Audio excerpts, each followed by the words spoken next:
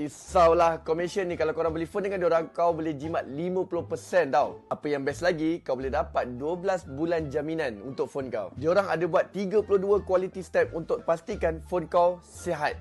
Okey, sekarang ni tolong bagi tahu dekat mana nak beli. Alah, kau boleh buka je online dekat e-store diorang. Senang je beli sekarang ni. Boleh postage dan beli phone gaming. Lepas ni aku immortal, kau tengok aku, kau yang kat Epic tu. So guys, kalau korang pun nak beli phone second hand, beli dekat Commercial. Memang best. Gua yakin yang cewek ini pakai nggak sembarangan. Base. Gak bisa. Lo nggak bisa main sambil ngecas. Gak bisa. Jadiin mommo with Infinix Note 30. Anti gabut, serba ngebut. Watch, Play, Stream. Channel esports dan game pertama di Indonesia. Hadir untuk merangkul komunitas game. Mulai dari gamer casual, pro players, tim esports, game developer, game publisher. Menggabungkan seluruh ekosistem esports dan game. Only on Dance Play. Watch, Play, Stream. Okay guys, saya ada 15 saat je untuk cakap pasal benda ni. Korang nak jadi pro player tak? Korang nak saya carry tak? Okey, korang kena download apps Kohai Gamer. Lepas tu, jangan lupa register account. Terus tekan feature real time dan schedule service. Jangan tanya asalam ni real ke tak. Dia memang real. Dah, jumpa korang kat sana. Bye-bye.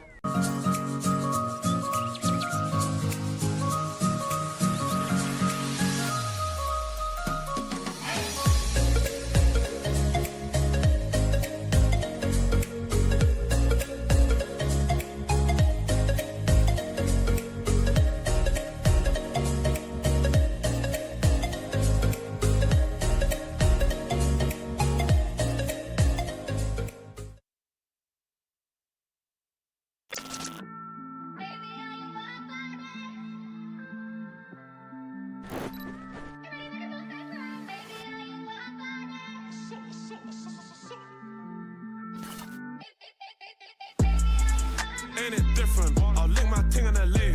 But I can't fly to the States, cause I got too much convictions. Apparently all I talk is prison, but I don't know no different. Cause I was in jail up north, went under the coalition. Fresh home, I bought coke and whipped out, I put some roses where my wrist is. You ain't never made their birthday cake from digestive biscuits. But I had to take lemon juice to a piss test. Every day I look up to the Lord, give thanks for all this litness. Come home fresh out the system, gymless. Running with smoke on my Jones. Pigs wood with a camera on me, not the one from Dipset. I still can't mix pleasure with business, sorry princess. I come a long way from broke. Can I call you Rose? Cause you're sweet like a flower in bloom.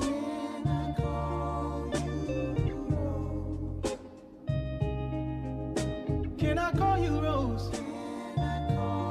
Cause your fragrance takes over the room. Darling, I wanna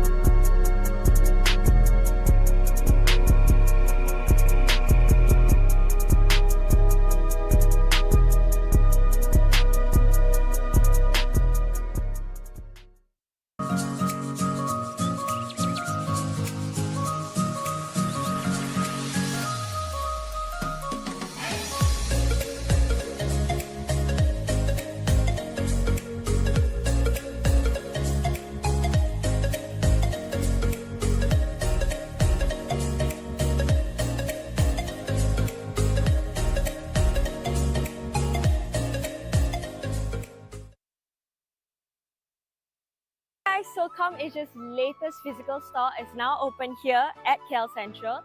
Let's check it out. Here, you can find a variety of devices from Apple, Samsung, Xiaomi, and more. And look how good they look. I can't believe they're second-hand devices. So all of ComAsia's devices actually goes through a 32-step quality check to ensure 100% functionality and to make sure that the battery health is 80% and above. Additionally, if you're ever worried, they provide up to 12 months of warranty. And because they're all second-hand devices, you can expect to save up to 50% in comparison to buying a brand new phone. So what are you waiting for? Come to Lot 7A, Level 1 at KL Central, and I'll see you there.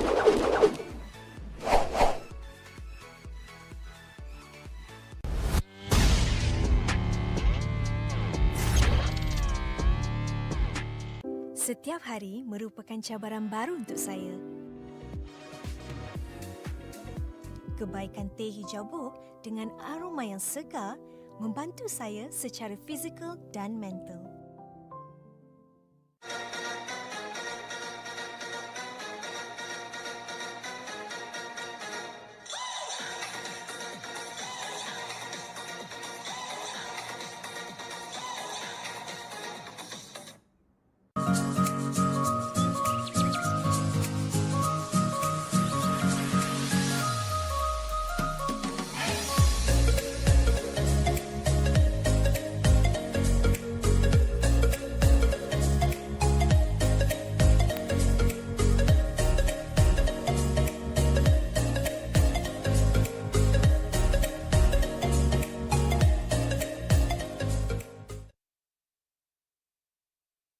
Hello guys, Assalamualaikum. Korang yang baru masuk, selamat datang ke live stream aku. Jangan lupa untuk tekan button like, share dengan komen. Aku nak pergi hero je. Ada orang tanya, kenapa setiap kali kalah aku asyik kena blame dengan kawan aku? Nampak guys, benda tu satu benda yang tak bagus tau. Dekat sini apa? Korang tak boleh salahkan member sebab kau pun 2 kali 5 je. Mungkin kau punya skill pun tak sama pun macam dia. So tak boleh lah asyik nak salahkan member je. Tak bagus. Cepat lagi, komen lagi. Kenapa aku asyik lose streak Kalau korang lose streak, maknanya korang ada ciri-ciri yang tak bagus, iaitu nafsu kan? Sebab apa korang nafsu? Sebab korang tak faham apa itu strategi, hero pick, kita punya meta, rotation, semua kena tahu. Kalau korang tak tahu benda tu, mesti korang akan main macam mana? Nafsu, korang akan langgar je semua orang. Benda tu lah yang akan buatkan korang kalah. Zon, kenapa setiap kali aku main ML, phone aku cepat panas dengan lag? Simple. Sebab apa? Aku punya phone tak ada mengalami masalah macam korang. Sebab aku punya phone 30 Pro aku beli dekat ComAsia ya. Aku minat beli dengan diorang ni sebab apa tau? Sebab masa aku beli tu, seller tu dah cakap dia dah test dengan 32 step quality check. Maksudnya before aku beli tu, diorang dah check dia punya screen, sound dengan body. Dia make sure korang dapat dalam in a good condition. So dekat para gamers kat belah sana tu, jangan lupa untuk beli dekat ComAsia. Harga murah, quality phone sama macam baru. Alright guys, sampai sini je live aku. Terima kasih kepada yang dah menonton. Terima kasih yang dah like and share. Kita jumpa lagi pada stream yang akan datang guys. Assalamualaikum. Back again. Masa skrin dia nggak ada layar Samsung? Back again. Back again. Back again. Jadiin maulah with Infinix Note 30. Anti gabut, serba ngebut.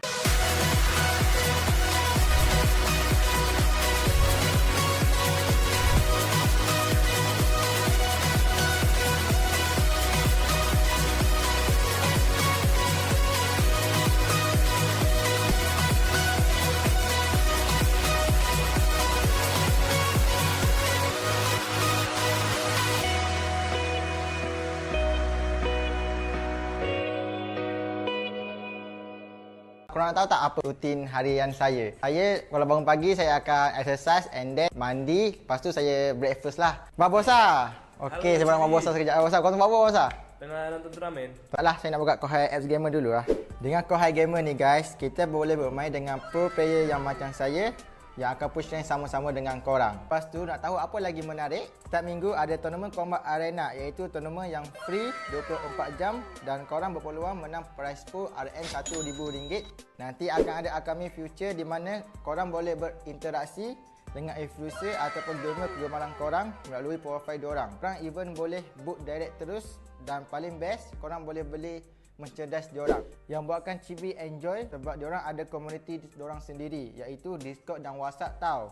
Korang boleh borak-borak santai dengan player lain dan boleh dapatkan latest info dan pelbagai hadiah menarik percuma dari Kohai. Best kan Kohai game app ni, macam-macam ada. Jumpa Chibi di sana. Adu skill antar negara lebih mudah dan terjadwal di Kohai Scream Arena. Menangkan hadiah tiap minggunya dan buktikan timmu yang terbaik di Kohai Combat Arena. Turnamen online non-stop pertama di Indonesia.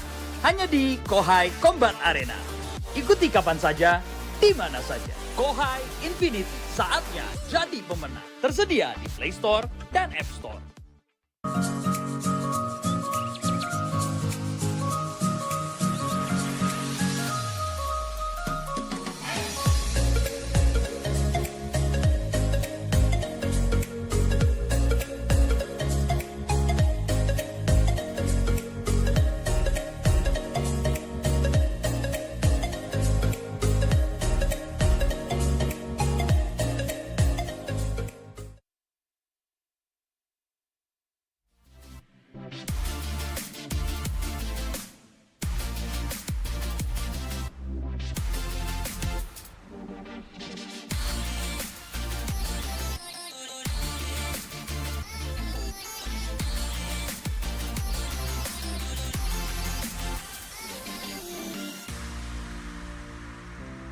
Aduh, kalah lagi ni. Aduh, phone aku lag pula. Aduh, kalah lagi. Phone aku lag pula. Sabar je lah, Son. Nak buat macam mana? Phone kau tu dah lama sangat dah tu. Phone ni pun baru aku beli dekat Komersia. Murah-murah pula tu. Weh, betul ke murah beli dekat Komersia? Kedai dekat mana? Komersia ni adalah salah satu kedai e-store yang jual macam-macam jenis phone tau. Harga diorang pula berpatutan dan diorang ni specialist tau dalam phone second hand. Aku nak beli phone gaming. Berapa boleh dapat? Jangan risaulah, Komersia ni kalau korang beli phone dengan diorang, kau boleh jimat 50% tau. Apa yang best lagi, kau boleh dapat 12 bulan jaminan untuk phone kau. Diorang ada buat 32 quality step untuk pastikan phone kau sihat. Okey, sekarang ni tolong bagi tahu dekat mana nak beli. Alah, kau boleh buka je online dekat e-store diorang. Senang je beli sekarang ni, boleh postage dan beli phone gaming. Lepas ni aku immortal, kau tengok aku, kau yang kat Epic tu. So guys, kalau korang pun nak beli phone second hand, beli dekat Komersia. Memang best. Gua yakin pencewek ini pakai nggak sembarangan. Nggak bisa. Lo nggak bisa main sambil ngecas. Nggak bisa! Jadiin mama with Infinix Note 30. Anti gabut, serba gabut. Watch, Play, Stream. Channel esports dan game pertama di Indonesia. Hadir untuk merangkul komunitas game. Mulai dari gamer casual, pro players, tim esports, game developer, game publisher. Menggabungkan seluruh ekosistem esports dan game. Only on Dance Play. Watch, Play, Stream. Okay guys, saya ada 15 saat je untuk cakap pasal benda ni. Korang nak jadi pro player tak? Korang nak saya carry tak? Okey, korang kena download apps Kohai Gamer. Lepas tu, jangan lupa register account. Terus tekan feature real time dan schedule service. Jangan tanya asal ni real ke tak. Dia memang real. Dah, jumpa korang kat sana. Bye-bye.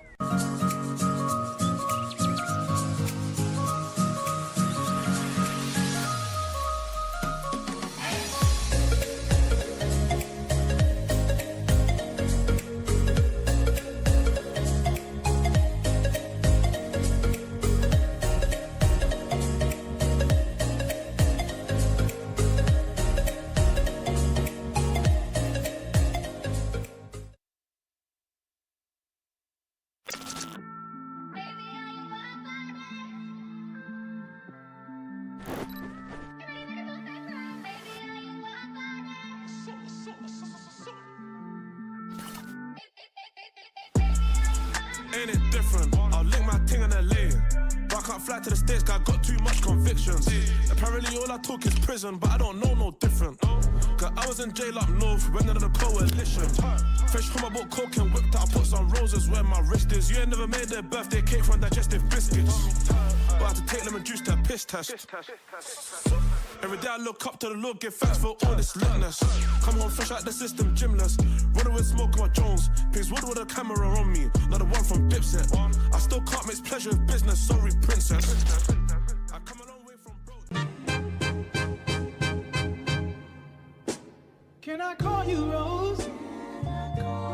'Cause you're sweet like a flower in bloom.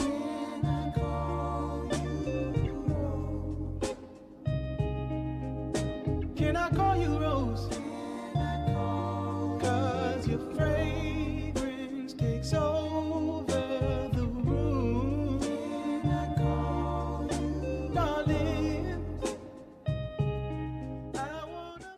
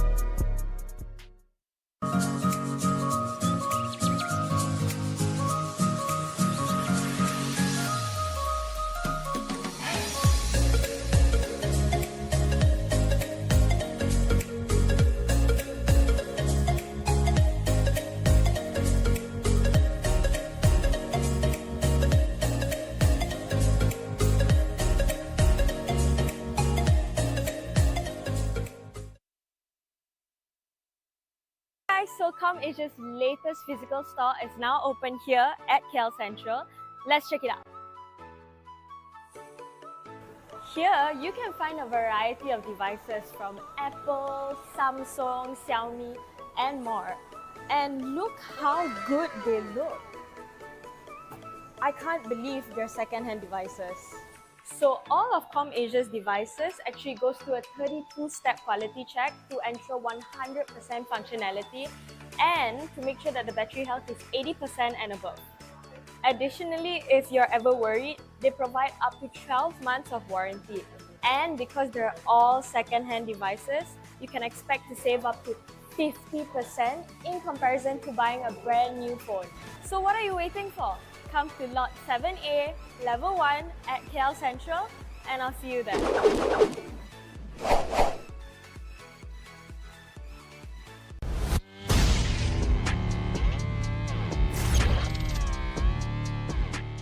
Setiap hari merupakan cabaran baru untuk saya. Kebaikan teh hijau buk dengan aroma yang segar membantu saya secara fizikal dan mental.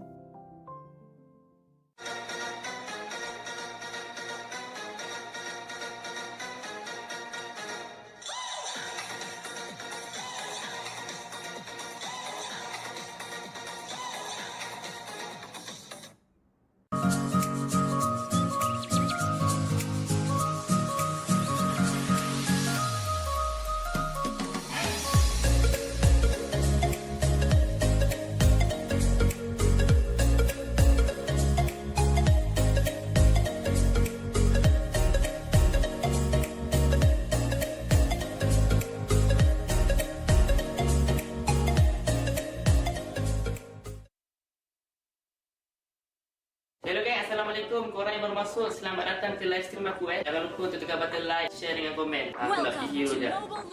Ada orang tanya, kenapa setiap kali kalah aku asyik kena blame dengan kawan aku? Nampak guys, benda tu satu benda yang tak bagus tau. Dekat sini apa? Korang tak boleh salahkan member sebab kau pun 2 kali 5 je. Mungkin kau punya skill pun tak sama pun macam dia. So tak boleh lah nak asyik nak salahkan member je. Tak bagus. Cepat lagi, komen lagi.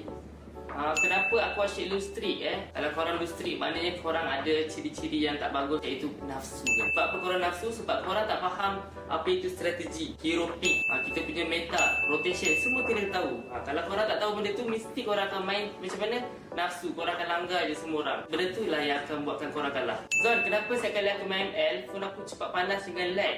Simple. Sebab apa? Aku punya phone tak ada mengalami masalah macam korang. Sebab aku punya phone 30 Pro aku beli dekat Com Asia ya. Aku minat beli dengan diorang ni sebab apa tau? Sebab masa aku beli tu, seller tu dah cakap dia dah test dengan 32 step quality check. Maksudnya before aku beli tu, diorang dah check dia punya screen, sound dengan body. Dia make sure korang dapat dalam in a good condition. So dekat para gamers kat belah sana tu, jangan lupa untuk beli dekat Com Asia. Harga murah, quality phone sama macam baru. Alright guys, sampai sini je live aku. Terima kasih kepada yang dah menonton. Terima kasih yang dah like and share. Kita jumpa lagi pada stream yang akan datang guys. Assalamualaikum. Back again. Masa skrin dia nggak ada layar Samsung? Back again. Back again. Back again. Jadiin maulah with Infinix Note 30. Anti gabut, serba ngabut.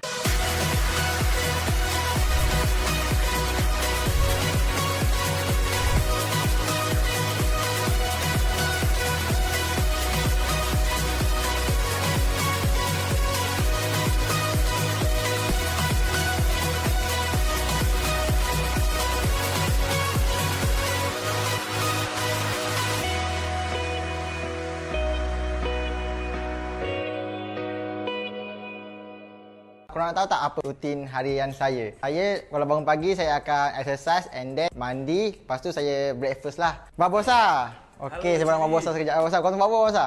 Tengah nonton turnamen. Taklah, saya nak buka Kohai apps gamer dulu lah. Dengan Kohai gamer ni guys, kita boleh bermain dengan pro player yang macam saya yang akan push rank sama-sama dengan korang. Lepas tu nak tahu apa lagi menarik? Setiap minggu ada tournament combat arena iaitu tournament yang free 24 jam dan korang berpeluang menang prize pool RM RM1,000. Nanti akan ada upcoming future di mana korang boleh berinteraksi dengan influencer ataupun gamer kegemaran korang melalui profile diorang. Korang even boleh book direct terus dan paling best korang boleh beli merchandise diorang yang buatkan Chibi enjoy sebab diorang ada komuniti diorang sendiri iaitu Discord dan WhatsApp tau. Korang boleh borak-borak santai dengan player lain dan boleh dapatkan latest info dan pelbagai hadiah menarik percuma dari Kohai. Best kan Kohai game app ni? Macam-macam ada. Jumpa Chibi di sana. Adu skill antar negara lebih mudah dan terjadwal di Kohai Scream Arena. Menangkan hadiah tiap minggunya dan buktikan timmu yang terbaik di Kohai Combat Arena. Turnamen online non-stop pertama di Indonesia. Hanya di Kohai Combat Arena. Ikuti kapan saja, di mana saja. Kohai Infinity, saatnya jadi pemenang. Tersedia di Play Store dan App Store.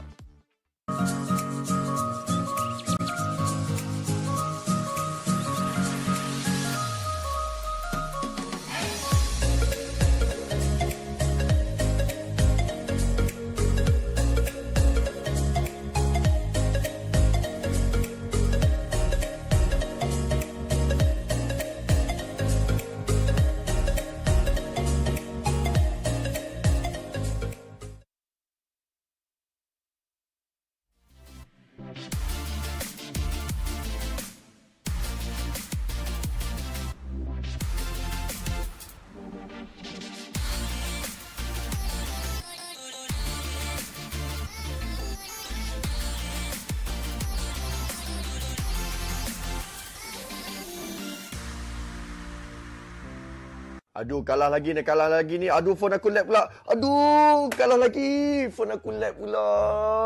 Sabar je lah, Son. Nak buat macam mana? Phone kau tu dah lama sangat dah tu. Phone ni pun baru aku beli dekat Komersia. Murah-murah pula tu. Weh, betul ke murah beli dekat Komersia? Kedai dekat mana? Komersia ni adalah salah satu kedai e-store yang jual macam-macam jenis phone tau. Harga diorang pula berpatutan dan diorang ni specialist tau dalam phone second hand. Aku nak beli phone gaming. Berapa boleh dapat? Jangan risaulah, Komersia ni kalau korang beli phone dengan diorang, kau boleh jimat 50% tau. Apa yang best lagi, kau boleh dapat 12 bulan jaminan untuk phone kau. Diorang ada buat 32 quality step untuk pastikan phone kau sihat. Okey, sekarang ni tolong bagi tahu dekat mana nak beli. Alah, kau boleh buka je online dekat e-store diorang. Senang je beli sekarang ni, boleh postage dan beli phone gaming. Lepas ni aku immortal, kau tengok aku, kau yang kat Epic tu. So guys, kalau korang pun nak beli phone second hand, beli dekat Komersia. Memang best. Gua yakin pencewek ini pakai nggak sembarangan. Gak bisa. Lo nggak bisa main sambil ngecas. Gak bisa. Jadiin maulah with Infinix Note 30. Anti gabut, serba ngabut. Watch, Play, Stream. Channel esports dan game pertama di Indonesia. Hadir untuk merangkul komunitas game. Mulai dari gamer casual, pro players, tim esports, game developer, game publisher. Menggabungkan seluruh ekosistem esports dan game. Only on Dance Play. Watch, Play, Stream. Okay guys, saya ada 15 saat je untuk cakap pasal benda ni. Korang nak jadi pro player tak? Korang nak saya carry tak? Okey, korang kena download apps Kohai Gamer. Lepas tu, jangan lupa register account. Terus tekan feature real time dan schedule service. Jangan tanya asal ni real ke tak. Dia memang real. Dah, jumpa korang kat sana. Bye-bye.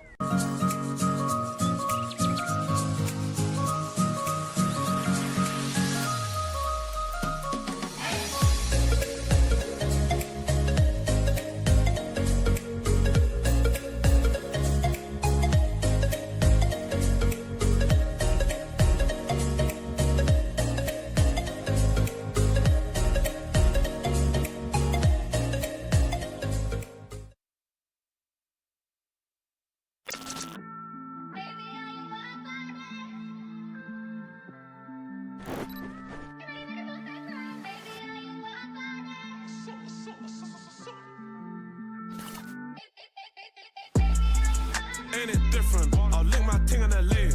But I can't fly to the States, got too much convictions. Apparently all I talk is prison, but I don't know no different. Cause I was in jail up north, went under the coalition. Fresh from my book, coke and whipped out, put some roses where my wrist is. You ain't never made their birthday cake from digestive biscuits. But I had to take lemon juice to a piss test. Every day I look up to the Lord, give thanks for all this litness. Come home fresh out the system, gymless. Running with smoke on my Jones. Pigs wood with a camera on me, not the one from Dipset. I still can't mix pleasure with business, sorry princess. I come a long way from bro. Can I call you Rose?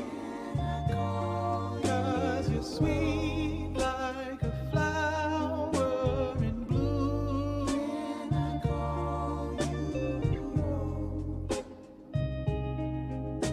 Can I call you Rose? Cause your fragrance takes over the room. Darling, I wanna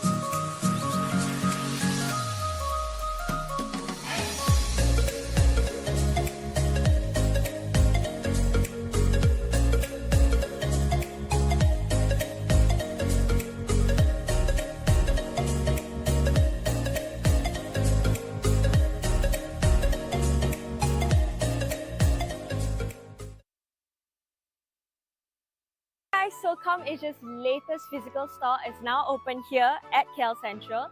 Let's check it out. Here, you can find a variety of devices from Apple, Samsung, Xiaomi, and more.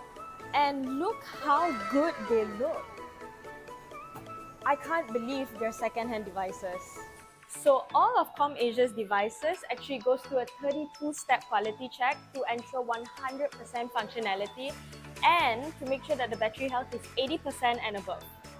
Additionally, if you're ever worried, they provide up to 12 months of warranty. And because they're all second-hand devices, you can expect to save up to 50% in comparison to buying a brand new phone. So what are you waiting for? come to Lot 7A, Level 1 at KL Central, and I'll see you there.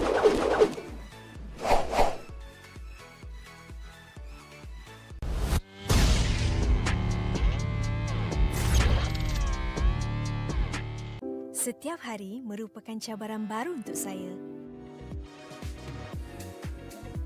Kebaikan teh hijau buk dengan aroma yang segar membantu saya secara fizikal dan mental.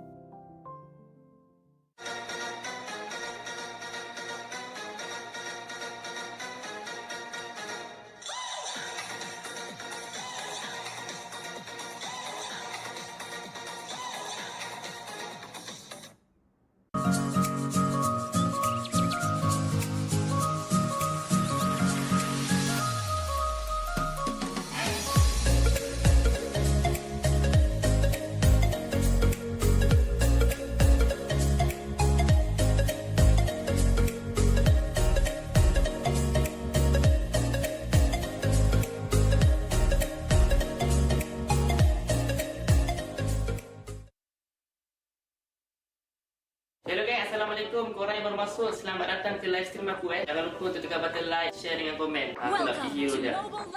Ada orang tanya, kenapa setiap kali kalah aku asyik kena blame dengan kawan aku? Nampak guys, benda tu satu benda yang tak bagus tau. Dekat sini apa? Korang tak boleh salahkan member sebab kau pun 2 kali 5 je. Mungkin kau punya skill pun tak sama pun macam dia. So tak boleh lah nak asyik nak salahkan member je. Tak bagus. Cepat lagi, komen lagi.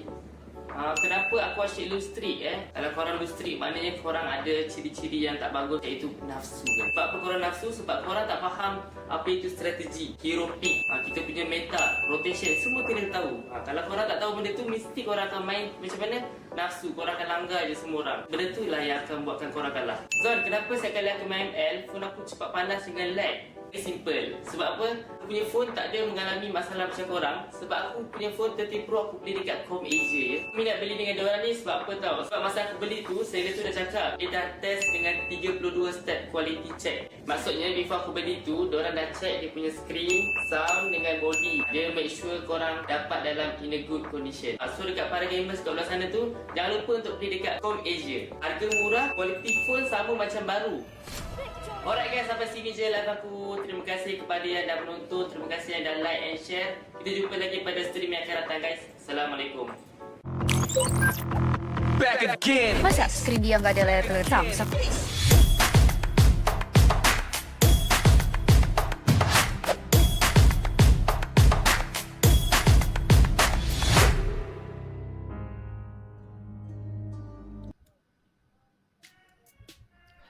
Welcome, ladies and gentlemen, to the Kohai SEA Championship Season 2. This is where we see the top 32 teams from Southeast Asia duke it out. We've eliminated a couple of teams over the past few days, and we are going to continue to do that in this top 32 playoffs bracket. My name is Husky, and with me, I have Cloudy with a chance of meatball.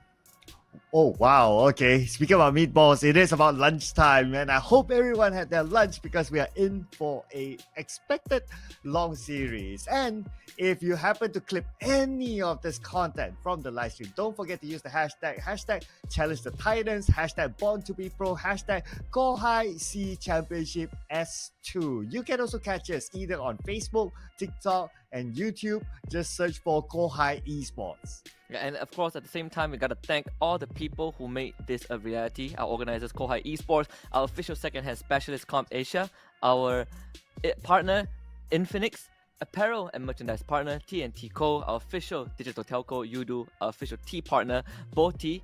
This is also powered by MPL Malaysia and MPL Singapore. We are supported by the Kementerian Belia and Sukan and Rakamuda. And of course, last but not least, our strategic partner, Games My Esports. Of course, this is the tournament format. Just to run it back in case you guys are not familiar, we have 13 invited teams, 3 dark horses from the wildcards, and 16 challengers from the open qualifiers to make up the 32 teams that we have. But we already have Titans that have been eliminated. Bigatron Beta being one of the main examples a couple of days ago. Yes, and what a surprise that was, right? But that just shows the quality of teams that coming through the qualifiers cannot be looked down upon. Of course, all these teams, they're eyeing for the prize pool. As you can see here on screen, there will be a first, second, third, fourth place prize pool. Not only cash prizes, but there will also be vouchers. There are phones, there's diamonds, and we will also give out something for the grand finals MVP. Yeah, at the same time, we also have the Kohai End of the Year giveaway. All you gotta do is follow the steps and win fantastic prizes. Download the Kohai Gamer app and get a RM2 Train Pro promo offer. The contest has already started and it will conclude on 31st of January 2024. You can stand a chance to win things like iPhone 12, the Homeboys M5 jersey, a 300 ringgit worth of TNT code voucher, and even Mobile Legends Bang Bang and diamonds. Plenty of prizes out there. You just gotta take that step to go for it. Yeah, so all you need to do is just download the Kohai app and all those promos are in there. In case you're wondering, okay, how do I get it? How do I get more information? Well, everything is in the Kohai app, ladies and gentlemen. Again, thank you so much to Kohai Esports for having this tournament for all of us. If not, we wouldn't be here. But without further ado, looks like we're going to start this hard and fast husky. It's going to be Alter Ego Esports from Indonesia versus ELDIANS Esports from Malaysia. Yeah, this is always very, very fun to see teams that are pit against each other. We have Alter Ego, a very household name in Indonesia, from the Tier 1 scenes, playing the MPL before against ELDIANS Esports, Tier 2 Malaysian team. But we've seen miracles happen. We've seen, again, Bigatron Beta dropping to MV Origins. That was a big surprise, but we are playing on a new patch, and new patches is where most surprises are, starting off with Alter Ego banning out the Thermos. Yeah, lots of surprises. We have seen the Balmon coming to life. We've seen the Nana as well coming to life with a decent win rate, I must say. So with these teams fighting each other in the new patch, they must be thinking to themselves as well, is it going to be worth it to ban out like the Balmon and the Nana, for example, or should I let them go? I personally have a love-hate relationship with Balmon. I mean, in my ranked games, I played a good amount of it. It's everywhere in ranked games, but the success rate in tournament is not that good. Yeah, definitely not that good. And bad news for you, Sir Cloud. You're going to meet a lot more Balmons thanks to this new patch. I personally think it's not worth banning, but I think it's worth stealing away depending on which team you're up against. And in this, we've seen a couple of examples where teams are starting to steal away Balmons. I think it's still a hero that requires a lot of support to be effective, especially when you are a hero that looks to snowball. So in this case, I don't think it's worth banning out. Maybe the teams will prove me wrong, right? We're still seeing very, very common bans. Arlet, 1-1. So far, no junglers have been banned out just yet, right? Nolan, Joy, Guinevere, they're all still in the pool. Yeah, one deadly combo that we need to be aware of is the Joy and Angela combo. We've seen that time and time again.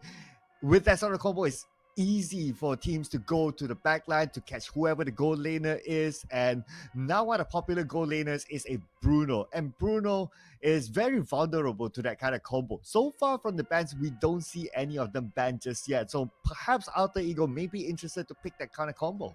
Yeah, and it depends on what Alter Ego wants as well. I believe they can just easily let one of them through, like Joy and Guinevere are still in the pool. They can decide to just ban out, to just let it through and ban something else so that they get, because they do get first priority, so they do ban out the Joy, which leaves the Guinevere left in terms of priority junglers. What do ELDIANS Esports want to ban out? I think now they have an important choice to make. Do you ban the Guinevere or do you let it through? But if you let it through, what else is left?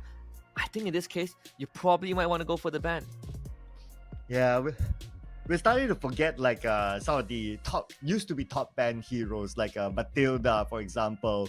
Or maybe even a Paquito. So I'm at this patch, I'm not sure if that will be prioritized as a ban. I don't see that as a priority anymore, but that just leaves a lot of room open for the support healer type heroes that was really popular in the previous patch. With the final ban coming in by ELDIANS, this is going to be crucial since they're going to be the second pick anyway, and they ban off the top pick / ban but not so sexy win rate Balmon. Man, I don't know what to feel about the Balmon ban. I feel like it's a bit forced from their side. But Matilda, it does go through, which means that ELDIANS, they can go for the Guinevere as a response. Matilda right now is the most sought after utility jungler. Utility support, excuse me. Even more sought after than the Angela or the Rafaela. And also, I think it's good to point out at this point of time that this roster from the side of Alter Ego is not the one that you might be familiar with playing in MPL ID. This is a completely different roster, so there's going to be a lot more, I would say a lot more different elements. I know Fondia has been around for a long time. It's one of the household names in MPL ID itself, but aside from that, this is not your Season 12 Alter Ego roster. Eldons, though, I think the Guinevere has to be a priority right now. You can, I believe, open up with the Lilia is fine, but the Akai opening, that one I think is a bit more rare. Yeah, but I do like the Akai though. I mean, the heavy spin, but the heavy spin must pin down someone, right? Then it will be effective. But for the most part, I mean, these sort of players, they're very experienced. They train a lot. I'm sure they know what they're doing. And if you can get a pin, depending on who Alter Ego is going to pick, if you can get a pin onto perhaps maybe if it's an assassin jungler, that will be amazing. If it's a Claude, that will be amazing as well, because that will just cut out the amount of damage output from Alter Ego. Yeah, I think at the same time it's also for the side of ELDIANS, right? You pick the Akai to pin someone down, but who do you pin down? There's already a Matilda that can easily, give his teammates a 5-star Uber ride out of danger. Akai is not the most mobile hero, especially when he's in a jungle. You don't have access to spells, battle spells like the Flicker, right? And now you have a Claude and a Valentina for Alter Ego. They are making sure that it is not easy for Eldians to catch them. Yeah, you have a point there though. So let's see how will they fare out for them. At least now that we know that, okay, they pick a tank jungler. So for their support, well, they can go for something not as tanky. So it looks like it's going to be a Kaja. And fun fact as well, Kaja in this tournament is it's actually the top ban, but not picked at all so far, at least in the main event. So this is actually the first time we see a Kaja in the main event. Is it still relevant in the new patch? We'll see, I guess. Yeah, I think Kaja is relevant, but very, very situational, right? Like, it's a very timing-based hero. Do you have your ultimate? Do you have a flicker? If you have either one of them, good. But if you have both of them, great. But when you have both of them, you have to gain something out of it. And every single time you miss that window, you kind of like set yourself back by a big chunk. So I think for ELDIANS, it's all about getting the timings right. Whenever Kaja has the ultimate, you have to catch someone, you have to get value out of it. And they are also realizing that, alright, Alter Ego might want to play fast with the draft that they have. They already have Matilda, Claude, Valentina. They're banning out the Boxer and the Lancelot, which I really, really like, because right now I feel like in this new patch, when you start snowballing, you are so strong because of all the usual objectives that provide you that advantage. So on this esports, they want to make sure that it gets kind of tempered a bit. Yeah, at this moment when you talk about snowballing, Alter Ego looks like they are having a better snowballing type of lineup with the Claude that can snowball, with the Matilda who's able to follow through as well and be very, very dangerous or very, very helpful, depending on how you look at it, towards the later stage of the game. So far, snowballing wise, Alter Ego has it. But early game, I'm kind of liking ELDIANS. But like what you said, the Kaja really has to pull off the flicker in Divine Judgment. And he needs help from Lilia, because you need a good amount of burst damage to take down the hero that he catch. Yeah, I like the Brody ban a lot from Alter Ego. It's one of the most annoying bullies a Claude can deal with. It provides the necessary damage towards any target that gets caught by the Divine Judgment. They ban the Beatrix out as well. One of the safest picks. That does leave the Bruno open, but again, Bruno did get his volley shot nerfed, so your base damage isn't as high unless you land a crit. So in that case, it's a bit more bearable for Claude to deal with in the early game, right? You do kind of dampen the damage potential from the Bruno before he gets his items. So I think Elden, you can go for the Bruno right now and leave your XP laner for last, just to see what Alter Ego has in store.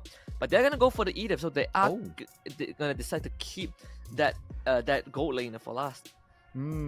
Quite a beefy bunch though. ELDIANS, they do have obviously the Akai and now the Edith. So they are depending on, the mid laner Lilia to dish out burst damage. So that's number one. Number two, definitely their gold laner. So these two heroes, they are likely to be like the ones that stay real behind. For Alter Ego to resolve that issue, they need to find ways to go for the backline. And that's where I understand why they banned out like the Baxia, they banned out the Lancelot, who's able to go all the way behind. But we're going to see something different on the XP lane. Thamos has been called upon. Oh yeah, I love this pick so much right now. You got 2 brick walls. Again, the mobility from Alter Ego is out of this world. But then you have a Thamos that literally just stands in your face. You try to 1v1 him, he eats you alive. Like Akai, Edith, these heroes stand no chance against Thamos. And then you have a Fredrin that rounds it up. It's a hero that can play fast. It's a hero that once he gets a hit, is very, very hard to cut through. So ELDIANS then respond with a carry pick. Tank Shredder, very, very common. But the problem is that you have heroes like the Thamos that can just jump onto you, and there's really nothing much you can do about it from the early to mid phase. So I think for ELDIANS Esports, probably looking for the late game scaling with the carry and the Lilia, but getting there, that's gonna be a struggle. Yeah, so I guess if we kind of look at it, like if we go for the late game, then maybe Alter Ego. But you know what? When it comes to our predictions, it's hard to deny the brand name Alter Ego coming from MPL Indonesia. So I guess we are quite aligned across. Yeah, I would say so, right? I think that in this case, Alter Ego, the fact that we know who they are, I think it's a fair assessment to say that Alter Ego is going to come out on top. But again, I've been proven wrong once by MV Origins. I'm looking to be proven wrong if ELDIANS Esports can put up that fight. Though I would say that this is definitely not an easy road for them. Looking at the draft itself, I already favor what Alter Ego has brought into this. So the ball is in ELDIANS Esports court. Like, what do they do with it? Yes, exactly. And well, the one that the game that BTR got upset with MV Origins, technically MV Origins, they had Haru with them, I believe. So obviously MPL experience. So you kind of put yourself to a certain extent on the same playing field, perhaps. But anyway, Alter Ego versus ELDIANS, and this is the draft, ladies and gentlemen. Which team do you predict to do well in this round? I honestly Alter Ego. I think I do predict Alter Ego 100% just by looking at what they have. We'll see if that's gonna continue to be true. Game 1, Alter Ego Esports against ELDIANS Esports. Alter Ego on the blue side, ELDIANS on the red. And here we go. We're going to start it off hard and fast in the middle. We can see how ELDIANS tries to pressure Alter Ego, but Akaja that's being played by Faz at this moment, it's not the most tankiest. It's not the most jungle invasive, especially when you're still at level 1, level 2. So I don't expect to see much out of him. Yes, he can navigate through the walls and tease in the middle. That's pretty much about it. Yeah, I do like how Alter Ego is putting a lot of pressure on that mid lane as well, right? You protect your jungle, you protect your laner, and you're shoving out the mid lane really fast. Reggie, Kurt, and RV, just some pressure on the Zik as well in the bottom side, and that does open up the jungle for kids to go for an invade. Here we go. Speaking about invade, well, Fast is not even level 4 yet, and they're really putting pressure onto the jungle side. Alter Ego stealing away some of the jungle minions, but that's just minor for now. Ju almost take it out. That was a close one. Lucky enough, it's still not even level 4 yet. I had to use the sprint though. That is not great if you are the Lilia. Ideally, as a Lilia, you have one of the strongest lane shells, but the fact that Roundale is kind of matching up with that, so it's not good news. Both supports are not level 4 just yet. In fact, it's ELDIANS Esports calling Dit on the turtle first. Alright, interesting. But they're going to come in from multiple sides though. But the blazing duet at the bottom lane. 1v1, straightforward kill. And they'll be looking for more now. The turtle taken by Alter Ego. They're waiting for the right moment, but they're not done yet though. Husky Samusha will be the next one to fall. Such weird direction in the bottom lane. In fact, Alter Ego still wants more. It cancels the recall of Fast Roundel. He's just gonna go Shadow Strike, not enough damage. No Virgie. Try to juggle the aggro, and in fact, spends the flicker to make sure that they get the 3rd kill. But Fast getting solo kill by R3, that is not Fast, sorry. Zik getting solo kill by R3, that is horrible news. You're a carry, you cannot let that happen against a Claude as well. This is a skill matchup. You have to be able to go even, but the fact that Claude now gets a solo kill on a carry that needs to go late, Alter Ego Esports have just basically accelerated their tempo in this game 1. Yeah, but the brighter side of things, you guys, if you want to upgrade your phone, do subscribe to Udo promotions until 31st of January. Subscribe to Udo and receive a 100 ringgit Com Asia discount voucher. If you want to know more, you can check out the social medias of Udo as well. Yeah, and top side, good response from both Samusha and Aos able to take down Fondia, so you stop this Thamus from snowballing a little bit. Able to regain that priority on the top side, but bottom lane, a trap is set up by RP. Fast is going to show himself, so a lot of info given over to Alter Ego Esports, but ELDIANS, they are moving members to the bot side.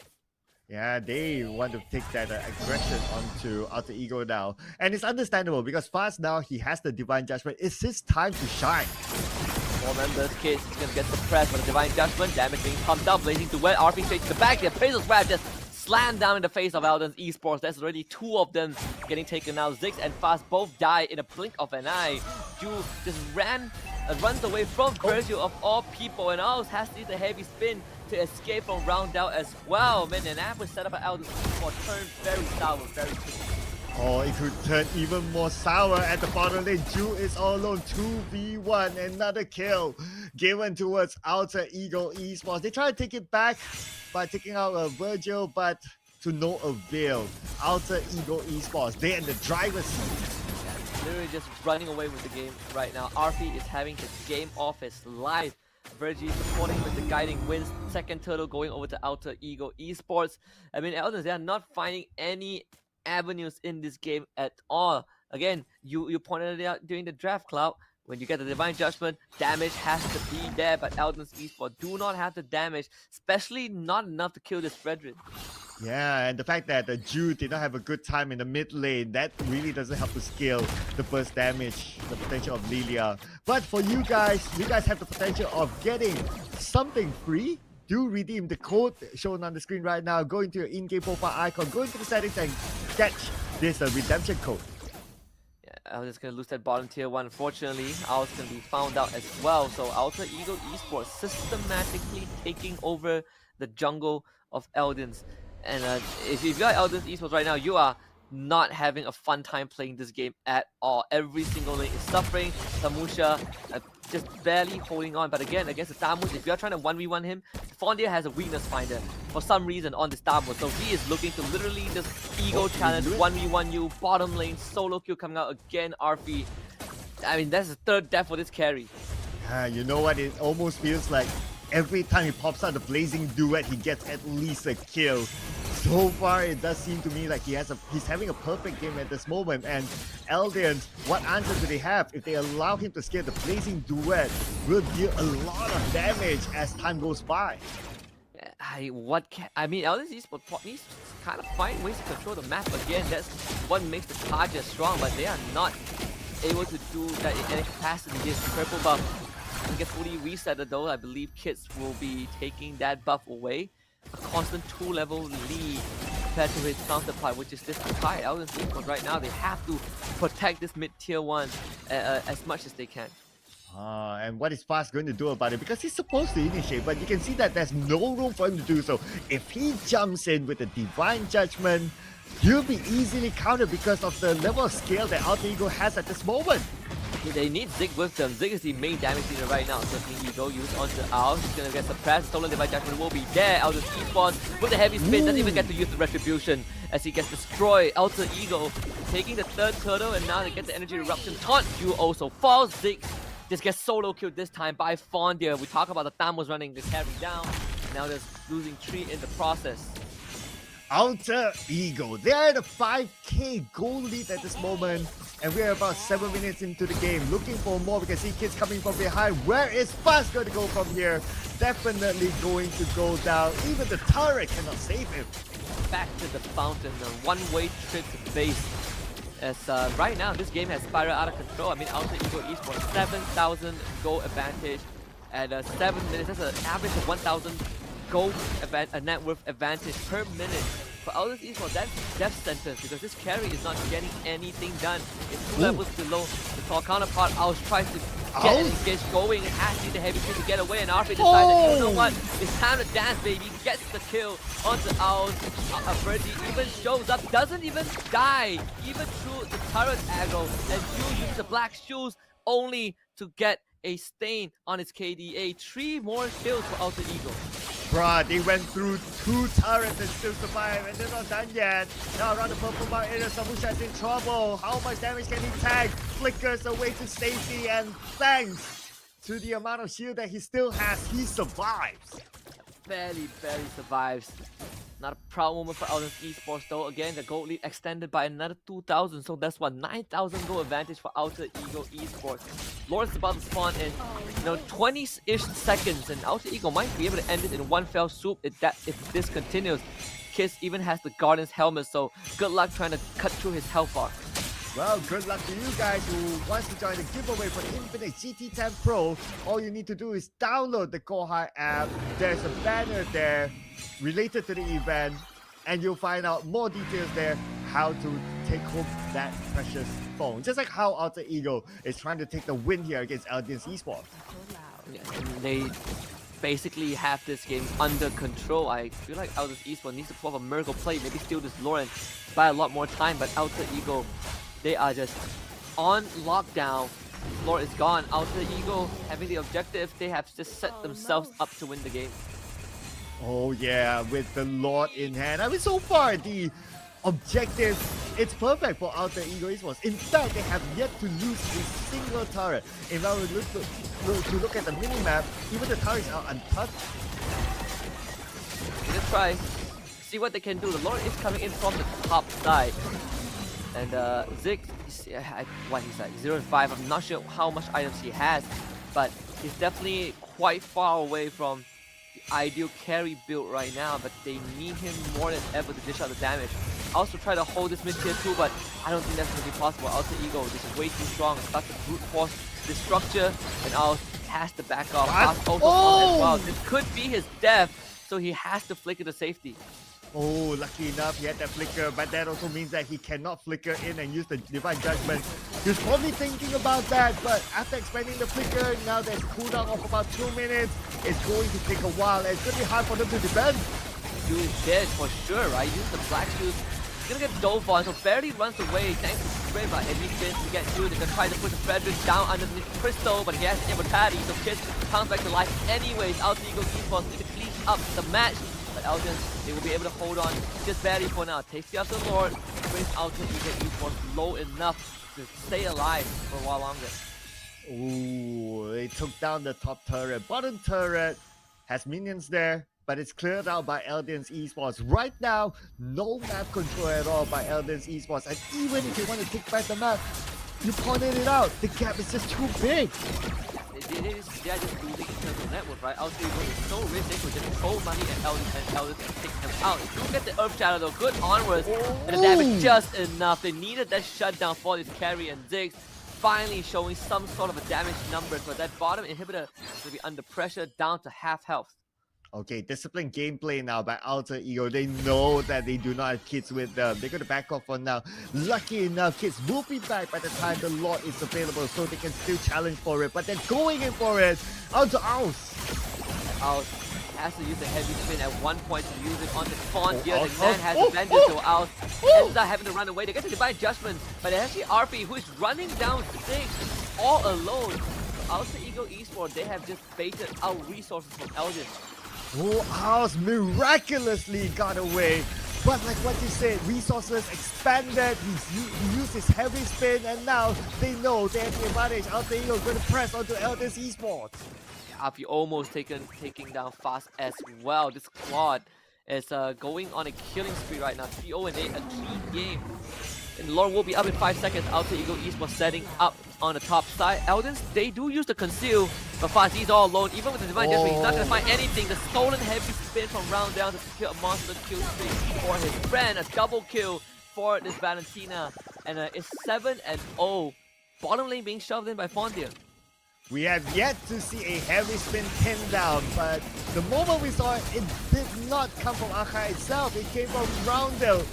Can you believe it? This is crazy how much control they have. And now with the Lord in hand, they'll be looking to take down more turrets.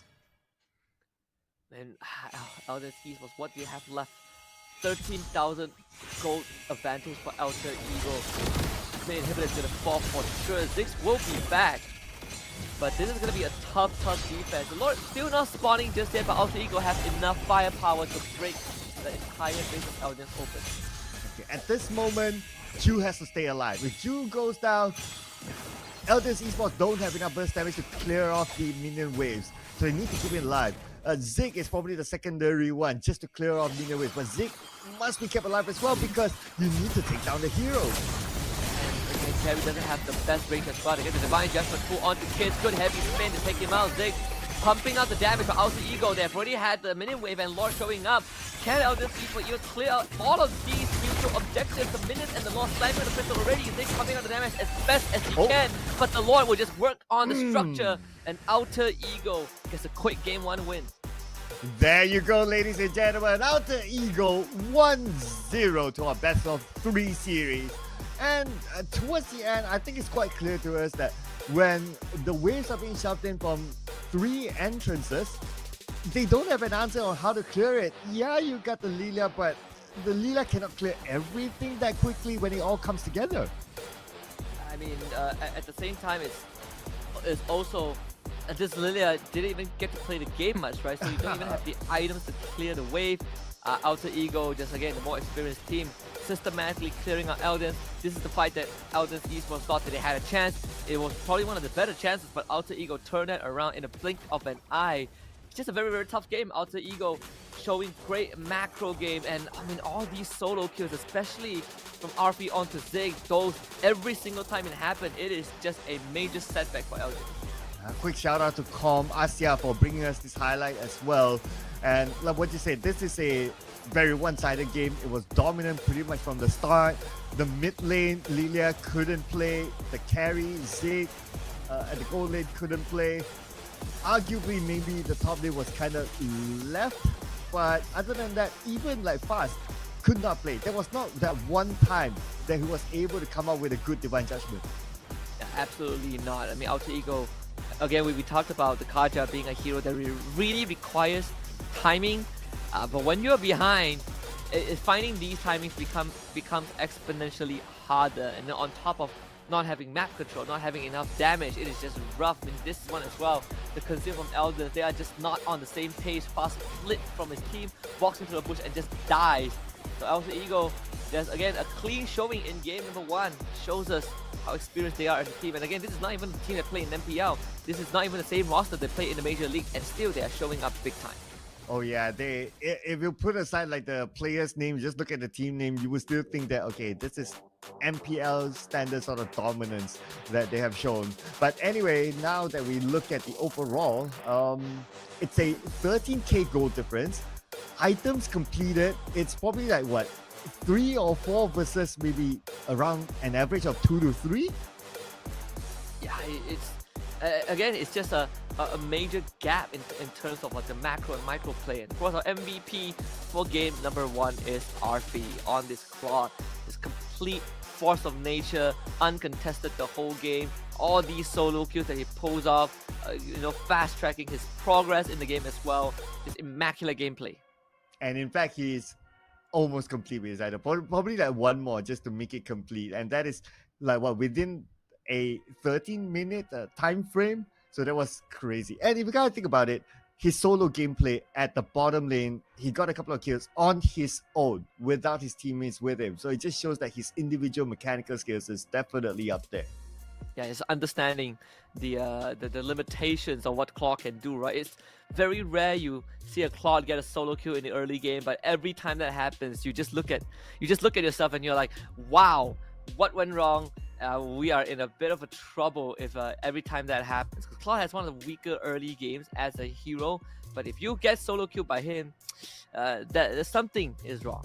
Yeah, so I guess lessons learned. They will need to move on anyway because it's not done and dusted yet for them. There's still a best of 3 series, so we'll still have the next game. But before we go on to the next game, we'll be taking a short break, ladies and gentlemen. But before we go on to a break, we'd like to take a moment to thank our organizer, Kohai Esports, our official second-hand specialist, Asia, our partners in Phoenix, our apparel and merchandise partner, tntco.co, our official digital telco, Udu, official tea partner for tea. And this tournament is powered by MPL Malaysia and MPL Singapore, as well as supported by the Kementerian Belia dan Sukan. and rakan muda. Our strategic partner as well, thank you for being with us, Games by Esports. We'll be taking a short break, ladies and gentlemen. Do not go anywhere. See you guys for game number 2.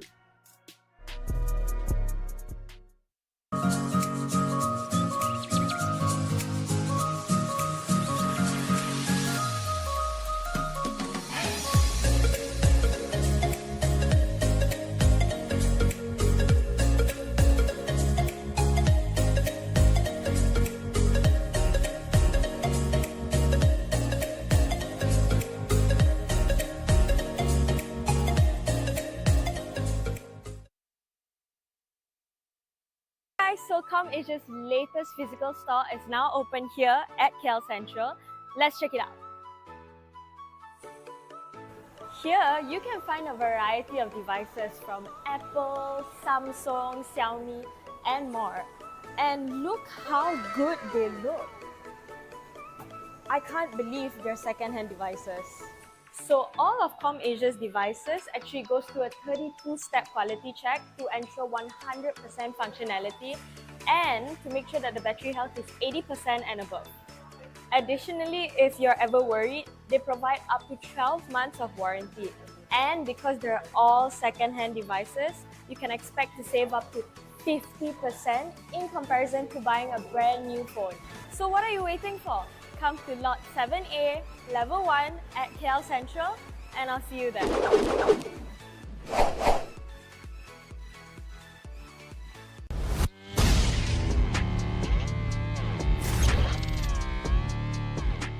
Setiap hari merupakan cabaran baru untuk saya.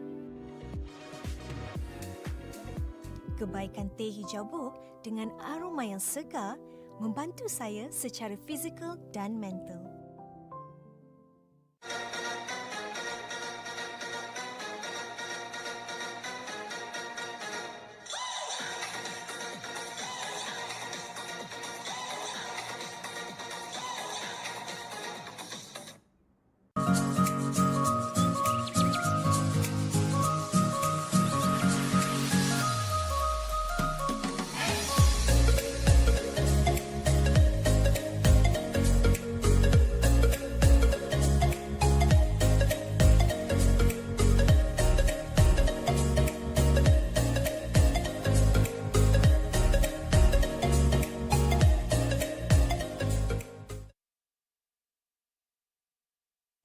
Assalamualaikum korang yang baru masuk. Selamat datang ke live stream aku Jangan lupa untuk tekan button like, share dengan komen. Aku nak video je. Ada orang tanya, kenapa setiap kali kalah aku asyik kena blame dengan kawan aku? Nampak guys? Benda tu satu benda yang tak bagus tau. Dekat sini apa? Korang tak boleh salahkan member sebab kau pun 2 kali 5 je. Mungkin kau punya skill pun tak sama pun macam dia. So tak boleh lah nak asyik nak salahkan member je. Tak bagus. Sebab lagi komen lagi. Kenapa aku asyik lose streak Kalau korang lose streak, maknanya korang ada ciri-ciri yang tak bagus, iaitu nafsu. Sebab apa korang nafsu? Sebab korang tak faham apa itu strategi, hero pick, kita punya meta, rotation, semua kena tahu. Kalau korang tak tahu benda tu, mesti korang akan main macam mana? Nafsu, korang akan langgar je semua orang. Benda tu lah yang akan buatkan korang kalah. Zon, kenapa setiap kali aku main ML, phone aku cepat panas dengan lag?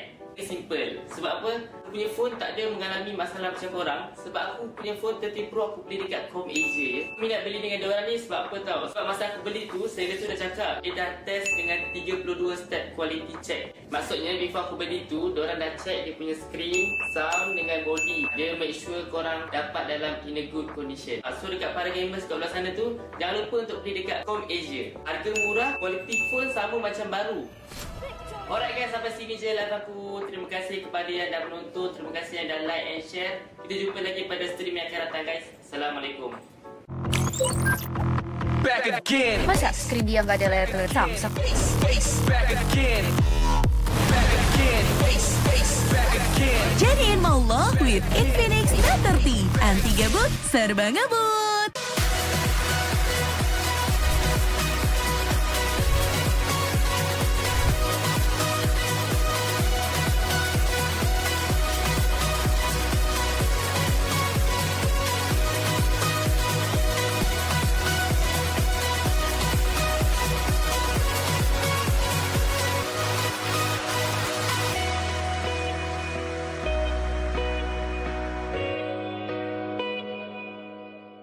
Korang tahu tak apa rutin harian saya? Saya kalau bangun pagi saya akan exercise and then mandi. Lepas tu saya breakfast lah. Babosa. Okey, saya nak babosa sekejap. Babosa, kau tengok apa Babosa? Tengah nonton turnamen. Taklah, saya nak buka Kohai Apps Gamer dulu lah.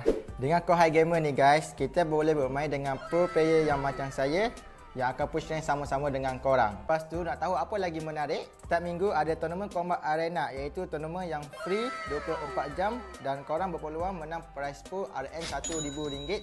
Nanti akan ada upcoming future di mana korang boleh berinteraksi dengan influencer ataupun gamer kegemaran korang melalui profil diorang. Korang even boleh book direct terus dan paling best korang boleh beli merchandise diorang. Yang buatkan Chibi enjoy sebab diorang ada komuniti diorang sendiri iaitu Discord dan WhatsApp tau.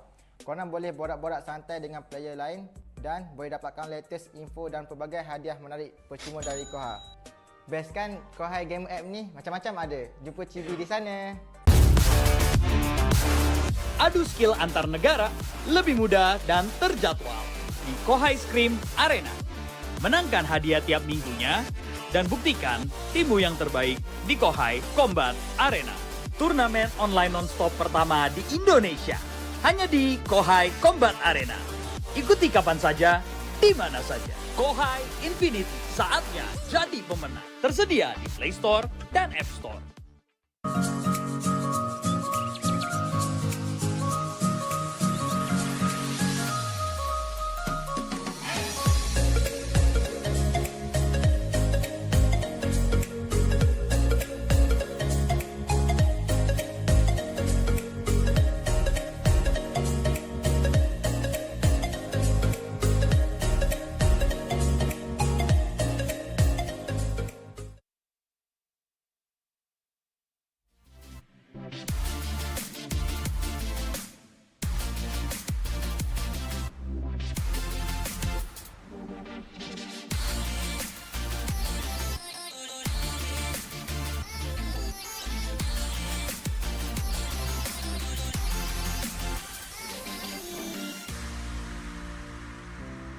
Aduh, kalah lagi ni. Aduh, phone aku lag pula. Aduh, kalah lagi. Phone aku lag pula.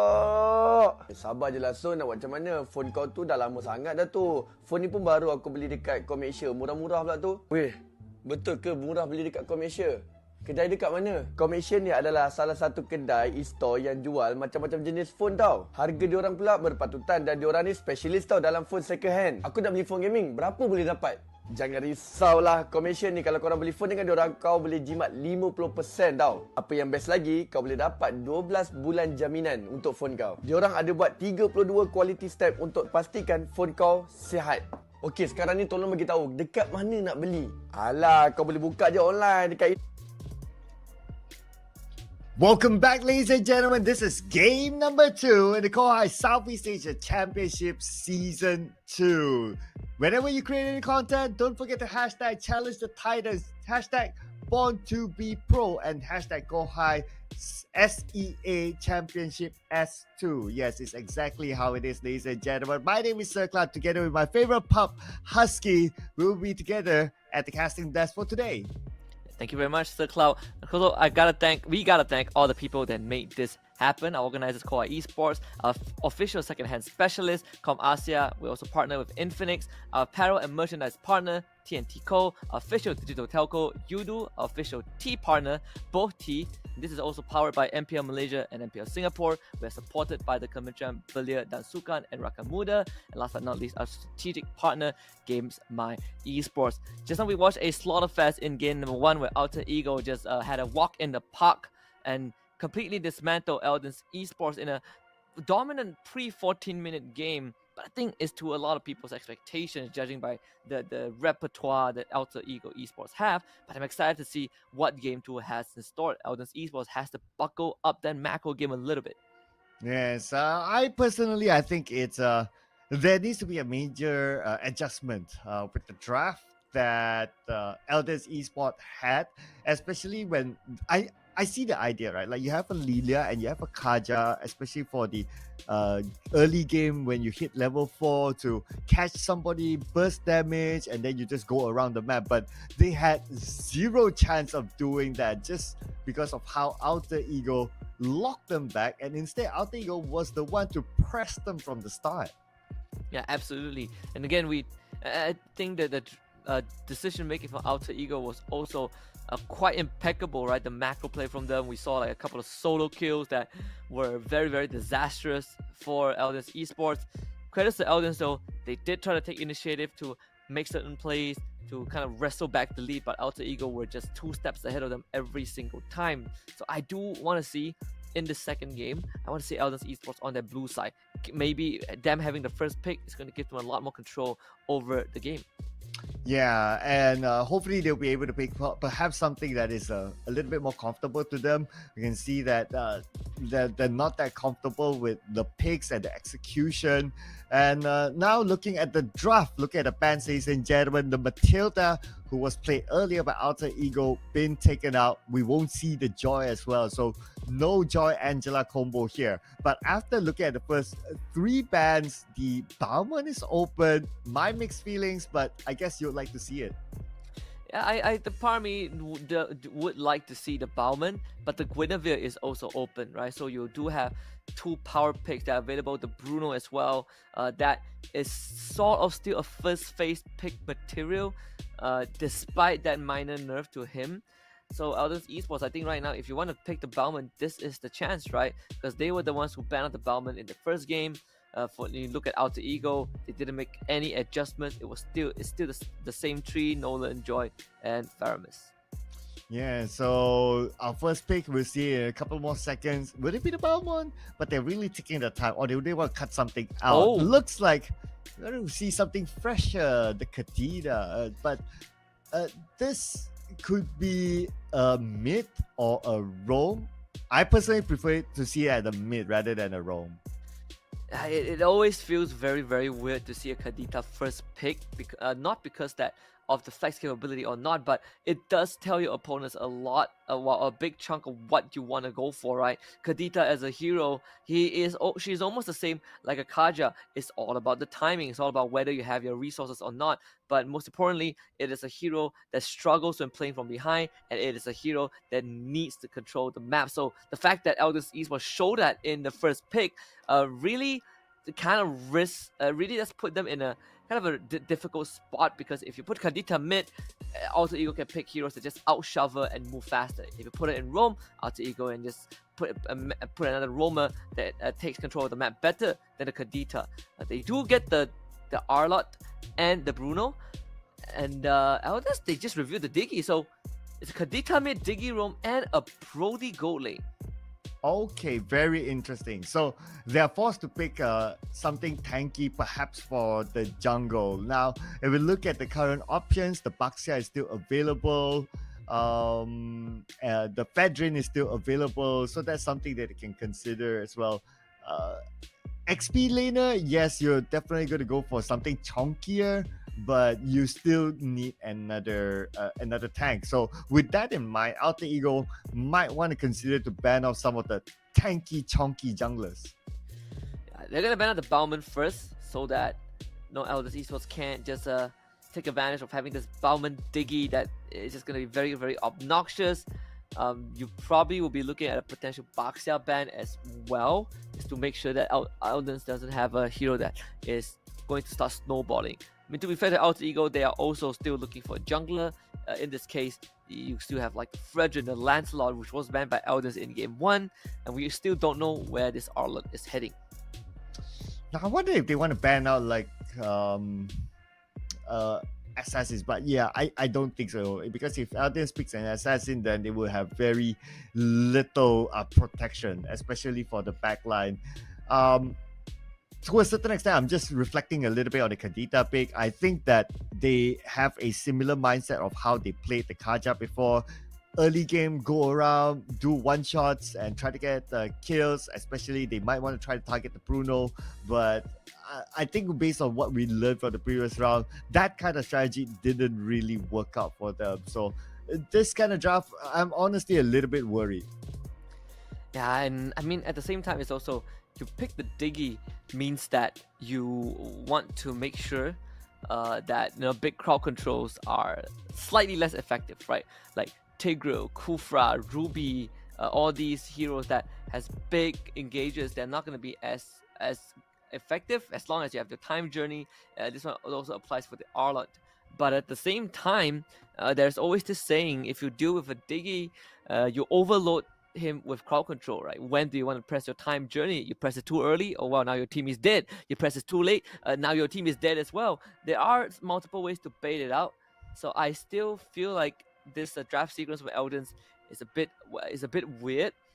It does compromise their own draft because you lock yourself in a spot where your mid laner doesn't have the best lane shove, and if she falls behind, she's gonna have less agency compared to Lilia when the game progresses. We do see the Baxia ban out by Eldins. That is kind of expected. No Fredrin and no Barats. But in my opinion, I feel that for them to ban out like the tanky jungler, so we got the Baxia Fredrin out, we got the Balmond, and also the Barats out. Ooh, what other options is left? Or are they just going to go in full on damage? They're just going to take some assassin junglers. But if they do so, then the protection is minimal. And like what you said, they're probably going to depend only on the DK to try to protect, at least delay the potential CC that can come from Alter Ego, which I personally feel is kind of risky. And the fact that they have a Martis now to deal with, oh, this is kind of scary now. Yeah, and it's also a pretty smart pick because the Guinevere is still open. So even if Eldins go for the Guinevere, you have the Martis. He does have the Mortal Coil, so crowd control.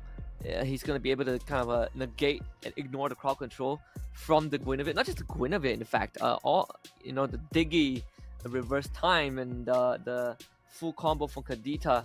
So I do like this Martis pick. It does give them a very solid way of snowballing the game if he gets a hit. And we've seen how this Martis, how the jungler on the side of Alter Ego gets a hit. Ooh, I'm pretty worried. Like, what other options do LDNs have, right?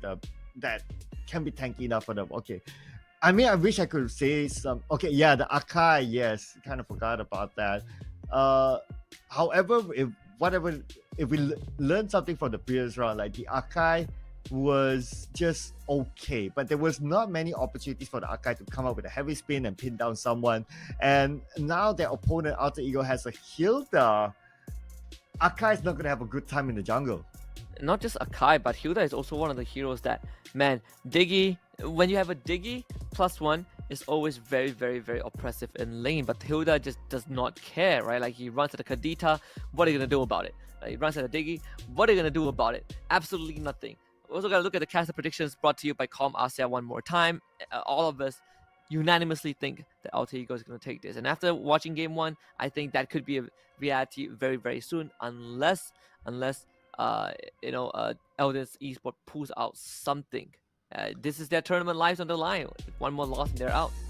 Yeah, this is going to be a make or break for Eldins, ladies and gentlemen, as we prepare ourselves to jump into the game. Alter Ego won game number 1. So that match point in our best of 3 series, winner moves on. Unfortunately, the team that loses will be eliminated from this tournament. But anything can happen. We have seen an upset before against BTR. Could it happen? Could the reverse switch happen onto Alter Ego? Let's keep our eye on that. An absolute miracle. Again, this draft sequence does puzzle me a little bit, but we're just to find out, right? Let's play through the talking here. There's game 2 between ELDIANS Esports and Alter Ego Esports, and just as expected, this Hilda has already gone to work.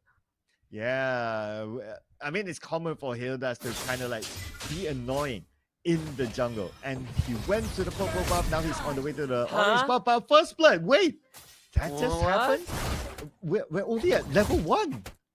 Oh boy, wow, he's already gone through a horrible start. Virgie again putting pressure on the orange buff. Did it get stolen? Oh no, it got stolen. Case has just hit level 4. I mean, it's just 1 minute in and 10 things have gone wrong for ELDIANS Esports. First of all, Ju definitely used his Ocean Oddity. That's why he got Breath of the Ocean. That's why he ran out of mobility spells, and Rounder just ran him down with the Lilia.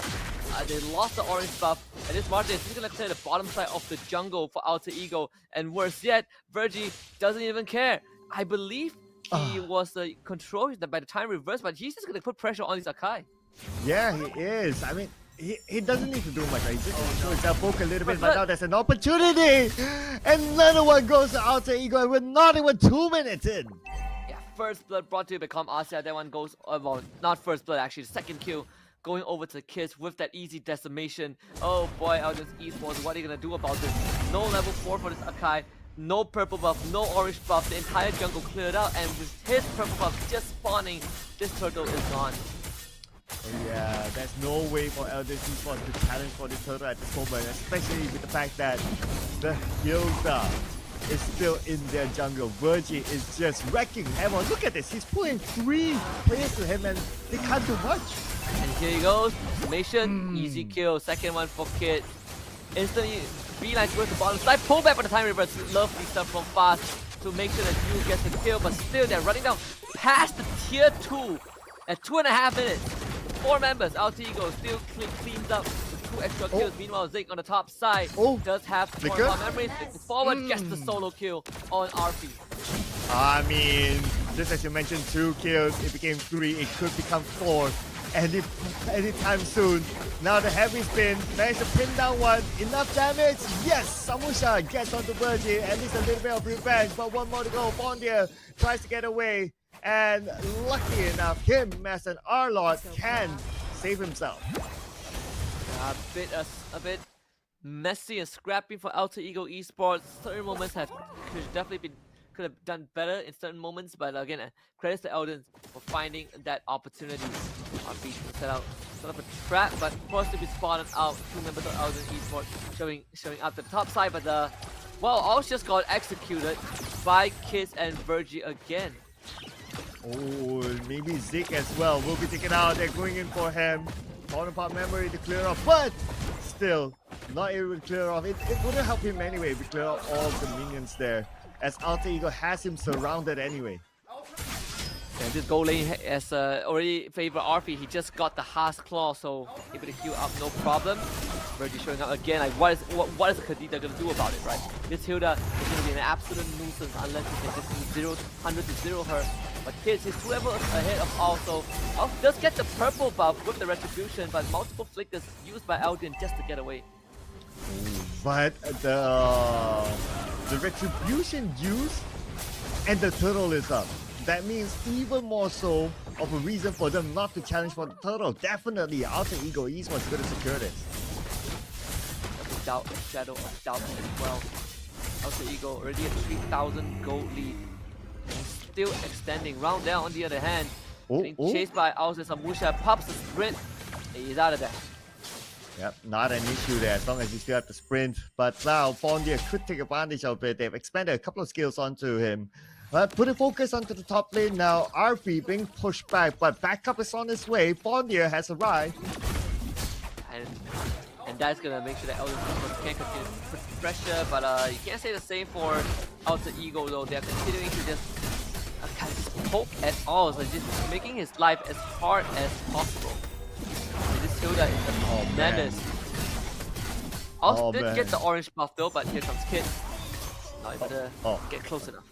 Okay, I was expecting Kids to like kind of do something onto ours, but I guess disciplined gameplay, right? They don't want a similar mess to happen. But now Roundel again in action.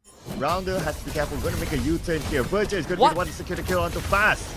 Just runs down the Diggy as well. You get the full combo, but Virgie will survive that no problem. Fondia is around to get a Dauntless Strike, fortunately.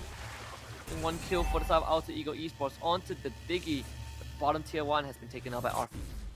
Oh, I mean, it is still quite a dominant gameplay now with the map control that Alter Ego has. And Alter Ego, they're not stopping it. They're still away the purple buff from the hands of ELDIANS Esports again. Another buff not able to be collected. 3-level advantage for Kids over Owls. And mid-tier 1 just got taken down as well. So things get progressively worse. Virgie just runs at the Diggy. Even a time reverse cannot help him. Dude, Aroma already has 3 kills at this moment, just wrecking havoc on the side of ELDIANS, and they're looking for more. Zeke, where's he gonna go? But Ju could be the one to be taken down, but lucky enough, Ju survives. Owls might be the next target, but because he's tanky enough still, And let's not forget, Aus, he does have the heavy spin. He can still get away if he needs to. Yeah, and I mean, this game has, again, just like game number 1, spiraling out of control. RP looking to take down the top tier 1 as well, and he will be successful in doing that. So also Eagle are showing up though. Time to force out very early, and Kids gonna take some damage. Heavy spin will be used. 1-for-1 trade. Both junglers does go down, but Ziggs, he's in danger. Center of attention as well. Virgie is to show out fast to the target. No time journey means that he is dead. The classic blast to help out fast get a mega kill. Virgie get a mega kill, excuse me. Also Eagle looking to put on more pressure. Man, somebody stop Virgie. He's been from the start being a nuisance, and now we're at the 7-minute mark. He's just going in onto the back line, securing last hit kills, and Virgie already got 4 kills of his own. In fact, more than Fondia, and he's looking for more. Yeah, and he can continue doing this again. This Diggy can't do anything against him. He another kill for Virgie. 5-1 and 4 right on the Hilda. Zig trying to run away, but they are just gonna run him down. Roundel gets a killing spree. Oh, that's another one in the pocket of Alter Ego Esports. And they will be looking to take down the turret at the bottom lane. Aus has to back off. He has to go now. They won't go all in onto it. But, oh, maybe I spoke too soon. Maybe they will.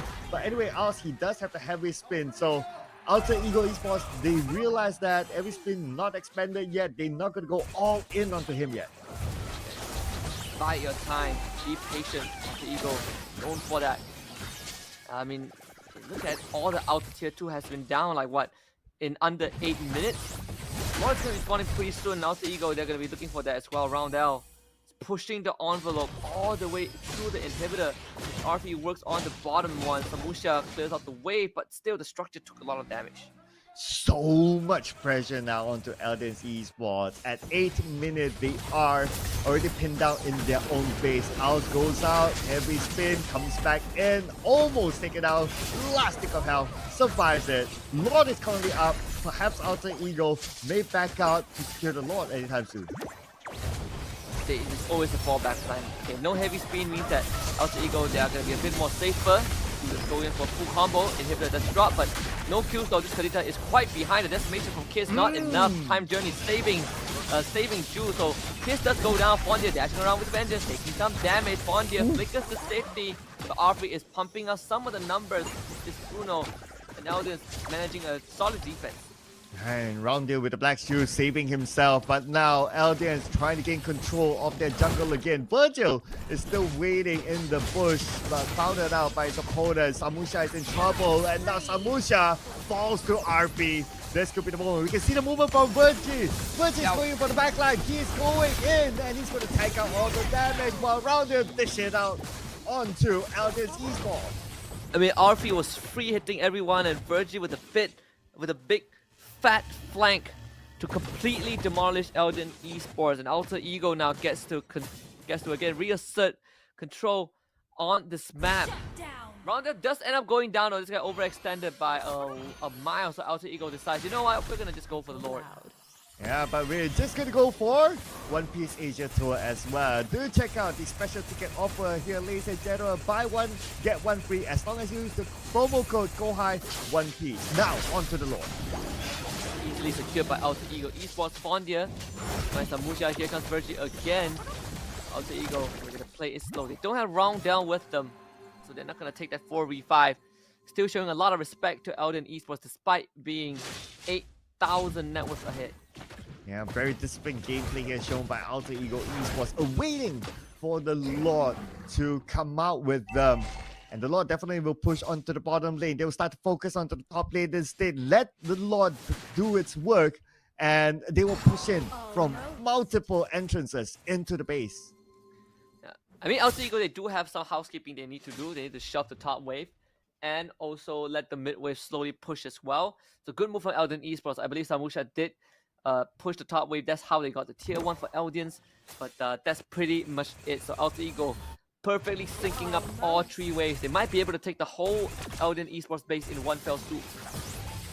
Here we go. Lord has arrived, knocking onto the door. ELDIANS Esports. It's a matter of time now. Mid turret falls. Got the top turret. Might fall anytime soon. But now they need to deal with the Lord and the rest of Alter Ego. Time Journey used very early with the heavy spin as well. Aos needs to back up, but he's taking a lot of damage. The one last ball from RP to take him down. Full damage from Ju. Unfortunately, again, the damage is not enough. Combo just lacking in numbers. Alter Ego getting 2 kills for himself. We're not going to dive in for more. Zigster is the line, and he's going to be taken down as well. Alter Ego looking for clean 2-0 win, and they will find it a full wipeout and a 2-0 victory in this series to send Elden Esports packing.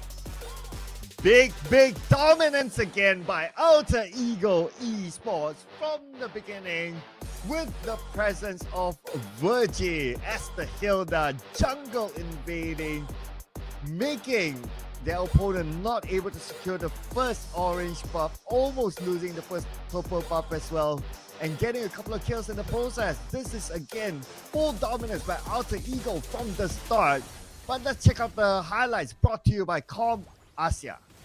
Absolute destruction. I mean, there were some moments just like game 1 for Elden Esports where you look at it and you're like, wow, maybe there is a chance, right? They're finding some openings to punish Alter Ego, like this solo kill from Zig. Very, very well done on his roadie, but still constantly behind in experience and go. At the end of the day, Alter Ego is a lot more solid in their overall macro and decision making. Able to constantly find these pockets of opportunity. RP getting the kill up top, and there's no one from Elden Esports that can stop Alter Ego when they group up for an objective, because you don't really have the necessary draft to do so. And every time Alter Samusha jumps in, they just get kited away by Alter Ego. Yeah, and just to add to the pain of the draft, right? The Hilda pick was the last pick by Alter Ego. So that probably kind of threw ELDIANS off. Like, oh no, we have no answer. By the time we pick all our 5 heroes, we have no answer on how to deal with the Hilda. So the Hilda just wreaked havoc. Yeah, and I mean that it's always very annoying to see a Hilda get like far ahead as a roamer. You know, like it just doesn't make sense the amount of damage that she does. But here we are, Alter Ego is not taking any prisoners, making sure that they are constantly putting the pressure onto Eldian. Samusha goes down in this, and we see the big flank from Virgie as well. Of course, with the Lord storming down bottom afterwards, Eldian just does not have enough to stop Alter Ego. No answer at all. This is the final moment here, ladies and gentlemen. As you can see on screen, it's pretty much a wipeout towards ELDIANS Esports. Towards the end, Alter Ego secures it with a 11k goal lead in less than 12 minutes. Yeah, yes, an absolute domination from Alter Ego. They're going to be moving on to the next part of the bracket, but for ELDIANS Esports, this is the end of their journey. We're going to look at the MVP of game number 2 is Roundel on this Lilia. Honestly, I would have picked Virgie as the MVP for the level of contribution by him from the start till the end. But hey, you know what? Because it's so dominating it's such a dominating performance by Alter Ego, you could pretty much give to anyone the MVP, and I guess everyone would still be alright with that. Yeah, I mean, you know, overall for Roundel, he also had a fantastic game, right? So, you know, props to him on this Lilia. Very, very solid pick. Again, there's nothing much else that can be said. Alter Ego just played a perfect game of Mobile Legends, a perfect series of Mobile Legends Bang Bang, and they just show that the experience and the prowess that they possess just outclasses whatever ELDIANS tried to show in game number 1 and number 2. Overall, I think for ELDIANS, it's a good experience for them. Just unfortunate that they had to fight a team such as Alter Ego at the start. Yeah, I mean, you want to be the best, you got to beat the rest, right? So it had to come at some point. It's just that for them, it came in round number 1. But it is about challenging the Titans, right? This is the theme of our tournament. You have to challenge the Titans in order to beat the best. Same goes for the other teams who came from the qualifiers into this stage. They'll need to meet with these giant teams at this stage of the tournament in order to be the best.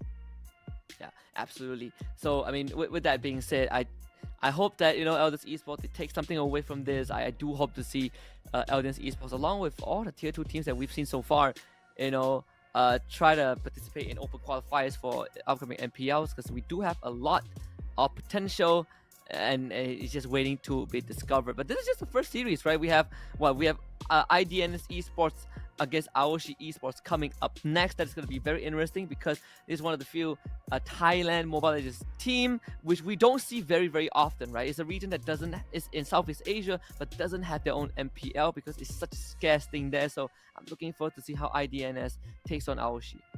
Yes, but before we go on to our break, ladies and gentlemen, we'd like to take a moment to thank our organizers, Kohai Esports, our official second-hand specialist, Comp Asia, our partners in Phoenix, as well as our apparel and merchandise partner, tntco.co, our official digital telco, Udu, official tea partner, Boh Tea. This tournament is powered by MPL Malaysia and MPL Singapore, as well as supported by Kementerian Pendidikan dan Sukan and Rakan Muda. Thank you so much to our strategic partner, Games My Esports as well. And we'll be taking a break, ladies and gentlemen, before we come back for the next series. My name is Sir Cloud, together with Husky. See you guys in a bit.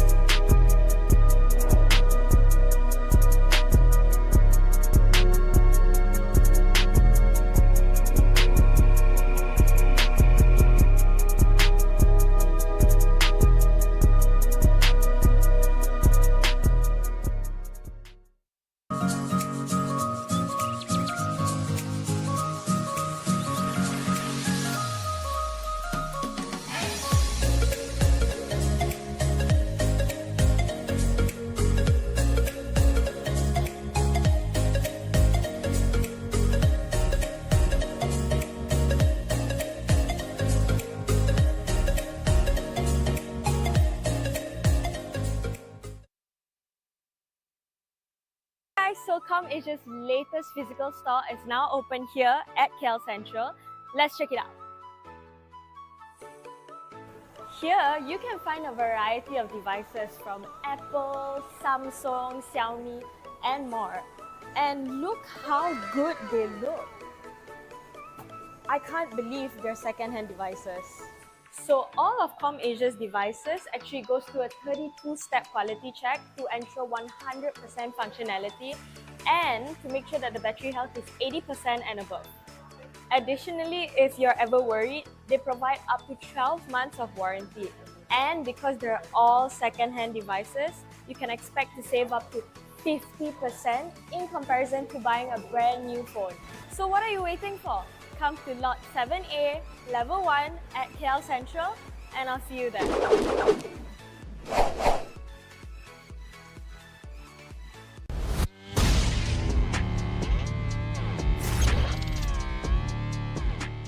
Setiap hari merupakan cabaran baru untuk saya. Kebaikan teh hijau buk dengan aroma yang segar membantu saya secara fizikal dan mental.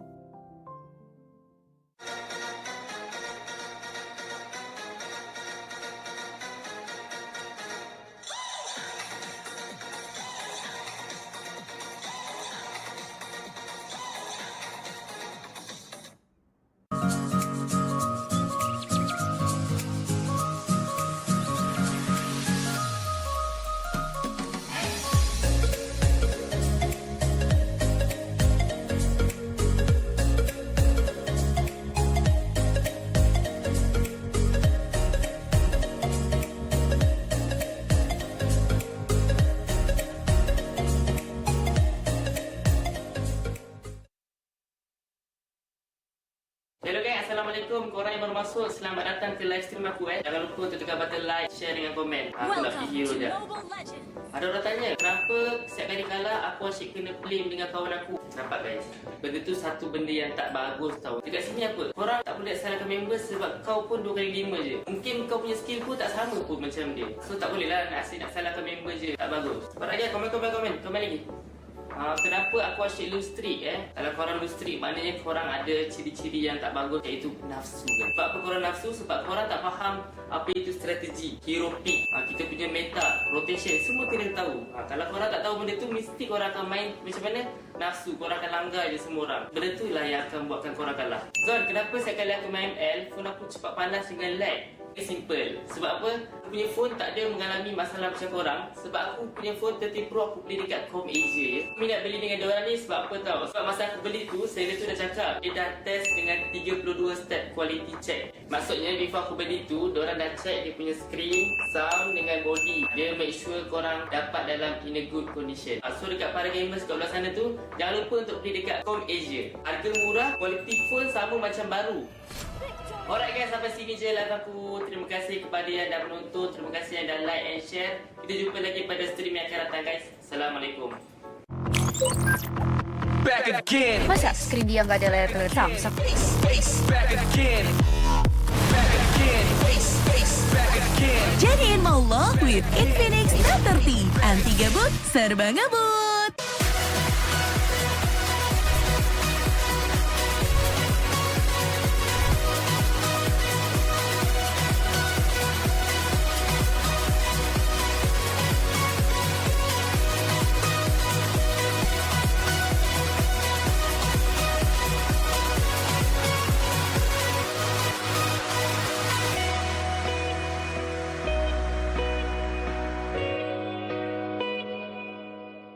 Korang nak tahu tak apa rutin harian saya? Saya kalau bangun pagi saya akan exercise and then mandi, lepas tu saya breakfast lah. Babosa. Okey, saya barang Babosa sekejap. Babosa, kau tengok Babosa? Tengah nonton turnamen. Taklah, saya nak buka Kohai apps gamer dulu lah. Dengan Kohai gamer ni guys, kita boleh bermain dengan pro player yang macam saya yang akan push rank sama-sama dengan korang. Lepas tu nak tahu apa lagi menarik? Setiap minggu ada tournament combat arena, iaitu tournament yang free 24 jam dan korang berpeluang menang prize pool RM RM1,000. Nanti akan ada upcoming future di mana korang boleh berinteraksi dengan influencer ataupun gamer kegemaran korang melalui profil diorang. Korang even boleh book direct terus dan paling best, korang boleh beli merchandise diorang yang buatkan Chibi enjoy sebab diorang ada komuniti diorang sendiri, iaitu Discord dan WhatsApp tau. Korang boleh borak-borak santai dengan player lain dan boleh dapatkan latest info dan pelbagai hadiah menarik percuma dari Kohai. Best kan Kohai game app ni? Macam-macam ada. Jumpa Chibi di sana. Adu skill antar negara lebih mudah dan terjadwal di Kohai Scream Arena. Menangkan hadiah tiap minggunya dan buktikan timmu yang terbaik di Kohai Combat Arena. Turnamen online non-stop pertama di Indonesia. Hanya di Kohai Combat Arena. Ikuti kapan saja, di mana saja. Kohai Infinity, saatnya jadi pemenang. Tersedia di Play Store dan App Store.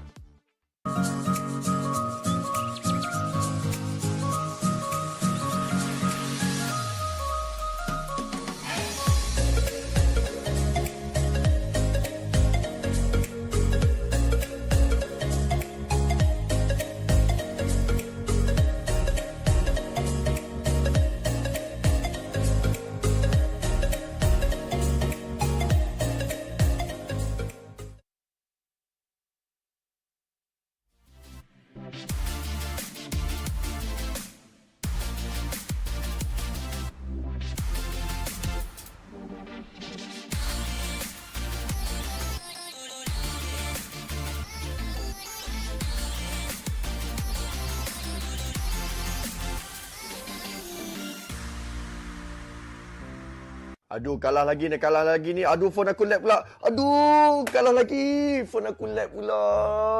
Sabar je lah, Son. Nak buat macam mana? Phone kau tu dah lama sangat dah tu. Phone ni pun baru aku beli dekat Komersia. Murah-murah pula tu. Weh, betul ke murah beli dekat Komersia?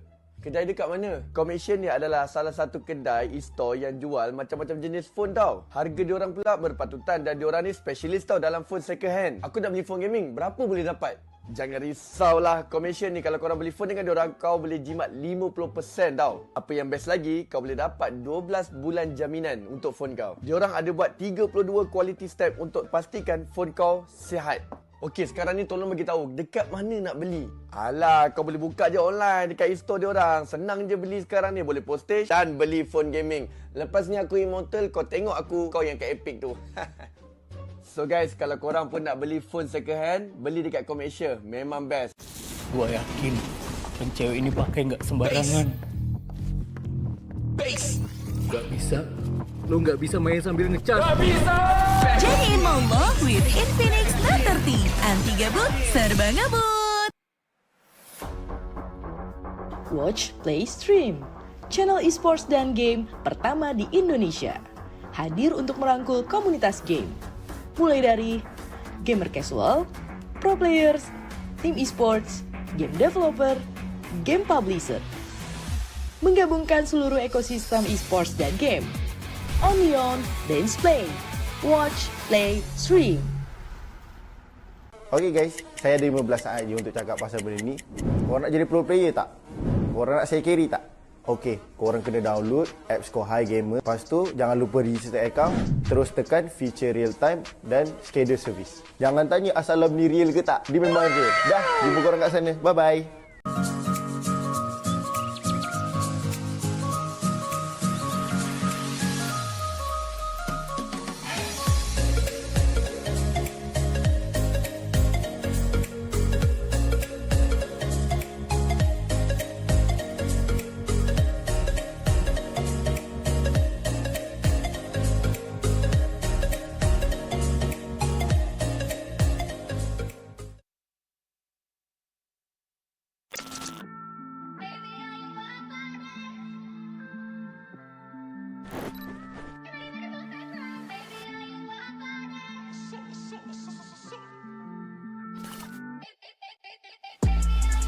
Ain't it different? I'll link my ting in LA. But I can't fly to the States, cause I got too much convictions. Apparently all I talk is prison, but I don't know no different. Cause I was in jail up north, went under the coalition. Fresh from my book, coke and whipped out, I put some roses where my wrist is. You ain't never made their birthday cake from digestive biscuits. But I had to take lemon juice to a piss test. Every day I look up to the Lord, give thanks for all this litness. Come home fresh out the system, gymless. Running with smoke on my Jones. Pigs wood with a camera on me, not the one from Dipset. I still can't mix pleasure with business, sorry princess. I come a long way from broke. Can I call you Rose? Cause you're sweet like a flower in bloom.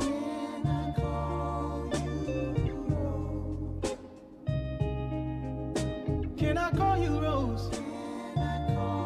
Cause your fragrance takes over the room.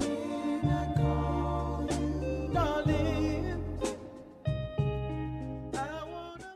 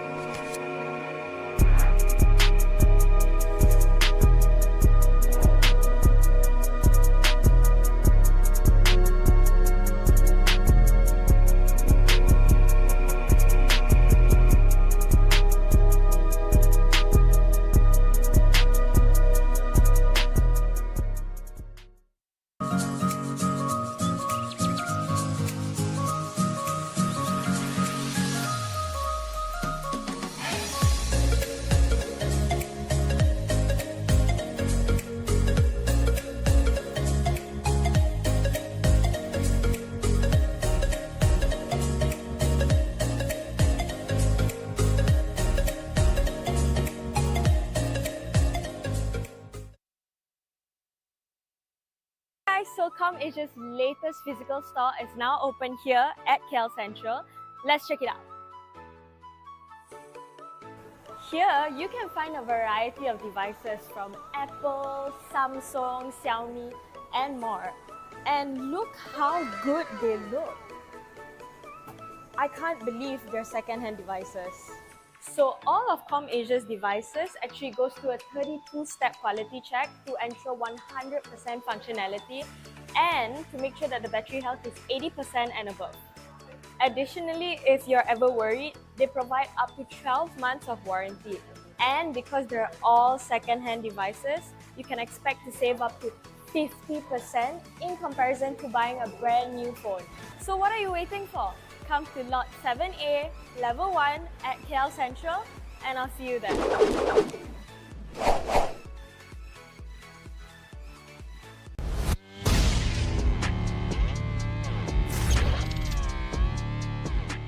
Setiap hari merupakan cabaran baru untuk saya.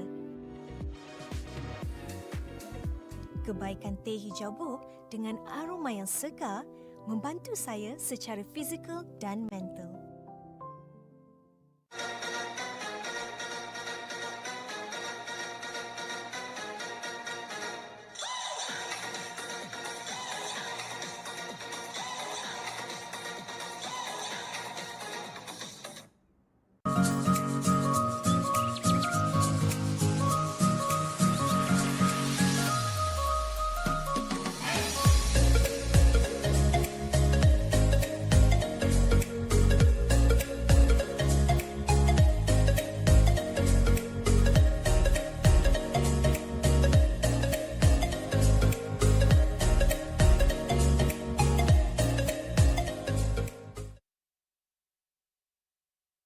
Hello guys, Assalamualaikum. Korang yang baru masuk, selamat datang ke live stream aku. Jangan lupa untuk tekan button like, share dengan komen. Aku nak pergi hero je. Ada orang tanya, kenapa setiap kali kalah aku asyik kena blame dengan kawan aku? Nampak guys? Benda tu satu benda yang tak bagus tau. Dekat sini apa? Korang tak boleh salahkan member sebab kau pun 2x5 je. Mungkin kau punya skill pun tak sama pun macam dia. So tak boleh lah nak asyik nak salahkan member je. Tak bagus. Cepat lagi, komen lagi. Kenapa aku asyik lose streak Kalau korang lose streak, maknanya korang ada ciri-ciri yang tak bagus, iaitu nafsu kan? Sebab apa korang nafsu? Sebab korang tak faham apa itu strategi, hero pick, kita punya meta, rotation, semua kena tahu. Kalau korang tak tahu benda tu, mesti korang akan main macam mana? Nafsu, korang akan langgar je semua orang. Benda tu lah yang akan buatkan korang kalah. Zon, kenapa setiap kali aku main ML, phone aku cepat panas dengan lag? Simple. Sebab apa? Aku punya phone tak ada mengalami masalah macam korang. Sebab aku punya phone 30 Pro aku beli dekat ComAsia je. Aku minat beli dengan diorang ni sebab apa tau? Sebab masa aku beli tu, seller tu dah cakap dia dah test dengan 32 step quality check. Maksudnya before aku beli tu, diorang dah check dia punya screen, sound dengan body. Dia make sure korang dapat dalam in a good condition. So dekat para gamers kat belah sana tu, jangan lupa untuk beli dekat ComAsia. Harga murah, quality phone sama macam baru. Alright guys, sampai sini je live aku. Terima kasih kepada yang dah menonton. Terima kasih yang dah like and share. Kita jumpa lagi pada stream yang akan datang guys. Assalamualaikum. Back again. Masa skrin dia nggak ada layar terletak? Back again. Back again. Back again. Jadiin maulah with Infinix Note 30. Anti gabut, serba ngebut.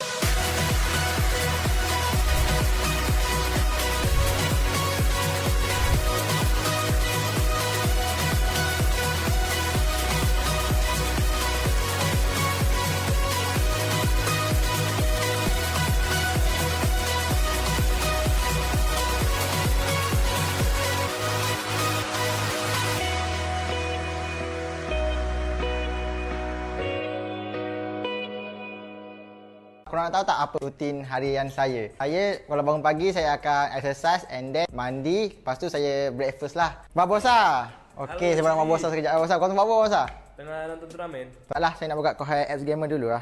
Dengan Kohai gamer ni guys, kita boleh bermain dengan pro player yang macam saya yang akan push rank sama-sama dengan korang. Lepas tu nak tahu apa lagi menarik? Setiap minggu ada tournament combat arena, iaitu tournament yang free 24 jam dan korang berpeluang menang prize pool RN RM1,000.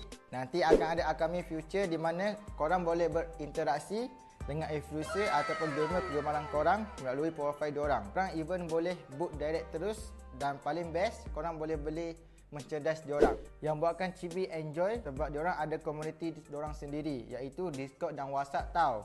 Korang boleh borak-borak santai dengan player lain dan boleh dapatkan latest info dan pelbagai hadiah menarik percuma dari Kohai. Best kan Kohai game app ni? Macam-macam ada. Jumpa Cibi di sana. Adu skill antar negara lebih mudah dan terjadwal di Kohai Scream Arena.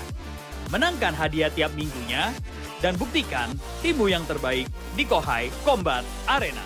Turnamen online non-stop pertama di Indonesia. Hanya di Kohai Combat Arena. Ikuti kapan saja, di mana saja. Kohai Infinity, saatnya jadi pemenang. Tersedia di Play Store dan App Store.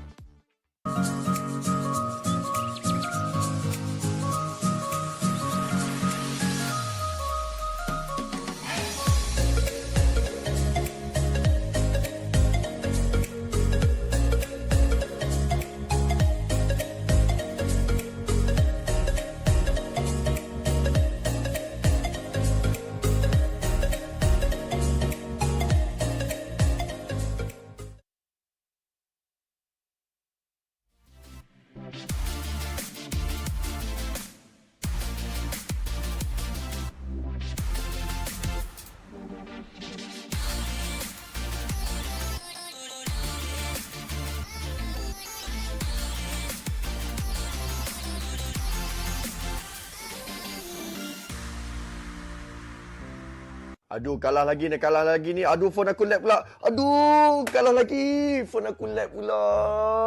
Sabar je lah, Son. Nak buat macam mana? Phone kau tu dah lama sangat dah tu. Phone ni pun baru aku beli dekat Komersial. Murah-murah pula tu. Weh, betul ke murah beli dekat Komersial? Kedai dekat mana? Komersial ni adalah salah satu kedai e-store yang jual macam-macam jenis phone tau. Harga diorang pula berpatutan dan diorang ni specialist tau dalam phone second hand. Aku nak beli phone gaming. Berapa boleh dapat? Jangan risaulah, Komersial ni kalau korang beli phone dengan diorang, kau boleh jimat 50% tau. Apa yang best lagi, kau boleh dapat 12 bulan jaminan untuk phone kau. Diorang ada buat 32 quality step untuk pastikan phone kau sihat. Okey, sekarang ni tolong bagi tahu dekat mana nak beli. Alah, kau boleh buka je online dekat e-store diorang. Senang je beli sekarang ni, boleh postage dan beli phone gaming. Lepas ni aku immortal, kau tengok aku, kau yang kat Epic tu. So guys, kalau korang pun nak beli phone second hand, beli dekat Komersial. Memang best. Gua yakin pencewek ini pakai nggak sembarangan. Nggak bisa. Lo nggak bisa main sambil ngecas. Nggak bisa! Jadiin Momo with Infinix Note 30. Anti gabut, serba ngabut. Watch, Play, Stream. Channel esports dan game pertama di Indonesia. Hadir untuk merangkul komunitas game. Mulai dari gamer casual, pro players, tim esports, game developer, game publisher. Menggabungkan seluruh ekosistem esports dan game.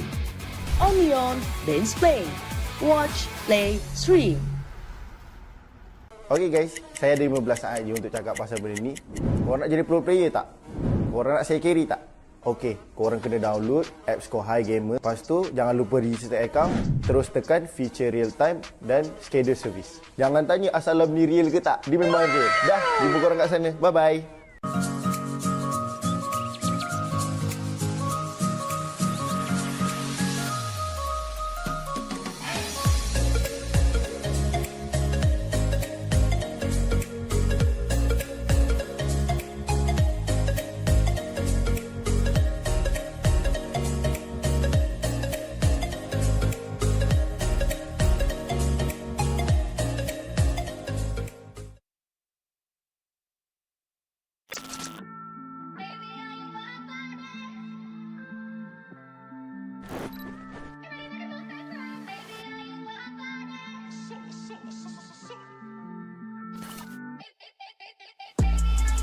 Ain't it different? I'll link my ting in LA. But I can't fly to the States, cause I got too much convictions. Apparently all I talk is prison, but I don't know no different. Cause I was in jail up north, went under the coalition. Fresh from my book, coke and whipped out, I put some roses where my wrist is. You ain't never made their birthday cake from digestive biscuits. But I had to take lemon juice to a piss test. Every day I look up to the Lord, give thanks for all this litness. Come home fresh out the system, gymless. Running with smoke on my Jones. Pigs wood with a camera on me, not the one from Dipset. I still can't mix pleasure with business, sorry princess. I come a long way from broke. Can I call you Rose? 'Cause you're sweet like a flower in bloom.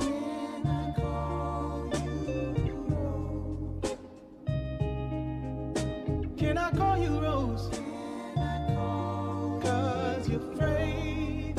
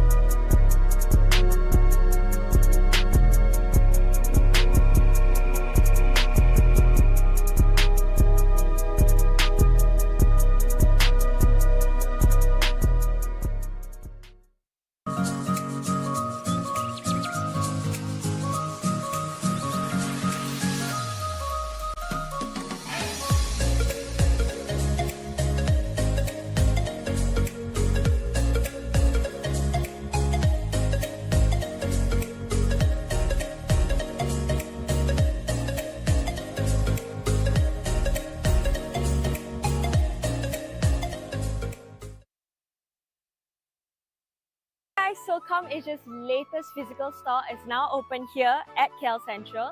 Let's check it out.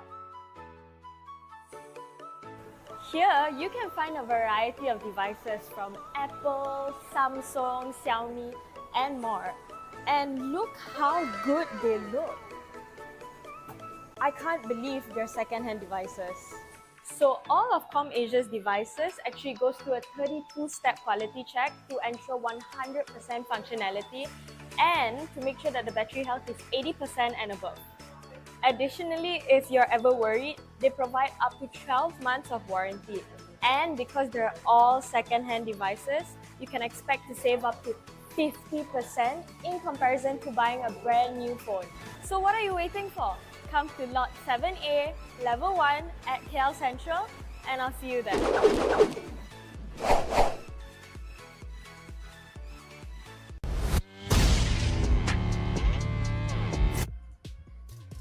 Welcome back to the Kohai SEA Championship Season 2. We are day number 5 and got more games to come. Second best of 3 kicking off in just a little bit between I Do Not Sleep Esports against AOSHI Esports. You guys are with us. My name is Husky and I have the one and only Sir Cloud with me. Yes, thank you so much for the introduction and thank you so much for joining us as well. In case you make any clips, don't forget to use the hashtag Challenge the Titans, hashtag Born to Be Pro, hashtag Kohai SEA Championship S2. And if you're watching this on any of our platforms and you want to switch over to another platform, you can always catch us on either Facebook, TikTok, or YouTube. Just search out for Kohai Esports. But also like to take a moment to thank our organizer, Kohai Esports, official second-hand specialist, ComAsia, and our partners in Phoenix, together with our apparel and merchandise partner, TNTCo.co, our official digital telco, Udo, official tea partner, Both Tea. This tournament is powered by MPL Malaysia and MPL Singapore, as well as supported by Kementerian Belia dan Sukan and Rakan Muda, as well as our strategic partner, Games My Esports. But we jump straight into the draft, Husky. Yep, IDNS on the blue side and AOES on the red. We get a 1-1 and Nolan Band, nothing out of the ordinary. And of course, I think again, the surprising thing to me is that we're not seeing much Guinevere already, and I think for a very good reason. She did receive a recent nerf where it requires you to to be a bit more patient with your abilities, because you need a lot more stacks to max out her passive. So that one I think does affect Guinevere's combo a little bit, but overall, I think it also has shown us some shifts in the meta itself, right? Like Bauman again has gained a lot of public favor. We're seeing Angela come back as a result of that. Matilda now goes to the draft a lot more often. The Diggy ban from IDNS, that one is interesting. Yes, and also we've seen a couple of unusual picks as well. We've seen the Vale yesterday being picked. We've seen the Nana as well being picked up a couple of times. So expect to see all this kind of perhaps shift picks that you don't see all the time to be selected by our teams. But looking at the draft as of now, nothing too unusual, I must say. Like the 1-1, the Nolan, the Diggy is pretty popular. We might see like some of the names that you mentioned to be bad out as well after looking at the past couple of days. Yeah, we did have Farmers ban out the entire first series by Outer Ego, and so far has not been considered just yet by either of these teams. In fact, AOES will go ahead and take out the Guinevere. Yeah, even though the Guinevere has had a little bit of nerf, looks like they just don't want to deal with it, so they just ban it out. Looking over at the ban, they want to break up the Joy Angela combo as well, so IDNS choose to just take out the Joy, not to think about it. But Angela as a standalone pick is still not bad as well, because it can still combo with a good amount of other heroes. But that one combo that we have not seen for quite a while is the Angela Irita combo. I guess it kind of fall out the meta. Yeah, and that's thanks to Iritel getting nerfed as well. Like her damage growth has been reduced. That means that she doesn't hit as hard as the game progresses, and because of that, like she just fell out of favor, right? No more Angela Iritel. We still have the Pyramids left in the pool. Oh, well, not anymore. AOES decides to ban that out. Matilda, though, was let through. Yeah, so Matilda is open. The Valentina is open. Arlot's open. Palmon even is open. So a couple of these hot picks are still up there for grabs. Now, being a first pick is going to be really important to pick that crucial one. If you ask me honestly, Bauman is not really the crucial. I would leave that for later. If any of the first picks, any of the popular first picks, I would pick like maybe a Matilda, but it looks like they will go for a Valentina, a very safe first pick, I must say. Well, which is interesting because Valentina first pick has also kind of fallen out of favors. No longer a first pick material. Lunox picked up by AOEX. All right, this one is interesting. Lunox recently, again in this new patch, received some changes. Actually makes it a lot stronger than before in both the Brilliance and the Chaos form. So, I mean, I'm liking this opening already, right? We don't see these two teams often, but they're already showing us something that is not common. So we get the Lunox on one side, alongside the Arlott Bauman picked up by IDNS. Yeah, the Lunox was picked only once so far in the main event in this tournament, and it was picked yesterday when I was casting with a win rate towards the usage of Lunox. So I guess that's kind of like a good sign, but we'll need more samples to see whether the Lunox is really viable inside of this current patch in a tournament series. Same goes for my kind of like a love-hate relationship with the Bauman that's picked up by IDNS. Yeah, and I think this does set up for a very strong early to mid by IDNS, right? The Brody is also there as well. AOES, they still haven't picked up their jungler just yet, but whenever you see a Bauman in the jungle, you always feel a bit hesitant, because picking up a tank jungler isn't going to help you too much. Bauman does true damage. Once he gets the War Axe, that's even more true damage as well. So AOES, you gotta make a decision right now, right? You saw the Brody. Do you want to pick up the Bruno? Do you want to pick up your gold laner right now, or do you want to secure, your other lane? So yeah, they're gonna secure the gold laner. Bruno gets picked up. Yeah, the popular gold laner now, Bruno, which has a very good win rate actually. So far they're picking up heroes that has good win rates. The Arlott as well, and also the Lunox, obviously. But now moving on to the ban phase, the Yuzong is being banned out. So I sometimes it's a side of like they want to protect the backline. So maybe they already have the Bruno together with the Lunox, right? So that's pretty much going to be almost the backline. So I guess that's just for more protection towards them. Even ban out the Yuzong as well, so you don't want any dive if you're AOES. Dyrov being banned out by IDNS because Dyrov just like completely shreds through tanks. Like the armor reduction is ridiculous, and should also receive just a minor adjustment to his ultimate right now. When you use the Abyss of Strike, you cannot be interrupted by anything. So you are committing, when you commit to an ultimate, your hero will make sure that it goes through regardless. The Terisla is still up. Well, not anymore. AOES bans that out. No Terisla. It's making sure that these major dive setters are not going to be available.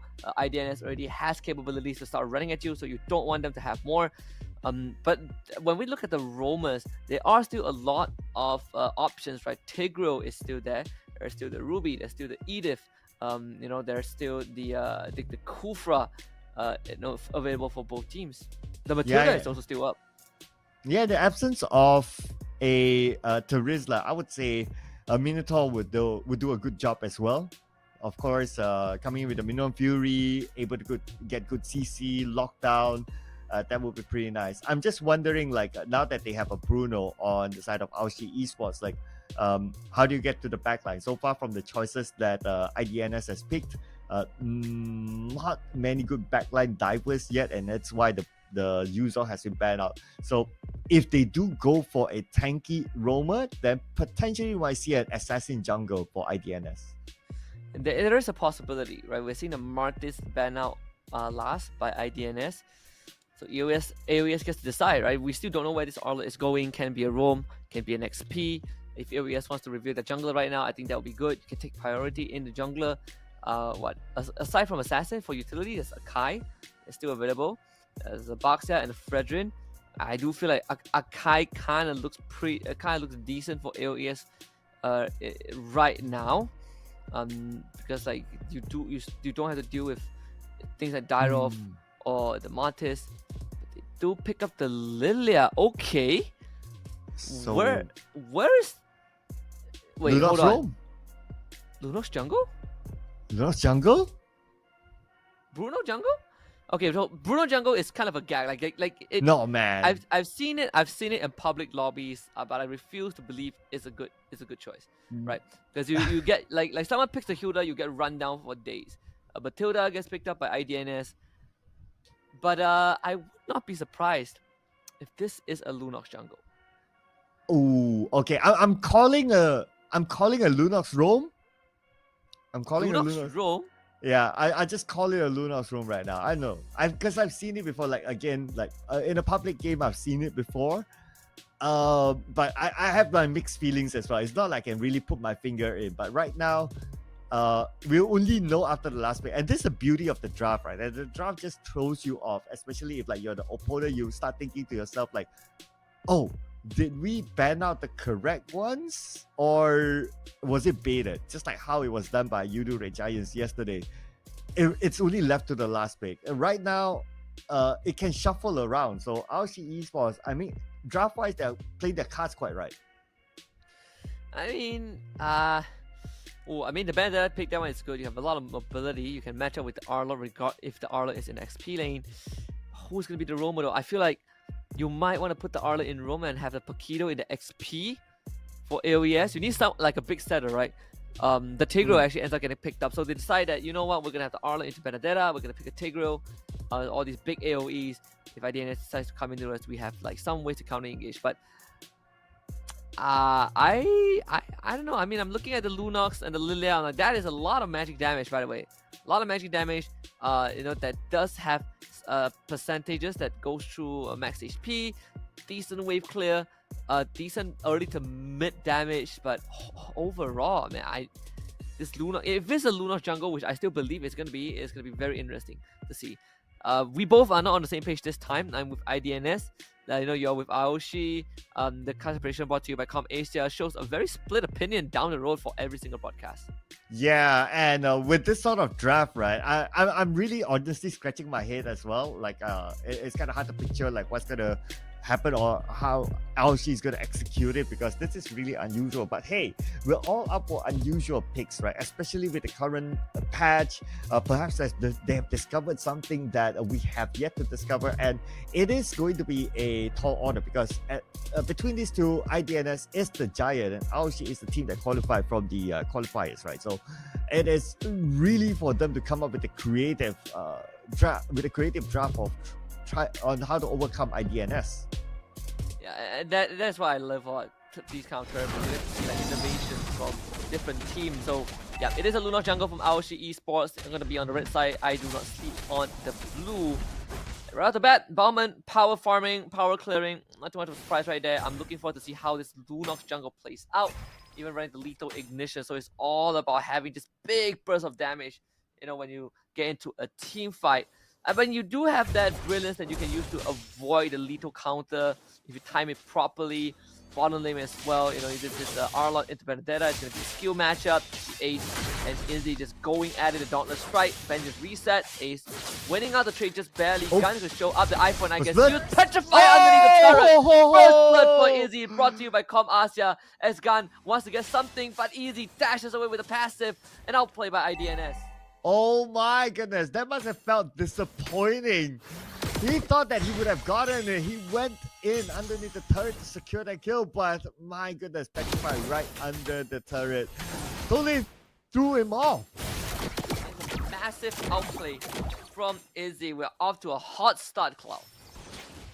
My goodness, that was a really, really hard one. But it will be harder as well if you guys can invite your friends onto the live stream, because we will have milestone giveaways for our viewership. As you can see there, diamonds up for grabs. So share the live stream out, tell your friends about this tournament, support this show, and win yourself some diamonds. Win yourself some goodies. We have so much going on for this entire tournament. Giveaways, we have milestone awards. Endless stream of good stuff if you guys pay attention to it. And we're going to keep reminding you guys throughout the entire broadcast. Turtle will be secured by IDNS, no contest from AOSHI. Yeah, not at all, considering that they gave away the first blood. Looks like they're going to play this a little bit more cautiously as a start. Slight challenge here by winning, but I mean, you are going up against Flash. So you don't want to like really take that risk early on. He can burst you down, or at least burst Razor down easily. AOSHI, they are gonna move Razor up top, but unfortunately IDNS just winning up the trade. Razor already dropped low thanks to the power memory, and that means that Winnie will also be forced back. This Tigreal not able to hit his level 4.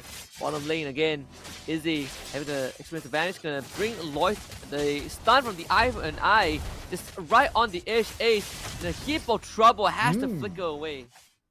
Nice flicker just in time to get away, but that also means that he's denied the lane now.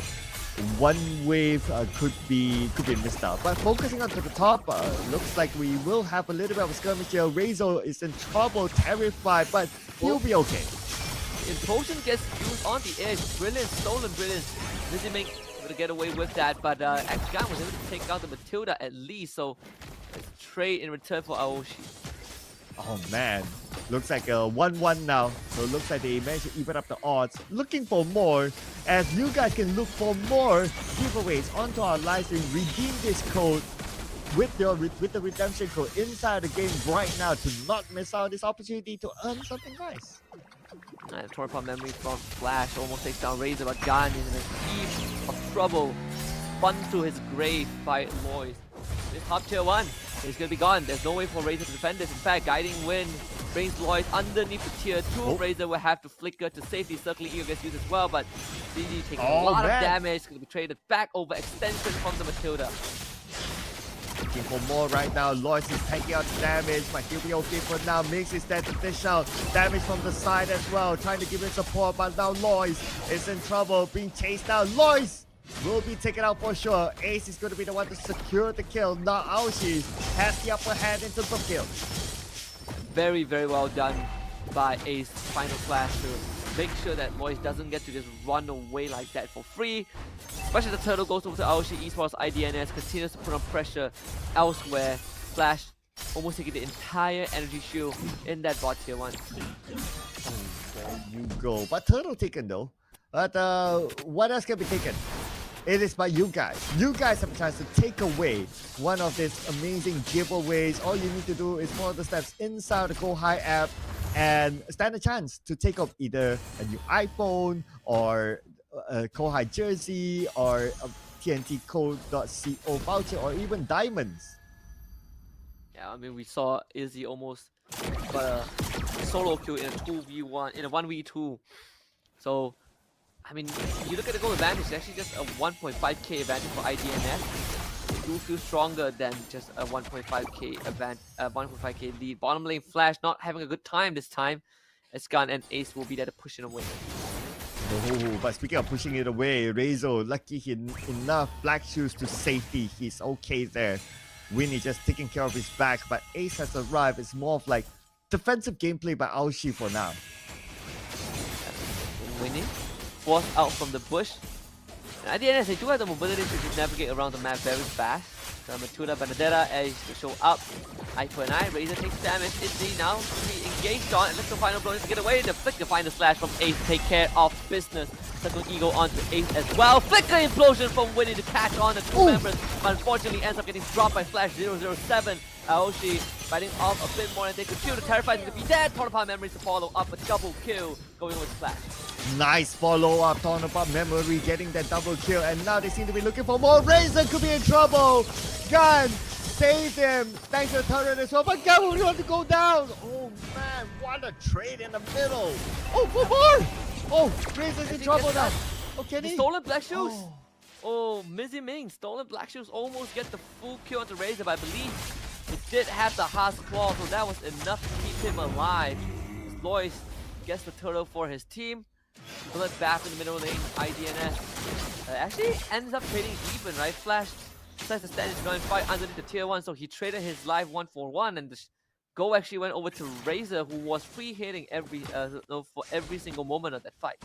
And now speaking about goal overall, IDNS, they do have the advantage thanks to securing that extra turtle out of the hands of AOSHI Esports. At this moment, we don't see that IDNS is making any big rotations or big jungle invasions. They're just stacked up in the middle for most of the time. Yeah, and they truly feel almost invincible. being in a 5-man. I mean, Izzy is doing a fantastic job. Actually, we see the electrifying bolt petrify onto Razor. Izzy looking for the solo kill, gets it. Now needs to get away.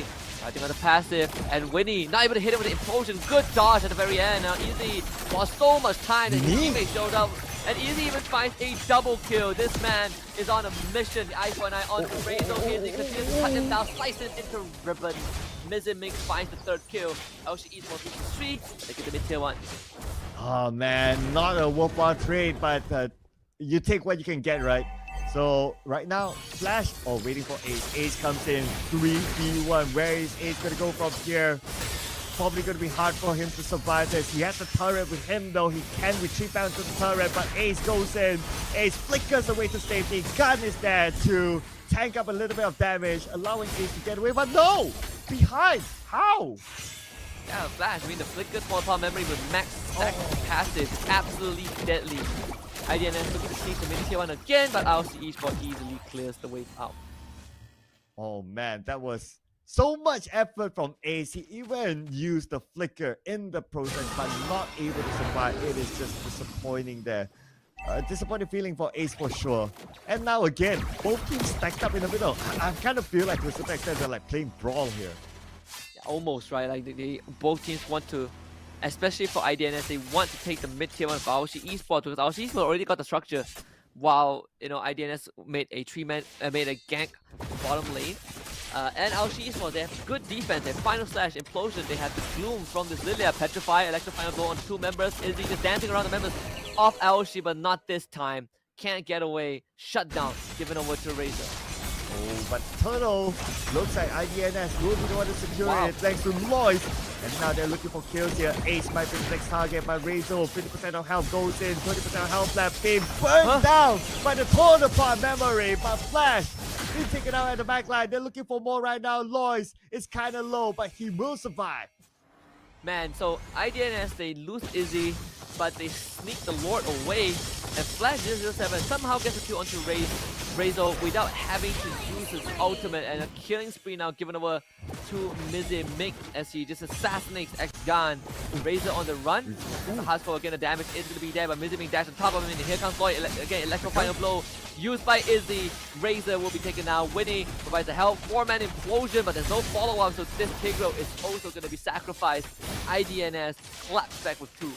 Man, that was real close by Razor, almost getting a kill for himself. But after all that damage this time, he didn't get anything. And now they're trying to get something out of the top 5. But very disciplined gameplay shown by IDNS. They do not continue their pursuit. Take it slow and steady. All outer tier structures have been eliminated. See the gold lead extending ever so slightly. Ever so slowly, 7,000, almost a 7,000 goal advantage for IDNS right now. AOSHI Esports, they're stick together again, trying to look for some avenues, but Izzy is making life incredibly hard for them. See the power of this dominance, right? Just running at the members of AOSHI. Here we go, look at Lois, right? He's like taking in all that damage and nothing much can be done against him. IDNS just pushing AOSHI away, denying them of the orange buff. And officially the orange buff will be stolen by IDNS. This is just map control shown, but AOSHI is not going down without a fight. They want to take back the map. They try, but on to Sinji. Unfortunately, it's just a Matilda. Second Lord spawning in 60 seconds. IDNS will proceed to do some housekeeping on the bottom and on the side lanes. Yeah, but for you guys who want to get, who wants to housekeep your phone, you guys can get one out of Yudu thanks to this promo up until 31st of January. Subscribe to Yudu and receive 100 ringgit Com Asia discount voucher and get yourself something nice perhaps for Christmas.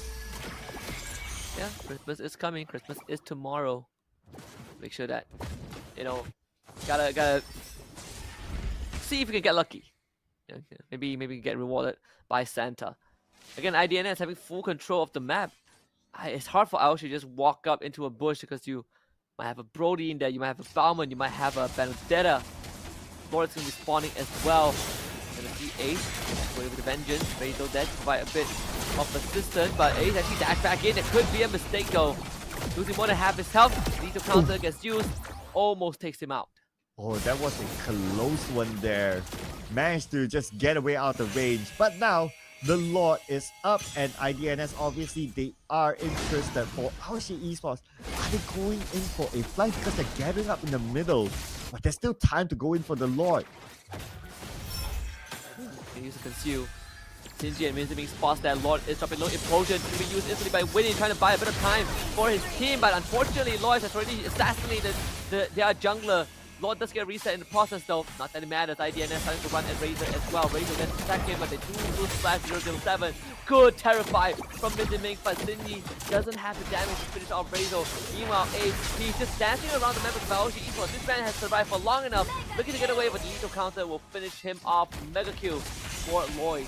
And now Winnie next on the chopping point. Lloyd to run him down. Razor unfortunately is out of position. He will be taken down by Mizumi. At the end of the day, IDNS coming out on top. And unfortunately, AOSHI failed to secure the purple buff. The Lord is still up, but now AOSHI will not be prepared to check for the Lord. The Lord definitely will fall into the hands of IDNS, and AOSHI focusing on to clearing the ways, winning some of the buffs, the orange buff especially, and prepare for the defense. IDNS cool, calm, collected in that fight, pulls off the Lord instantly when they saw AOSHI coming in and went straight for the Lunox. You guys can also go straight for this redemption code. As I noted down, go into your in-game profile icons, go to settings, press redemption code, and you will win some goodies from our organizers themselves. Yeah, do screenshot it in case it goes away before you're able to punch in the code. Yeah, that's a pro tip there, ladies and gentlemen. And a pro tip may come more from IDNS as they now have the Lord together with them to push in onto the bottom lane. Same goes for the other lanes as well. This is defense time for AOSHI. Razor is going to be occupied, turning the top wave. This Lord slamming into the bottom inhibitor, takes that out. There's an ego by Shinji, gets a knock up onto the A's, and instantly the execution comes in from Lloyd with the lethal counter. Lord will be slowly worked on by AOSHI Esports. At the end of the day, they only lost on inhibitor, so it's not too bad. Able to minimize the amount of damage dealt to them by IDNS. This middle wave is crashing in though. The implosion, unfortunately, get the Sacred Hammer put on the Flash 007, but again, this does not have follow-up, so Tigro sacrificed himself but gets nothing in return. IDNS broke the inhibitor as well. Top wave is pushing in. It's because of most a 10k gap now. Yes, you got the implosion, but you don't have enough damage to follow up, unfortunately. And that is how they lost that fight in the middle. They might potentially lose the top, the turret as well. And yes, they will. Now they're trying to go in for it. Lineage will fall. Razor goes down as well. Lois is kind of low. He needs to back up quickly. And wow, AOSHI survives for another day. Able to just barely hold on to the game. But again, IDNS showing us that intense macro that they have. It's making sure that AOSHI doesn't get much control of the map themselves.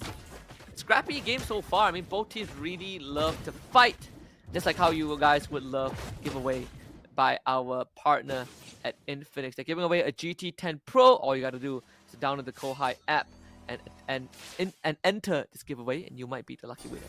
Yeah, speaking about entering AOSHI Esports, the good thing about them is that they really try to win back the map, and they try to enter into the jungle IDNS Esports, but they are aware of the goal difference of about 10k between the two of them. That's why they're not going all in. But speaking of going all in, Ace should be the one to fall. They will go all in onto him. And you're gonna find Ace as the leader counter still available. Instantly execution, Moy slams it down. Ace is gone. Is he able to escape again? But look at the bottom wave. He's been shoved in by Flash. This Brody's on a one-man split push mission. They will lose their Valentina though, but a petrify from Izzy. One more to go. And the back was like the final blow. This man Winnie is a ballet. He did go down to Razor, but boys will take care of Winnie. It's a 3-for-2 trade. IDNS have the man advantage, but this is not an easy push though. Razor and Razor both have damage to work with. Flash 007 popping in the numbers as well. No ton of pop memories, but now the crystal is to be under assault. Lloyd goes in, buys time with his body. Flash just focuses on the crystal and will take it down for game number 1. Well. Game number 1 goes to I Do Not Sleep, or IDNS Esports, coming from Thailand, winning it. But do you think that this is like a one-sided game? I mean, the scores look like it, but I honestly feel that it's kind of 50-50 at some point. But while we discuss this, we'll check out the highlights brought to you by Com Asia. I definitely felt like it was a very, very scrappy game by both teams. Right? Both teams were making some fundamental errors. I mean, AOSHI Esports had some pretty good moments as well. I think if the goal difference wasn't like 10,000, this would have been such an even game, because AOSHI Esports, they, Razor and Razor, these two, they were able to, consistently pump out damage. Even X-Gun, this Lunos jungle that we haven't seen for centuries, was able to deliver on certain fronts. But IDNS, they just got the better card, right? They just played the macro slightly better. They got the Lord. They broke open the whole AOSHI Esports face. Had that not been the case, I think this would have been such a different story. Oh yeah, absolutely. It was quite tight until like maybe the 10-minute mark onwards. So it was 50-50 till then. Just shows that AOSHI Esports is able to bring that challenge onto IDNS. I guess this is one of the first few moments that we start to see the swing shift towards IDNS Esports on this highlight, and it came about the mark of maybe about 8 minutes onwards. Yeah, and I gotta give a special shout out to Izzy. This Benedetta is a menace on the battlefield. So hard to catch, so mobile, so agile, and does a ton of damage as well. This is also one of the great moments, IDNS pulling off the Lord the moment they saw the concealed AOSHI. The Lord reset it, but it's fine. They chased down a couple of kills, and then they returned to the Lord to break open the base of AOSHI. Yeah, and the jungle invasion, at least from AOSHI Esports, they really try to win it back. Like at some point for these teams, in this kind of moment, they'll start to like, okay, we'll just turtle ourselves, we'll stay in our own base, and most will go and take our own buffs, and that's about it. But I really like the fact that AOSHI Esports, they know that if they do so, they're on a deficit. It becomes very hard to defend. That's why they try to come out, try to cross the river onto IDNS's side to try to win as much space as possible. So I like the initiative, like you said, from AOSHI Esports. Final moments of this game though, Izzy is completely outplaying AOSHI Esports. He did end up losing his life, but he has done so much for his team. All Flash had to do was to focus on the crystal. So game 1, going to IDNS with almost a 10k goal advantage, I believe. Just a solid performance towards the very end.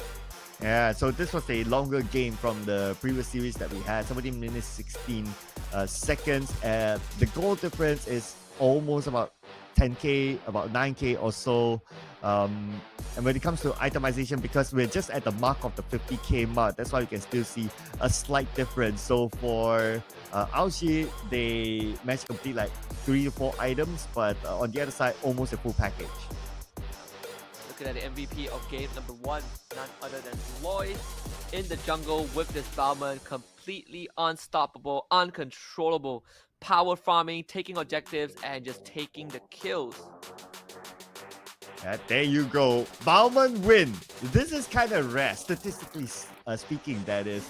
So that adds to the chart. Yeah, that adds to the chart. But honestly, I'm still, I do still have mixed feelings of Bauman. Maybe it's just the hero is good with the current buff, but it's just a matter of how do you use it as a team, what's your execution, what's your composition like. It's the things around Bauman, and it's not Bauman's fault per se. Just putting out the theory. Yeah, that's what I sort of like pointed out at the start of the show as well, right? Like, it's a hero that wants a snowball, but you require assistance to get there. I mean, on his own, Bauman, it definitely, does have a lot of weaknesses that you can exploit. So I think IDNS did a very good job of facilitating this Bauman and letting him shine. And towards the very end, when he starts getting his items, he's like one-shotting, tanks from half health, which is where Bauman starts to get pretty scary. But again, at the end of the day, that's just game number 1. We still have 1 more to go. Yes, ladies and gentlemen, before we go on to our next game, of course, we'd like to take a moment to thank our organizers, Kohai Esports, as well as our second-hand specialist, Com Asia, our partners in Phoenix, and our apparel and merchandise partner, TNTco.co, our official digital telco, Udu, official tea partner, both tea. This tournament is powered by MPL Malaysia and MPL Singapore, also supported by Kementerian Belia dan Sukan and Rakan Muda, as well as our strategic partner, Games My Esports. My name is Sir Cloud, together with Husky. We still have games to go. Don't go anywhere. Game number 2 coming up soon. See you guys in a bit.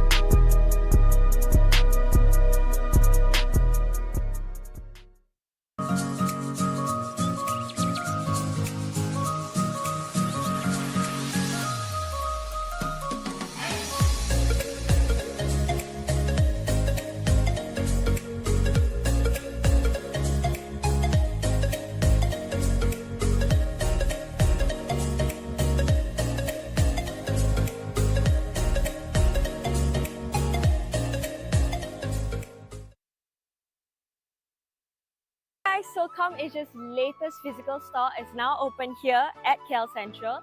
Let's check it out. Here, you can find a variety of devices from Apple, Samsung, Xiaomi, and more. And look how good they look. I can't believe they're second-hand devices. So all of ComAsia's devices actually goes through a 32-step quality check to ensure 100% functionality and to make sure that the battery health is 80% and above. Additionally, if you're ever worried, they provide up to 12 months of warranty. And because they're all second-hand devices, you can expect to save up to 50% in comparison to buying a brand new phone. So what are you waiting for? Come to Lot 7A, Level 1 at KL Central, and I'll see you there.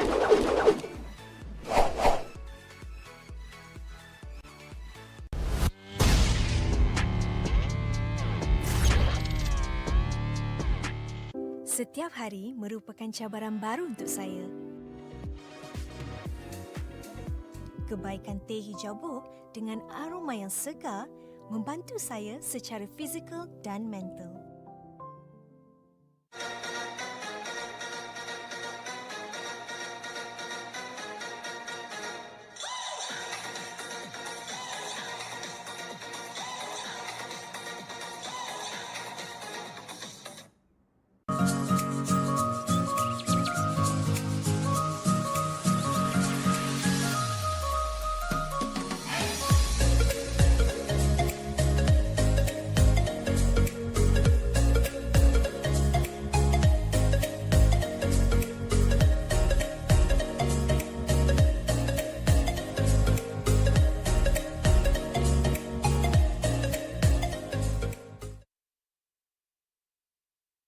Hello guys, Assalamualaikum. Korang yang baru masuk, selamat datang ke live stream aku. Jangan lupa untuk tekan button like, share dengan komen. Aku nak pergi hero je. Ada orang tanya, kenapa setiap kali kalah aku asyik kena flame dengan kawan aku? Nampak guys, benda tu satu benda yang tak bagus tau. Dekat sini apa? Korang tak boleh salahkan member sebab kau pun 2x5 je. Mungkin kau punya skill pun tak sama pun macam dia. So tak boleh lah nak asyik nak salahkan member je. Tak bagus. Korang lagi, komen lagi. Kenapa aku asyik lose streak Kalau korang lose streak, maknanya korang ada ciri-ciri yang tak bagus, iaitu nafsu kan. Sebab apa korang nafsu? Sebab korang tak faham apa itu strategi, hero pick, kita punya meta, rotation, semua kena tahu. Kalau korang tak tahu benda tu, mesti korang akan main macam mana? Nafsu, korang akan langgar je semua orang. Benda tu lah yang akan buatkan korang kalah. Zon, kenapa setiap kali aku main ML, phone aku cepat panas dengan lag? Simple. Sebab apa? Aku punya phone tak ada mengalami masalah macam korang. Sebab aku punya phone 30 Pro aku beli dekat HOMEBOIS je. Aku nak beli dengan diorang ni sebab apa tau? Sebab masa aku beli tu, seller tu dah cakap dia dah test dengan 32 step quality check. Maksudnya before aku beli tu, diorang dah check dia punya screen, sound dengan body. Dia make sure korang dapat dalam in a good condition. So dekat para gamers kat belah sana tu, jangan lupa untuk beli dekat HOMEBOIS. Harga murah, quality phone sama macam baru. Alright guys, sampai sini je live aku. Terima kasih kepada yang dah menonton. Terima kasih yang dah like and share. Kita jumpa lagi pada stream yang akan datang guys. Assalamualaikum. Back again. Masa skrin dia nggak ada layar terletak? Back again. Back again. Back again. Jadiin mau log with Infinix Note 30. Anti gabut, serba ngebut.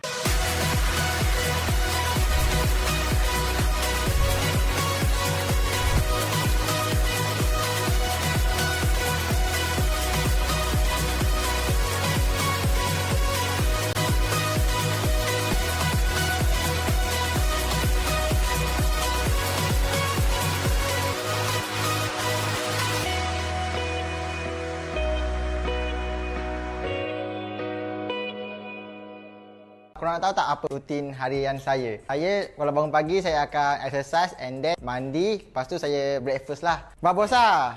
Okey, saya barang Babosa sekejap. Babosa, kau tengok Babosa? Tengah nonton turnamen. Taklah, saya nak buka Kohai apps gamer dulu lah. Dengan Kohai gamer ni guys, kita boleh bermain dengan pro player yang macam saya yang akan push rank sama-sama dengan korang. Lepas tu nak tahu apa lagi menarik? Setiap minggu ada tournament Combat Arena, iaitu tournament yang free 24 jam dan korang berpeluang menang prize pool RN RM1,000. Nanti akan ada upcoming future di mana korang boleh berinteraksi dengan influencer ataupun gamer kegemaran korang melalui profil diorang. Korang even boleh book direct terus dan paling best korang boleh beli merchandise diorang. Yang buatkan Chibi enjoy sebab diorang ada komuniti diorang sendiri, iaitu Discord dan WhatsApp tau.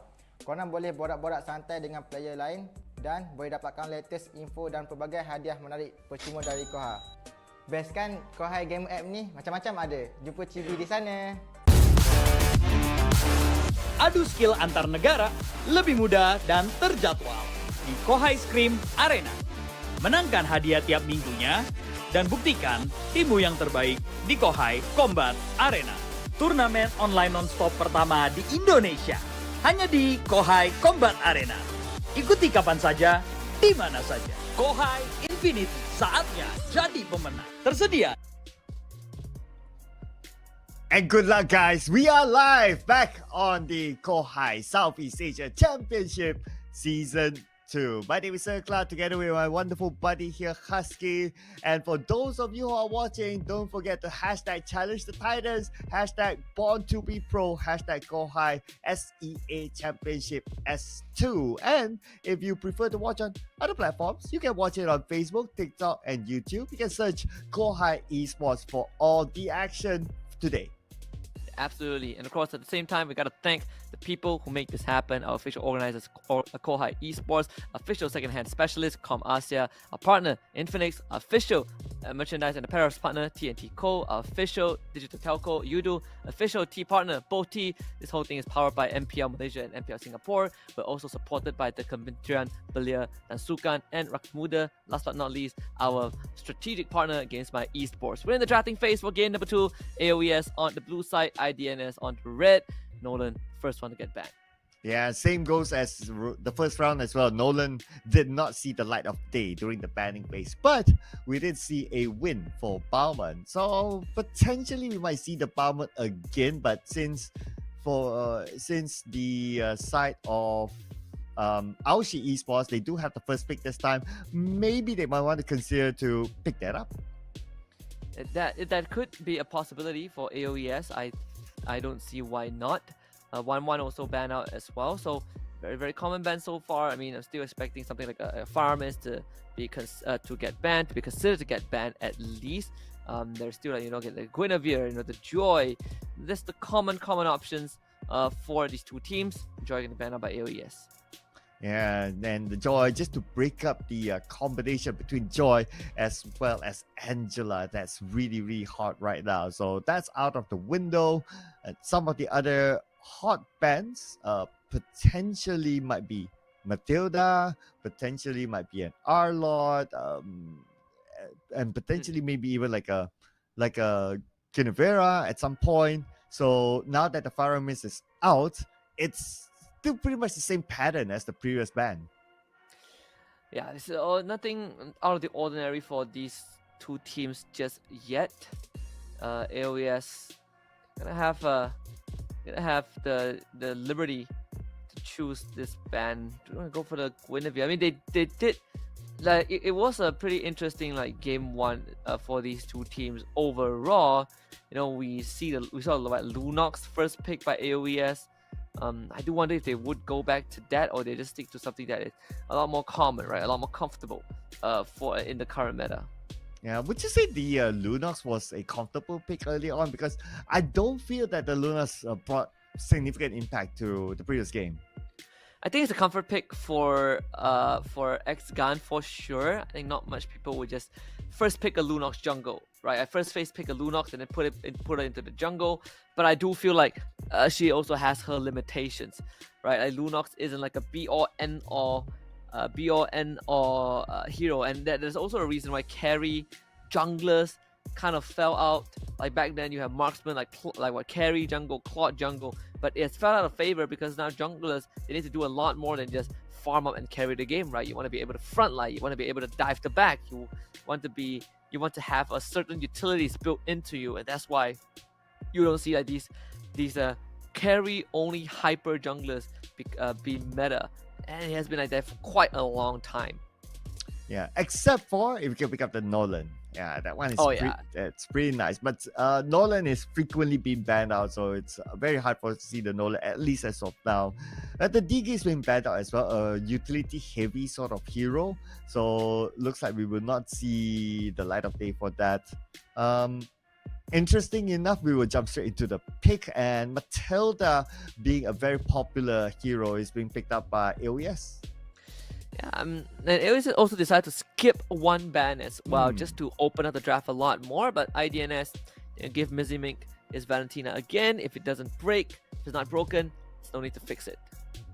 Yeah, I wonder why did they choose to not use their third ban. But anyway, I don't know, something interesting may come up. But speaking about something interesting, so the Balmond that was picked on earlier on was used pretty well by IDNS. But I think that looking at the pattern and also the games that have been played before with the Balmond, it's probably best left as one of the later pick heroes so that it will not be countered, because I guess a lot of people are still kind of discovering the way of playing the Balmond in this current patch.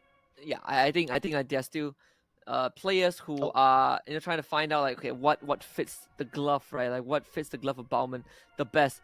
Does get taken by AOES through the Matilda Bauman. Very, very a strong opening. Like Matilda gives you the mobility that you lack and the shield, so it's gonna be great. The AOES, they have a solid opening, right? I think you can kind of close out with the mid laner right now if you want to, or you can take the Brody again. Brody or Bruno, like both are fine. If you want to go into the late game, there's always going to be the Claude for AOES. So you go for Brody. Well, looks like they want to go for the stack burst damage instead with torn apart memory. So it's going to be real interesting here. They have a Bauman as well in hand. But when it comes to IDNS now, still a lot of options that they can pick. If they want to go for a Bruno at this point, I think it's still okay as long as they have a plan on how to protect him, especially from Matilda. I think with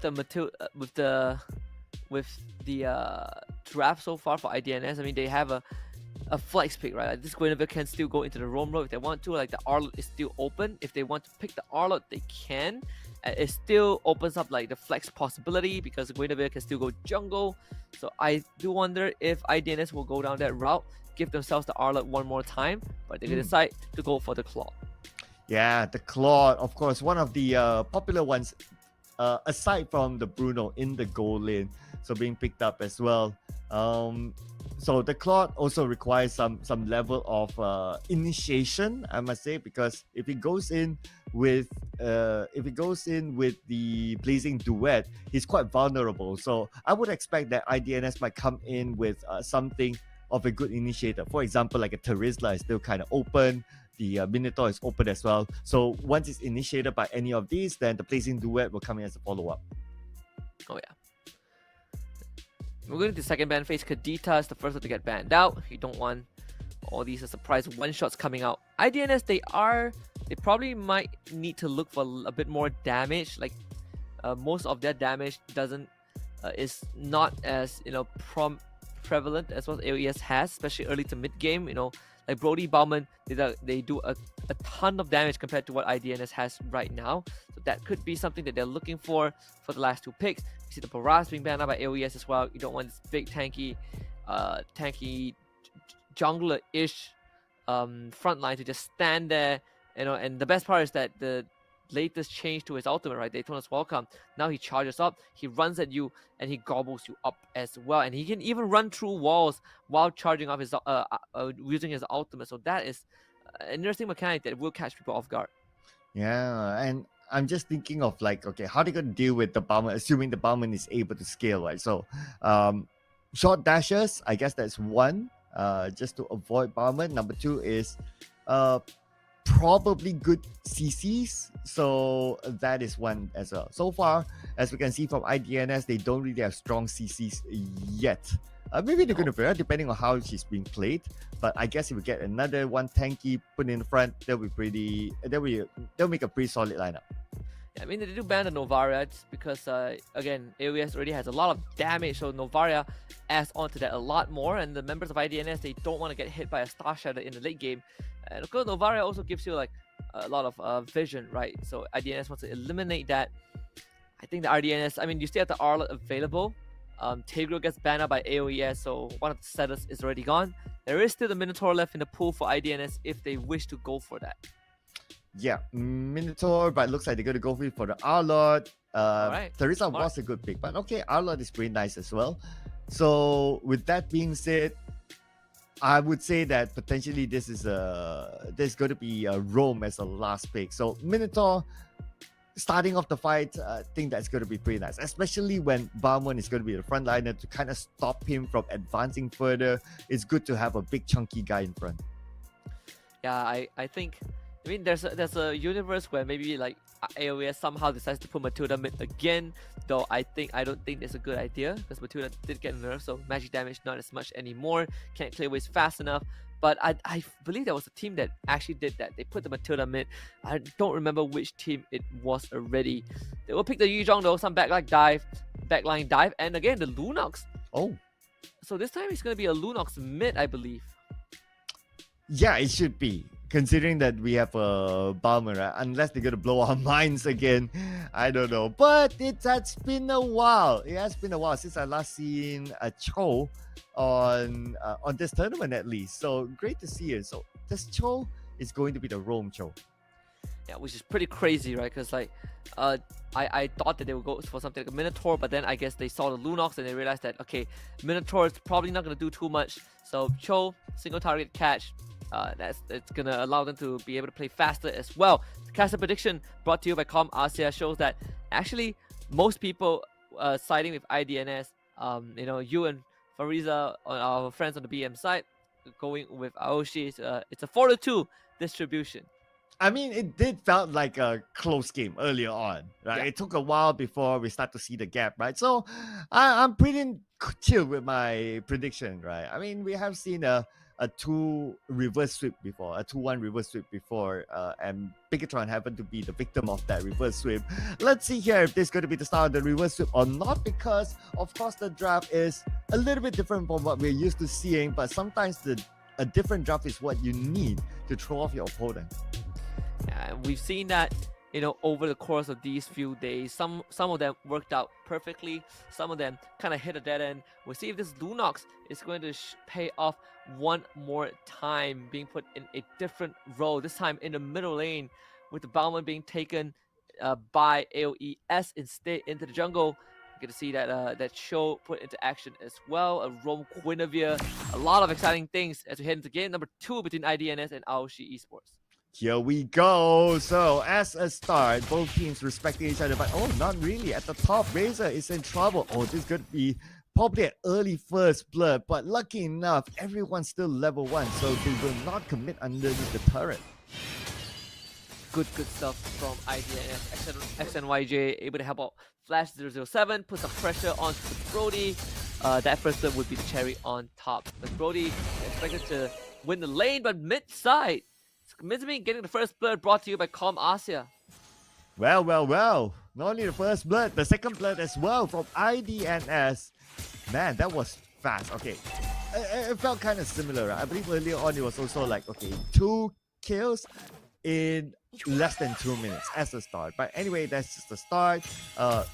Mobile Legends is a game that can scale pretty quick, so as long as they can last past 15 minutes, perhaps we may see a U-turn. But as of now, they will lose Winnie as well, unfortunately. Yeah, the bottom lane, a solo kill. As Izzy gets the 1v1 onto Ace. I mean, IDNS just leaps and bounds ahead. X-Gun shows up in the river, able to dash away. XNYJ chases him with his own flicker. Not able to close the distance. X-Gun barely gets out, but IDNS now switches their attention over to the turtle. XNYJ continuously making sure no one from AOSHI can show up. Turtle for IDNS. Oh man, that was a close one. They almost got their 5th kill. If SMYJ, he was aware of the presence of Winnie. The moment Winnie show up, it's like, okay, I'll just U-turn. It's not going to be worth it. Anyway, we have the turtle, we have a lead, so let's keep it as that. But you guys out there can get a lead as well in apparel with your friends by taking this website voucher by tntco.co. Yeah, full combo on the bottom lane. Ace dying for the second time. This man is still level 3 compared to his counterpart Izzy, who is level 5 right now. IDNS is full control of the early game, almost a 3,000 gold lead, 2,000 for now. Steadily climbing though. Bottom wave getting proxy. This Yuzhong does not get to play the game at all. I mean, Ace has been having a rough time. It's 3 minutes, and he finally will hit that level 4. Getting a Black Dragon form, has to try to work with Aloy here again. Ace dropping down low to die for the 3rd time, killing spree for Aloy. Oh, but we're not done with the action yet. Now we focus on the middle. XMYJ is in trouble now. This could be the first kill for AOSHI Esports, and they will finally get something. At least they started off right now. Mizumi has to retreat underneath the turret. AOSHI Esports happy with the kill. Take every small win that you can get if you're AOSHI right now. Your XP lane is getting completely dumpstered. I mean, at least the kill went over to Winnie, which is like the worst possible member to grab that extra goal. You would love it if it went over to anyone but the Matilda. But again, you gotta take every single win that you can get if you're AOSHI right now. Of course, at the same time, you gotta take every opportunity to get this buy one, get one free ticket for the One Piece Asia Tour, where there's a 5-meter lucky figure waiting for you in Jakarta. Exclusive merchandises, fun games, all the good stuff. You're gonna get to use the chilling retribution on the boys. Flicker final slash, Violet Requiem, and they deliver his 4th death. That obituary feeling up pretty fast, and Winnie actually goes for the chase. Razor kiting away, gaining distance appropriately, but not sufficient. Oh man, I was kind of worried the fact that Winnie looked like he wanted to pursue, but luckily enough he backed off. Turtle will definitely be given to IDNS, and this will be the 2nd objective secured. What is AOSHI going to do now? Winnie approaches Flash, but look at the damage by Flash. Man, Winnie is not able to come close at all. Yeah, I mean, you look at Ace, right? Like this Yuzhong, he's 2 levels below the Arlot. He has died 4 times, and he has lost the bot tier 1. There's no place for this Yuzhong at all in this game. What a rough way to play the start of game 2, 5 minutes in. The final slash Razor out of position, the heal not enough. Ace shows up, wants the help, has to petrify the Black Dragon form, gets to use none of it. Actually, Black Dragon form gets used and still gets shot out of the sky by IDNS. Flicker kick by XNYJ onto Izzy, while onto the X-Gun. In fact, Izzy gets the kill. Razor, when he shows up, torn apart memory of XNYJ. Finally, Razor finds the kill, but he's going to be dashed on by Izzy. Razor falls. Mega kill for Mizumi. Well, it's definitely not a worthwhile trade. I mean, you lose your gold laner just to try to get a roamer. Hashtag roamer's life matters, but roamers are expendable to a certain extent, and it definitely wasn't worth it. But they're just getting every small win that they can get, like what you say. Yeah, but when you get small wins, you shouldn't be losing more. In this case, AOSHI, they get 1 for 4, so I'm not really sure if that is a win for them. Very unfortunate though. I guess good news, keep that mid-tier one alive, but maybe not for long. Winnie getting gone on Miziming. He's watching this, right? He has stolen Circling Ego as well. Look at Flash 007. This man is James Bond from Thailand, just pumping out the damage onto the top tier 2. Ace able to force him away. Meanwhile, Violet Requiem full combo, finding Winnie. Then Matilda is dead. Find the Jit Kundo, knock up Razor falls as well. 2 more for IDNS. Yeah, 2 to 14 at this point. 5k goal difference in about 6 minutes into the game. And they're looking for more. Now they might want to steal away the purple buff, but not able to do so. Instead, they might want to try to get a couple of kills here. And here we go. Straight underneath the turret. Not going to be an issue for IDNS. The turret invasion is happening. At the same time, they took down the mid turret. Beautifully done by IDNS. Sleep is for the wicked, for I do not sleep. The third turtle going to them, no problem. 7 minutes in and they've already amassed a crazy 6,000 gold advantage. 15 kills to 2 Cloud. AOSHI Esports not finding anything on the map. Look at this. I mean, they're going to try to get something. They do see Flash 007, but that's not a target they want. In fact, they will beeline towards the top lane. But this Guinevere is kind of showing up. And look at AOSHI Esports. They're forced to retreat. In fact, conceal used by IDNS. Gonna look for something. Razor used the Courageous Strike to try to get away, but they can dash on them. A Jit Kundo knock up on 2 members. Circling Ego used by Winnie, but the kick will be there. Izzy is godlike. The Black Dragon from Ace looking for SNYJ, but a Shunpo to get him over the wall. Ace cannot find anything as Razor is going to be the target. Flicker by Miziming gets to terrify. Razor gets out. And after all of that, AOSHI only loses 1, or maybe 2. Ace looking to run away, but Flash is on his tail. Ace used the Black Dragon form, wanting to go into the backline to get the kill, but now he put himself in an awkward position. 3 onto him, nowhere for him to go. And that is going to be another kill for IDNS. After all that, AOSHI could not get a single kill. Nothing at all. AOSHI Esports able to minimize the damage, but that is about it. Escan walks up to his purple buff and instantly gets a one-way ticket back to the fountain. The absolute destruction from IDNS. Oh man, IDNS. Very, very different as compared to the previous round. This time around, they are definitely the driver's seat. They have it all in their hands right now. AOSHI Esports, as much as they want to come out, they want to win back their map, they are still doing what they did previously by trying to win it rather than staying inside the base, but to no avail. Every time they come out, IDNS will be there to take them out. Yeah, and right now, I mean, the map is getting so constricted. Look at AOSHI Esports. They're constantly sticking together as 5 because that's when they function the best. But they are so far behind in gold. They're committing to Black Dragon. They want Flash 007. They have the Petrify available. They use Petrify and Flash 007. Blazing to West. Flash 007 trying to stay alive, but this time finally taken out. Took a whole team, a whole squad to finish off this squad. But IDNS, they're gonna happily give that away. They will get the Lord for themselves. 5 players from AOSHI committed to the top lane, and that's what they needed to do. Okay, calm down, people. Calm down. Very confident recall there by XNYJ. But anyway, he is a troll. But now, the user has arrived. IDNS coming in. Going for the engage. Lloyd hits the back. Oh, XNYJ actually gets executed instead. Is he a 5-man Dauntless Strike? My man gets a full squad stun. As Winnie has guiding Winnie gets the shield to escort his team to safety. But Lloyd goes up again. Has to go onto the Razor. 9 damage. Izzy flickers over the wall. Finds one for himself. Final slash onto Ace. And this man is godlike. Izzy. Legendary, in fact. 9-0 and 5 on the Arlot.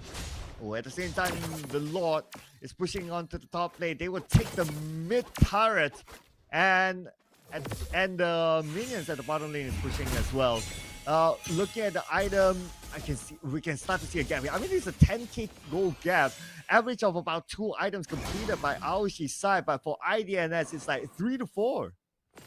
Yeah, it's not even close, right? Look at the individual net worth difference. I mean, look at Mizumi. This man just bought a Holy Crystal on the Valentina. Get ready to get one-shotted. XMYJ, Kundo, Lord working on the inhibitor XMYJ again with the leader count, and the leader count takes him out again. They're going to confuse A straight to the back, looking for Mizzy Ming. Lloyd trying to help him out as well. X-Gun actually ends up dropping to Flash 007. Lord taken care of, but for Ace, he also will be the casualty as Lloyd slowly trying to jump onto him. Ace actually able to outmaneuver this winner bit, but maybe not for long. Going to be dashed on by Izzy and finished off by Lloyd. Something much he can do there except for buying time for his teammates to sort of recover, sort of reset and sort of clear out the minion waves. But yeah, again, a similar situation. Black Dragon form all the way back. That's great. That's what you should do as a user, but there's nobody to follow and he doesn't have enough damage by himself to take out his opponent. Not even close. Almost a 10,000 goal lead this point. IDNS, you see X-Gun. They're gonna zone him away, forcing AOSHI to respond. They will have to constantly deal with the top wave thanks to the lack of the inhibitor. And IDNS, they're gonna take every single resources that AOSHI has in their own jungle. Winds of Nature also completed for Flash 007. Final Flash onto 2. Dawnless Strike gets the stun. Winnie needs to disengage right now. X and YJ also looking for a potential pickoff to bring Winnie out of position. Here comes Flash 007 to start landing in some crucial shots. Winnie dropping low, but the BMI gets flashed out. Oh, lucky enough, Winnie got out of that situation. I'm just looking over at the levels, right? So Winnie is level 10. Winnie's counterpart is level 12. So even level-wise, you have that gap. But IDNS, I guess they could play this a little bit more disciplined, but they found the opportunity against Ace. Ace is now in trouble. They were going on to Ace, and Ace could be taken out, but Ace somehow survives thanks to his teammate. What a full combo, man. Ace survives, but Razor ends up dropping, and that's your gold laner. They get to sacrifice, unfortunately, onto IDNS. Damage is not enough. Places to win. Now shows up from Flash 007. It's about to gun everyone down from the side of AOSHI Esports. Izzy is 10-0-8 on this Arlon. A beast, a force of nature. IDNS looking to potentially close it out, but they need a bit more resources. Another full combo. The knockup is going to be there. Wow. Spatial migration, and there goes Ace. Ace death for this Qigong. X-Guy drops his ultimate. The damage is not enough. Razor also suffering. Uses the Purify. Brilliant just to escape by the skin of his teeth. X-Gun starts spinning out the Cyclone Sweep onto Mizzy Ming, but the Terrifier is going to be there. Mizzy Ming dashing away to look for safety. X-Gun wants the kill. Stolen Riz. Mizzy Ming can't outmaneuver him. Bought so much time for his team, and Torn Part Memory is just enough to take down Lois. AOSHI Esports regaining control. As much time as they got, look at this. AOSHI have all their members ready, and this is the first Lord objective that they managed to secure. And now the Lord is marching down the top lane, opening up more space for AOSHI, and AOSHI looking to take down the mid turret. But they need to be careful. IDNS, they are back up.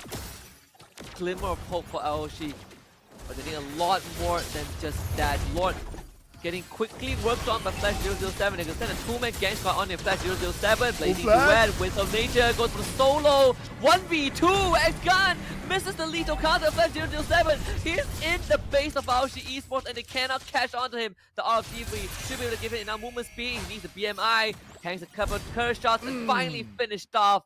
But his sacrifice will be worth it. Oof, wow. So much time bought as well by either side. But now, pressures on the IDNS as they need to defend against the Lord that's going to march down the top. And the rest of AOSHI Esports marching down the middle. They want to get map control right now. They'll take down the mid turret in the hands of AOSHI. And waiting for the Lord to arrive at the top before they siege it. Could be the moment that AOSHI finds a big opening by the Requiem full combo from Lloyd. Forced to cancel early, the lead to counter to take him down. X and YJ finds the K, but it's a bit too late. Makes it safely, circling Ego, knocks him up, gets the immortality, doesn't get popped just yet. Lord still coming in. Flash 007 just respawn. It's a 4v5. This squad will need to go ballistic. Keep the team in the game. Top inhibitor is down already. AOSHI Esports will get the mid one as well. Bottom one also taken down in one fell swoop. AOSHI breaks the whole base of IDNS open. Counterpart memory completely negated. Flicks the final slash onto 4 into a stolen brilliance from Mizzy Ming. They go into rough. They go to Razor. Razor is dead. And now the brilliance used by Razor, but Razor will also follow his buddy into the grave. IDNS strikes back. That final slash was so crucial for IDNS to get these kills. And now potentially U-turning against AOSHI. Man, oh my, that fast slash caught for The follow-up came right after. IDNS got prepared with the amount of damage just because of how far they have scaled. And that was crucial for them to regain control of the situation. Good news for AOSHI Esports, they broke all the inhibitors from IDNS, so they can still have a fighting chance, but they find a kick onto X-Gun. He's going to be absolutely shredded. Jungler of AOSHI Esports is dead. Lord up in 30 seconds, but again, IDNS will have to constantly deal with the side waves. Oh man, this is starting to feel like a 50-50 game. I mean, we are hitting the 50k goal mark at this moment. Both teams should have evened up their itemization by now. Oh man, one mistake, anything can happen. I mean, we have seen it from IDNS. One good move with the final slash, the U-turn against AOSHI, and they're looking for opportunities right now. Both teams, you can see, playing this very carefully, not going all in yet, especially with the Lord up. It's no more lead for IDNS. If we think about this back to 50-50, but IDNS start working on the Lord very, very fast. And YJ spots up the rest of AOSHI Esports. The game plan though, Izzy is the front of the damage. Lois jumps in, can't find the engage, but Ace is getting chipped away. Uses the Black Dragon form already, dives straight to the back, winning with Certainly Evil, able to find Mizzy Ming and X and YJ. AOSHI gets control of the Lord, but IDNS smartly resets it. Not fully though, and in fact, AOSHI gets the Lord. IDNS making a crucial mistake, but look at Flash 007. Oh, getting down Flash! the middle lane safe, but the Lord, because it was stolen, he cannot clear the wave in time. Ace might still end up going down though. Izzy trying to finish him off, but couldn't get the finisher. AOSHI Esports have just kept themselves alive in this game. Oh man, if only they got the Lord. IDNS potentially could have ended it, considering that Flash is in position to solo push in to finish up the job. But, well, looks like we're going to go in for the reset here at AOSHI. They do have the momentum now with the Lord marching in the middle.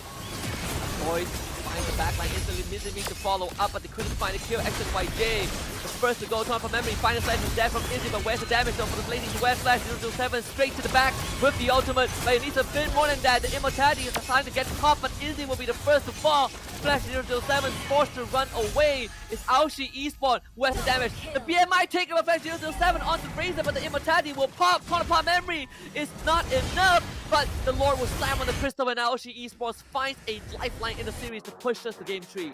Game 3, ladies and gentlemen. AOSHI Esports coming back from the depths.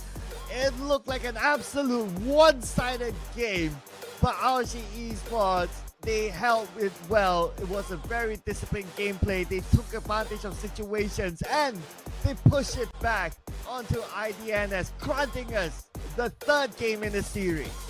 One Lord, one mistake was all it took in AOSHI Esports.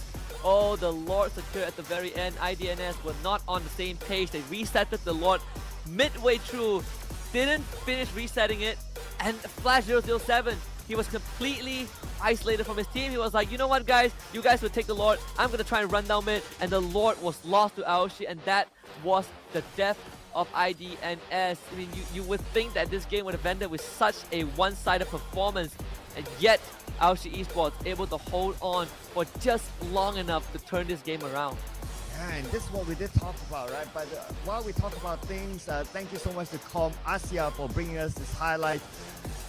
It is the persistency from AOSHI. Just like game number 1, although they were on a deficit, they didn't stay back onto their base. They still tried to come out, they tried to win the map, but they lost game number 1. Game number 2, similar situation. They also tried to come out, and when they found an opportunity, they took it, and that is how they pushed back to IDNS, especially during the Lord fight.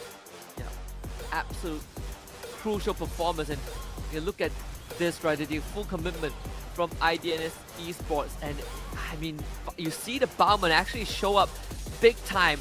The max stack War Axe, he's clearing out waves, he's staying alive, he's dealing damage, he's running down members of IDNS, and he bought so much time that you look at where Flash was. This guy, he was not on the same page with his team at all. Couple of times where his team needed him and he was just doing objectives on his own. This connection between the marksman and the rest of the IDNS squad was kind of a contributing factor to how AOSHI even came back this game. Well, for the record, Bauman another win. 2 wins in a row for Bauman. Our players, our team starting to find the formula for Balmond. This is something, it is going to be an interesting discussion point, right? And looking over the highlights, this is like the final moment. We can see that Flash is somewhere in the middle trying to push the mid, but the moment they lost the Lord, Flash has to back out. And when he came back, like his other teammates were taken down and they were outnumbered by AOSHI Esports. And with that, AOSHI Esports is able to end the game. The numbers, they do not do justice at all. Look at that net worth for both teams. Just dead even, right? 56.1k for both teams. IDNS almost, actually IDNS having doubled the kills and yet not winning out the game. Wow. Yeah, the numbers just don't tell the full story, right? But anyway, for the MVP, we gotta give it to another Balmond. Earlier was a Balmond, now it's a Balmond. Gun will be the one to take home the MVP in this round. Stellar performance from this man, the tenacity to stay up until the very end and actually defend the base, taking the crucial members from the players of IDNS. Well, they just brought themselves a lot more time in the series, right? Pushing us to a game number 3 and defying certain expectations. IDNS, they look solid through and throughout. They made a couple of few mistakes, and again, the communication was just not there. I mean, Flash 007, incredible player, but you gotta talk to your team more. I mean, you can't make these mistakes. These minor mistakes are gonna get you punished the deeper we go into the competition.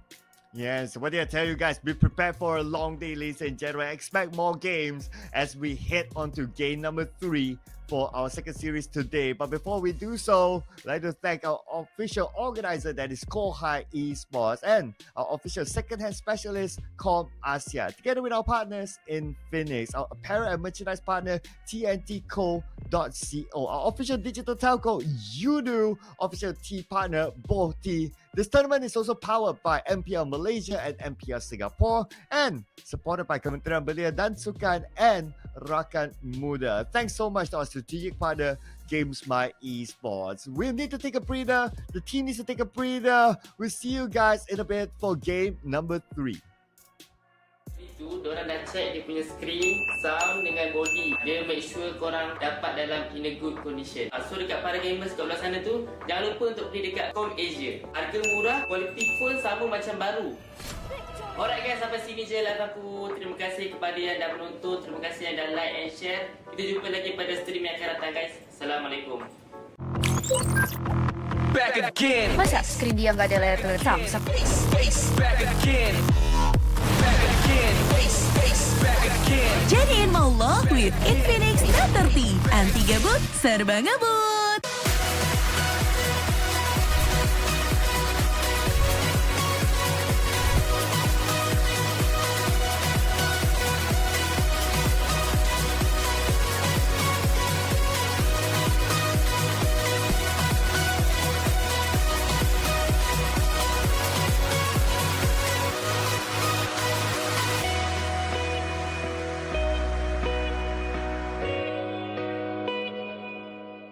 Korang tahu tak apa rutin harian saya? Saya kalau bangun pagi saya akan exercise and then mandi, lepas tu saya breakfast lah. Babosa.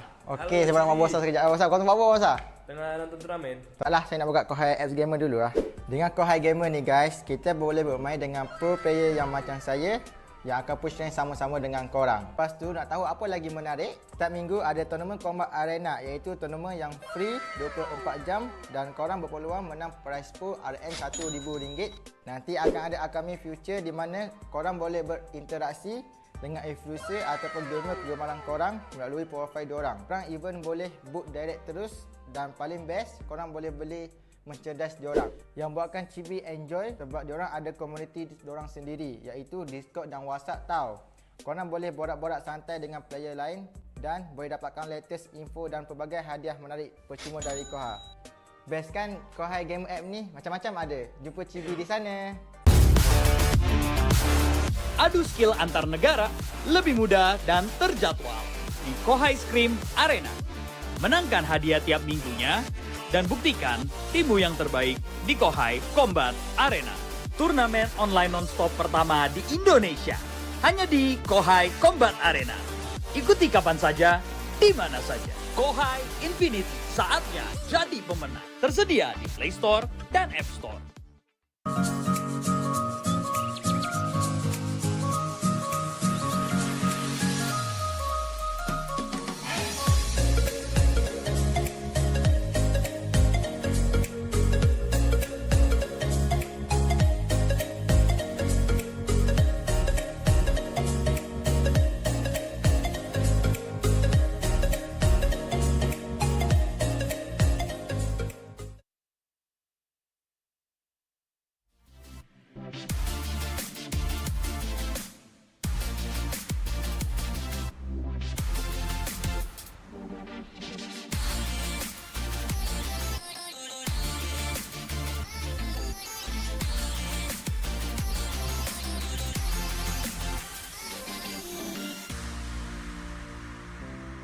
Aduh, kalah lagi ni. Aduh, phone aku lag pula. Aduh, kalah lagi. Phone aku lag pula. Sabar je lah, Son. Nak buat macam mana? Phone kau tu dah lama sangat dah tu. Phone ni pun baru aku beli dekat Komersia. Murah-murah pula tu. Weh, betul ke murah beli dekat Komersia?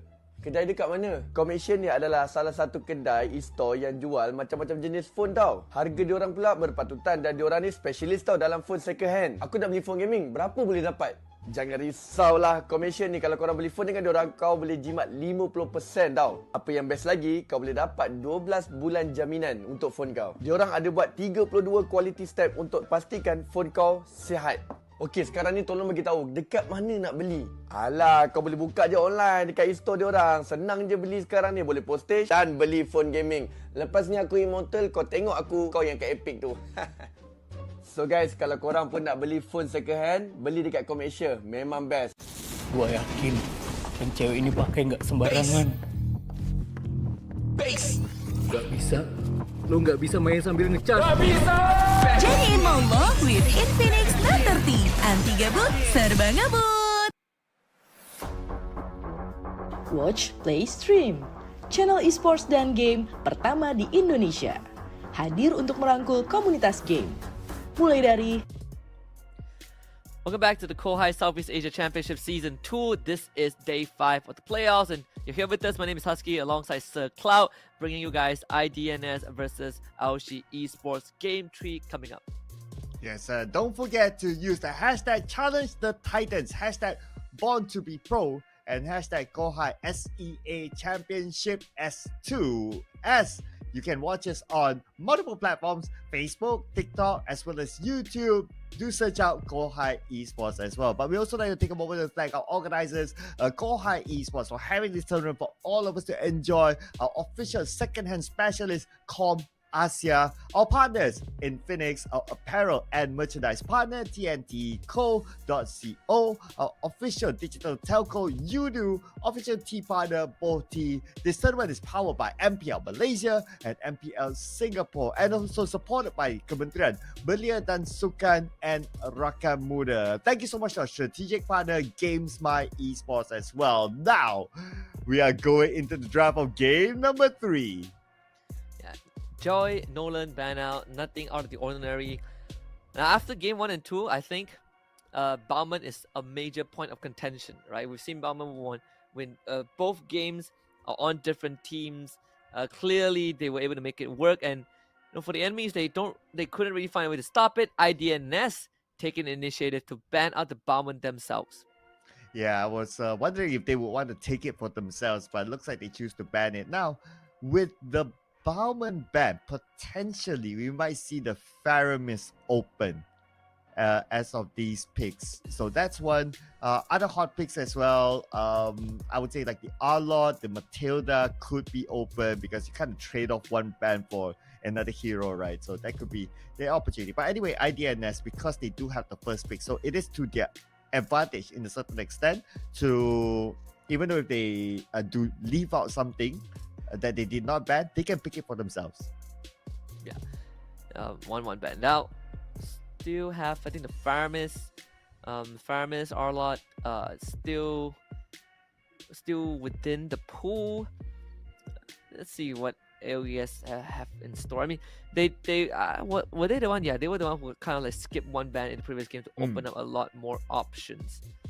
In this case, I think you probably would go for a Matilda ban. The IDNS, they do have the first pick. There we go, Matilda banned out.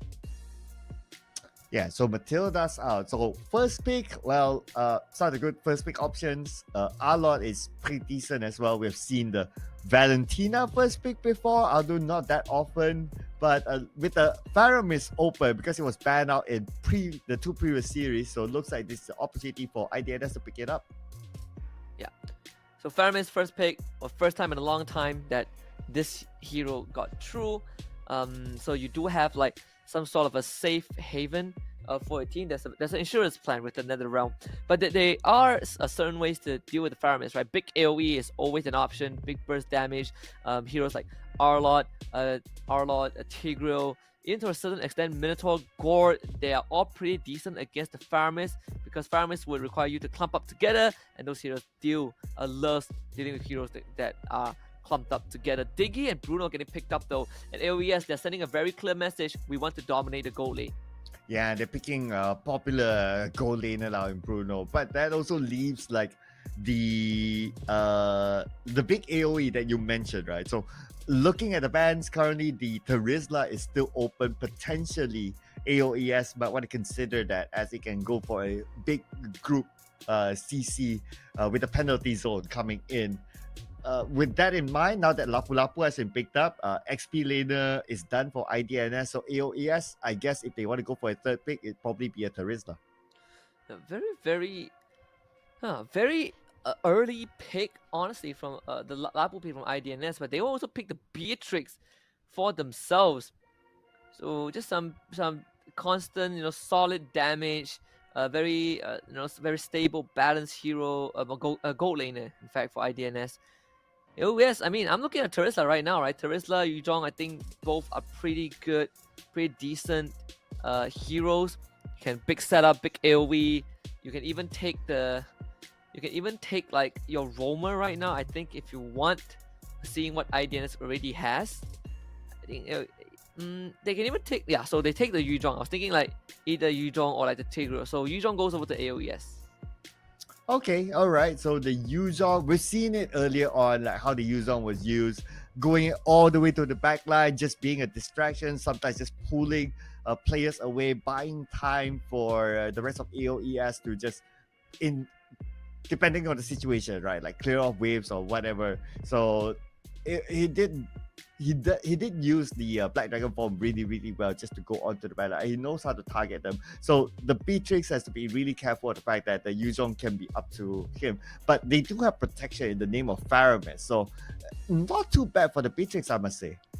Yeah, not too bad at all. I mean, again, now if you are IDNS, you need to look at heroes that pose a big threat in terms of AoE, right? Like, again, Gore, Novaria, in the mid lane. I mean, Lilia is also not too bad as well for AOES.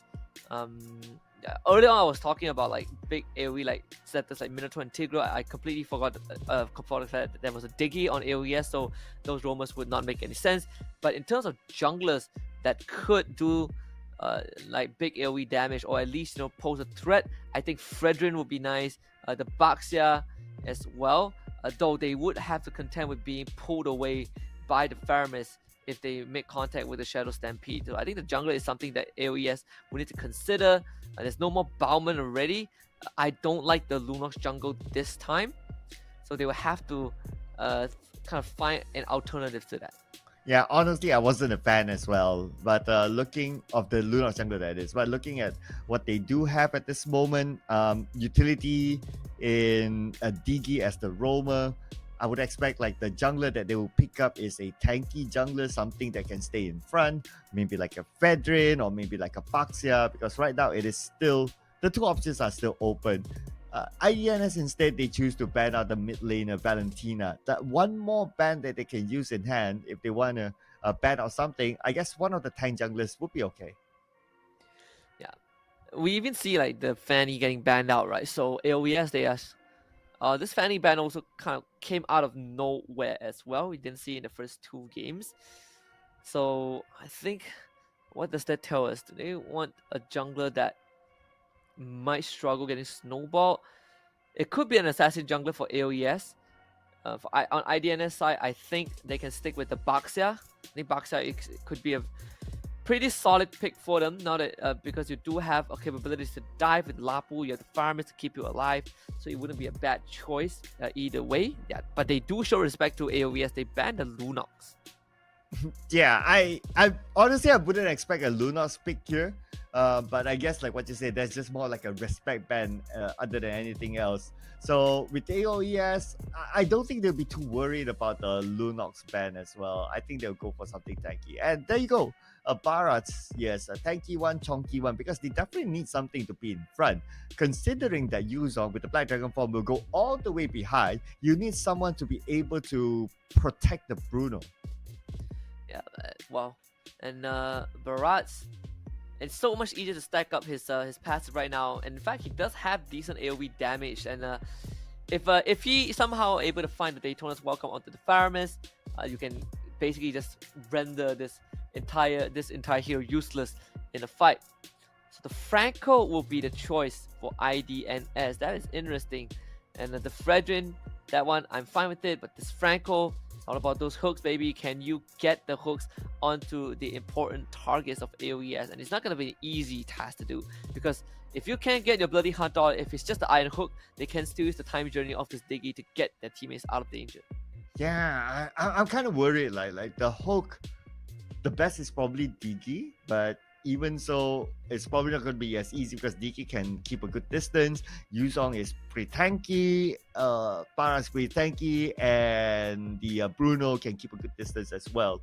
So I'm not sure about the Franco pick here. Like, it's not going to be easy to land the hook plus bloody hunt sort of combo. And now it's even harder when there's an Angela. So it's an Angela mid. So you have double utility supports for the side of AOES. You have, crowd control removal with time journey, and you have the hard guard as well. It's all about, buffing up your front line or buffing up one of your heroes and making him close to unkillable. You have the Barats as a choice. You have the Bruno as well. AOES is very clear what they want to do. Keep one guy alive. It's all about the utilities. We're just going to overwhelm IDNS with the tools we have. Yep, while we prepare ourselves to jump into the game, I'm going to give a virtual high five to Fariza, since only two of us believes in AOES. So let's go AOES. What a hashtag done claim here. We'll see if AOES can close this out with a reverse sweep in this game 3. It's IDNS after all, right? Like we mentioned previously, one of the few teams that is from Thailand, which, when it comes to Mobile Legends, is a pretty scarce there. So it's great to see that an organization like IDNS, who has been around for a long time, feel a roster for Kohai. It's a sign of greater things, but now they have to overcome AOES first, who made the game to comeback happen, and now they are bringing in the Barats for their potential final game. I do like the last pick though, that is the Angela. I mean, you're caught with the Iron Hook, combo with the Bloody Hunt, Hard Guard just comes in and sustains enough. But now let's see, in terms of execution, will that work out? Because at the end of the day, of course, theories is one, it's down to execution. As a start, both teams seems to be quite respecting each other. As for XMYJ, we do expect him to be moving around the map as a typical Franco. And there's a big task to do as well, right? Who do you use the Bloody Hunt on? Who can you land your hooks? These are all very important questions for this Franco to answer. Because bottom lane this time, Ace, they have a much better time against Izzy. A lot of the attention is concentrated on the gold lane itself. Yeah, we can see that everyone's most of the players are pretty stacked up at the top. We've got 3 players from AOSHI Esports at the gold lane at this moment. XNYJ not at level 4 yet, so not possible for him to pull off a bloody hunt. But looks like we already found our first blood. IDNS popping it off again like before. Yeah, Lloyd actually find a kill onto Razor, which was the Angela, but he will bleed out to the Shah residue as Ace gets the trade back. Turtle spawning just in time, and that means X-Gun gets to call dibs on the turtle. Ooh, here we go. First turtle up. And both teams are ready there. X-Gun, however, he is the jungler, so he can definitely win it against X and YJ. They need more backup here from IDNS. And look who has arrived, but a little bit too late, as AOSHI will secure the first turtle. Black Dragon form used as well. Top lane, the Beatrice is taken out. Flash 007 didn't have much that he could do. Another round keeping the rest of IDNS alive, but Ace was able to get away with the help from Zero Dive and the hard gun now jumping back onto Lois, leaving another shot rescue. It's just too much to bear. This time, Ace's Wudong is having a good game. Yeah, 4-1 at this moment. Mizzy Mink being pulled back, but not going to be an issue. I think all the skills have been expanded, so it's more of like just poking and stamping their dominance in the mid lane. And Razor full level ahead of Flash as well. He's getting everything. Takes Scavenger Crab, cashes in on extra 75 gold. I mean, this Beatrix needs help, and that's the thing about Franco, right? You have to be everywhere, and you have to be everywhere at once, but there's only so much you could do. Einhook missing again. Flash continuing to take blows after blows from winning. Yeah, as they say, right? Everywhere, everything, all at once. So that's what they're trying to achieve now. But at this moment, we can see that AOSHI Esports, they are a lot more in control of the start. They have a 2k goal lead at this moment, as long as they don't make mistakes. But for you guys out there, as long as you don't make a mistake or missing out on this offer, you guys stand a chance to win a year-end giveaway. But in the mid lane, Rezo punish, but he pulled 4 IDNS players onto him. Yeah, and a bloody hunt as well, right? For an Angela who will come back anyways. So YJ forced to use his flicker to get out. Back Ace gonna find 3 members of IDNS. Argot onto him. They're gonna go for the jungler. Lois wants to get away. Knocked up at the Furious Dive. The Iron Cyclone gets into safety, but again, bleeds out to the Char Rescue.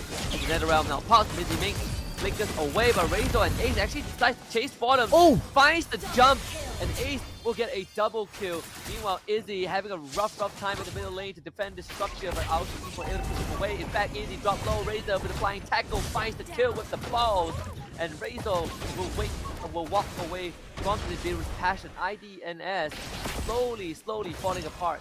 Well, that is what you do when you have the hard guard, ladies and gentlemen. You just go all the way to the back line, and looks like the idea is to be onto the user, be onto Ace, and he will go in for the chase. Yeah, that sort of rhymed. So, a good strategy by Razor there to pick out the right person to be the hard guard in. Hook. Find a hook.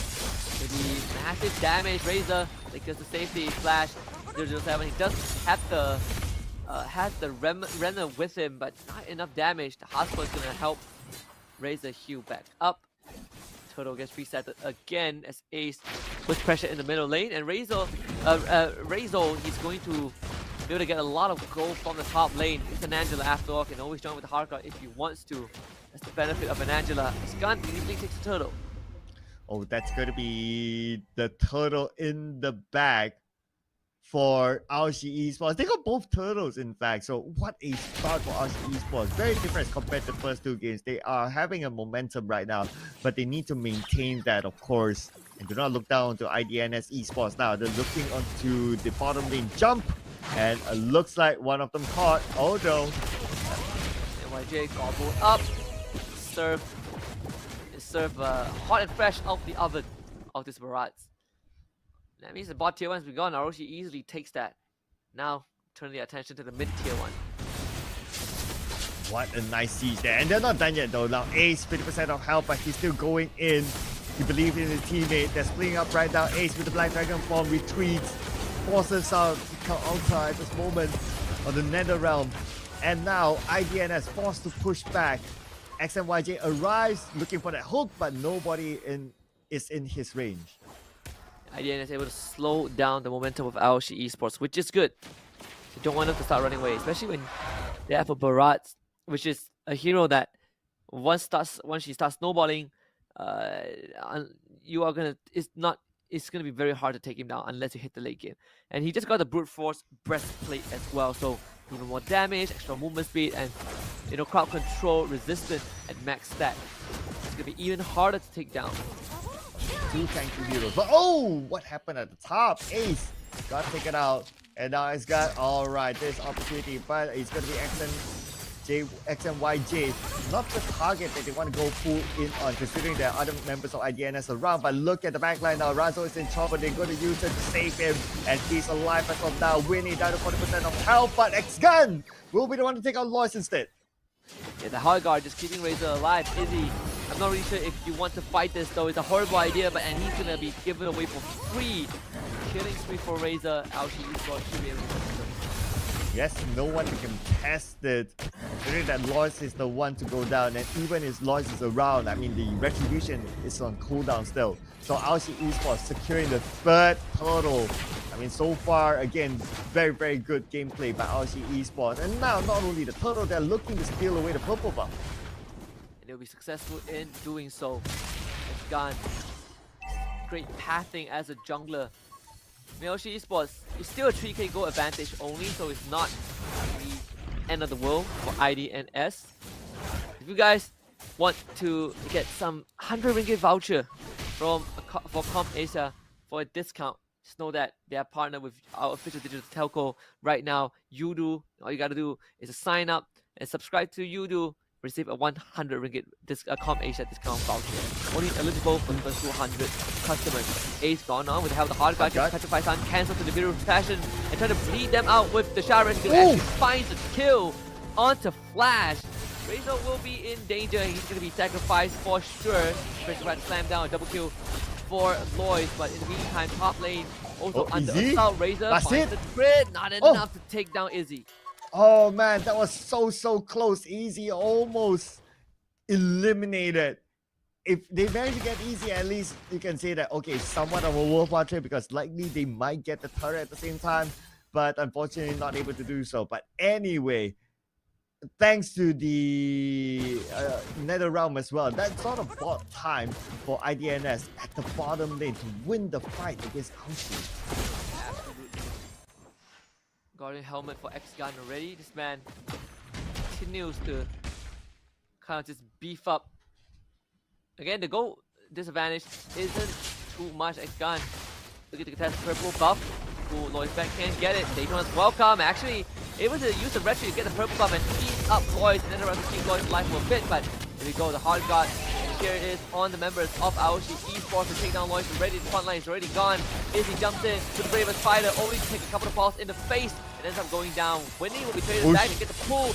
Lovely bloody hunt onto Razor. That's the target that needs to kill off. X and YJ saving his team, but can't save his own gold laner. But the damage has been dealt. IDNS loses 3, but they get 2 in return.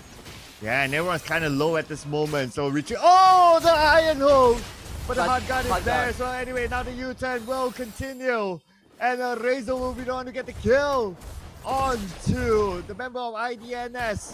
Man, nice U-turn, nice reaction after the iron hole. And the bloody hunt was underneath the turret. And just the fleeting time for Razor getting his hard guard back up because of the extended fight. He got like what 2 assists, so the reduction to his ultimate cooldown helped him to have it ready when X-Gun got caught, and that means the first lord of the game goes over to AOSHI Esports without a contest. Wow, AOSHI Esports. I would say that mid-fight, it's still favored onto them, without a doubt. That hard guard coming at the right timing, beautifully done. And because they survived, they got a kill in the process. The Lord is theirs, and now pressure's back onto IDNS. Goal difference, not too far, it's about 4,000. But we are talking about like in the range of 30,000-ish. So item-wise, it could be quite significant. Yeah, it could be 1.5 items.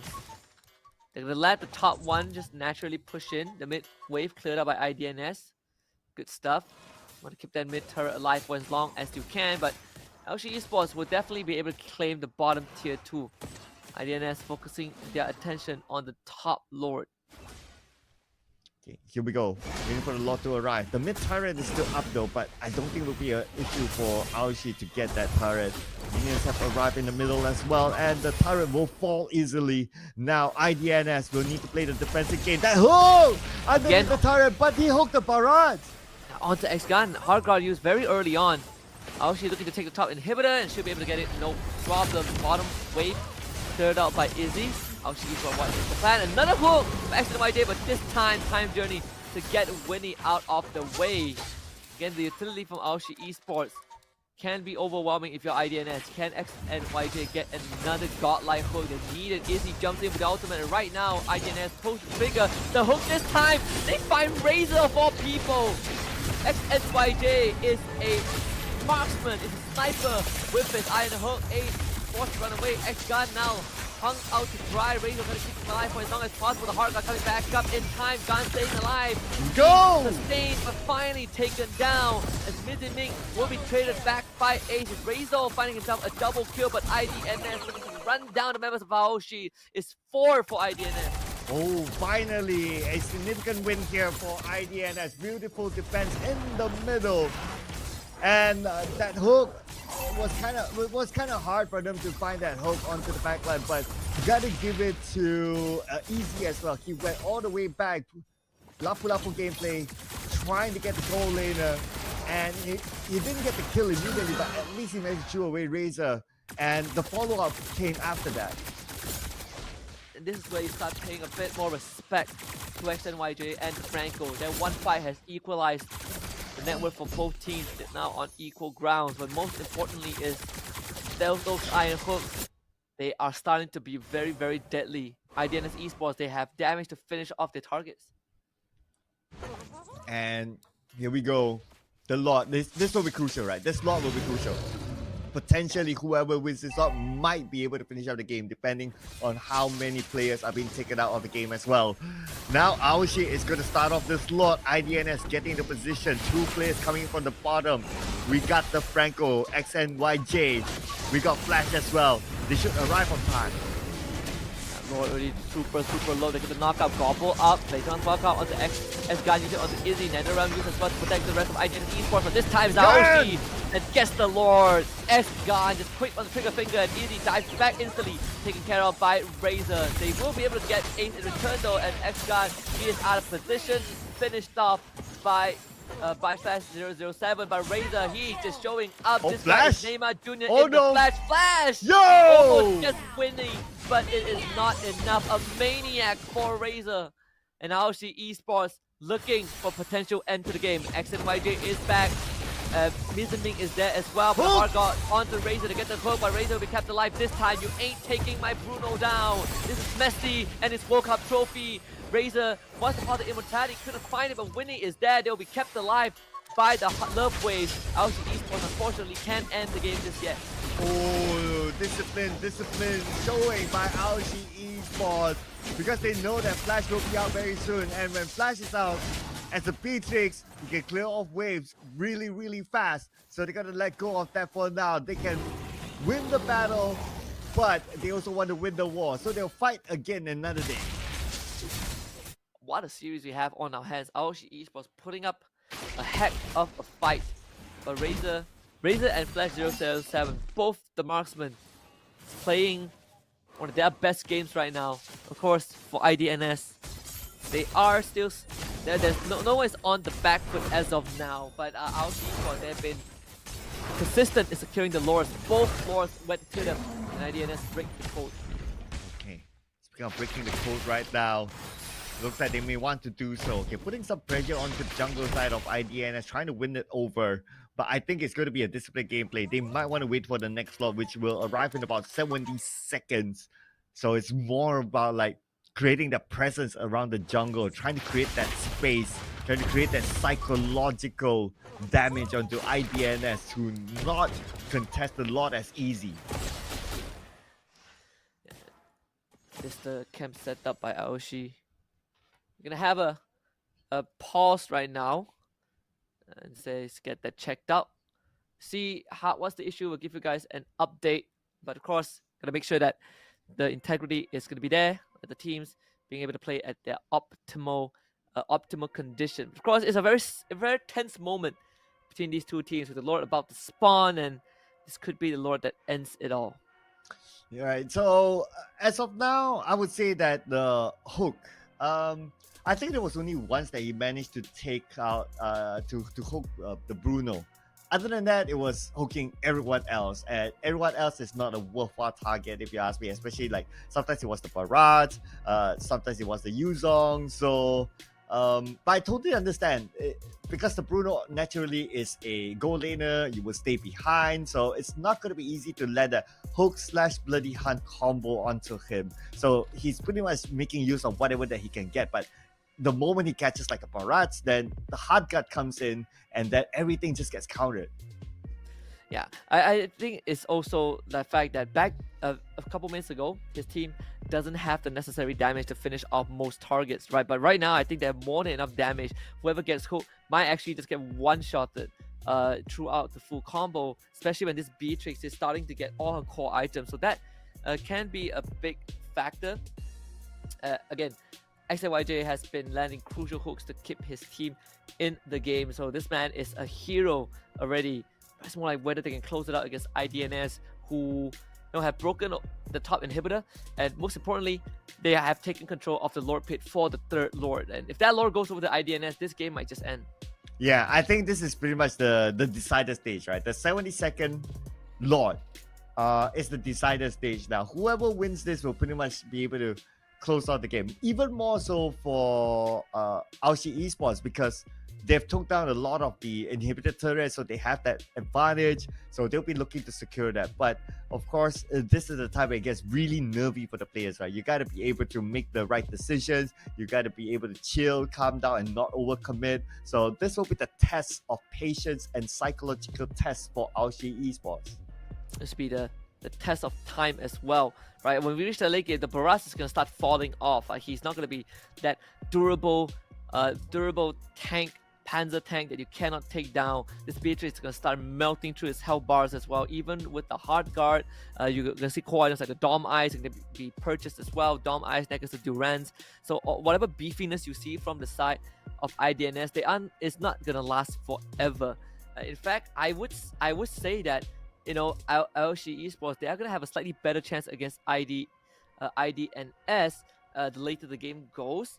And right now we are in a state where IDNS, AOSHI Esports, they have a decent agency to win fights, but it's not going to last for long. Like IDNS, they are going to eventually outskill them. Ooh, okay. Very bold statement. But, ladies and gentlemen, we'll be jumping back into the game and see if that actually happens. Right now, at this moment, it's about 45 more seconds until the Lord comes up. AOSHI is closer to the Lord. IDNS needs to clear up the way before they can challenge for it, because right now, they are the ones without an inhibitor turret at the top. Yeah, let's see what IDNS can do. They do have Flash clearing out the top wave first.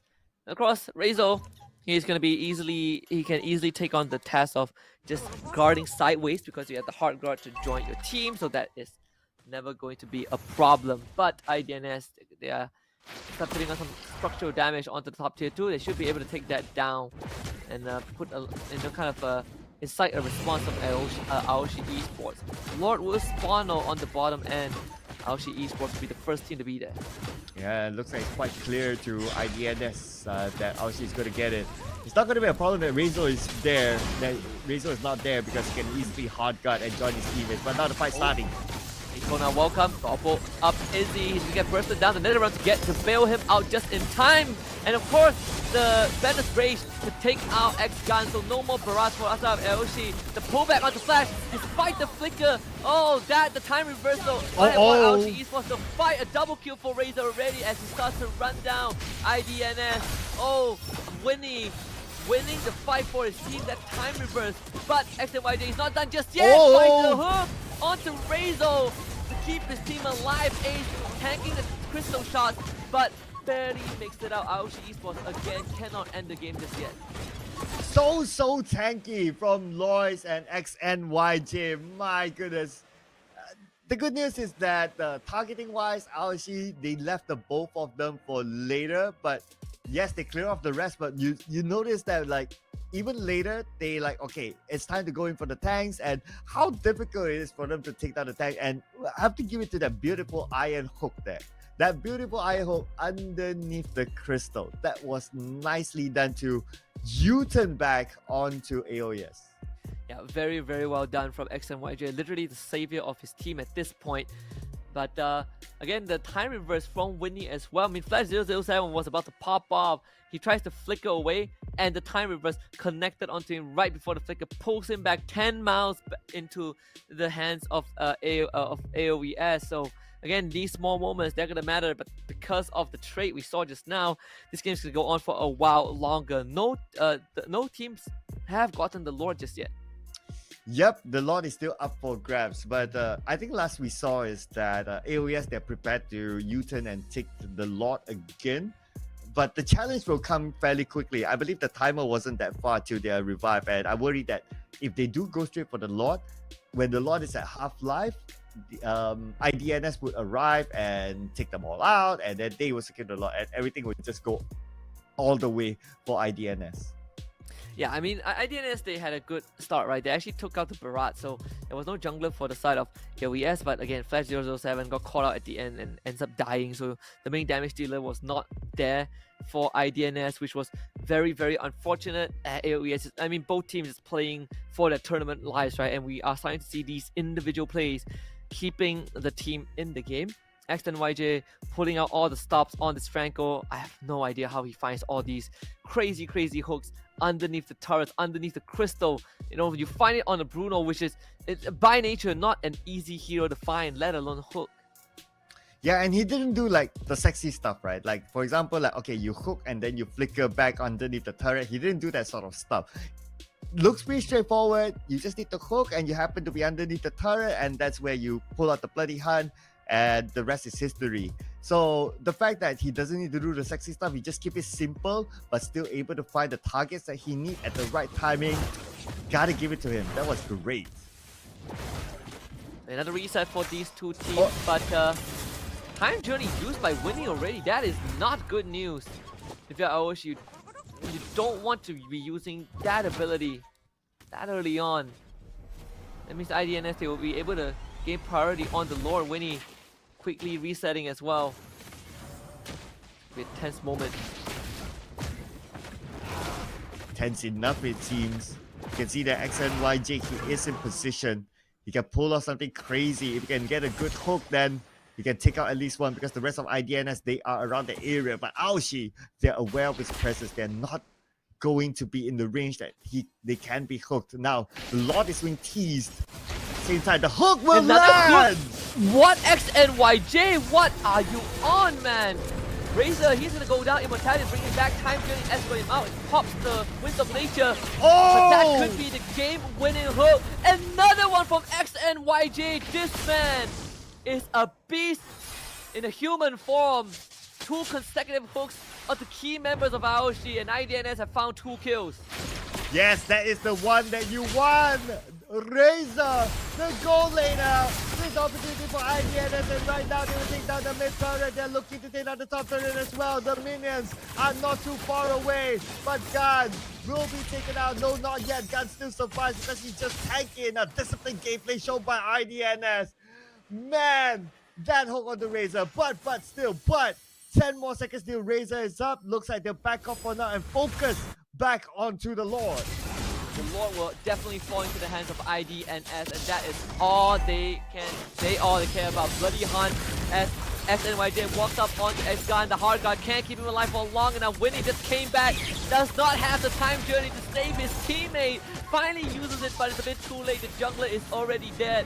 Ace pops the Black Dragon farm, starts running at IDNS, but all they need to do is just pull back. If gets used, but guess what? The flicker forward. Yo! Are you crazy, Razor? Why was that flicker? He just throws his life for nothing. And the impatience of AOSHI Esports has signed their death sentence. IDNS, they will just collect the kills and go straight down the mid lane for the win. This is a disaster! Oh no, AOSHI Esports! Oh man, that pause did not help them at all. The concentration, they lost it, allowing IDNS to come back, starting off with that hook onto Razor, and they just snowballed all the way to finish up the game. XNYJ, remember this name as we proceed further into the tournament. This guy the game winner, the breadwinner for his team. All these crazy hooks. I don't know how he keeps finding Razor of all people. The decision making. I talked about this. The game goes late. IDNS would just have so much damage that it doesn't matter if AOSHI Esports has a hard guard or the barrage. They have more than enough output to just shred through the health bars of AOSHI Esports, and they completely show that. But what enabled that to happen was XNYJ constantly keeping his team in the game by hooking crucial targets whenever they needed and preventing AOSHI Esports from ever ending the game. Man, at first it looks like, okay, it's hard for him to do it, but honestly, yes, it's great that he can land those hooks. Gotta give it to him, gotta give props to the man. But it is also AOSHI Esports who dispositioned themselves, and it feels like all of a sudden they kind of forget that, oh, there's the Franco on the other side, and they just expose key players like Razor to hooks, to crucial hooks at crucial timing. And that is how they it kind of looked like they lost concentration to win the game. Yeah, I mean, Razor straight up committed suicide at the very end. We're probably going to see that sequence in a little bit. This madman just flickered into IDNS when his team was not ready to fight, and that really cost them the game. I'm not sure if it would have made too much of a difference, but again, the timing for AOSHI Esports was so off towards the tail end of the match when they realized that they need to contest the Lord. Esgan walked into a bush, face checks it, gets locked down by XNYJ 2 seconds before Winnie comes back. That time journey could have saved his life, and the time journey gets used anyways, and right after that expire, Razor decides, I'm gonna flicker into IDNS and try to be a hero myself, which ends up costing AOSHI Esports the game. That series of events that was an absolute disaster for AOSHI Esports. Oh man, it could have been AOSHI. It just could have. We'll get to see the highlights soon, ladies and gentlemen, brought to you by Com Asia. And this is the moment that, okay, it looked good for AOSHI, but look at this. Keep your eye on the XNYJ. Walks underneath the crystal. Pulls a big one. Oh, okay, I think we kind of skipped that moment. But anyway, that was that moment that allowed them to start to U-turn. And this is towards that final moment. This is when he already hooked a Razor. So without Razor, obviously they don't have the damage output. And the flicker in by Razor, this is that moment as well. In the middle of all the members of IDNS. What just happened there? It's one of those moments where you just tell your team, guys, I don't want to win this game anymore, right? It's a reckless play from Razor. A Hail Mary, some might say. But that's it. Game 3 between IDNS and AOES goes over to I Do Not Sleep. A rare occasion, but a celebrated one nonetheless. A Thai team advancing further down the bracket, but we gotta wave goodbye to AOES.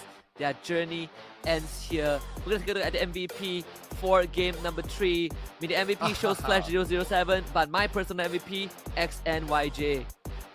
Yep, XNYJ. I will vote for him as well. I mean, if it's not because of his hooks towards that end, this game would have still gone 50-50, or AOSHI could have just, won the game. But man, I'm honestly lost for words. This is a series that mind blows me, not because of the draft, not because of the picks, but just because of how it was executed at the crucial moment at the end.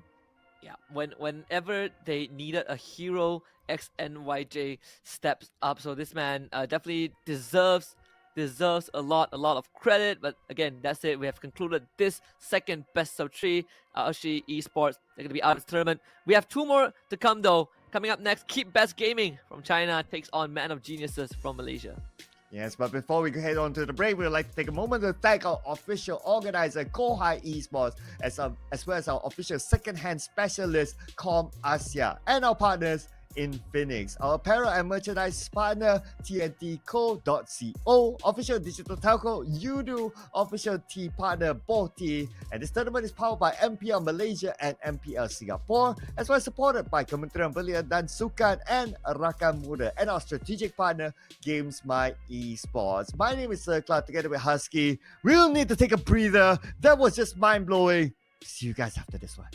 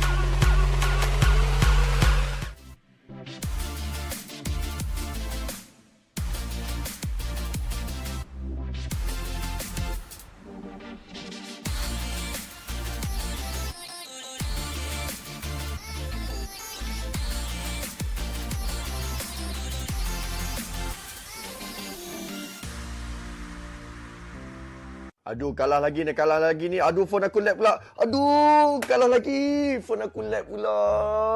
Sabar je lah, Son. Nak buat macam mana? Phone kau tu dah lama sangat dah tu. Phone ni pun baru aku beli dekat Komersia. Murah-murah pula tu. Weh, betul ke murah beli dekat Komersia? Kedai dekat mana? Komersia ni adalah salah satu kedai e-store yang jual macam-macam jenis phone tau. Harga diorang pula berpatutan dan diorang ni specialist tau dalam phone second hand. Aku nak beli phone gaming, berapa boleh dapat? Jangan risaulah, Komersia ni kalau korang beli phone dengan diorang, kau boleh jimat 50% tau. Apa yang best lagi, kau boleh dapat 12 bulan jaminan untuk phone kau. Diorang ada buat 32 quality step untuk pastikan phone kau sihat. Okey, sekarang ni tolong bagi tahu dekat mana nak beli. Alah, kau boleh buka je online dekat e-store diorang. Senang je beli sekarang ni, boleh postage dan beli phone gaming. Lepas ni aku immortal, kau tengok aku, kau yang kat Epic tu. So guys, kalau korang pun nak beli phone second hand, beli dekat Komersia. Memang best. Gua yakin yang cewek ini pakai nggak sembarangan. Nggak bisa. Lo nggak bisa main sambil ngecas. Nggak bisa! Jadi Mama with Infinix Note 30. Anti gabut, serba ngebut. Watch, Play, Stream. Channel esports dan game pertama di Indonesia. Hadir untuk merangkul komunitas game. Mulai dari gamer casual, pro players, tim esports, game developer, game publisher. Menggabungkan seluruh ekosistem esports dan game. Only on Dance Play. Watch, Play, Stream. Okay guys, saya ada 15 saat je untuk cakap pasal benda ni. Korang nak jadi pro player tak? Korang nak saya carry tak? Okey, korang kena download apps Kohai Gamer. Lepas tu, jangan lupa register account. Terus tekan feature real time dan schedule service. Jangan tanya asal ni real ke tak. Dia memang real. Dah, jumpa korang kat sana. Bye-bye.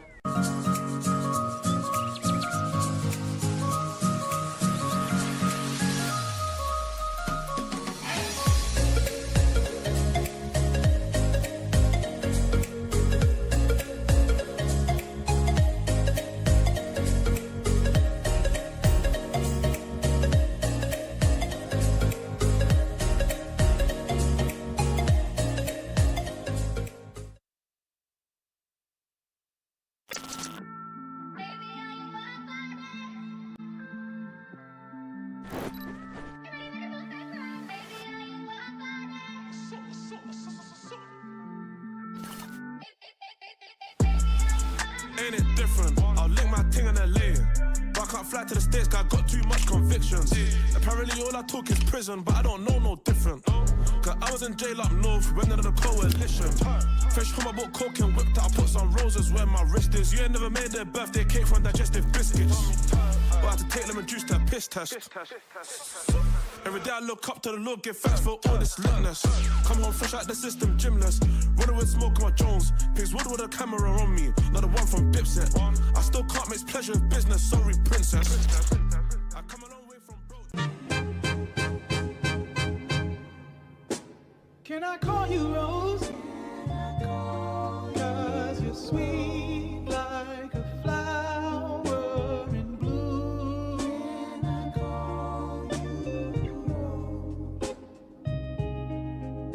Can I call you Rose? Cause your fragrance takes over the room. Darling, I wanna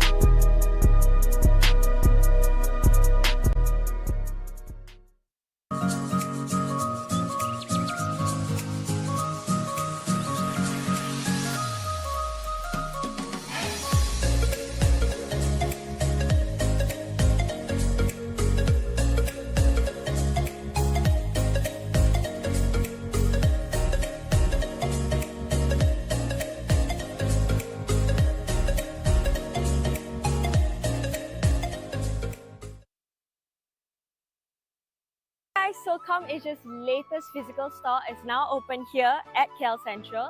Let's check it out.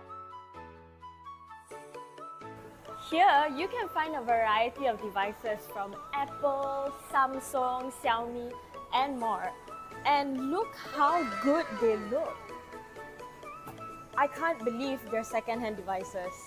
So all of ComAsia's devices actually goes through a 32-step quality check to ensure 100% functionality and to make sure that the battery health is 80% and above. Additionally, if you're ever worried, they provide up to 12 months of warranty. And because they're all second-hand devices, you can expect to save up to 50% in comparison to buying a brand new phone. So what are you waiting for? Come to Lot 7A, Level 1 at KL Central, and I'll see you there.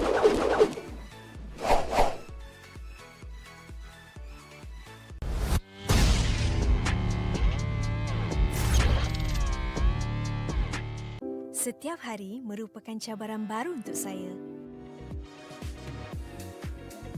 Kebaikan teh hijau buk dengan aroma yang segar membantu saya secara fizikal dan mental.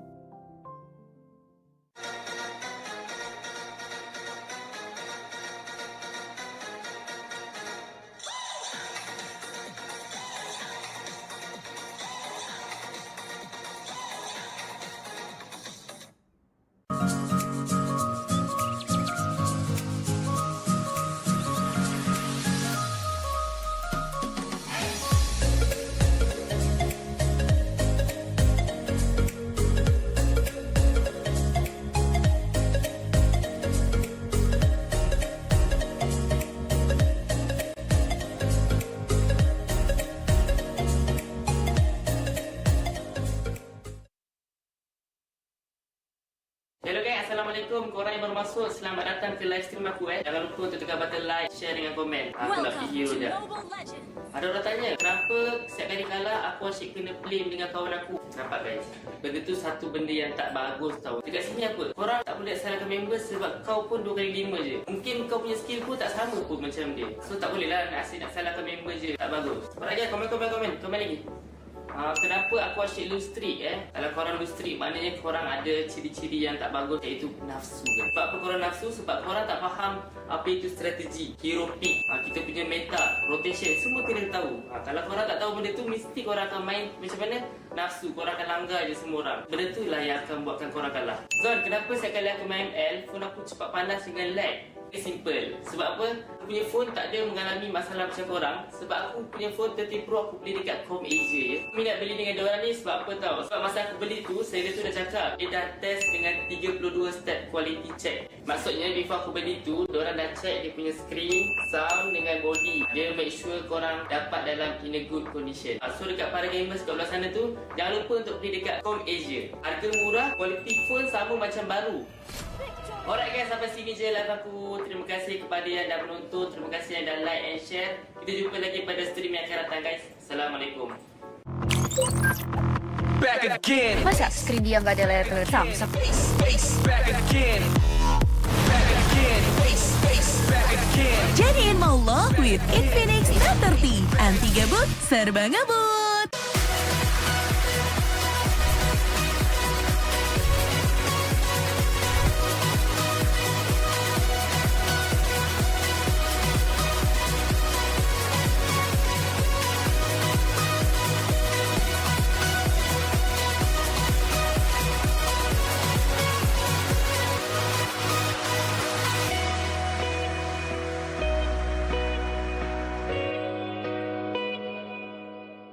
Korang nak tahu tak apa rutin harian saya? Saya kalau bangun pagi saya akan exercise and then mandi. Lepas tu saya breakfast lah. Babosa.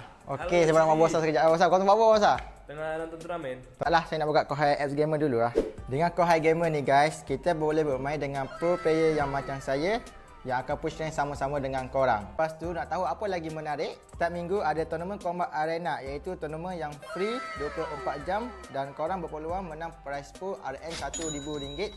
Nanti akan ada upcoming future di mana korang boleh berinteraksi dengan influencer ataupun gamer kegemaran korang melalui profil diorang. Korang even boleh book direct terus dan paling best korang boleh beli merchandise diorang. Yang buatkan Chibi enjoy sebab diorang ada komuniti diorang sendiri, iaitu Discord dan WhatsApp tau. Korang boleh borak-borak santai dengan player lain dan boleh dapatkan latest info dan pelbagai hadiah menarik percuma dari Kohai. Best kan Kohai game app ni? Macam-macam ada. Jumpa Chibi di sana. Adu skill antar negara lebih mudah dan terjadwal di Kohai Scream Arena. Menangkan hadiah tiap minggunya dan buktikan timmu yang terbaik di Kohai Combat Arena. Turnamen online non-stop pertama di Indonesia. Hanya di Kohai Combat Arena. Ikuti kapan saja, di mana saja. Kohai Infinity, saatnya jadi pemenang. Tersedia di Play Store dan App Store.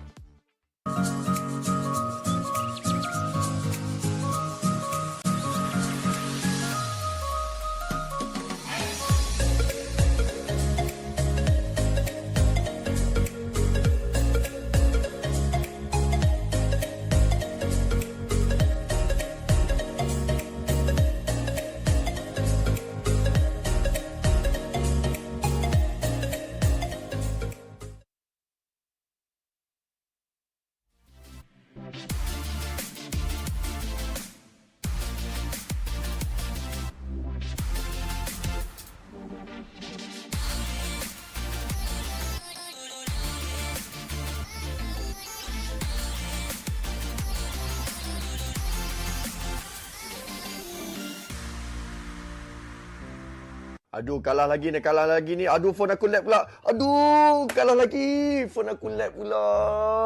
Sabar je lah, Son. Nak buat macam mana? Phone kau tu dah lama sangat dah tu. Phone ni pun baru aku beli dekat Komersia. Murah-murah pula tu. Weh, betul ke murah beli dekat Komersia? Kedai dekat mana? Komersia ni adalah salah satu kedai e-store yang jual macam-macam jenis phone tau. Harga diorang pula berpatutan dan diorang ni specialist tau dalam phone second hand. Aku nak beli phone gaming. Berapa boleh dapat? Jangan risaulah, Komersia ni kalau korang beli phone dengan diorang, kau boleh jimat 50% tau. Apa yang best lagi, kau boleh dapat 12 bulan jaminan untuk phone kau. Diorang ada buat 32 quality step untuk pastikan phone kau sihat. Okey, sekarang ni tolong bagi tahu dekat mana nak beli. Alah, kau boleh buka je online dekat e-store diorang. Senang je beli sekarang ni, boleh postage dan beli phone gaming. Lepas ni aku immortal, kau tengok aku, kau yang kat Epic tu. So guys, kalau korang pun nak beli phone second hand, beli dekat Komersia. Memang best. Gua yakin yang cewek ini pakai nggak sembarangan. Gak bisa. Lo nggak bisa main sambil ngecas. Gak bisa! Jadi Momo with Infinix Note 30. Anti gabut, serba ngabut. Watch, Play, Stream. Channel esports dan game pertama di Indonesia. Hadir untuk merangkul komunitas game. Mulai dari gamer casual, pro players, tim esports, game developer, game publisher. Menggabungkan seluruh ekosistem esports dan game. Only on Dance Play. Watch, Play, Stream. Okay guys, saya ada 15 saat je untuk cakap pasal benda ni. Korang nak jadi pro player tak? Korang nak saya carry tak? Okey, korang kena download apps Kohai Gamer. Lepas tu, jangan lupa register account. Terus tekan feature real time dan schedule service. Jangan tanya asal ni real ke tak. Dia memang real. Dah, jumpa korang kat sana. Bye-bye.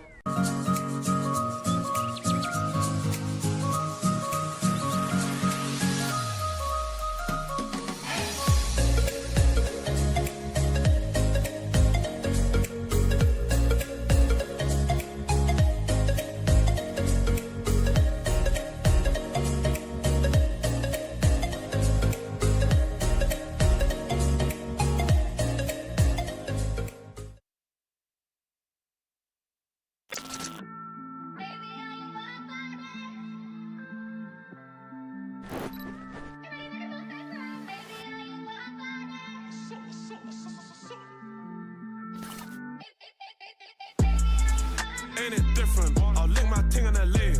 But I can't fly to the States, cause I got too much convictions. Apparently all I talk is prison, but I don't know no different. Cause I was in jail up north, when under the coalition. Fresh from my boat, coke and whipped out, I put some roses where my wrist is. You ain't never made a birthday cake from digestive biscuits. But I had to take lemon juice to a piss test.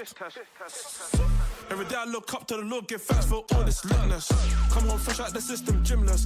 Running with smoke on my Jones. Pigs wood with a camera on me. Not the one from Dipset. I still can't mix pleasure with business, sorry princess. I come a long way from bro.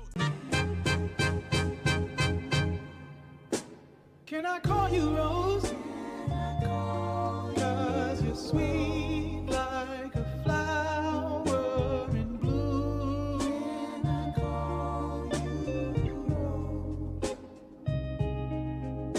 Can I call you Rose?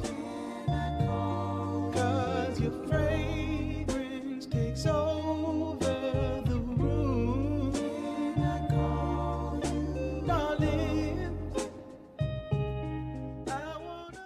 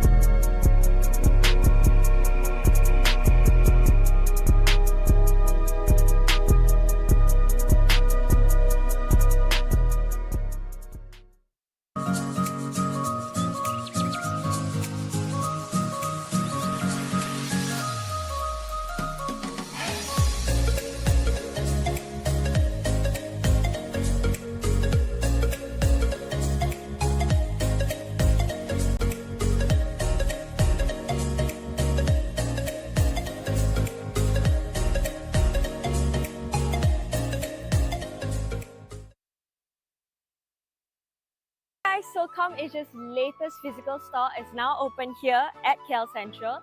Let's check it out. Here, you can find a variety of devices from Apple, Samsung, Xiaomi, and more. And look how good they look. I can't believe they're second-hand devices. So all of ComAsia's devices actually goes through a 32-step quality check to ensure 100% functionality and to make sure that the battery health is 80% and above. Additionally, if you're ever worried, they provide up to 12 months of warranty. And because they're all second-hand devices, you can expect to save up to 50% in comparison to buying a brand new phone. So what are you waiting for? Come to Lot 7A, Level 1 at KL Central, and I'll see you there.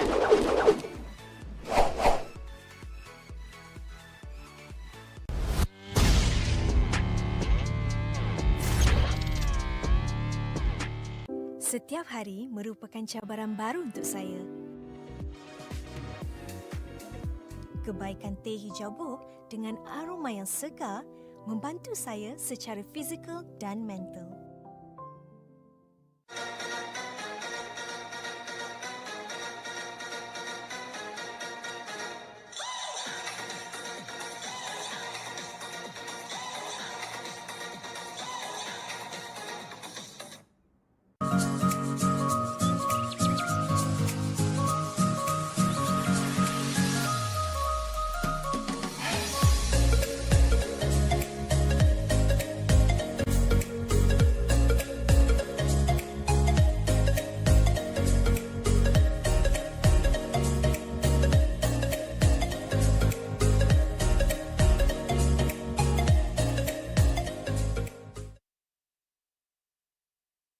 Hello guys, Assalamualaikum. Korang yang baru masuk, selamat datang ke live stream aku. Jangan lupa untuk tekan button like, share dengan komen. Aku nak video je. Ada orang tanya, kenapa setiap kali kalah aku asyik kena blame dengan kawan aku? Nampak guys? Benda tu satu benda yang tak bagus tau. Dekat sini apa? Korang tak boleh salahkan member sebab kau pun 2x5 je. Mungkin kau punya skill pun tak sama pun macam dia. So tak boleh lah asyik nak salahkan member je. Tak bagus. Cepat lagi, komen lagi.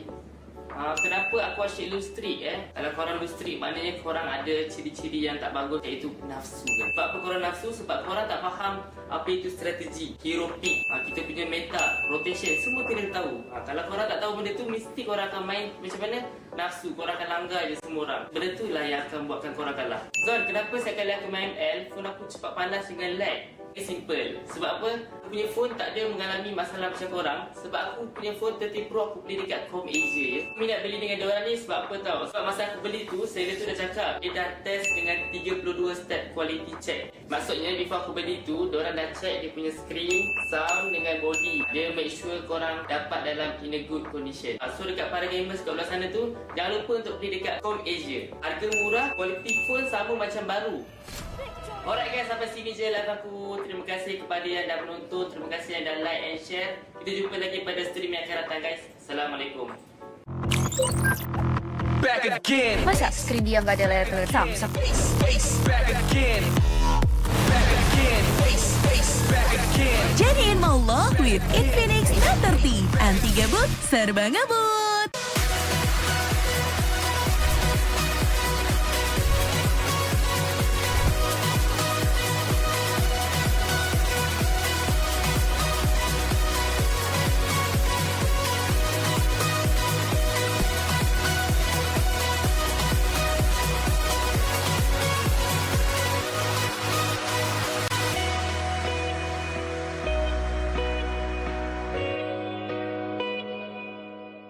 Korang nak tahu tak apa rutin harian saya? Saya kalau bangun pagi saya akan exercise and then mandi. Lepas tu saya breakfast lah. Buat bosa. Okey, saya nak buat bosa sekejap. Bosa, kau tengok apa bosa? Tengah nonton turnamen. Taklah, saya nak buka Kohai Apps Gamer dulu lah. Dengan Kohai Gamer ni guys, kita boleh bermain dengan pro player yang macam saya yang akan push rank sama-sama dengan korang. Lepas tu nak tahu apa lagi menarik? Setiap minggu ada tournament Combat Arena, iaitu tournament yang free 24 jam dan korang berpeluang menang prize pool RM RM1,000. Nanti akan ada upcoming future di mana korang boleh berinteraksi dengan influencer ataupun gamer kegemaran korang melalui profil diorang. Korang even boleh book direct terus dan paling best korang boleh beli mencerdas diorang. Yang buatkan Chibi enjoy sebab diorang ada komuniti diorang sendiri iaitu Discord dan WhatsApp tau. Korang boleh borak-borak santai dengan player lain dan boleh dapatkan latest info dan pelbagai hadiah menarik percuma dari Kohai. Best kan Kohai Game App ni? Macam-macam ada. Jumpa Chibi di sana. Adu skill antar negara lebih mudah dan terjadwal di Kohai Scream Arena. Menangkan hadiah tiap minggunya dan buktikan timmu yang terbaik di Kohai Combat Arena. Turnamen online non-stop pertama di Indonesia. Hanya di Kohai Combat Arena.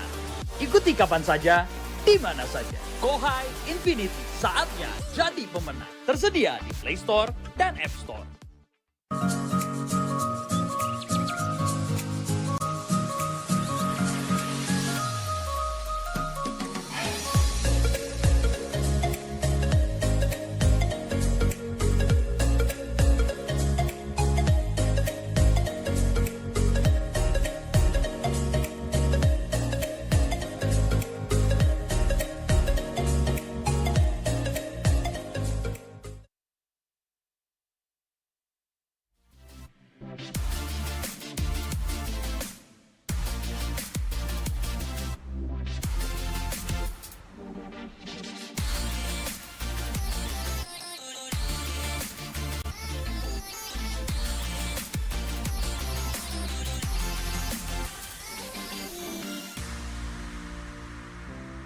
Aduh, kalah lagi ni. Aduh, phone aku lag pula. Aduh, kalah lagi. Phone aku lag pula.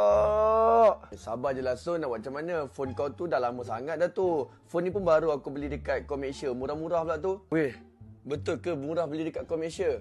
Kedai dekat mana? Komersial ni adalah salah satu kedai e-store yang jual macam-macam jenis phone tau. Harga diorang pula berpatutan dan diorang ni specialist tau dalam phone second hand. Aku nak beli phone gaming. Berapa boleh dapat? Jangan risaulah, Komersial ni kalau korang beli phone dengan diorang, kau boleh jimat 50% tau. Apa yang best lagi, kau boleh dapat 12 bulan jaminan untuk phone kau. Diorang ada buat 32 quality step untuk pastikan phone kau sihat. Okey, sekarang ni tolong bagi tahu dekat mana nak beli. Alah, kau boleh buka je online dekat e-store diorang. Senang je beli sekarang ni, boleh postage dan beli phone gaming. Lepas ni aku immortal, kau tengok aku, kau yang kat Epic tu. So guys, kalau korang pun nak beli phone second hand, beli dekat Komersial. Memang best. Gua yakin yang cewek ini pakai nggak sembarangan. Nggak bisa. Lo nggak bisa main sambil ngecas. Nggak bisa! Jadiin maulah with Infinix Note 30. Anti gabut, serba ngebut. Watch, Play, Stream. Channel esports dan game pertama di Indonesia. Hadir untuk merangkul komunitas game. Mulai dari gamer casual, pro players, tim esports, game developer, game publisher. Menggabungkan seluruh ekosistem esports dan game. Only on Dance Play. Watch, Play, Stream. Okay guys, saya ada 15 saat je untuk cakap pasal benda ni. Korang nak jadi pro player tak? Korang nak saya carry tak? Okey, korang kena download apps Kohai Gamer. Lepas tu, jangan lupa register account.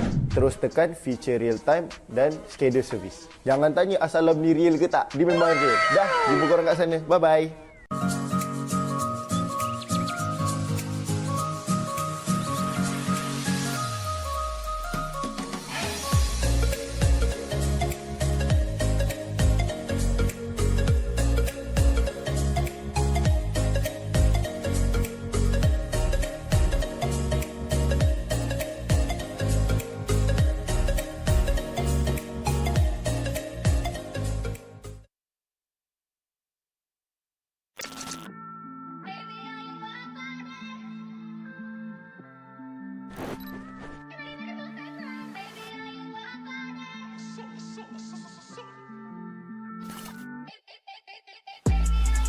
Ain't it different? I'll link my ting in LA. But I can't fly to the States, cause I got too much convictions. Apparently all I talk is prison, but I don't know no different. Cause I was in jail up north, when under the coalition. Fresh from my book, coke and whipped out, I put some roses where my wrist is. You ain't never made their birthday cake from digestive biscuits. But I had to take lemon juice to a piss test.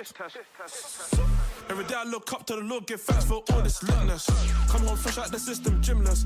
Running with smoke on my Jones. Pigs wood with a camera on me, not the one from Dipset. I still can't mix pleasure with business, sorry princess. I come a long way from broke. Can I call you Rose? Cause you're sweet like a flower in bloom. Can I call you Rose?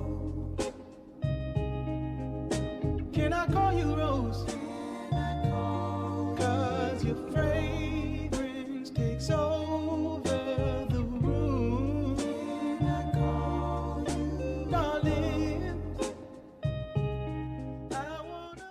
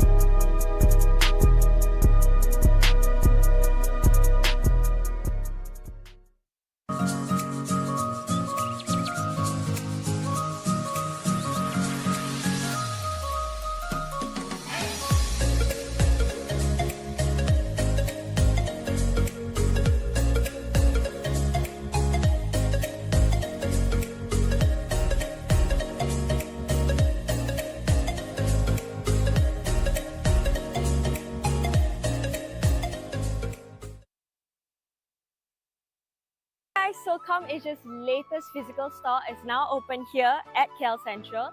Let's check it out. Here, you can find a variety of devices from Apple, Samsung, Xiaomi, and more. And look how good they look.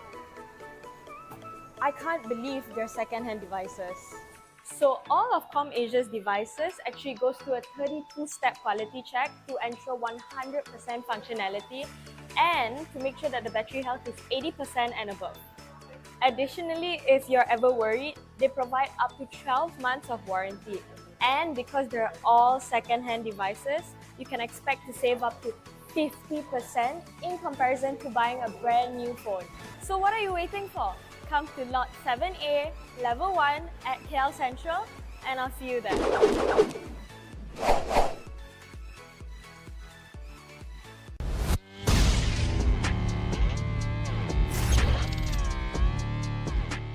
Setiap hari merupakan cabaran baru untuk saya. Kebaikan teh hijau buk dengan aroma yang segar membantu saya secara fizikal dan mental.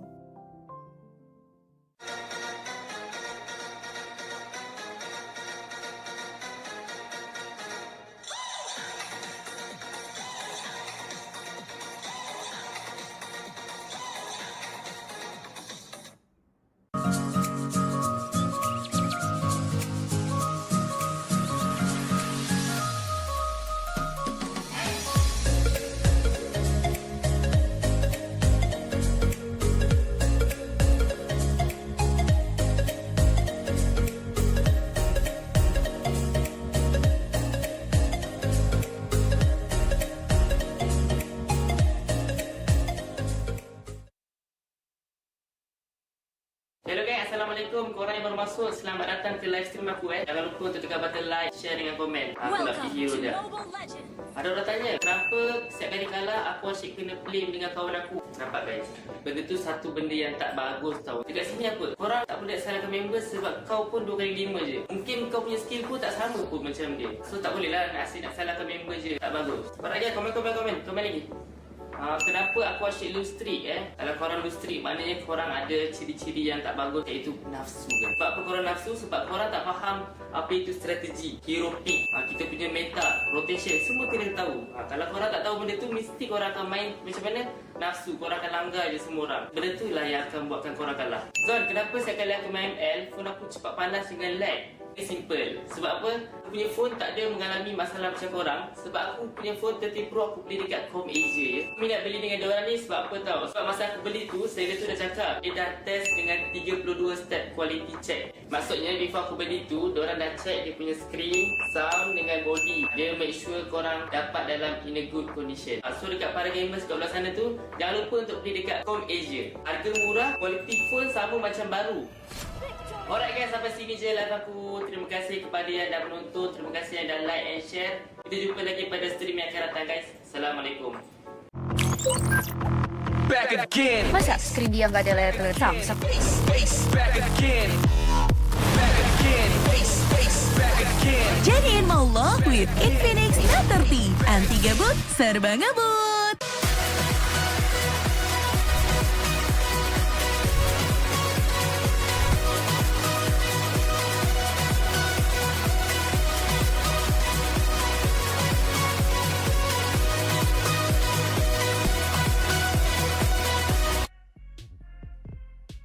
Back to the caster camp, ladies and gentlemen. This is the Kohai Southeast Asia Championship Season 2. Welcome back. And in case you create any content, you clip one of these amazing plays, don't forget to use the hashtag Challenge the Titans, hashtag Born to be Pro, and hashtag Kohai SEA Championship S2. And you can watch us on multiple platforms. We are on Facebook, TikTok, as well as YouTube. Just search for Kohai Esports. My name is Sir Cloud. Together with my buddy here, Husky, we are getting prepped up for our next series.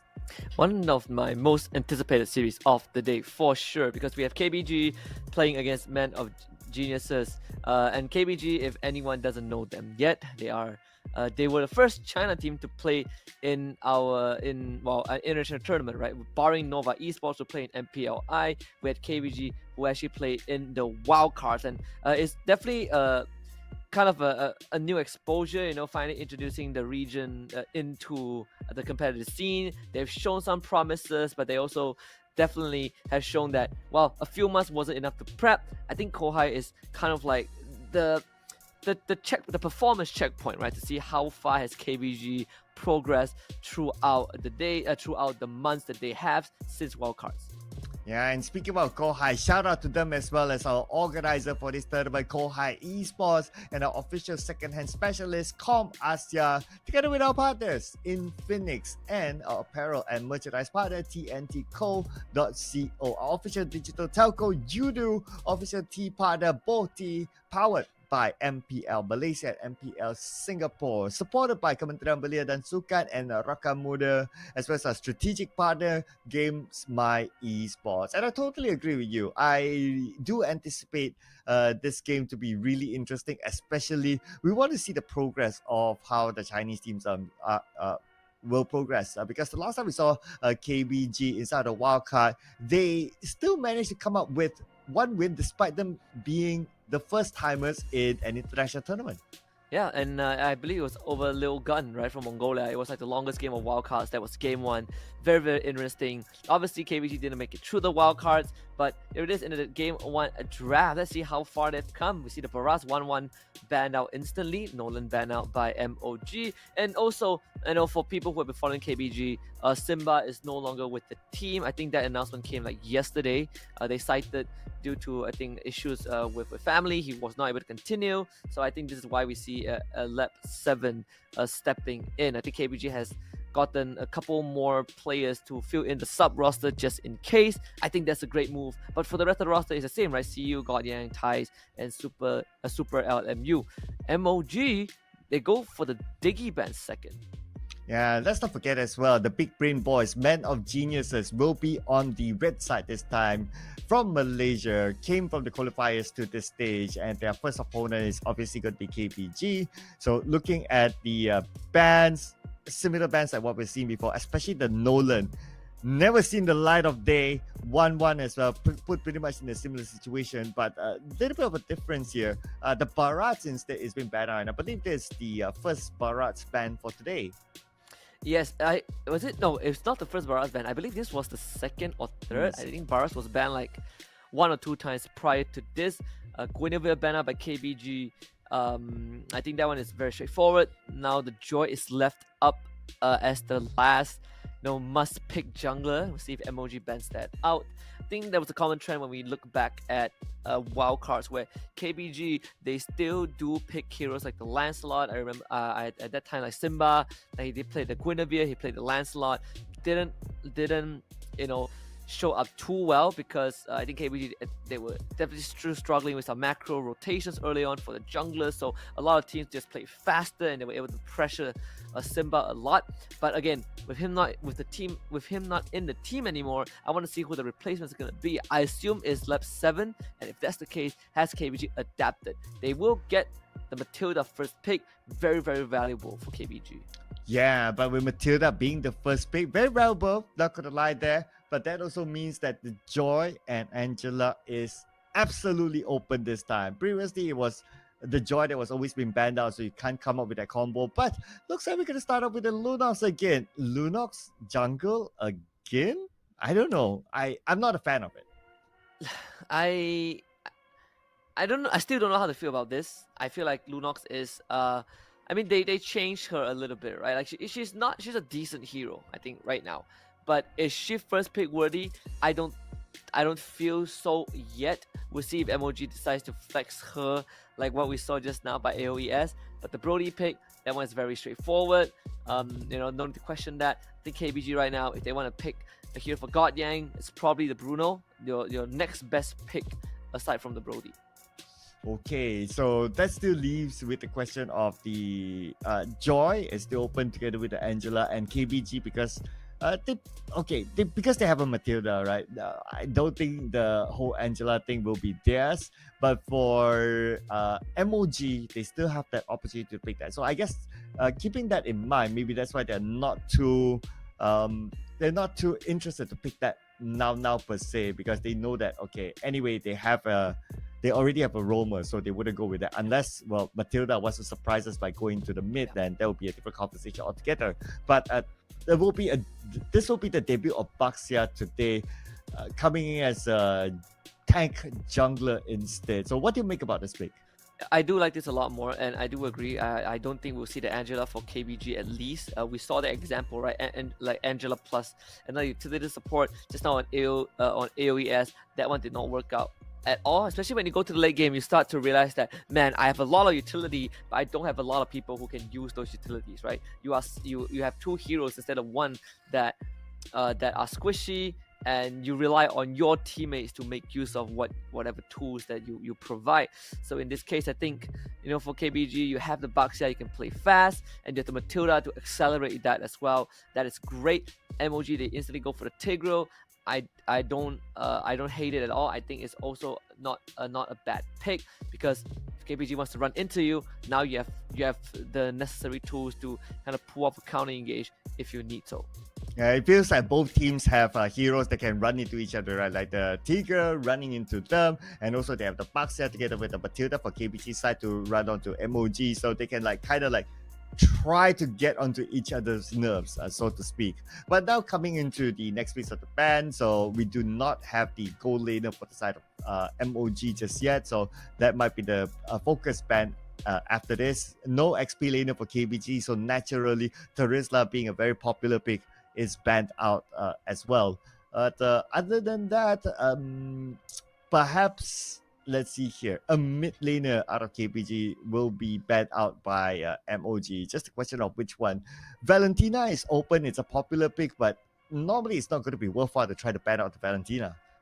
Yeah, I think, and also at the same time, I feel like there's no point banning out the Valentina. You don't really have any spells right now that you're worried the Valentina would take.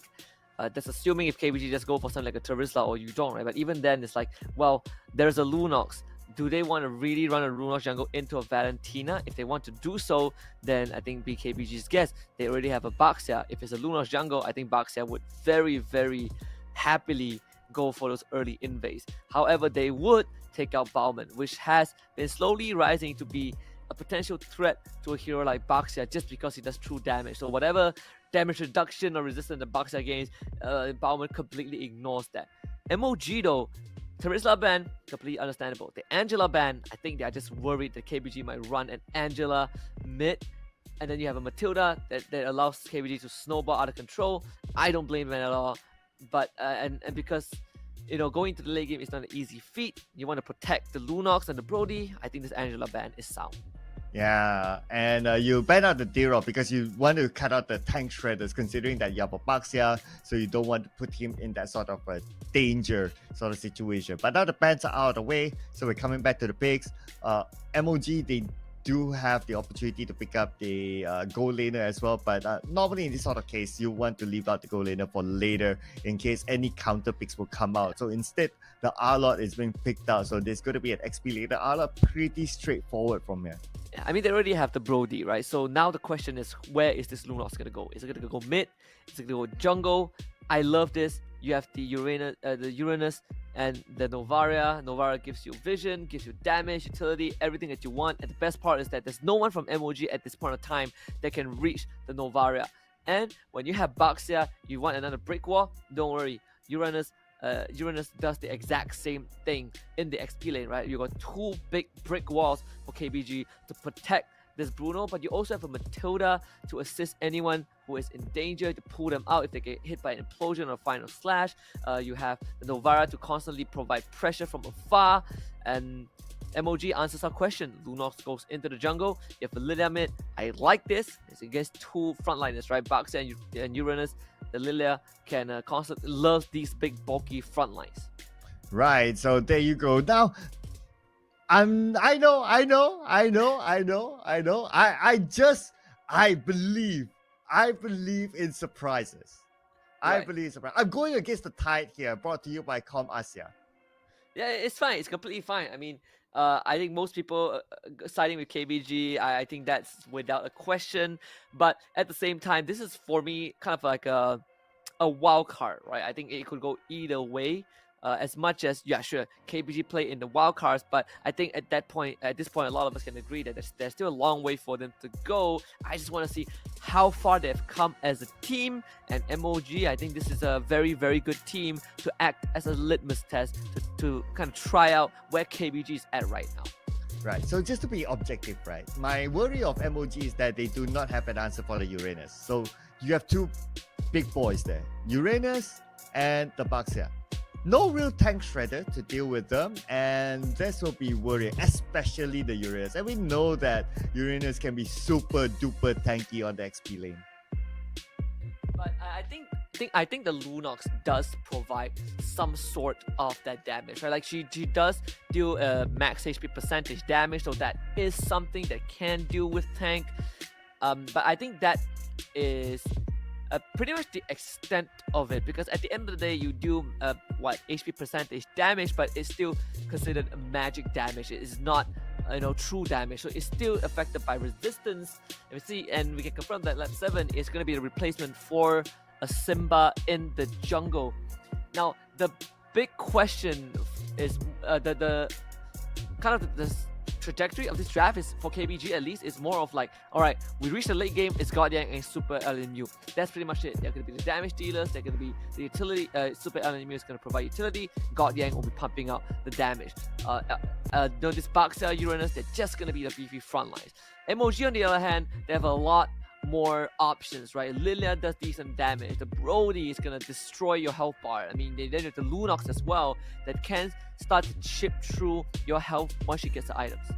Yeah, and one more worry is that the Novaria can keep a very, very good distance. So MOG, they do not have someone to really go on to the back line. And we know it's hard to catch a Novaria if you don't have like a assassin type or that level of mobility type of hero to try to catch it. So on the offensive side, it might be a little bit difficult for MOG, but again, it's all down to execution. Let's check out our first game between Keep Fast Gaming and Men of Genius.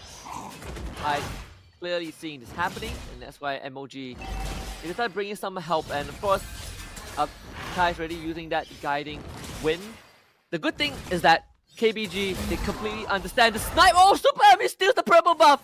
Oh, the level 1 Star Shatter. That is just perfect. You gotta love this. Normally, you don't take level 1 Star Shatter. You would take the Astral Sphere to clear the way, but Star Shatter, it does two things, right? Helps your jungler clear buff faster or attempt to steal. And this steal has completely ruined Jackie's jungle clear, because you're a Lunox, you need the purple buff. Jackie wants to get in for retro on the orange buff, doesn't even get it. That one taken by CU. KBG going for early inhibitor. Get the knockout. First blood going over to Super LMU. They do trade a jungler back, but Keep Fast Gaming are going to get more than just one. Adele running to safety, but Jackie dies. KBG off to a fantastic start. Man, that was so aggressive from Keep Fast Gaming. Not only stealing away the purple buff, that was super impressive, but also going towards the orange buff, just disrupting the flow of Men of Geniuses. Man, these guys are really starting it hard and fast. Yeah, and GodYang, he's going to take this fight any day. He has max stack in the Mecha's leg as well, so those crits will start to hurt. Rex late to the party, and guess what? Lab 7 just cleared his purple buff.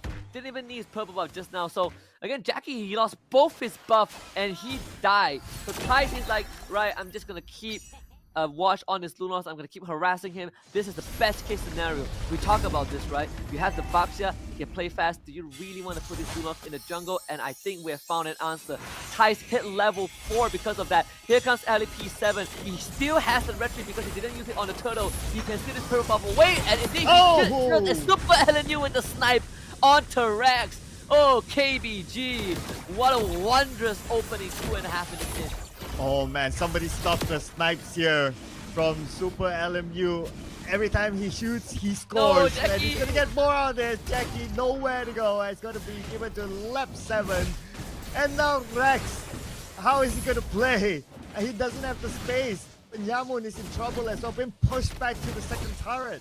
Yeah, Rex, he tried his best to reset the orange buff, store it up for Jackie, but Lab 7 is gonna take it. And so far, we have seen 4 buffs, 2 orange, 2 purple spawn for MOG, and they got none of it. All of it was taken by KBG. Adele, having used the black shoes, CU is in the middle of the mid tier 1, tier 2. At 3 minutes in, Adele forced back by Super LNU. This is just complete domination. Oh, like by KBG showing up big time in this opening game. Just like how you guys can show up big time as well by joining the giveaway. We're giving out an Infinix GT10 Pro. All you need to do is download the Kohai app. The banner will be in there. Follow through the instructions and you stand a chance to win a beautiful, gorgeous looking Infinix GT10 Pro. And this is one of those few situations where you would feel very, very hopeless. Alright, 3rd purple buff spawning for Jackie. But guess what? KBG's been keeping track. Lap 7, he's going to show up very soon and try to contest the purple buff. And I mean, MOG, they know this, right? They're trying to keep this box set away, but look at who's at the purple buff. There's the CU, he's right there. He's disrupting the purple buff take. Jackie cannot start it because his Uranus is harassing him. And so MOG, they can't do anything. Jackie has to go to his orange buff, which has not spawned for another 10 seconds. Rex is going to come in from the other side, but he's all alone in the middle of action. His other teammates have been zoned out. Huh? That means Rex... Huh? Exactly. That is what I'm thinking. He goes in alone. His other teammates are zoned out. Am I missing something when it comes to the communications here? I have no idea, man. That implosion has got nothing in return. I mean, Jackie again found out. Look at lap 7. He's like, what's up, baby? You want this camp? No camp for you. Jackie has to use the brilliance to avoid getting sniped. And, I mean, Han just got taken down by Ties in the bottom end. If I do my mathematical calculations, 6,000. Okay, never mind. Super MU got another snipe onto Adele. 6 buff has spawned for MOG, and they have gotten none of it. All the buffs on MOG side taken by KBG. Man, he's sniping all the way from downtown. And can you imagine this? Like, okay, he can dish out all that damage, all that snipes, but Metal Geniuses, they have no access to Super LMU. How are they going to go to him? That is a question for I have no idea how they'll get to it. Like, if you ask me, I genuinely think that Novara pick is perfect because MOG had no solutions, right? You can't close the distance. Look at the goal. Look at the net worth difference, Cloud.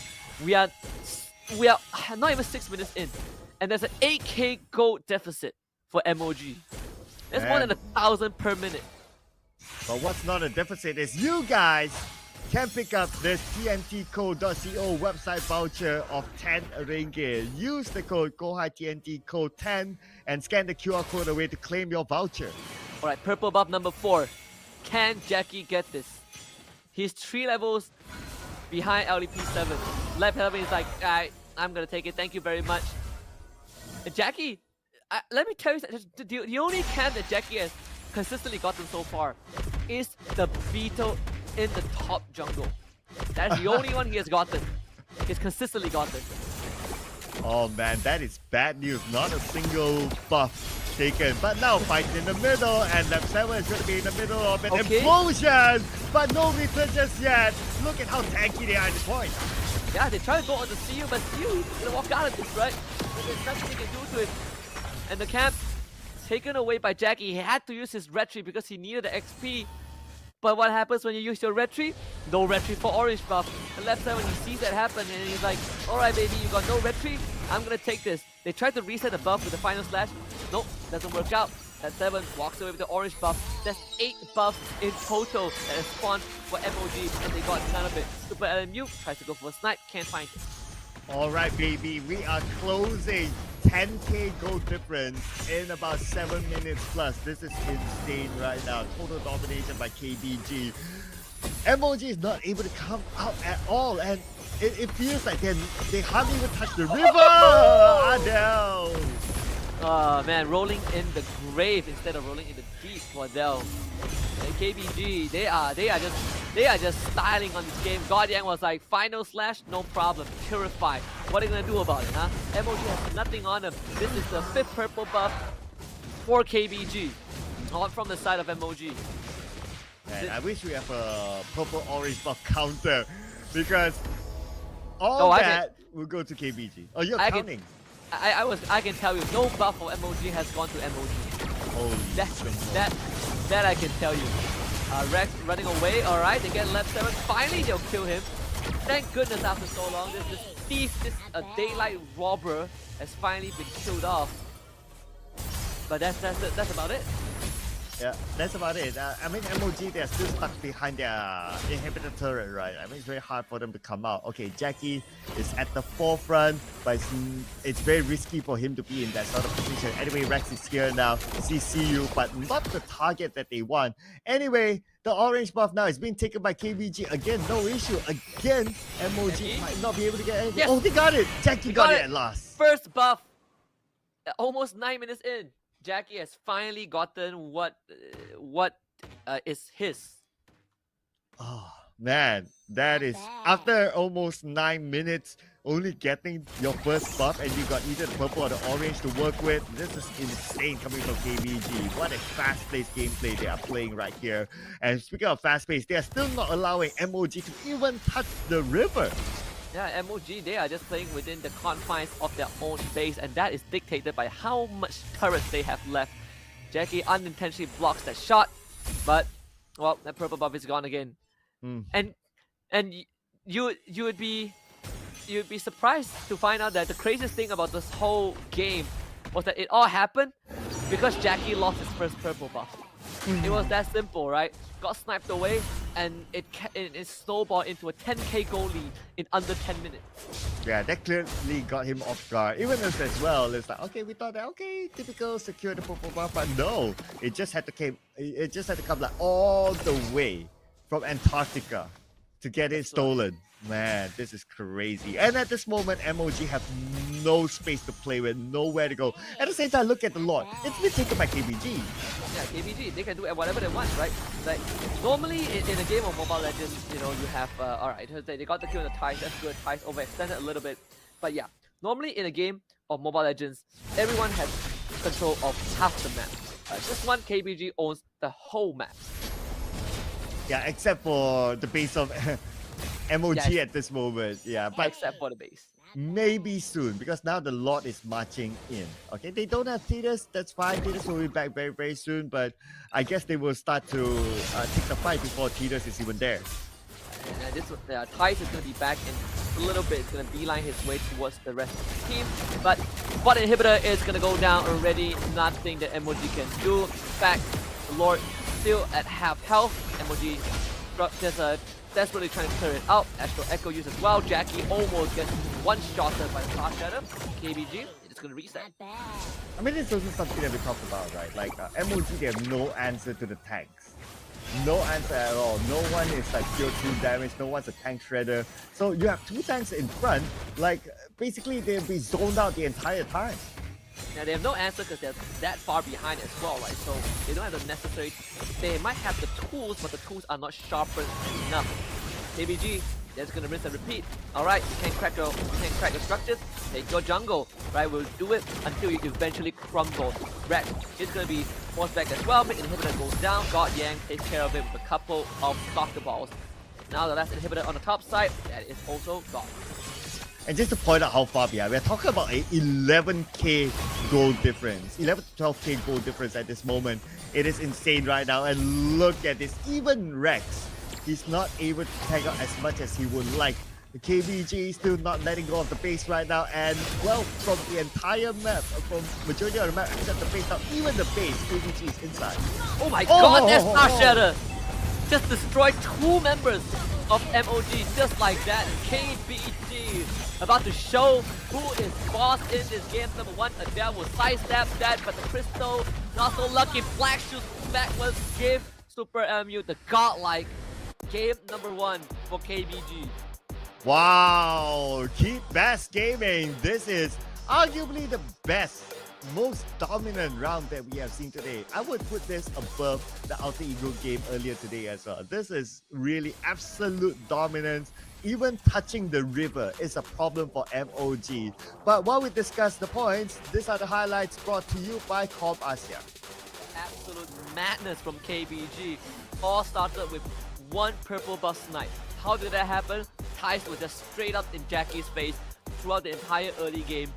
They steal the purple buff, they steal the orange buff, and then for, what, 9 consecutive buffs, MOG could not touch their own jungle at all. And the only time Jackie got his orange buff was because Lab 7 was dead. That was pretty much it, right? You win when there's no competition. But MOG were not allowed to play this game of Mobile Legends at all. In fact, they were made to sit and watch and suffer for 10 straight minutes as KBG did whatever they wanted.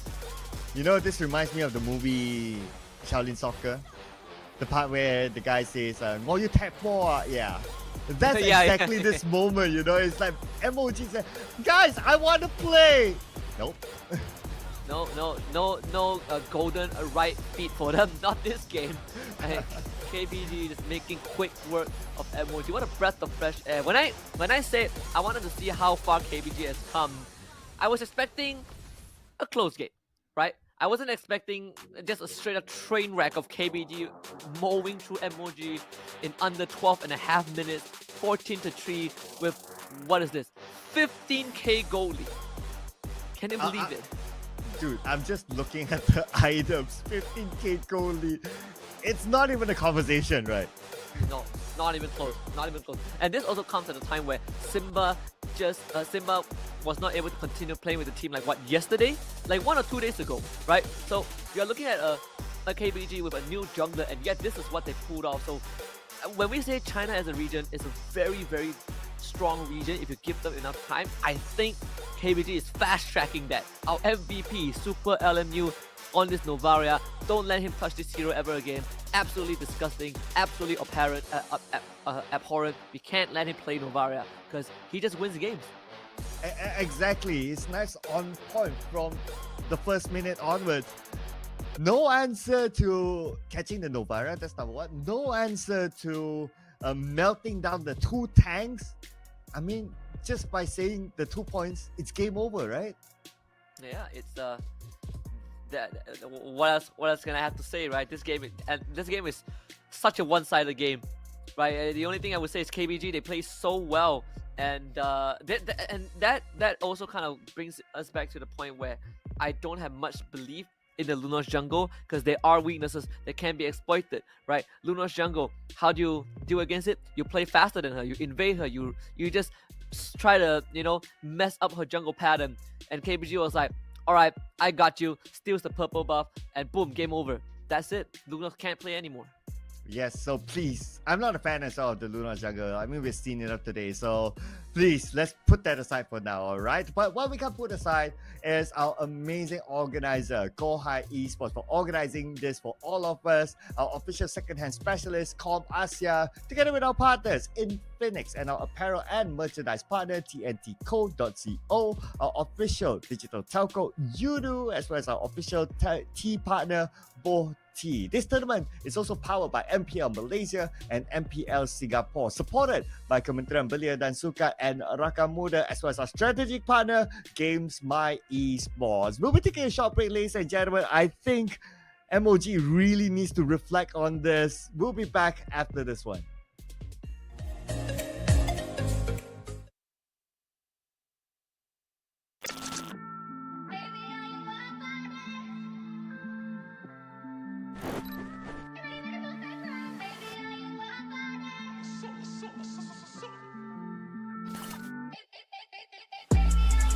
Ain't it different? I'll lick my ting in LA. But I can't fly to the States, cause I got too much convictions. Apparently all I talk is prison, but I don't know no different. Cause I was in jail up north, went under the coalition. Fresh home, I bought coke and whipped out, I put some roses where my wrist is. You ain't never made a birthday cake from digestive biscuits. But I had to take lemon juice to a piss test. Every day I look up to the Lord, give thanks for all this litness. Come home fresh out the system, gymless. Running with smoke on my Jones. Pigs wood with a camera on me, not the one from Dipset. I still can't mix pleasure with business, sorry princess. I come a long way from broke. Can I call you Rose? Cause you're sweet like a flower in bloom.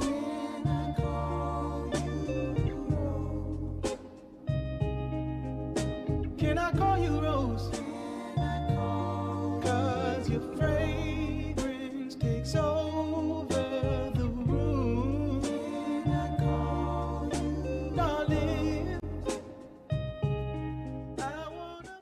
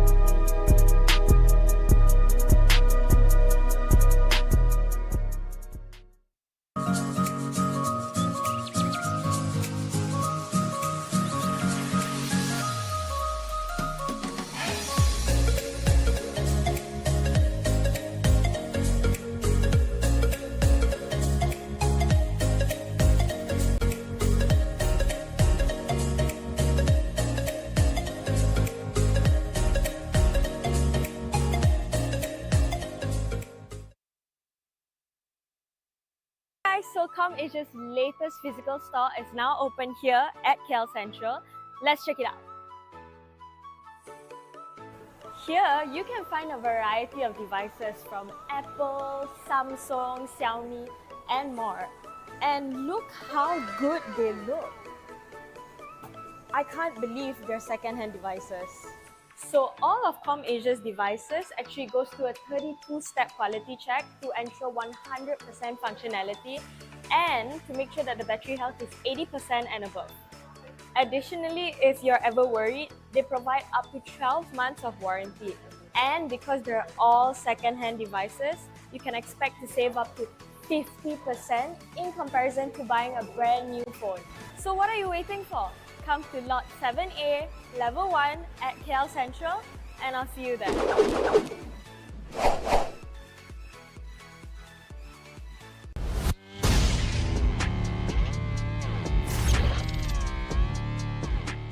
Setiap hari merupakan cabaran baru untuk saya. Kebaikan teh hijau buk dengan aroma yang segar membantu saya secara fizikal dan mental.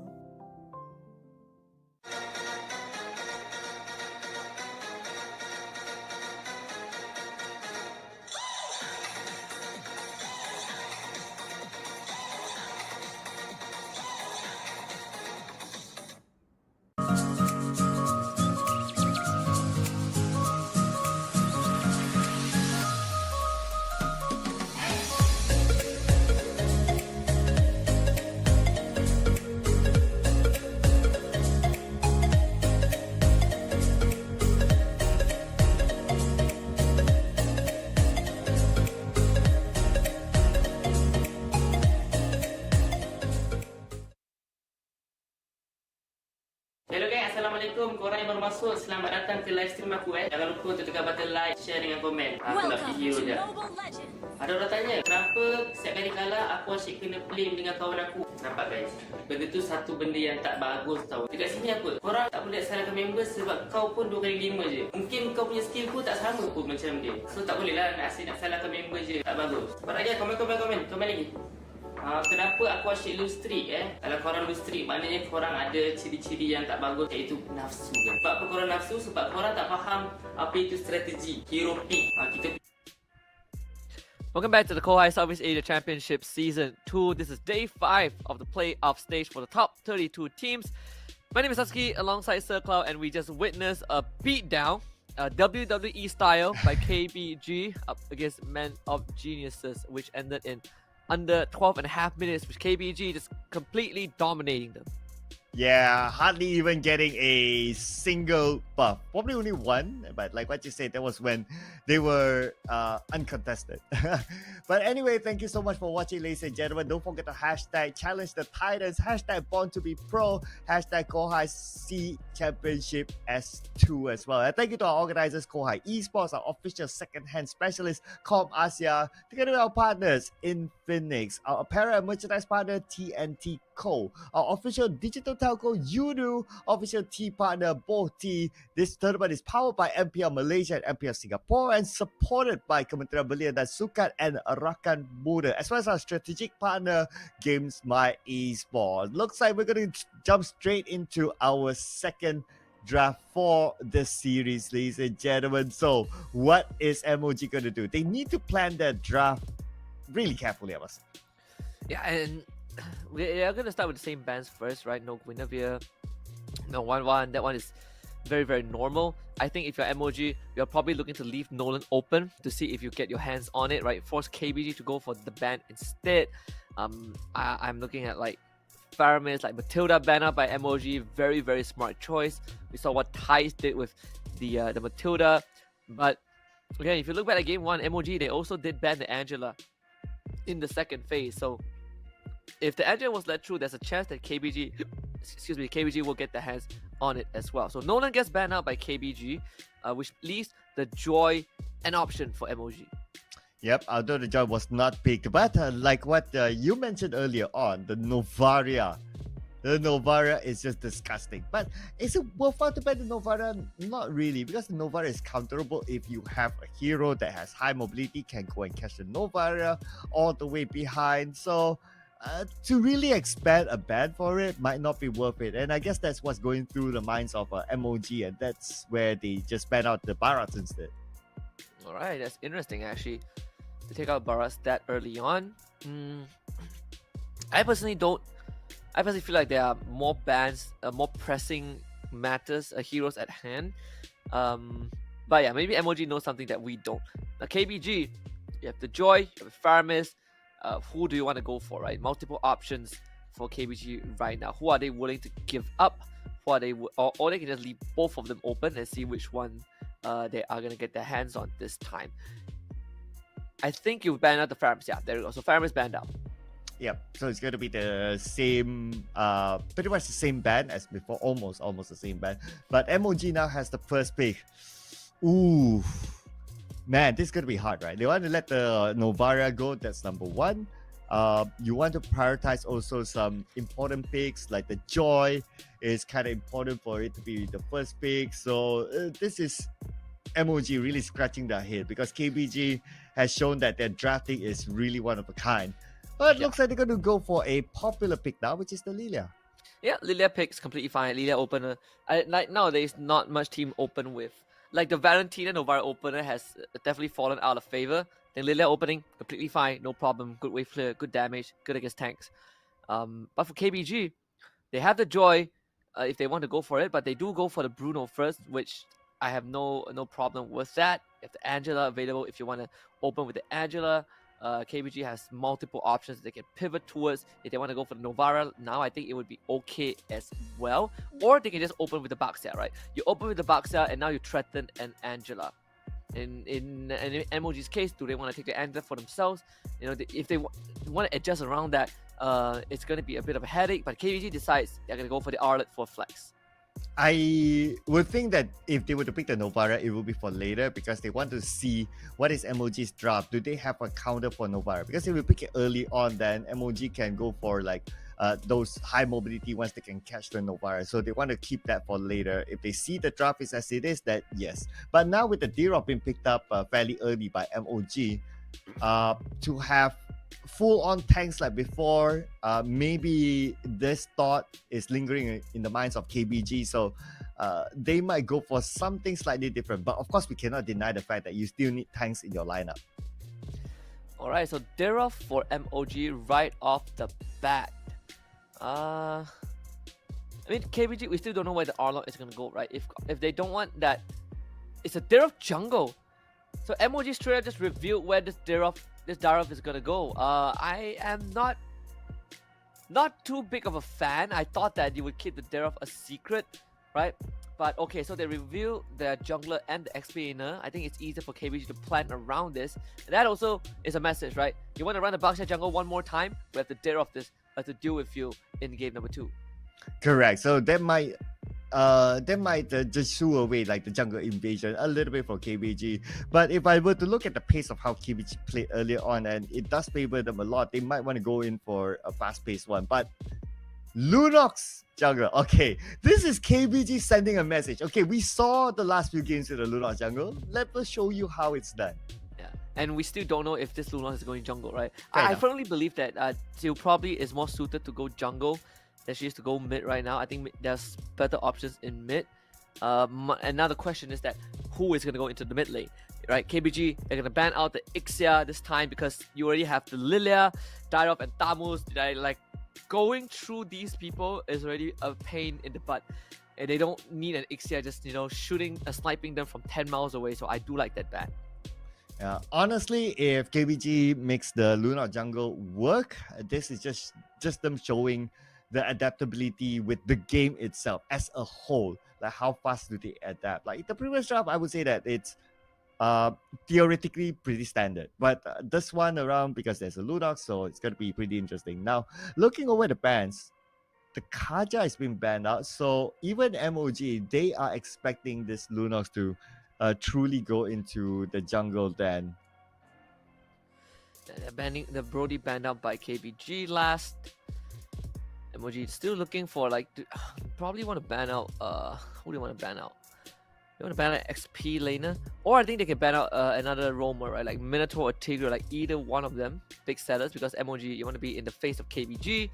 Last thing you want is to run into a big ulti that completely breaks your tempo. So I think Tigre or Minotaur ban would be okay. If you want to ban an XP, actually, I don't think there's any XP lane that they're worried about right now, because you have a Thamos, and Thamos eats a lot of the XP lanes alive, at least the meta ones. Yeah, I would say that. Okay, I was about to say a Novaria, but anyway, they went in to ban out the Akai. So I wonder what's in the mind of MOG right now. Okay, they ban out the Akai. Are they thinking that this is a mid Lunox? Because yeah, the veteran is out. Okay, mid Lunox. Yep. So we're not going to see the jungle Lunox after this. Yeah, so mid Lunox completely fine. Again, because like if you run a Lunox jungle and you have another mage, you like, who's gonna be the front line, right? You're relying on your XP laner and your roamer. So I do like KBG's version of this. And when she goes for the Claude, yep, they get the Minotaur, very, very nice, good solid front line, good solid dive, and a ton of damage. I definitely like this version of MOG's draft a lot more. Yeah, totally agree. At least they have a balance of like, okay, you want to deal with the tank, they have something. You want to deal with the backline, they have something. You want to initiate, they have something. So a little bit more balance coming from MOG. So for KBG, well, their last pick, I wonder what would they go for, because the R-Lord is still kind of flex, right? I think you can go Edith, or you can go Edith. I don't think Tigre would be okay. All right, they go for the Diggy this time. I mean, it's good as well, right? The Minotaur uses his ultimate, you time journey. So yeah, a more defensive approach from KBG. But overall, I think this is definitely a more even draft for both teams. Yep, absolutely agree. I think the Diggy last pick was great. So we're coming back onto our predictions brought to you by Com Asia, and I'm still going to go against it. I do like this draft a little bit better for MOG. So upset, reverse sweep. Come on, guys. Yeah, MOG have to pull out something out of put a rabbit out of the hat this time, because KBG, they showed us just absolute dominance in game 1. I wouldn't be surprised if they do it again in game 2. But judging by the draft, I think MOG definitely learned something, a thing or two, to prevent the same thing from happening again. I still stick with my boys from KBG. I think they have a lot of potential. Game 1 was a good proof of that. Yep, so game 1 was a proof of that. However, game 2 is going to be a fresh restart here. I want to see if KBG is going to play as aggressive as they did in game 1. Of course, draft-wise, they had a significant advantage that allowed them to jungle invade a bit more onto MOG. But this time, since it's more like a 50-50, I think they would try to do an attempt still, because it worked out for them, but maybe it won't go as far as what we have seen in game 1. Oh yeah, I think at the same time for KBG's draft as well, right? Lunox mid into a Lilia. I think you should be okay. I'm more. I want to see how Lap 7 plays this Fredrin, right? Seems like utility jungle, he's really comfortable on utility jungles with how he played the Bucks, yeah. But Fredrin also kind of does the same thing. If you get ahead and you start like taking over the enemy jungler, there's nothing much that they can realistically do. So MOG, if anything, if they see an invade, they gotta protect the jungle. Yes, definitely. I guess they're also prepared for that as well, as we will be prepared to jump into our second game of the series. This is going to be, ladies and gentlemen, Keep Best Gaming from Chinese region versus Man of Geniuses from Malaysia. And will we see a comeback from MOG? It's a make or break for them. They're gonna make or break MOG. Only one way to find out, right? Pick the Thamos, pick the Darrow. They have things figured out, but KBG whips out the Diggy at the very end. And I would say, to a certain degree, KBG is definitely the more experienced team that is in this context. So I would not, I wouldn't put it past them. But again, these tournaments are where we get to see new stars shine. And in this case, I really want to see if MOG, what corrections have they made? What adjustments have they applied coming into game number 2 against KBG. Yes, ladies and gentlemen, this is going to be probably closer than before. Before this, game 1 was a smackdown by KBG. But at least this time the lineup wise is a little bit more balanced. If you were to review back the lineup, just to summarize, you have something to initiate, you have something to deal with tags, you have something to try to go for the back line from MOG, so that's cool. But same goes for KBG as well. You have something to deal with the back line, you have something to deal with counter initiations and all that. And let's jump into the game. Looks like what we sort of expected is that KBG, they might try to do something funny, but because of the draft, they can't go all into the jungle. Yeah, not this time. So definitely a lot more risky when you are playing into the Dyrov. But one thing that we've seen, time and time again, every now and then, is Bruno Diggy. It means one thing: we don't want you in your lane. Get out. We're gonna bully you whenever you show up. It's basically the high school bully duo. Right, like Diggy, like you show up, you take Diggy's bomb in the face. If you ignore that, you're gonna take a couple of balls in the face from this Bruno. It's just not a fun lane to play against. Yeah, but let's see who will be the High School Musical then by winning this round. And as what we can see here, Rex is not going to be having a bad time. But oh wait, what? How did the Tamos gave the first blood away? How? Tamos with a vengeance got first blooded by the Arla? What in the hell happened in that XP lane? The first blood brought to you by Com Asia while time reversal on the Jackie, lap 7. Oh, here he goes. Into the jungle to start that invade. But of course this time for MOG, the Darov, Jackie also going for his own counter jungle, which is pretty nice.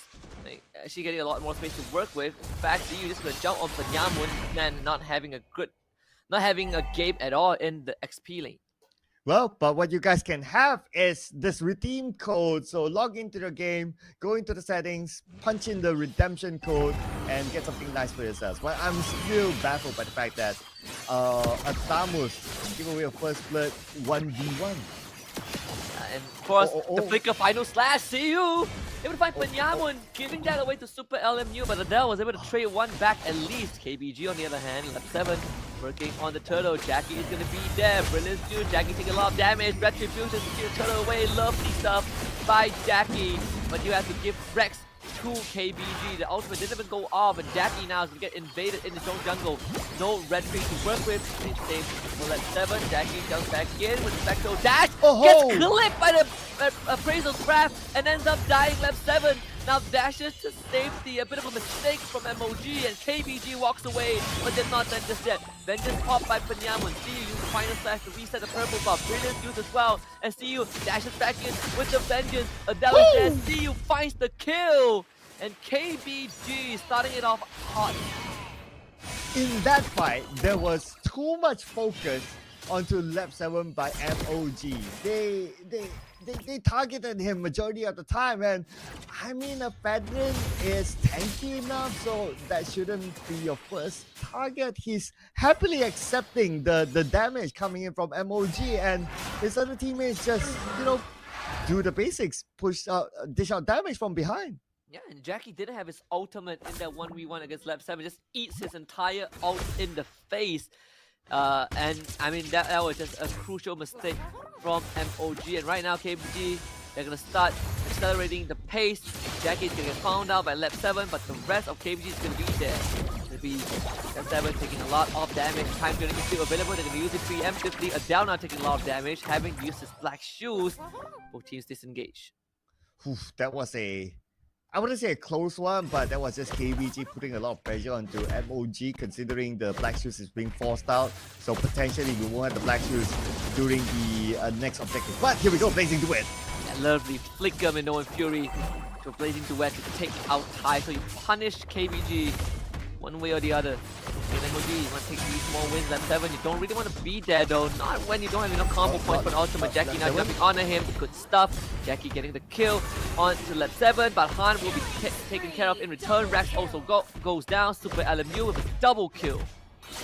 In the top, we have Penyamun versus CU, but when you focus onto the bottom, Super LMU has to back out. The turtle is up for grabs, so by both teams not really going in for it yet.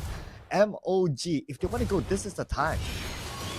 Yeah, and they will be in on turtle already. You can see lap 7. See you showing up. There's the final splash. Gonna get used. Oh wait! See you steals the turtle? What? How did that happen? Jackie needs to run away, but see you while he's on the case. Dashes on him in double dash with Avengers to get the kill. What just happened? He's not even a jungler. And he stole away that single-handedly. And not only that, he managed to get out alive. This is crazy mechanics from CU. Yeah, gets out alive and gets a kill in return. I mean, Jackie even presses Retribution. So, oh boy, MOG. And these small minor errors starting to really bleed into the rest of the gameplay. KBG now focus entirely on the top side. God Yang wants this tier 1.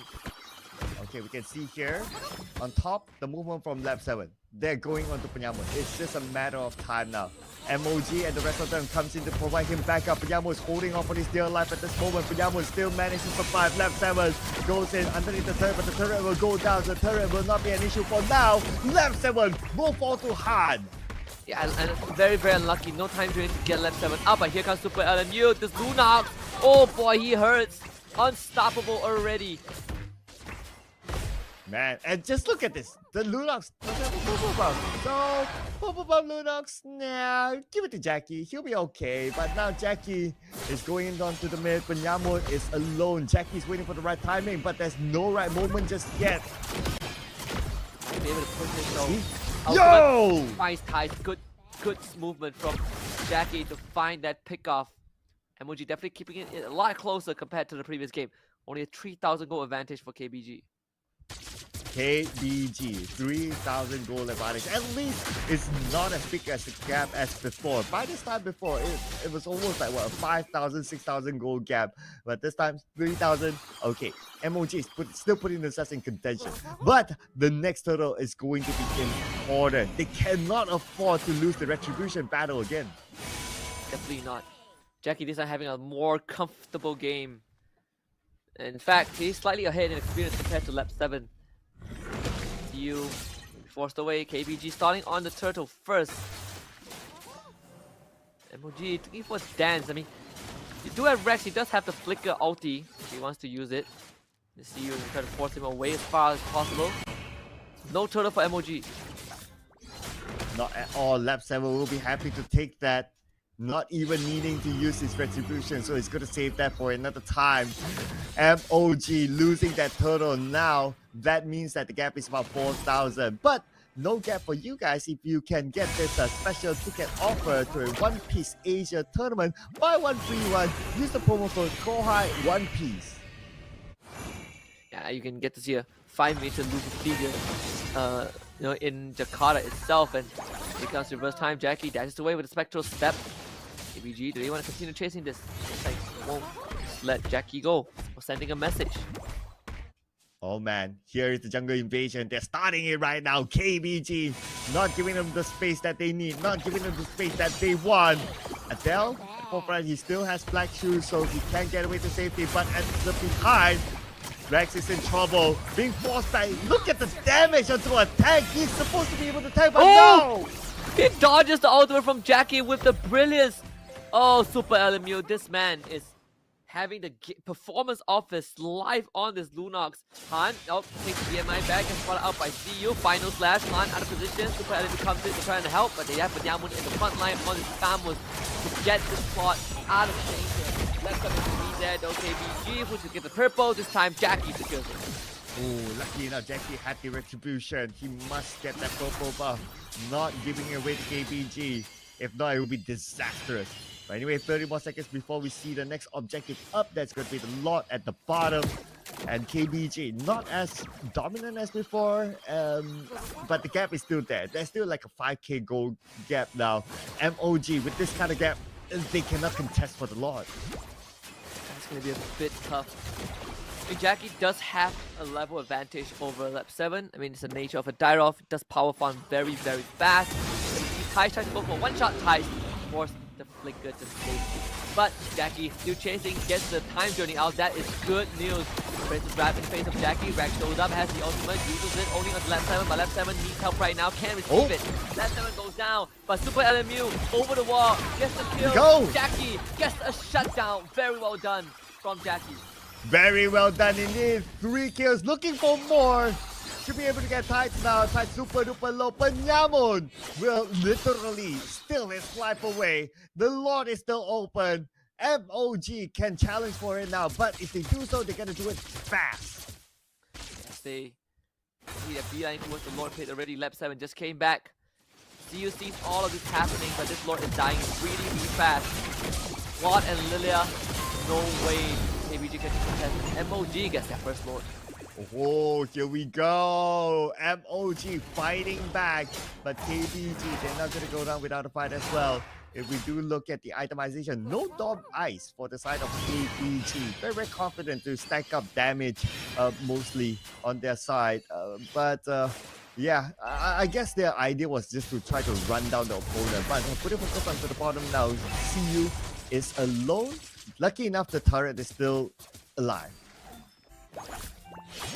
See the Lord coming up from the top side as well. That's where Tides, God Yang are. KBG, they're going to bring members closer to the top quarter of the map. MOG looking at the bottom side. Meanwhile, on the river, there'll be an ambush onto Penyamun. Super LMU forced to flicker away. And Lap 7 also forced back. But look at Rack. Oh, he has an angle. Lap 7 caught out already. Tries to go to safety. Penyamun alongside Jackie will take him down with the Visum Strike. Final slash, not connected. Penyamun, if he had the opportunity, he would have come in from the other side. But looks like no, but it's fine. They still got that 1 kill. Now goes in with the Minimum Fury and looking for more now. Godyang will be taken down and it's 4 kills. Looking for a wipeout. CU is going to be the last one. He shouldn't be able to survive this. And it is a total wipeout onto KBG. MOG goes for the inhibitor. Man, MOG, what a recovery in this game too. That Dyro pick really allowed them to snowball. And in fact, getting all these one-shots against crucial targets who are not durable. Tai is not able to keep the team alive long enough, and KBG is starting to see a problem. They don't really have as much damage as MOG can offer. But at least they get to keep all of their inhibitors up. And look at the goal difference right now. MOG has the 3k goal advantage now against KBG. This is looking super duper exciting now, but we are approaching the 15-minute mark, and when it's there, when it's 50,000 gold, it doesn't matter anymore. It's all down to real pure execution. Absolutely. KBG has some housekeeping to do with the bottom wave set up. Trying to find a gank right now. They need all hands on deck. They do. I mean, MOG, they do see where CU is, but they also are very aware they're going to be playing on the top side instead, and that's where the Lord will spawn. Oh, yeah, 20 more seconds to go. And MOG, they're getting control right now. Oh, gotta be careful at the bottom lane. He might be going in for it. Penyamun, oh no! All alone, 5 onto him. Penyamun, can he actually survive it? It's going to be almost impossible at this moment. Penyamun, nowhere to go. Taken out by Godyang. And now it's on to the Lord. Very well pick off. Very good pick off from KBG. MOG, they're going to shove the top wave in. That one will be handled by Super LMU. 20 seconds though until Penyamun comes back. And MOG, they still have Jackie around, so it's still a red tree war. And Jackie is 2 levels ahead of lap 7. So he's gonna win the red tree war easier into the extra levels that he has. For KBG, they're gonna try to commit to this. Back in the Lord down low, here comes Jackie. The ultimate easy secure with the side and the retribution. They're gonna take down Tides as well. Even the times that they can't keep him alive, they can go against you as well. Lap 7. Survive with a 0 fell, but Jackie is stuck in and out. Lap 7, unfortunately, can't stay in the fight. KBG losing 2. Here we go. Here we go. So they got the Lord as well. So now pressure's on the KBG to defend this Lord when it comes. Man, and the Lord will march down the mid lane. MOG, now they're in control. 5k goal difference and not hitting the 50k mark yet, so there's still a significant difference. But now, looking back at the highlights brought to you by Com Asia, the double kill from Adele. My goodness, Jackie, he has some immortality anyway, so that's why we don't see KBG going all in onto him. Yeah, and look at this. The Lord coming down mid lane as well. Could be the final stand for KBG. The Lord slamming down the mid inhibitor. That one will go down. Bottom lane just taken care of barely by KBG. They have to deal with the Lord first though. They've shoved the top wave up, so that's one last lane for them to worry about. Temporarily, KBG now on the back foot. Cool and steady, disciplined gameplay by MOG. Not forcing it, not forcing to get the bottom inhibitor turret.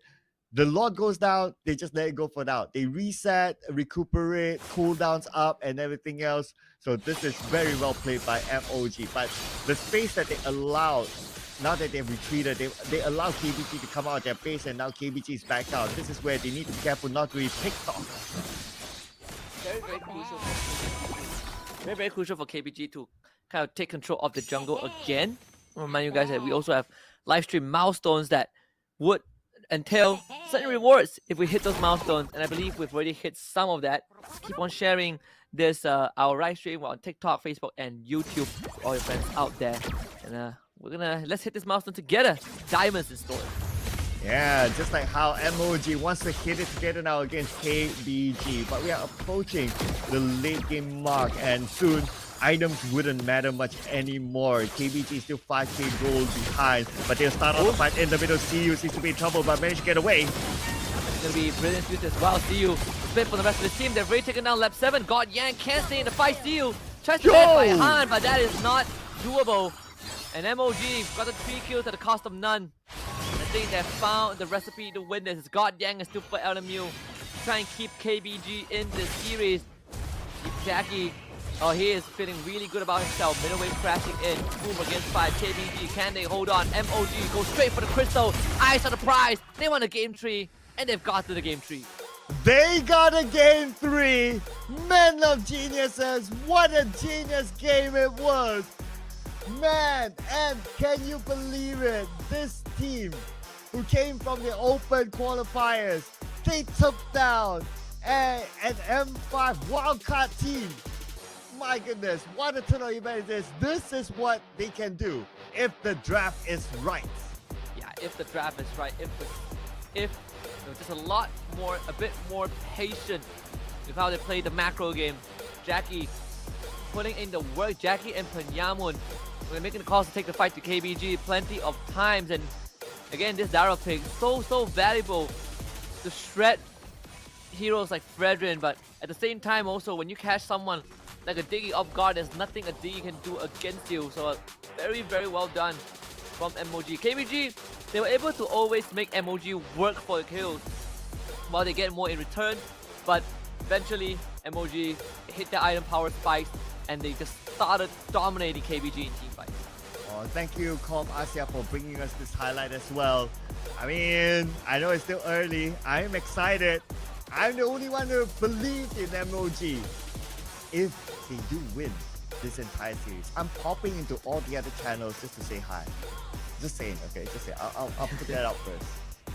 I mean, there is a good chance that they win this, right? Like, Game 2 was a very good example of MOG recovering from a devastating Game 1. Like I say, in the draft, MOG, they just had more avenues of damage. Whereas for KBG, if Super LMU and God Yang can't deliver, then it doesn't really matter. And for them to deliver, their front line needs to stay alive. But the front line can stay alive when you lose 80% of your armor every time you enter a fight. Yeah, and this is what you can do when you have a good draft. This is the final moment. They got to clean up onto KBG. And with that cleanup, well, it's pretty much a game over. Oh, okay, this is still the 30-minute mark. A lot of back and forth, not gonna lie, right? I mean, KBG, despite this sort of a good draft between the two, it was very 50-50, except towards like the very end. And this was pretty much during the closing stages of this game. They got a wipeout onto KBG, and pretty much the rest was history.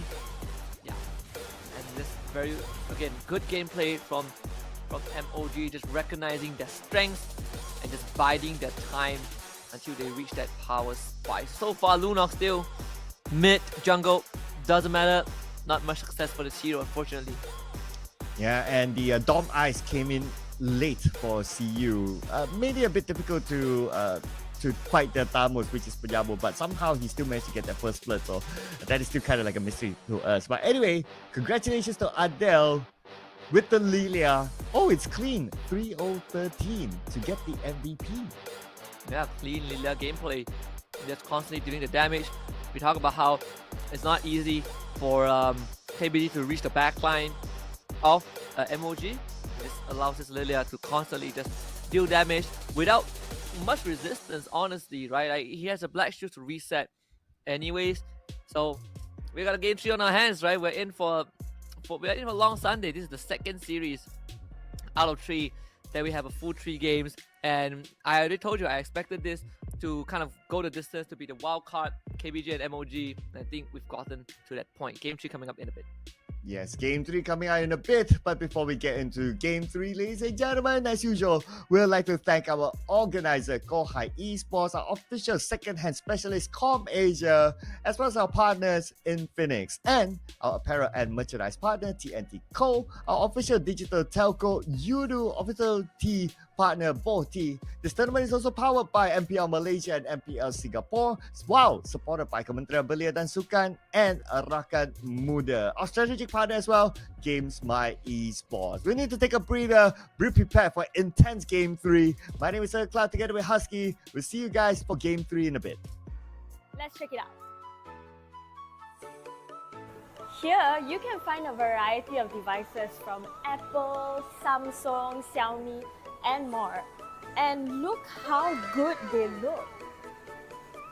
I can't believe they're second-hand devices. So all of ComAsia's devices actually goes through a 32-step quality check to ensure 100% functionality and to make sure that the battery health is 80% and above. Additionally, if you're ever worried, they provide up to 12 months of warranty. And because they're all second-hand devices, you can expect to save up to 50% in comparison to buying a brand new phone. So what are you waiting for? Come to Lot 7A, Level 1 at KL Central, and I'll see you there.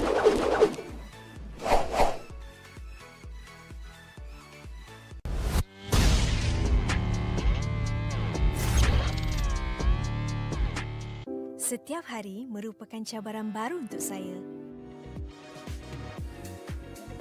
Kebaikan teh hijau buk dengan aroma yang segar membantu saya secara fizikal dan mental.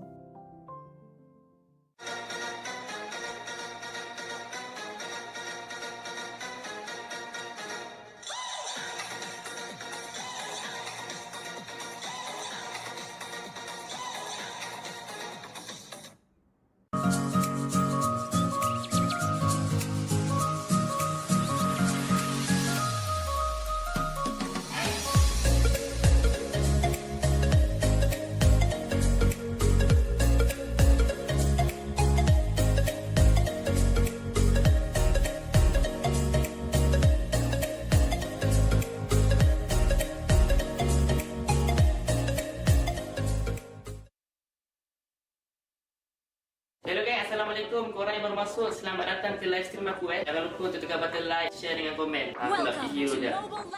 Ada orang tanya, kenapa setiap kali kalah aku asyik kena blame dengan kawan aku? Nampak guys?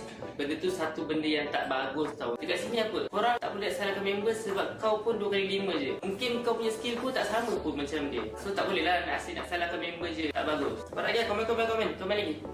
Kenapa aku asyik lose streak Kalau korang lose streak, maknanya korang ada ciri-ciri yang tak bagus, iaitu nafsu kan? Sebab apa korang nafsu? Sebab korang tak faham apa itu strategi, hero pick, kita punya meta, rotation, semua kena tahu. Kalau korang tak tahu benda tu, mesti korang akan main macam mana?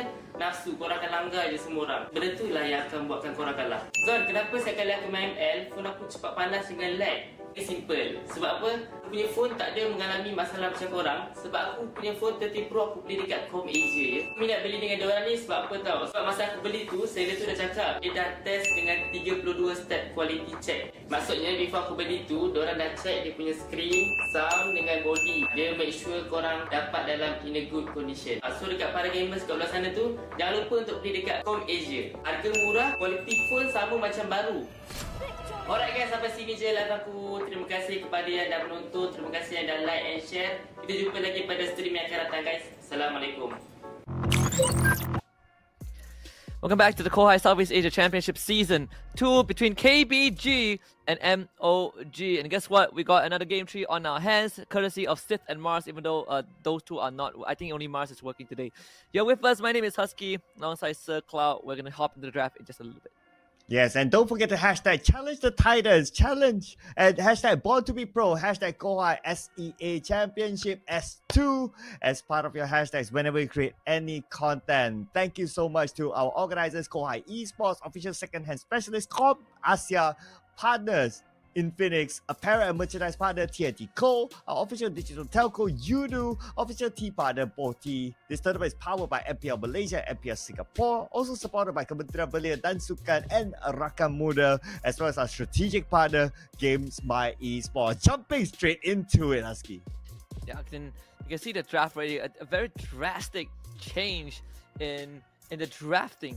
Right, MOG, they get Lilia, Terizla, and Dyrov again. That one worked out perfect because there's a Baxia. So Lilia, Dyrov in the Baxia. Well, good luck having a game with Baxia. But there is a Faramis, right? The good news is Faramis for KBG. They also got the Bruno on their end. So both teams now really getting to a hot start with their drafting. Yeah, I mean, that's the Dyrov, right? So Dyrov is the answer to tags in general. So you got the Baxia there, that's the answer. So Faramis has to pull on potentially big saves. So we'll need to look at like the targeting and also the positioning later on when it's executed. Now coming on to the next phase of bans here. Ooh, looks like what we're gonna see here. We're gonna see a goal lane for MOG at least. Yeah, I think if you are KBG, you already banned the Claude and the 1-1 because you know, especially the Claude, right? Because you set up for the Farmers. You could ban the Brody, you could ban the Brody and the Ixia. I personally think you want to ban the Brody and Ixia. As all Beatrix and Ixia, either or, especially when they have big AoEs that can really pose a problem for your Farmers, for your draft in general. Yeah, Ixia gets banned out. MOG to ban Arlot, no surprise right there. Yeah, so now on to MOG's ban. Well, they could still ban off beefy roamers if they want to. So just to avoid like the initiation combo Baxia as well as another one, maybe like a Minotaur can be banned out as well, just to block that off. But unless they have the plan to take it for themselves, because for MOG they can pick a roamer as well. And if you combo a Terizla's penalty zone together with a Minotaur's Minoan Fury, I mean, that is just trampoline all the way, assuming that you can catch that amount of players. Yeah, I think there's definitely a possibility for that to happen. I think MOG, they can go for Tigreal, they can go for Minotaur. Either way is fine, right? Because again, you look at KBG, Baxia, Bruno, Farmis, so they will have to be in your face to a certain degree. So Brody and Ixia banned out by the side of KBG. It's going to be Yudong last banned by MOG. And like you called it, Cloud, the Minotaur picked up by MOG. Yeah, because MOG, my boys now, okay? They my boys. I'm the only one who believed in them, okay? All right, they're my boys. But, all right, Valer. Oh, Here I we like go. this. Is this the first Valer? I it believe this is it. I think so. I mean, the first one I've seen, I don't remember seeing other Valers. So actually, if you think about it, Valer is a pain in the butt for 3 of the MOG heroes. Terizla hates Valer. Darov hates Valer. Minotaur hates Valer. Honestly, no one likes Valer. Okay, I'm just checking over my notes, right? So yes, this is the first Valer in this in the main stage at least. So I totally agree. Like, I play a tag roam as well in my casual games, and at some season, I totally banned out the Valet until it was nerfed. There, I'm like, oh, okay, that's cool. But nevertheless, Valet, like what you say, is annoying towards tags who like to engage. Yeah, and you see like KBG, they round the draft with the Thamus, right? So Thamus and the Terizla, very straightforward. Terizla gets eaten alive. There's nothing that he could do against the Thamus unless the Thamus like severely misplaced. But final pick for MOG is going to be the carry. Just that the shred tanks reach that late game, MOG should be able to take this away. And yes, Cloud, I know. The caster predictions brought to you by Com Asia. Sir Cloud, the only believer of MOG, as the rest of us, we believe in the wildcard experience of KBG. Let's go! I'm gonna make a point, okay? I'm gonna put this out again to our producer, okay? If MOG wins, I'm going to disappear for a moment, and I'm going to jump into the BM casters, the Indonesian casters, just to say hi. Sure. I'm not with Sir Cloud Signer, I'm with Ghost Cloud, alright? Because it supports KBG. I'm with my Indonesian friends, right? Mas, Fariza, we are all on the same page, right? We believe in the KBG. Wow, but anyway, draft-wise, I think in summary, this kind of feels like the 50-50. At least it's not like the first game's draft whereby it's kind of clear and apparent. Like from the draft-wise, you can kind of see like which team has the bigger power spike. But this one also feels like the second draft. You got a good mix of like tank shredders, you have a tank itself, you have initiators, you have anti-tanks on the other side. So it's a good mix as well. So I think at least on paper, it could go anywhere. I agree. I think that, it's not like a one-sided draft where if plan A goes wrong, you just lose the game, right? Both teams have ways to navigate certain situations. I mean, for MOG, the modus operandi, very, very clear. You want to be in your face, we destroy your tanks. KBG was like, all right, you want to dive in my face? We're going to push you away. Even better, we're trying to beat you with a lane matchup. And I think this does put a lot of pressure onto Penyamun and Rex specifically, because getting to KBG is already hard enough when you have a Farmist Netherrealm, and now you have a Valiant support who is going to constantly zone you away, and you're not the most mobile heroes either. Yeah, and the Valley pick is just adding to our hero pool in this tournament, right, so far. Earlier on today, we did talk about like, okay, expect like mind-blowing picks or hero picks that we don't commonly see. Valley is a very, very uncommon one, even for me, like even watching other games as well. So this is just going to be mind-blowing. Like, how are they going to execute it? Because of course, in ranked games it was one way, right? But in actual tournaments, it's going to be another way. Without further ado, this is going to be match point, ladies and gentlemen. Keep best gaming on Men of Geniuses. Moving on. Can't wait to see this kick off. MOG on the red side, KBG on the blue, and right off the bat, Tights going for an invade, but has the flicker this time. MOG learning their lessons to protect the jungler from the likes of KBG supports who love going for these invades to find a lead. But unlike game 1, they don't have the capacity to go for these early steals. So KBG, in terms of the jungle matchup, you should expect Jackie to have a decent time. Ooh, yeah, Jackie, no big jungle invaders. I mean, he has protection as well. Rex is being the bodyguard. You can see his positioning at the entrance of his jungle where he is farming the purple buff. So they're well prepared for this. I guess this is really the learning that they got from game number 1 and also partly game number 2.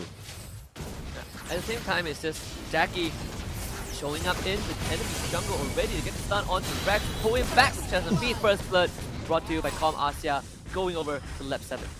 Oh, my boys. But anyway, in the previous round as well, they let go of a couple of kills early on. So, I mean, it's still very, very early in the game, right? The previous I remember it was the Terizla at the top lane, solo kill. Not sure how it happened, but it just happened. Anyway, right now, it was a confident attempt from MOG, really, to try to execute. Oh, again, this time they found Jackie. That is not good. Not good at all. Man, fun fact, Jackie's my cat's name as well. Every time I say Jackie, it's like, I can imagine him just outside the door asking for food. Does Jackie agree to ML games as well? At least he comes and gives me a hug when I lose my game. So good to know. Turtle for KBG. They're gonna continue to invade. Jackie now in a good spot. Bottom lane got Yang ganked on. Going down for sure. Given over to Han of all people. So very, very well done for MOG. Especially when the kill goes over to the carry. Jackie's gonna switch jungles. He's like, alright, I'm gonna lose my orange buff. I will try to take the orange buff of KBG. But KBG, I think they know this. Alright, they don't. They're gonna go for his purple buff. Yeah, they probably got a clue right now, but of course they'll focus on to getting the purple buff. So just like how you guys can focus on to getting the giveaways from Kohai, the end of year giveaway is up right now. Just follow the steps inside of the Kohai app. This contest is until 31st of January, so don't miss out this opportunity. Okay, Finger Panties on Super LMU executed, but left 7 is gonna come. Jackie able to dash away with the Spectral Stab. Very, very well done. No one Fury just to keep Jackie alive. But Yamun cannot recall in time. The third person cancel his recall, but left 7 will not commit to the chase. Not taking the big risk yet. Okay, Han now. Okay, 2v1. Tides has arrived together with Gonya. Han, how's he gonna get out of this? Okay, flicker away. Thanks to Rex as well coming in. So that will at least give some psychological pressure back onto KBG not to pursue onto Han. Yeah, it's going to be a bit of a slower paced game. Just a 1,000 goal advantage. Tides continues to be a nuisance on this Valir. But left 7 is 2 levels ahead of Jackie, which is very, very good news for KBG. And look at that, he's going to the orange buff to contest it again. Oh, okay, yeah, that's a good point out there. I mean, it's only 1,000 gold difference. Okay, speaking of Jackie now, he's been challenged at the orange buff. He managed to get it, he should be able to. Yes, he got it. Yeah, Jackie got the buff. Left 7 might end up going down, Rex is there, alright. They're gonna round use as well, they're gonna break all the temp HP. Left 7 trying to get away, but Jackie is on his tail. The Minotaur missed this at the very end. Left 7, no way he gets away from that. Escapes death by a hair's breadth. Oh man, how did he get away with that? That was just getting away with murder. My goodness, that was something. But like what you say, right? The Minion Fury expanded, not able to get a kill. He was supposed to get it as well, but I guess it's just a matter of that split-second timing / distance. Yeah, without the Minoan Fury, I don't think it will be back up in time for this further contest. So KBD should be able to take this turtle without much interference from MOG. They don't have the tools to deal with it. Left 7 gets the turtle. Yeah, it's going to be 2 out of 2 turtle for KBG now. And at the same time, Jackie wasn't in the position to come in contest as well with the Retribution, so they were prepared to lose the turtle anyway. But are they prepared to lose? A couple of members at the bottom right now. Rex will be the next target. The turret will fall. Rex will be taken out by Tides. But they might trade it back by taking out CU instead of top lane. And Penny's on CU just gonna 1v1 to Jackie! Eaten alive by this Thamus, but I tell you, you can't fight the Thamus like that. Disrespect CU, and CU is going to see you back in your base. The vengeance ate up everything. Oh man, a disaster for MOG in the top lane. Oh man, that looked really confident until the U-turn happened. What am I watching here? The orange ball will be stolen away as well. At the same time, the top turret down. My goodness, KBG. Okay, it's still pretty 50-50 though. I mean, there were some moves that MOG, they did really confidently, but a little bit overconfident at times. But if they quickly learn from their mistakes, they can still even up the odds. Yeah, the fact that right now Jackie is 2 levels below lap 7 is not good news at all. Next KBG, they're gonna turn their attention to the bottom lane, right? Bot tier 1 is already gone. Might start converging into that mid to break open this mid tier 1. MOG's purple buff up in 10 seconds, and look at KBG, they are already setting up base. Yeah, KBG now sends Tides all alone, but he's a ballet, he can push them back, not gonna be an issue. And they're interested to try to steal the purple buff away. Left 7 going to pull the minion towards his side, but it still went towards Jackie. It's now the purple buff dance. He needs the vision to get the red tree, and Jackie pulls it into the bush, so no vision for left 7 to go for any type of steal, which is very well done. But Yamun has to defend his zone defensively to get out. While that was happening, KBG broke the bottom tier 2. My, oh my, the top as well, being pressured by a CEO all alone. Han couldn't go anywhere, and now Han looks like a swap day there for Han. Trying to farm as much as possible, trying to get the scale, but Jackie gets the turtle. Yeah, able to show up and just steal it away because Lab 7 didn't have the retribution.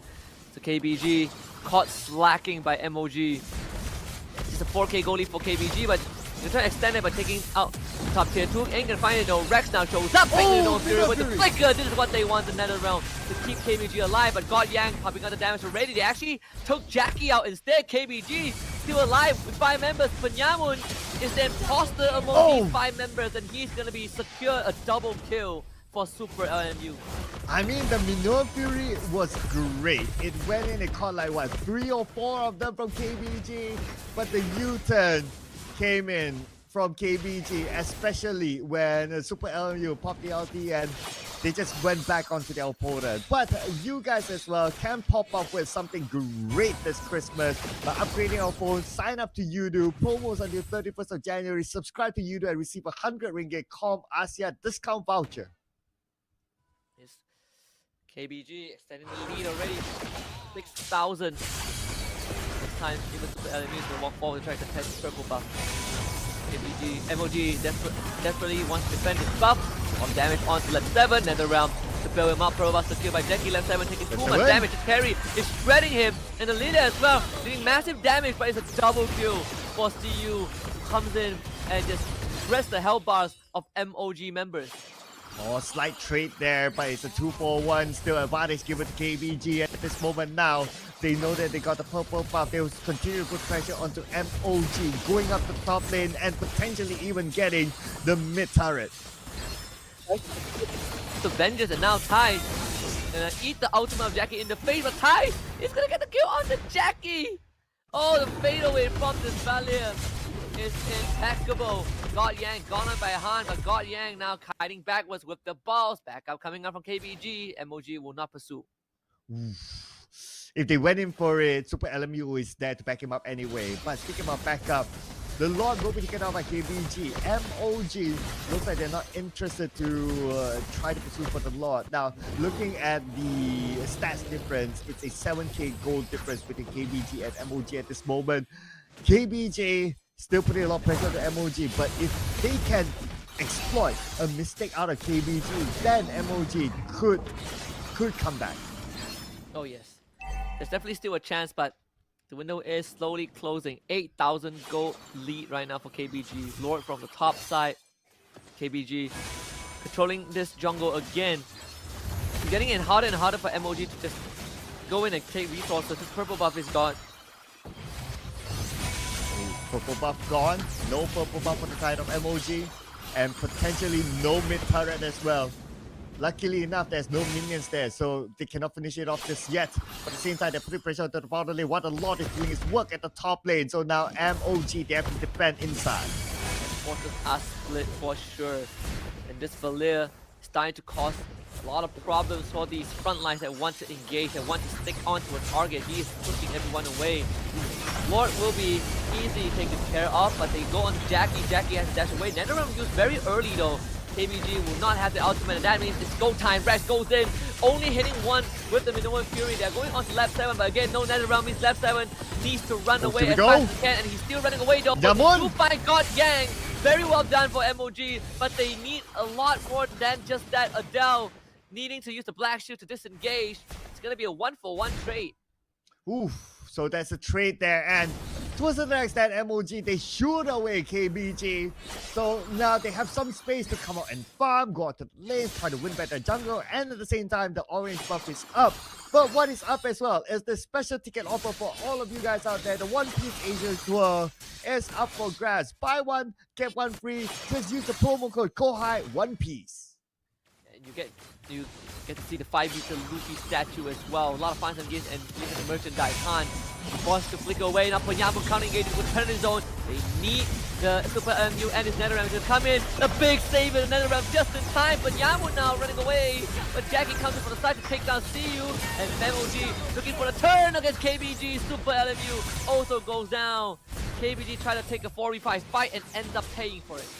Ooh, so they got CU now. So MOG, they're still defending their ground, still holding it strongly. Their inhibitor turrets are still intact, and they managed to get the purple buff out of the hands of KBG. But now, this might be the big one here.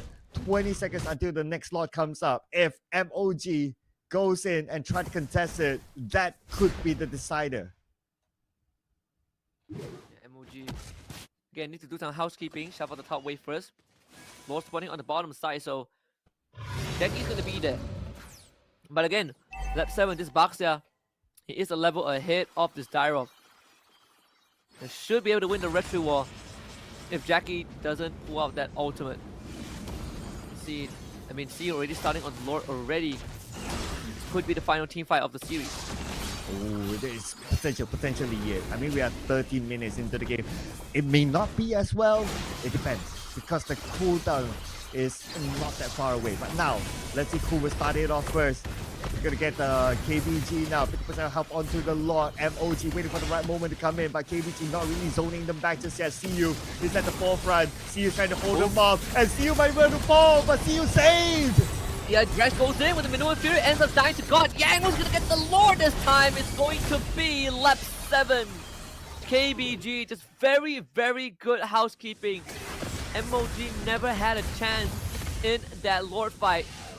Now it's 3v5. Been inhibitor under danger. Lap 7 trying to zone them away. Jackie getting pulled back, dashes back to safety. Lap 7. Gonna get away just in time, but the true damage of the carry positive procs his health bar. KBG loses their jungler. MOG still holding it on, but next they need a defense against the incoming Lord as well. At the same time, KBG is putting pressure at the bottom. All of them stacked up there because they know the Lord will arrive and do its work. Han winning the pushes at the side. Keep an eye on him.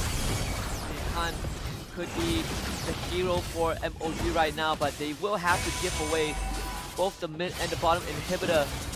Not an easy decision. That's what they need to afford, a price that needs to be paid. High, dangerously close, and Han is looking for potential plans. Look at God Yang. Very well exposed. Who is Han gonna go with? God Yang is gonna be the target. Here comes Han! There's a flick on top of it to take him out, and now we know if we can get you a super LMU. Doesn't even get the presence ultimate. It's Han with a big flank on his carry to start decimating the members of KBG. CU has the immortality, but come back into the welcoming arms of Han and Jackie. That's 3 dead for KBG. That was a beautiful flight back by Han. Keep an eye on him. He did wonders, but now they need to be better so they cannot go all in. Pajamo went in alone onto the purple buff. Pajamo! Not like this. Pajamo holding on strongly. Han is there. Pajamo still survived. Body of the Smith! Oh my god, how did Pajamo survive that with the last tick of health? Body of a Smith, baby. Damage reduction when you're at low health.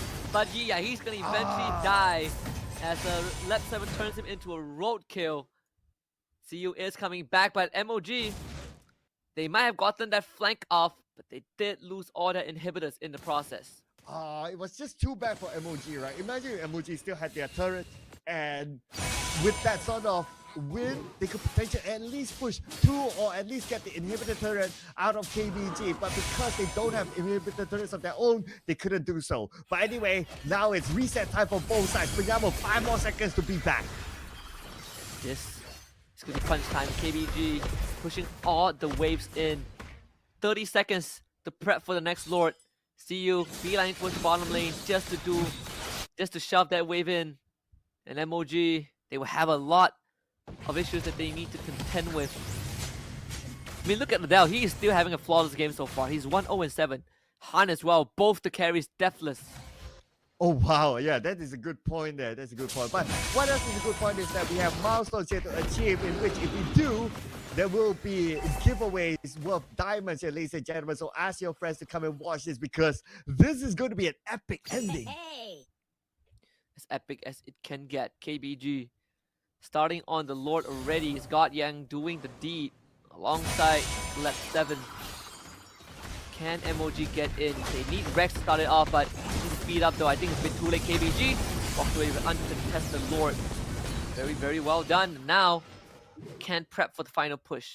All right, another defense here by MOG. And when it comes to like goal difference, itemization difference, okay, it's pretty much there. It's pretty much there for the both of these teams now. Probably at max like just one item away from a complete set. So we're almost at even ground here between the two. So it's really down to execution on how they do it. Just like how we saw early on, how Han executed by waiting at the bush and went for the flank very, very smartly to target Godyang. Oh, absolutely. Can Han find that flank though? I mean, you don't have control of the map anymore, right? All the inhibitors are down, so Han, it's about playing with the rest of the team. They're setting up the glooms with Adele. There's Lilia. You're walking through it, you're gonna lose half your health bar. Those explosives, they're gonna hurt. So enemy is kind of poking at them with the Ghost Bursters. Go.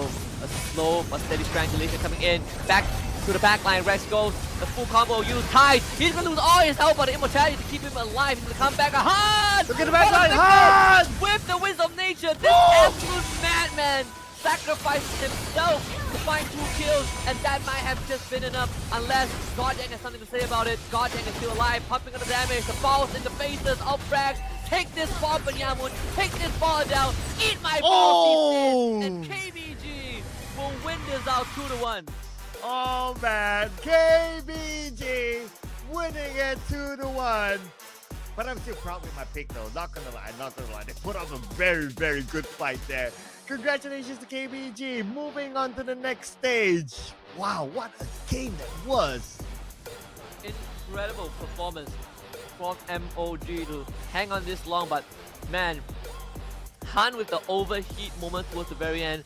I feel like if he played with the rest of his team, instead of trying to be a superhero with that flicker trait, I think MOG would have definitely defended that base and even potentially get a wipeout.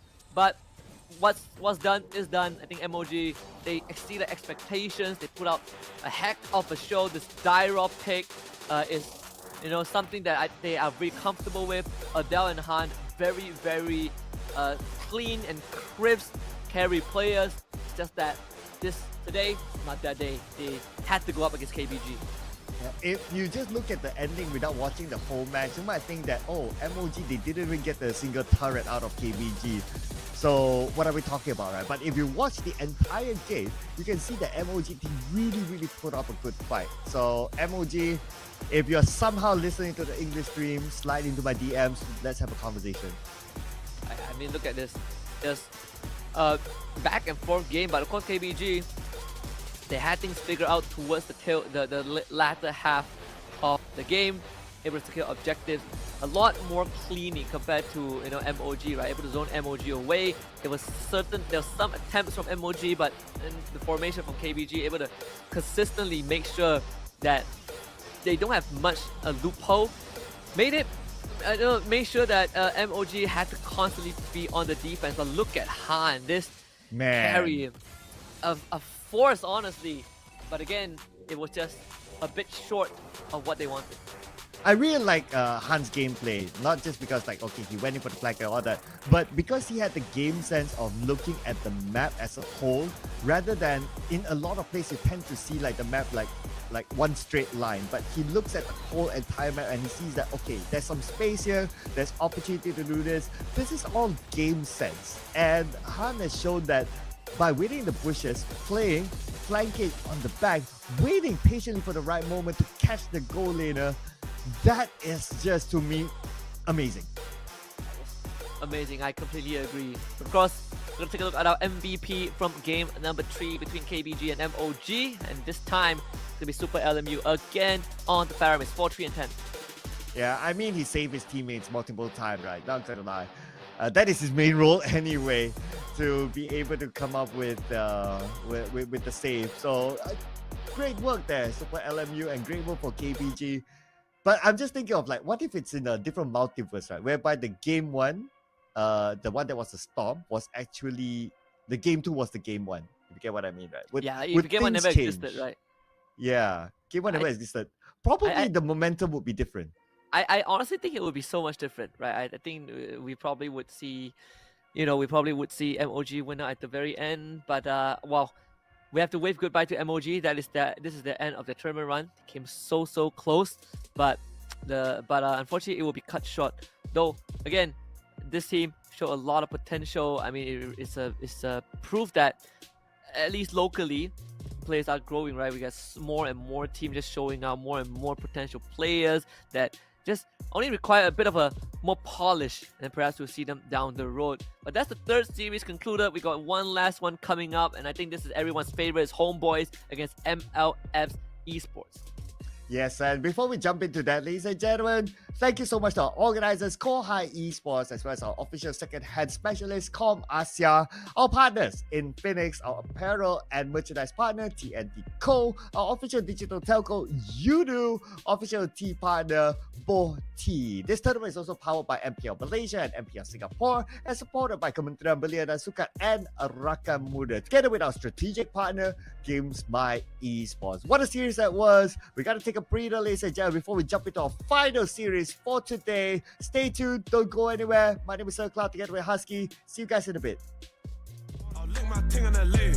But I can't fly to the States, cause I got too much convictions. Apparently all I talk is prison, but I don't know no different. Cause I was in jail up north, went under the coalition. Fresh from my book, coke and whipped out, put some roses where my wrist is. You ain't never made their birthday cake from digestive biscuits. But I had to take lemon juice to a piss test. Every day I look up to the Lord, give thanks for all this litness. Come home fresh out the system, gymless. Running with smoke on my Jones. Pigs wood with a camera on me, not the one from Dipset. I still can't mix pleasure with business, sorry princess. I come a long way from bro. Can I call you Rose? 'Cause you're sweet like a flower in bloom.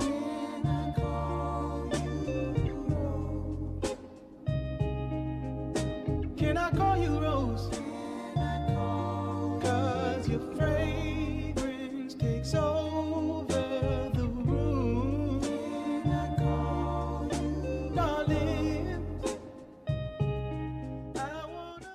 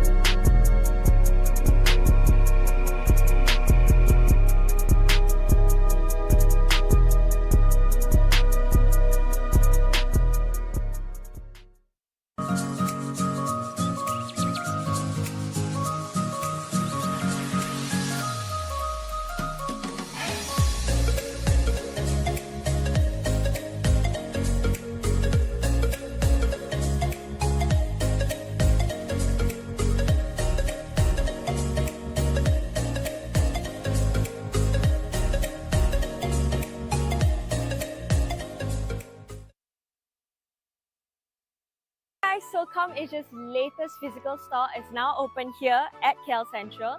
Let's check it out.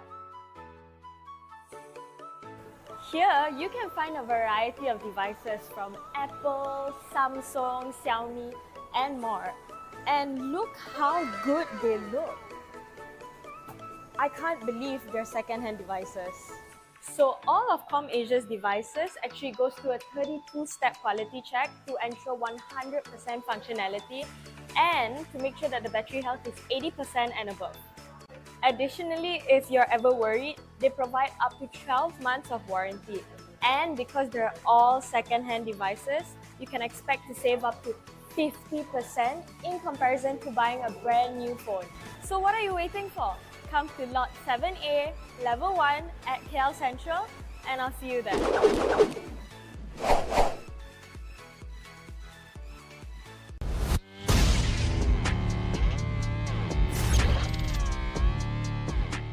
Setiap hari merupakan cabaran baru untuk saya. Kebaikan teh hijau buk dengan aroma yang segar membantu saya secara fizikal dan mental.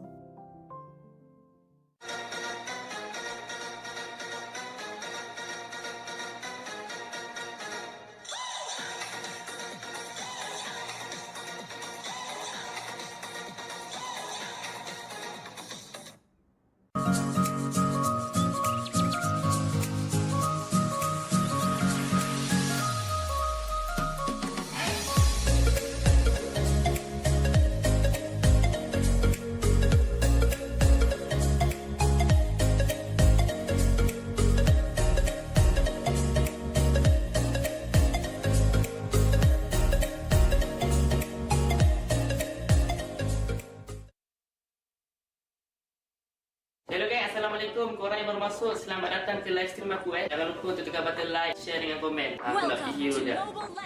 Ada orang tanya, kenapa setiap kali kalah aku asyik kena blame dengan kawan aku? Nampak guys, benda tu satu benda yang tak bagus tau. Dekat sini apa? Korang tak boleh salahkan member sebab kau pun 2 kali 5 je. Mungkin kau punya skill pun tak sama pun macam dia. So tak boleh lah nak asyik nak salahkan member je. Tak bagus. Cepat lagi, komen lagi.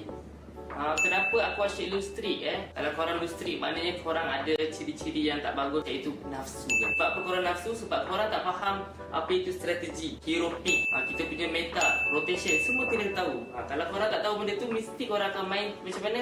Nafsu, korang akan langgar je semua orang. Benda tu lah yang akan buatkan korang kalah. Zon, kenapa setiap kali aku main ML, phone aku cepat panas dengan lag? Simple. Sebab apa? Aku punya phone tak ada mengalami masalah macam korang. Sebab aku punya phone 30 Pro aku beli dekat Com Asia je. Aku nak beli dengan diorang ni sebab apa tau? Sebab masa aku beli tu, seller tu dah cakap dia dah test dengan 32 step quality check. Maksudnya before aku beli tu, diorang dah check dia punya screen, sound dengan body. Dia make sure korang dapat dalam in a good condition. So dekat para gamers kat belah sana tu, jangan lupa untuk beli dekat Com Asia. Harga murah, quality phone sama macam baru.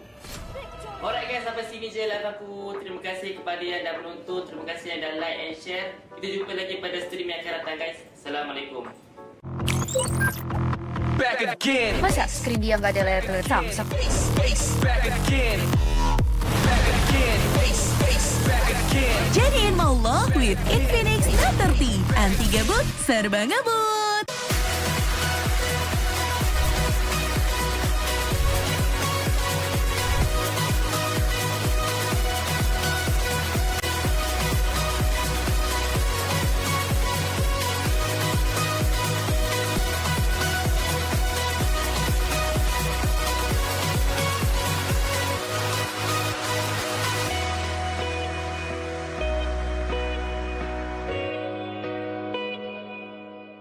Korang nak tahu tak apa rutin harian saya? Saya kalau bangun pagi saya akan exercise and then mandi. Lepas tu saya breakfast lah. Buat bosa. Okey, saya buat bosa sekejap. Bosa, kau tengok apa bosa? Tengah nonton turnamen. Taklah, saya nak buka Kohai apps gamer dulu lah. Dengan Kohai gamer ni guys, kita boleh bermain dengan pro player yang macam saya yang akan push rank sama-sama dengan korang. Lepas tu nak tahu apa lagi menarik? Setiap minggu ada tournament combat arena, iaitu tournament yang free 24 jam dan korang berpeluang menang prize pool RN RM1,000.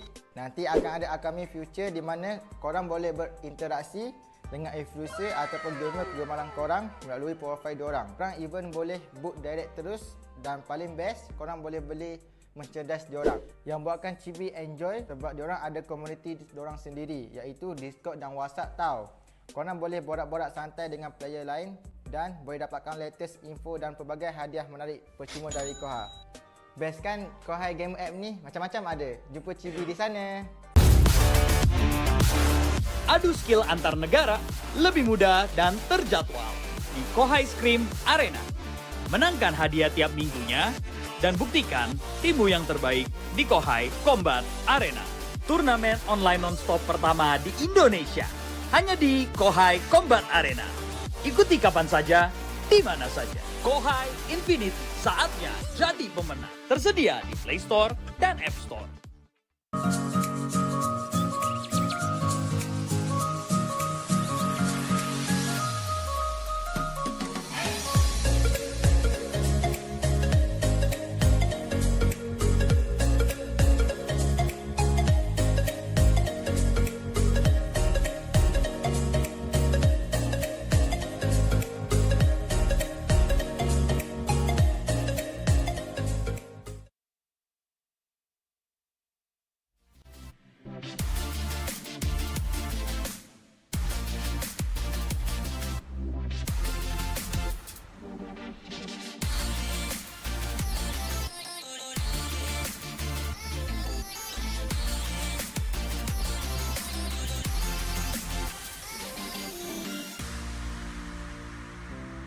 Aduh, kalah lagi ni. Aduh, phone aku lag pula. Aduh, kalah lagi. Phone aku lag pula. Sabar je lah, Son. Nak buat macam mana? Phone kau tu dah lama sangat dah tu. Phone ni pun baru aku beli dekat Komersia. Murah-murah pula tu. Weh, betul ke murah beli dekat Komersia?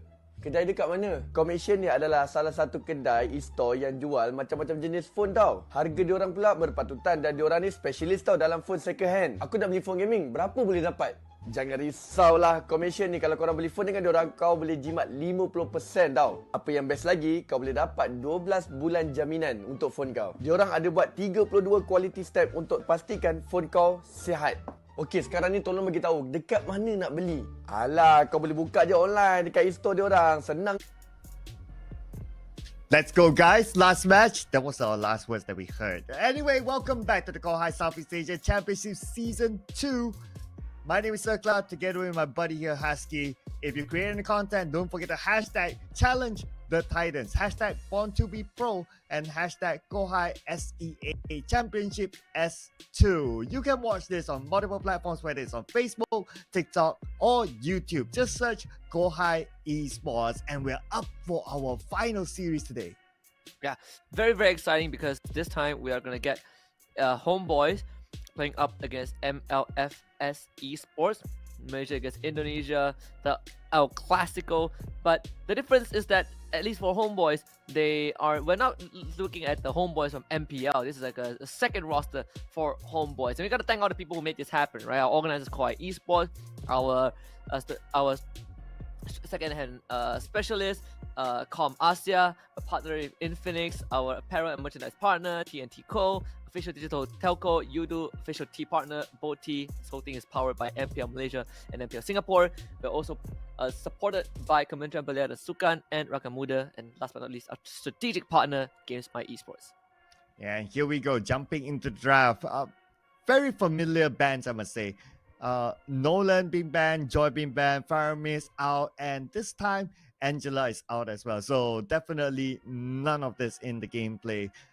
Other than that, the Matilda is still open, can be considered to be banned as well. So, and I don't know. This is still a mixed feeling for me. The Balmond, if they really don't want to deal with it, they can consider to just remove that.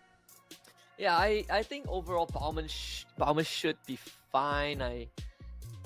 I kind of feel like I just feel like it's a pick that's just like it's good in the right hands, but it's not the best, you know. And we see the Matilda ban out. A lot of utility supports. In fact, all three bans from Homeboys are more towards utility, you know, and having the capability of saving your own teammates. So that is a very interesting approach. Fanny ban out by MLFS, which means the Guinevere is open. Yep, so the Guinevere is open, and also some of the other hot picks. Well, if they really want to go for the Balmond is open as well. And also, I would say Lilia is pretty hot. Arnold is pretty hot as well, but you might or might not want to go for that as a first pick. But if you really want to go for a first pick, yeah, you can do that as well. Yeah, I think Lilia opening is also okay. The 1-1. Oh, yeah. Forgot about this. Yeah, 1-1 was left open. So Homeboys, they're gonna go for the 1-1. And now I'm thinking, will the Phobias get picked up? Right? Because Phobias into 1-1 is a very popular answer. MLFS go for the Baxia pick. That's completely normal. Baxia +1. You can go for Baxia Lilia if you want to. A Baxia Bruno, Baxia Brody, Baxia Claude, or you can go for I think Arlot would also be good. So yeah, Baxia Arlot, there it is. Wow, give you props for that, my man. And yeah, I almost missed out the fact that 1-1 is banned the entirety, but not for this game. So take it up by Homeboys especially. And now that they have a Baxia on the opponent side, Homeboys will need to pick up something beefy, something that's not easily bullied in the jungle, because Baxia has the potential of jungle invading. Yeah, and we've seen the power of Baxia, right? You just play very, very fast. You just keep bullying your opponents. But that does open up the Lilia for Homeboy, so they immediately pick it up. No surprise right there. If they want to go down the route of armor shred, there's always the Dyrov, but they're going to go for the Balmond, right? It does the exact same thing. Doesn't shred your armor, but shreds your hull bar because he does true damage. Yeah, I mean, the Balmond is to a certain extent anti-tank as well. So I think this is a good pick going up against the Baxia. It will also help him to defend his area in case the jungle evasion starts. But if you gotta think about it, Balmond can do the jungle evade as well. Just that he needs a little bit more backup because he's kind of soft at the start. So I think it can go either way. Both sides can go aggressive on either side. Yeah, and I think Valentine have been picked up by MLFS just so they could get access to the black shoes for now. Again, MLFS, you still don't know where the Arlot is going to be going. I think in the second phase ban, you probably are looking to ban out XP laners like I think Terizla, Yuzhong, the Paquito, Dyrov. I don't think Dyrov is that important. You'll probably be looking at the Roamer also. Yeah, Guinevere being banned out. That one is a big flex because we've seen Balmond being placed into the XP lane as well. So Guinevere ban, completely understand that. They could be thinking about Minotaur ban as well. Yeah, I do agree. The Minotaur one, I was also thinking about like big CCs. So Minotaur would be a good ban for MLFS. As for Homeboys, they banned out the Claude. So out of the popular goal laners, the Bruno is still open. Now, whether it's worthwhile to ban out the Bruno, I'm not too sure about that. But if you want to go for like a safe ban per se, then I think a Bruno is okay. Yeah, I think banning the Bruno is fine. Like they already banned the Claude, right? So a Bruno ban, completely fine. I'm okay with it. Bruno, a Brody ban, it'll be okay as well. So Terizla gets banned by MLFS, so no big engages from them. And there's no other heroes that can do that aside from Terizla and Arlot. So are limiting the options of Homeboys. And Homeboys are the one that bans out the Minotaur because they don't have the first pick priority. So MLFS, if they want to go for something, they want to put the Arlot in the XP lane and go for a big setter, there's always Tigreal. The option is always there. Yeah, I was like kind of expecting that they leave out the Minotaur for themselves, but like what you say, it makes sense because they don't have the first big priority after coming back from the second phase ban. But we're not going to see the Tigreal, so we're going to see the Kaja. If there is a Kaja, so now there's only the goal laner left for MLFS to pick.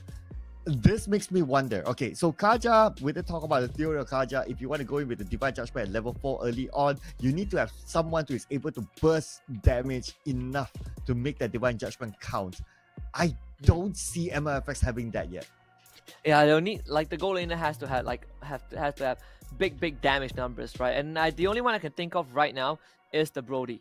Right, you get someone with Divine Judgment, Brody goes for full combo and takes out the target as fast as possible. Yeah, so I think for Homeboys right now, they could go for the Tigreal if they want for the roam role. Yep, I do like the Tigreal idea as well, but they're gonna go for the okay. This has Zorn written all over it, you know, just because it's Homeboys. But the Cho is an interesting pick as well. I do like the Cho in general, but of course the Cho is always like a risky sort of hero depending on how the playstyle is. It could go either way, especially Cho users like to take a lot of risks. Yeah, I mean, how could we forget about that, right? It has the Homeboys name slapped all over it. It's not a Homeboys draft without Cho, whether it's Zorn or not. But yeah, Brody last pick going over to the side of MLFS. It was very expected. Caster predictions brought to you by Comp Asia. This one, no contest. We are on the Homeboys train. Would you change your prediction now, knowing that this is not the main Homeboys lineup? No, I already know it was not the main Homeboys roster from like very long ago. So Homeboys all the way. All right, fair enough then. So looks like this time around, no one's going against the tide, like how I tried to do before. Yeah, emoji, my boys. But yeah, so Homeboys all the way. But if we just look objective into the draft, right, I don't see like a significant you'd have no answer to each other. I think both sides draft-wise, I think it's pretty okay. Yeah, I agree. I think that both drafts are pretty decent, right? They both are trying to answer certain questions posed by the opposing draft, right? We saw the bans as well from the side of MLFS. Don't want any big setups from the side of Homeboys, especially when Homeboys has a draft that has a 1-1. So you don't want someone to set up for the 1-1 and for the 1-1 to pop off. I think that is completely understandable. I think you can say the same for Homeboys as well, right? You saw the Minotaur ban because they need the 1-1 to get into the thick of things, and Minotaur will be a big problem So I think overall, it really comes down to, can MLFS speed things up with the Kaja, or will Homeboys, with the Cho, find these individual pickouts and then kind of get ahead and have this 1-1 be out of control. So I can foresee that since there's a Kaja here, I don't know if I'm a fan of that. Yat Hyoma, the Brody, will follow with the Kaja to burst down the opponents, whoever that he catches. But that also means that if he does that, if he catches someone, cool. But if he doesn't, then it's just waste of time. But we might see the first play here. Minzal is in trouble. Oh, nice flicker away just in the nick of time. Yeah, has the flicker from that one. He's going to go down if he doesn't do so. But that means that Fajri is going to be able to easily walk into the jungle of Homeboys, right? Start really harassing Nakano Razin in his camp taking. See MLFS is systematically clearing out a lot of these areas to make sure that, alright, they know where Homeboys are going to be. These are going to show up in the mid lane and try to contest, help shove out the wave for Jenny QT, and will be able to do so. Okay, so now we're up. The turtle is going to be up for grabs. But like what you said, the jungle invasion, I guess, is something that we kind of expect as well. But Jenny QT now will be the next target, saved by his teammates, but Fashi still gets the first blood in. First blood going over to MLFS Esports, brought to you by Com Asia. Fashri just right on the money with the tracking, knows exactly where Nakano is going to be, and you find a second kill. Jenny QT not even level 4 yet, so no black shields. Flicker forward with the Bravest Spider, Raging Splash, and Vinno Kill actually sent away by the final Splash, and now the stolen Bravest Spider from Apo to take him out with style. Wow. That was beautifully executed, but now we may see more deaths here. Wall getting away with murder. Already 4-0 to MLFS. Yeah, what a stellar start from MLFS. It's completely outplaying Homeboys, right? The individual micros. Apo stealing the Bravest Spider of all things to gain that iframe and turn it onto Vinno here. Pharrell, the final slash, to make sure that this Lapu Lapu cannot get in range to get the finisher on his teammate. It's great decision making, in the heat of the moment. Oh man, speaking of heat of the moment, the turtle is still up, so this will be the heat of the moment time. Verno here tries to zone wall up, but Pharrell is here. There we found the final kick onto Apo. He's going to use a stolen black shield to get away, but Kano will be able to secure the turtle, no problem. Here comes Party, turtle squares on Jenny QT, goes for the black shield right into the hands of MLFS, and that will be Pharrell with the third kill. Oh, there you go. So turtle won by Homeboys, but they lose players. Overall, they're still at the deficit of about a 2k gold difference. Expect more jungle invasions now that Faji is already level 6 and he's doing exactly that. Wall is level 5, so the Divine Judgment Flicker, Divine Judgment combo can come in anytime soon. Here we go. Now there it is, Divine Judgment. Easy kill going over to MLFS. Minzao can't do too much to save his teammate. Nakano also a bit late to the party. MLFS systematically dismantling Homeboys. Wow, okay. Divine Judgment, and this is what they needed, right? First damage, Yat Homa was in position. The moment the Divine Judgment came in, it was there to dish out the first damage. So that was what they needed, right? But they only can depend on Yat Homa. Everyone else is not able to come out with that level of damage. And look at that, they can't even access their own tier 1. The only person that's having a decent time right now is Verno Kyo. Taking kind of proccing away from the top side. Nakano is going to attempt to take this orange buff away, but he's not going to attempt to fake check this. It's too dangerous. Homeboy is trying to get some resources elsewhere around the map, but the bottom lane is to get pressure again. There's so nothing that Shin can do. 1-1 ends up going down, and the QT takes the full torn apart memories in the face. Nice torn apart memory from that distance to take him out. That's going to be the 8th kill for MLFS. Right now, Minzal, and they're really far behind right now. 3k gold difference. Homeboys really need to focus on farming, but MLFS will not make it easy because of the jungle invasion that's happening. Keep your eye on the bottom lane as well, because right now, Minza is just dancing. Find the kick into a crossbow tank. They finally kill off the Kaja, but they did lose the bottom tier 1. Good flicker from Yahoma to avoid that land shaker. No Bravest Spider, no crossbow tank for Homeboys. They start working on this turtle slowly. Middle lane for Rel. being found out, forced to flicker to safety as Fudge is now still up. Mizal has to back out. Gen QT taking massive damage, uses the black shields to get safety. Turtle secured by HOMEBOIS. No, by MLFS. Yeah, MLFS, they are having control right now by securing the turtle. So this is about 4k gold difference at this moment between the two of them. And the jungle invasion is not stopping just yet. We don't have the divine judgment, but we managed to catch one. And MLFS, they might get the next kill. Apu will be the one. The divine judgment putting him away, putting Breno here away. The camp will be lost. Mizal finds the kick onto the wall. Was in particular safety with 5-3 just defending him with the turtle poison. As Jan Homa works on the top tier 1, it's just no way for HOMEBOIS to even attempt to contest this. Pharrell, ooh! That was a close one. He recalled in the bush. Pharrell passed by, but not at the right time. But they will have another target in Sihin. Sihin goes down right now. And now they focus back onto the mid lane. Fajri is tanky enough. Not going to be an issue for him. Not at all. The HOMEBOIS, they're falling very, very far behind. Almost a 4,000 gold deficit. Salmon not working out at all. Stolen Braver Spider. Apu is going to get jumped on. He just dashes away. No problem. Landshaker connects onto wall. Follow up from HOMEBOIS. Right now, HOMEBOIS, you need to really, really win back their jungle at least, because now they're losing a lot of resources. But in the mid lane, it's fine. Okay, Morale, he's flying. Final slash. Morale finally goes down to see the counter. Two members of MLFS goes out going down. Mizal will be the trade as the HOMEBOIS finds a minor win. Just in the nick of time, to a certain extent, that's okay, because the turtle will be up by the time Pharrell and Fajri comes out. They need to hit straight onto the turtle to try to contest for it. Fajri will have his retribution by the time.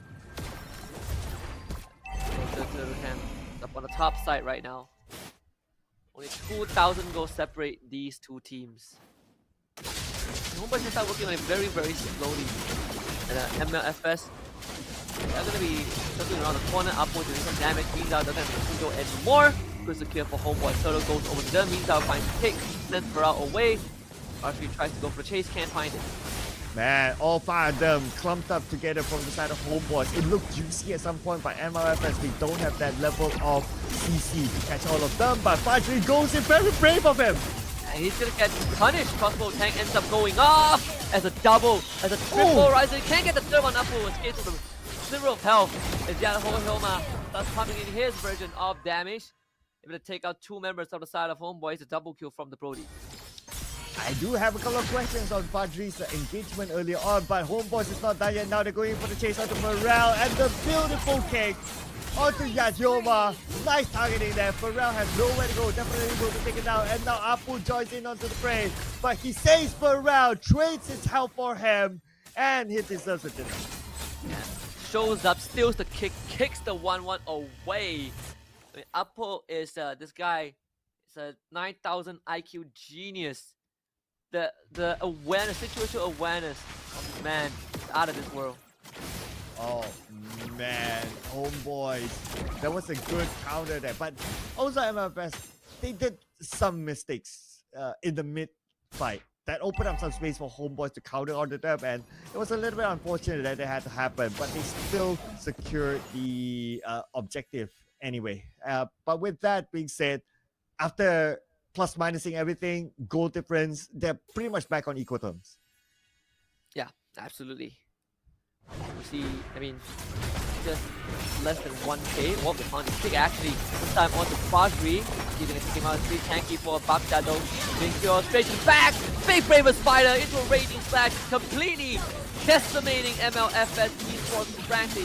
Mizal and also Jenny QT, but they've got the point of return. Yakioma tries to run away. Shin just runs him down. 4 for HOMEBOIS. That's a mega kill, ladies and gentlemen, an opening for HOMEBOIS to take down the Lord. While they send Shihin to just finish up the mid turret, opening up more space for HOMEBOIS. The Lord definitely will be there. MLFS will not be able to make it in time to contest for it. Very, very well done by HOMEBOIS to get that fight, especially No Cure. His Braver Spider kid like what 4 men of MLFS, and his Raging Slash completely just slices through the ranks of MLFS. Now they're taking control not just Lord, but trying to expand their influence into the jungle of MLFS esports. Oh, lucky enough, the purple buff was not stolen, so Bungie still has it in hand. So that's going to be at least something. But speaking about something, you guys can get yourself something as well by upgrading your phone. All you need to do is subscribe to Udo and receive a 100 ringgit Com Asia discount voucher. Promo is only until 31st of January 2024. So there's no excuse of you not being able to get it. You have plenty of time, more than a month to secure this. Coming up from the middle lane though, and MLFS trying to clear as fast as she can. Didn't know here, actually, final slash brings him back, and the raging slash back out to safety. MLFS should be able to defend this mid inhibitor, but slightly again, Zhao tries to go for instantly. Drag back for the divine judgment. MLFS anticipated that movement. The homeboys can't pursue further. Yeah, Wow was prepared for that with divine judgment to pull Minza back. Minza probably didn't expect that, or he kind of forgot about that, but yeah. Not getting the inhibitor turret, I think that was a little bit of a waste. But it's good news for MLFS. This is probably the best case scenario for them. Not losing a single inhibitor turret and still keeping a top tier 2 alive despite everything. That's a measly 2k gold advantage for Homeboys. Less than 2k in fact. Oh yeah, I mean, it is still close though. It's still close. But it is close enough if you guys punch in this, well, late. But don't punch in late, okay? You gotta make it early. This is the code. Redeem it inside the game. Your in-game profile icon. Go to the settings and go to the redemption code. Put in the code and stand a chance to win something nice. Nice goodies here all around the live stream. So do stay tuned with us. It can pop up anytime. Oh yes.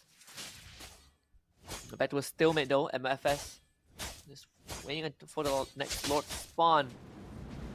I'm gonna let the top wave be neutral, see where Homeboys are at. Purple buff for Yachioma. Homeboys setting up a trap in the mid side. But MLFS is patient as always.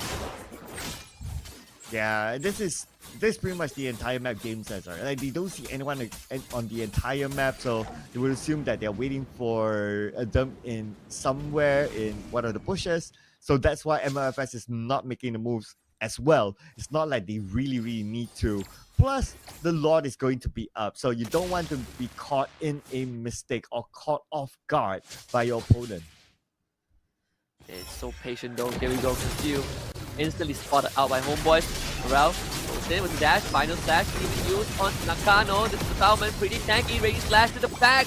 Vinokia looks for Apo. Apo still the bravest fighter, but still ends up going down. It's QT. Dashes the back. Flashes backwards. Crossbow tank goes stop. With the trunk gets used by Fastly, but it's not enough. Homeboys with a team fight prowess finds 2 kills. And with that team fight powers, because they lost Fazli, this is going to be a free lot to Homeboys. Pharrell is not able to do anything. He can only be a bystander there. They're still circling around though, but there's nothing much that they can do, honestly.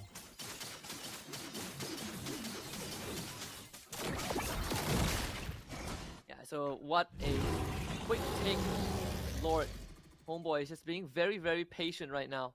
I mean, this Lord is going to at least crack open 2 inhibitors. The MLFS, they're going to be playing full defensive right now, but of course for the guys out there, just know that we have a special ticket offer for our One Piece Asia tour. You can buy one, get one free as long as you use the promo code Kohai One Piece. And this whole thing is happening in Jakarta. You get to see a 5-meter Luffy figure, get exclusive merchandises, they're fun and games, good food.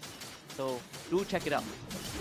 Yeah, do check out the action there and the action here right now as well, as Homeboys is going to work with the Lord that's together with them. The inhibitor turret should fall, but they go in. Now, at this moment, Pharrell is going to be in trouble. Warwick will start to go down. Minzel as well looks like they're treating it back. The crossbow attack being used all the way to the backline, and Yatoma still gets away with it. And Mike Minzel, what a kick. Get Wall, and instantly they follow up with the Land Shaker on the edge to make sure that Wall does not get to react at all. And now 4v2, final sessions by Pharrell, but now he's out of position. He's going to dance on him. Swallow, dance like a butterfly, sting like a bee, and Homeboys take game 1 over MLFS. Hashtag epic comeback for Homeboys, ladies and gentlemen. They were so behind at the start. but they came back strongly towards the middle. They snowballed back onto their opponent, and they wrap things up towards the end. That one final lot push straight forward for Homeboys, getting kills, able to go for the back line and closing out the game. Let's check out the highlights brought to you by Com Asia. If you have not noticed it yet, I think 3 or 4 out of the current Homeboys, this Homeboy roster were actually ex-Team SR members. So I think this was mentioned by Adine on the first day as well. But yeah, this Homeboys, just perfect team fight in the later stages of the game, able to overcome MLFS Esports. A big part of it set up by Minzao on the show. And at the same time, Vernocure, this Lapu Lapu, completely decimates the backline of MLFS. Oh man, but look at the starting, right? Like they were like what, 0 to 8, 0 to 9. Like it's a huge number. But even though with that sort of huge number in terms of kills, like the goal difference, it didn't really go that big, right? Like it's still the range of like 2 to 3k, which is kind of doable, and that's where it opens up more opportunities for Homeboys to slowly gather back, win back that map, and come back towards the end. Yeah, and I mean, Homeboys perfectly understood what the priority was. Like, in all these team fights, early to mid, Homeboys, like you mentioned, Cloud, they were behind, but not too far behind. And then the mid to late game fight started happening, and suddenly you see Homeboys executing it perfectly, right? Jenny QT just constantly dealing damage. Vernocure throws his body to the back line in order to run down, the Brody, to run down the Valentina, and all these fights leading to major objectives, allowing Homeboys to take the lead and eventually close out the game. Yeah, I mean, this is where it starts to really snowball back, right? You can see Homeboys winning the fights. The moment they're able to take down Fajri in a fight, then you know that, okay, the amount of scaling, they have reached it. The crossbow of tank, look at this, it goes all the way behind. Even Yatroma almost got taken out, but luckily enough, he was in his home base, so he managed to reset. But by that time, it's just too late. It was only him and another one, not enough players to really defend it, and Homeboys close up the game. Very, very solid game of 1 from Homeboys, 16 to 18, 15 minutes and 11 seconds. It's a clean game. Well, not a clean game overall per se, but Homeboys definitely polished up that macro in the late game. Again, the team fight prowess was what allowed them to win this game, and MVP Shin on this 1-1, 6-3 and 7. That late game, this 1-1 was unstoppable. Yes, the 1-1 at the late game. And that's the reason why the 1-1 is being banned out almost every round, right? Because you don't want to deal with the 1-1 in this kind of matter towards the late game. So great that they managed to pick up the 1-1 as the first pick after noticing that it's not bad at all in the first phase ban. So good pickup by Homeboys. Yeah, very, very good pickup, honestly. I think the 1-1 is definitely going to get banned out in game 2. There's going to be some changes for MLFS. They kind of try to see what Homeboys have to bring. Now they've seen what Homeboys are capable of. I look forward to seeing game 2. Yes, but before we go into game 2, we'd like to take a moment to thank our organizer, Kohai Esports, as well as our second-hand specialist, Com Asia, our partners in Phoenix, as well as our apparel and merchandise partner, TNT Co, official digital telco, Udu, official T partner, OT, and this tournament is powered by MPL Malaysia and MPL Singapore, supported by Kementerian Belia dan Sukan and Rakan Muda, and thank you to our strategic partner, Games My Esports. We'll be taking a break, ladies and gentlemen, before we jump into our next game, so do not go anywhere. See you guys in a bit.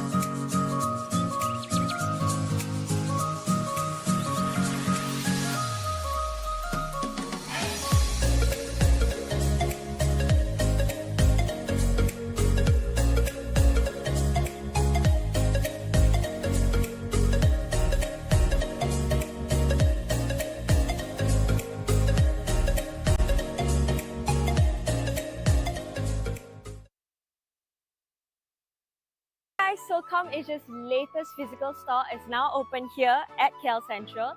Let's check it out. Here, you can find a variety of devices from Apple, Samsung, Xiaomi, and more. And look how good they look. I can't believe they're second-hand devices. So all of ComAsia's devices actually goes through a 32-step quality check to ensure 100% functionality and to make sure that the battery health is 80% and above. Additionally, if you're ever worried, they provide up to 12 months of warranty. And because they're all second-hand devices, you can expect to save up to 50% in comparison to buying a brand new phone. So what are you waiting for? Come to Lot 7A, Level 1 at KL Central, and I'll see you there.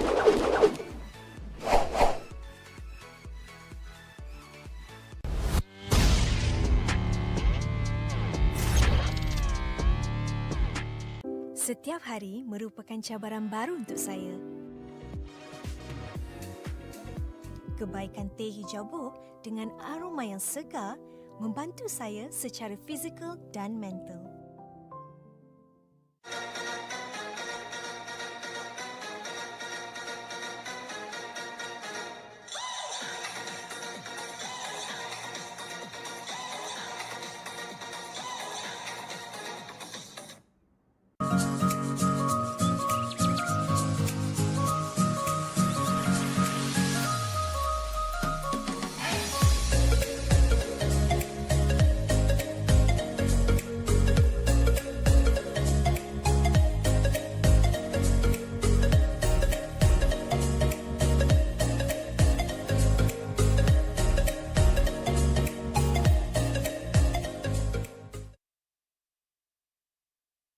Hello guys, Assalamualaikum. Korang yang baru masuk, selamat datang ke live stream aku. Jangan lupa untuk tekan button like, share dengan komen. Aku nak pergi hero je. Ada orang tanya, kenapa setiap kali kalah aku asyik kena flame dengan kawan aku? Nampak guys, benda tu satu benda yang tak bagus tau. Dekat sini apa? Korang tak boleh salahkan member sebab kau pun 2 kali 5 je. Mungkin kau punya skill pun tak sama pun macam dia. So tak boleh lah nak asyik nak salahkan member je. Tak bagus. Cepat lagi, komen lagi. Kenapa aku asyik lose streak Kalau korang lose streak, maknanya korang ada ciri-ciri yang tak bagus, iaitu nafsu kan? Sebab apa korang nafsu? Sebab korang tak faham apa itu strategi, hero pick, kita punya meta, rotation, semua kena tahu. Kalau korang tak tahu benda tu, mesti korang akan main macam mana?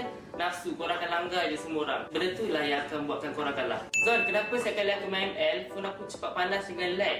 Simple. Sebab apa? Aku punya phone tak ada mengalami masalah macam korang. Sebab aku punya phone 30 Pro aku beli dekat ComAsia je. Aku minat beli dengan diorang ni sebab apa tau? Sebab masa aku beli tu, seller tu dah cakap dia dah test dengan 32 step quality check. Maksudnya before aku beli tu, diorang dah check dia punya screen, sound dengan body. Dia make sure korang dapat dalam in a good condition. So dekat para gamers kat belah sana tu, jangan lupa untuk beli dekat ComAsia. Harga murah, quality phone sama macam baru.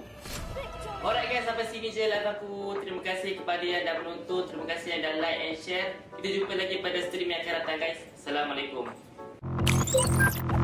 Back again. Masa skrin dia nggak ada layar hitam? Back again. Back again. Back again. Jadiin maulah with Infinix Note 30. Anti gabut, serba ngabut.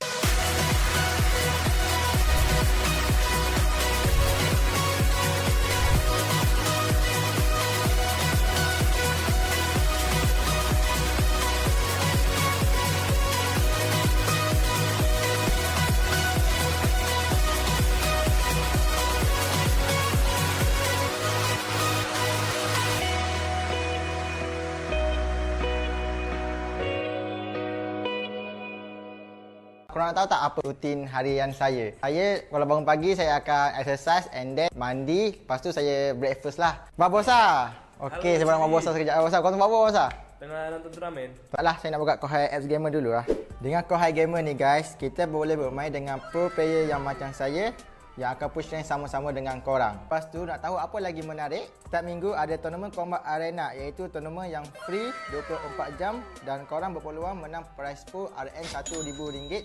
Nanti akan ada upcoming future di mana korang boleh berinteraksi dengan influencer ataupun gamer kegemaran korang melalui profil diorang. Korang even boleh book direct terus dan paling best korang boleh beli mencerdas diorang. Yang buatkan Chibi enjoy sebab diorang ada komuniti diorang sendiri, iaitu Discord dan WhatsApp tau. Korang boleh borak-borak santai dengan player lain dan boleh dapatkan latest info dan pelbagai hadiah menarik percuma dari Kohai. Best kan Kohai game app ni? Macam-macam ada. Jumpa Chibi di sana. Adu skill antar negara lebih mudah dan terjadwal di Kohai Scream Arena. Menangkan hadiah tiap minggunya dan buktikan timmu yang terbaik di Kohai Combat Arena. Turnamen online non-stop pertama di Indonesia. Hanya di Kohai Combat Arena. Ikuti kapan saja, di mana saja. Kohai Infinity, saatnya jadi pemenang. Tersedia di Play Store dan App Store.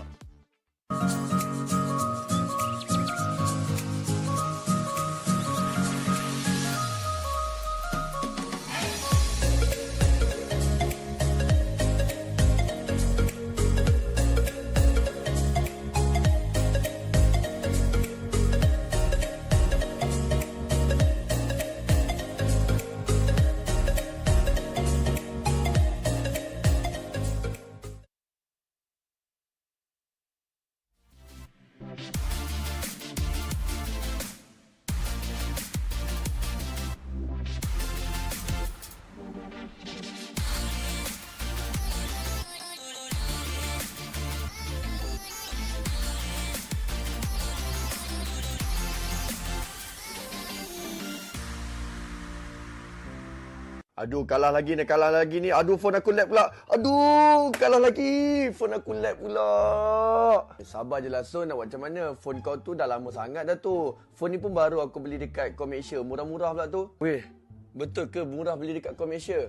Kedai dekat mana? Komersia ni adalah salah satu kedai e-store yang jual macam-macam jenis phone tau. Harga diorang pula berpatutan dan diorang ni specialist tau dalam phone second hand. Aku dah beli phone gaming. Berapa boleh dapat? Jangan risaulah, Komersia ni kalau korang beli phone dengan diorang, kau boleh jimat 50% tau. Apa yang best lagi, kau boleh dapat 12 bulan jaminan untuk phone kau. Diorang ada buat 32 quality step untuk pastikan phone kau sihat. Okey, sekarang ni tolong bagi tahu dekat mana nak beli. Alah, kau boleh buka je online dekat e-store diorang. Senang je beli sekarang ni, boleh postage dan beli phone gaming. Lepas ni aku immortal, kau tengok aku, kau yang kat Epic tu.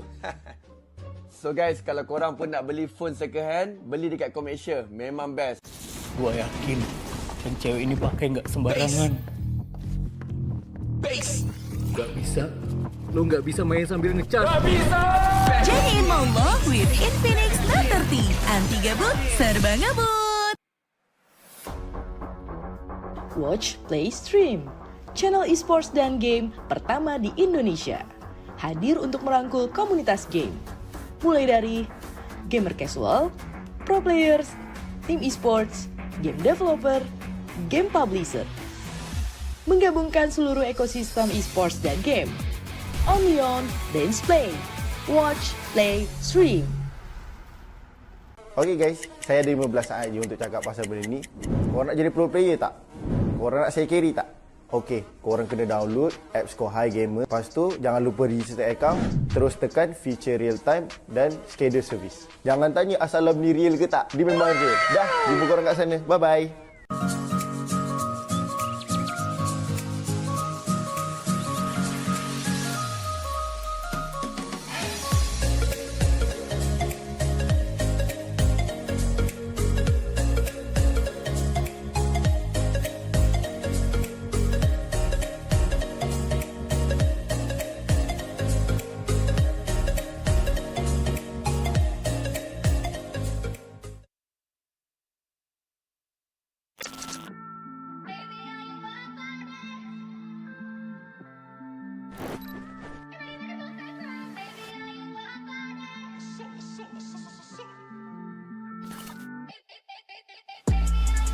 Ain't it different? I'll lick my ting in LA. But I can't fly to the States, cause I got too much convictions. Apparently all I talk is prison, but I don't know no different. Cause I was in jail up north, when under the coalition. Fresh from my book, coke and whipped out, I put some roses where my wrist is. You ain't never made their birthday cake from digestive biscuits. But I had to take lemon juice to a piss test. Every day I look up to the Lord, give thanks for all this litness. Come home fresh out the system, gymless. Running with smoke on my Jones. Pigs wood with a camera on me. Not the one from Dipset. I still can't mix pleasure with business, sorry princess. I come a long way from broke. I call you Rose? 'Cause you're sweet like a flower in bloom.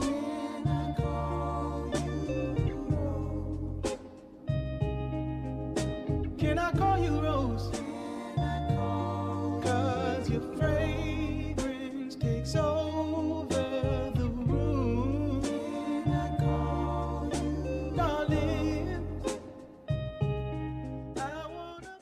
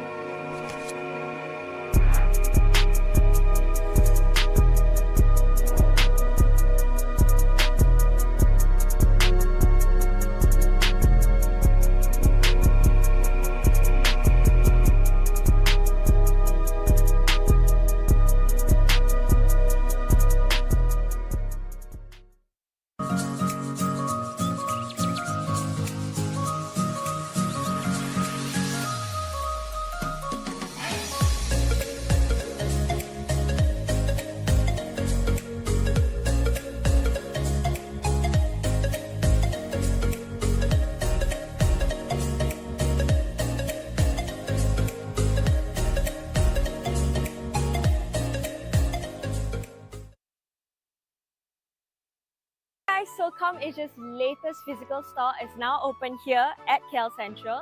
Let's check it out. Here, you can find a variety of devices from Apple, Samsung, Xiaomi, and more.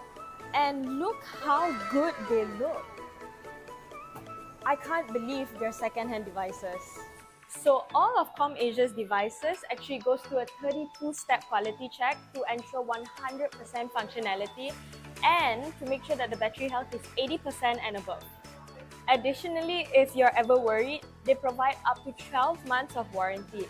And because they're all second-hand devices, you can expect to save up to 50% in comparison to buying a brand new phone. So what are you waiting for? Come to Lot 7A, Level 1 at KL Central, and I'll see you there.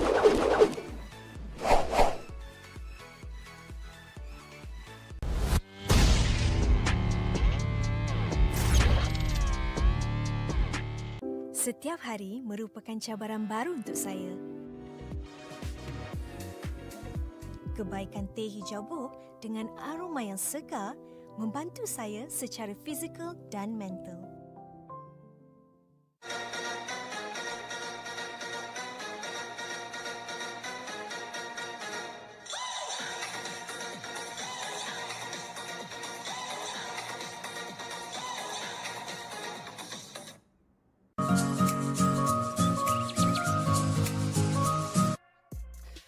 Welcome back, ladies and gentlemen, to the Kohai Southeast Asia Championship Season 2. You're here with us. My name is Husky, alongside Sir Cloud, as we are going to prep ourselves for the second game between HOMEBOIS and MLFS ESPORTS, where HOMEBOIS took a pretty rough game, won, but they did pull through at the very end.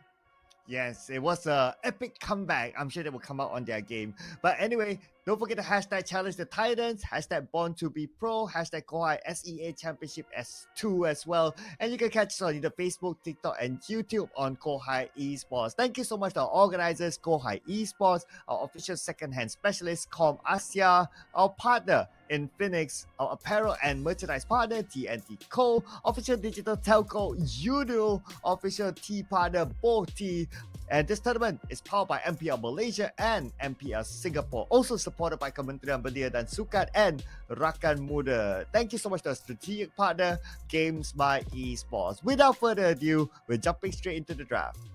And right off the bat, MLFS this time will switch sides over to blue, which means to get the first pick. Joy, Nolan, 1-1, Arlott, and Angela Ban out. Guinevere is still out in the pool. We have Farmers as well. still available. And just like we expected, right? The 1-1 getting banned up by MLFS, they don't want to deal with that. Yeah, again, both the Joy and the Angela be banned out. 1-1 be banned out, so that leaves a couple of heroes open. The Matilda is open, so that's one. Okay, just as I mentioned it's out of the window now. So the Guinevere is open. I mean, the Halo is open. The Lilia is open as well. So this could be some of the first few picks. Balmont if they want to go adventurous. Yeah, and we'll see MLFS. I mean, you still have the Guinevere opening if they want to go for it. We've seen, well, I mean, the Baxia as well. That was like what they picked up, I think, in the last game by MLFS that really allowed them to play fast. We'll see if that's going to be, because I mean, without the R-Lot, that does complicate things a bit, but the Faramis, all right, it's open, so they'll take the Faramis. Yeah, so the Faramis in the hands of MLFS. I mean, it's a very safe pick, all right? We've seen time and time again how the Faramis have really saved their teammates. But now, on to Homeboys. First pick, Matilda. Oh, sorry, Matilda is out. So, I'm looking at at the Lilia as a start. I think it's an okay early pick as well. Yeah, I think the Lilia is a great pick because there is a Faramis, right? So you can deal with the Netherrealm pretty easily. I mean, there's also the Baxia Lilia. There it is. For Homeboys, very, very straightforward. You can easily deal with the Faramis and the Netherrealm. You get to play fast as well. You have a good wave clear. You have good damage. Homeboys covering their bases.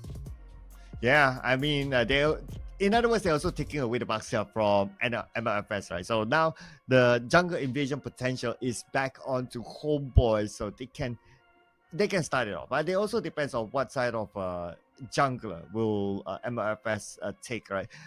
With the current trend, it's highly likely to be one of the tank junglers. The Veteran is still open, so that could be the case. But the Guinevere will be picked up. As you mentioned, it is left open. Yeah, and MLFS will not waste any time going for it. Still a flex pick for MLFS. There is like they picked up as well. Big AoEs for them. Homeboys, they can go for the Claude if they want. If not, then I'm not sure if they want to go for the Romus just yet. I think the Claude would be a decent option. Claude or Beatrix, especially when you're dealing with these big AoEs. I think the Claude will be best. Yeah, the Claude. Yeah, you called it. All right.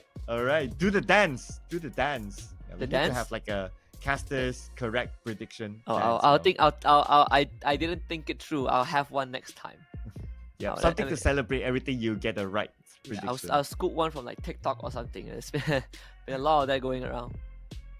Right, but speaking about a lot going around, so a lot of bans still going around. We got 3 more bans to go. Okay.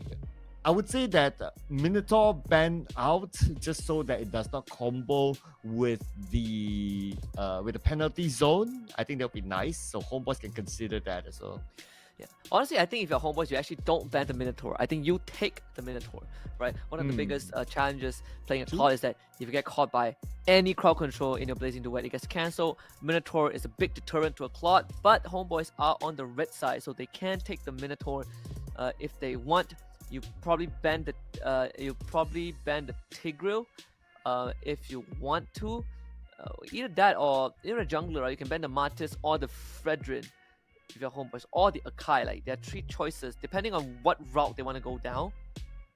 So they ban the carry instead. So just to make sure that their front line doesn't get shredded. This does mean that they might be setting up for a Minotaur pick. But you know what? I don't know. Okay. It makes sense, okay, because you want to protect the Baxia as well. But like what you said, I think the Minotaur pick is going to be something. MLFS, I wonder if they do anticipate that because they still have that last plan. But anyway, if it's not the Minotaur, you still have the Tigreal. So I think both picks are pretty okay for Homeboys. Yeah, Minotaur definitely slightly easier to pull off, I think.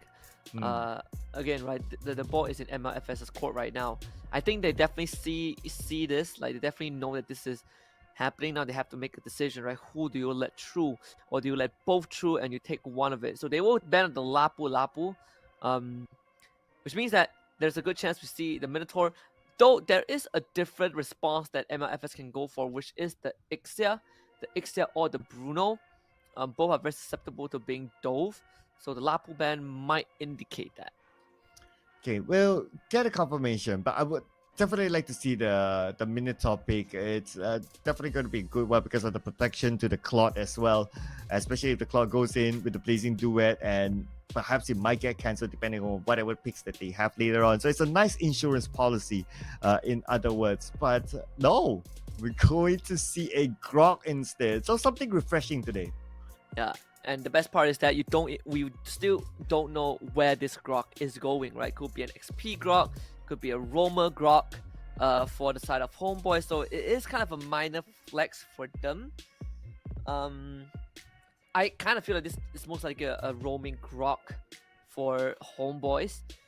MLFS, they're still missing a gold laner and a potential roamer. There's a good so they go for the Kaja and the Beatrix. So Kaja once more.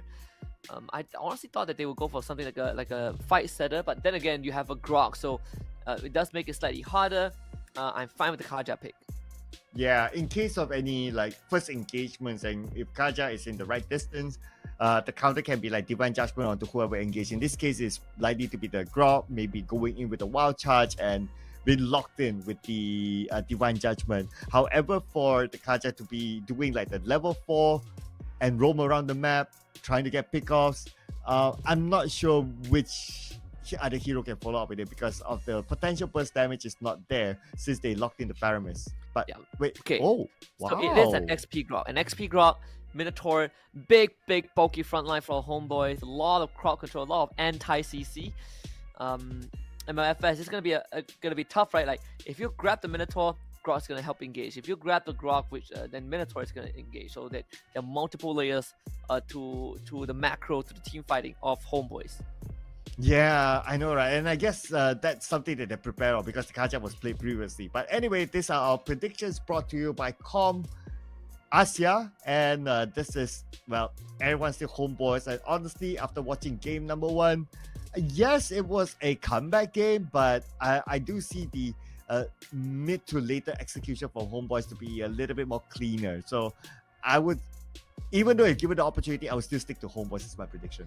Yeah, I think Homeboys definitely are up to something, right? I do like the draft a lot more. Again, you have a lot more ways to work around the team fighting in case like plan A doesn't go well, and based on game 1 itself, right? The macro is just slightly cleaner in the later stages of the game.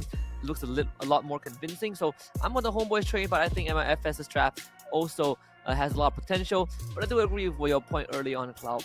If Kaja grabs someone early on, they're not going to have that much damage to finish off the target unless you drag the person into the Guinevere. So the Guinevere is important. Yeah, and we need to think about that like during the early stage, or like during the level 4 stage onwards. Yeah, Guinevere is potential. Oh man. But here's the thing, right? You got 3 bulky heroes, and you don't want to do that on any of those 3, meaning that your options are only on either Jenny QT or CK. Even that, Jenny QT potentially can use the Black 2 to save itself. So, I don't know, man. I don't know how the Kaja will fare here. At the same time, MLFS realistically only has 1 main damage dealer in the late game, right? And that's going to be the Beatrix. Like, if the Beatrix dies, then Homeboys essentially wins the team fight. So that is also a point of concern as well for MLFS. I mean, this Grok XP lane, he's just not going to care about the Terisla. Like, what are you going to do with it, right? You can't control him in any way. Wall is gone on though, doing massive damage already. Nakano look for something, and here comes full combo Violet Requiem, but it's on a box there. He's not too worried about it. Yeah, Requiem expanded, and now the turtle will be up really soon.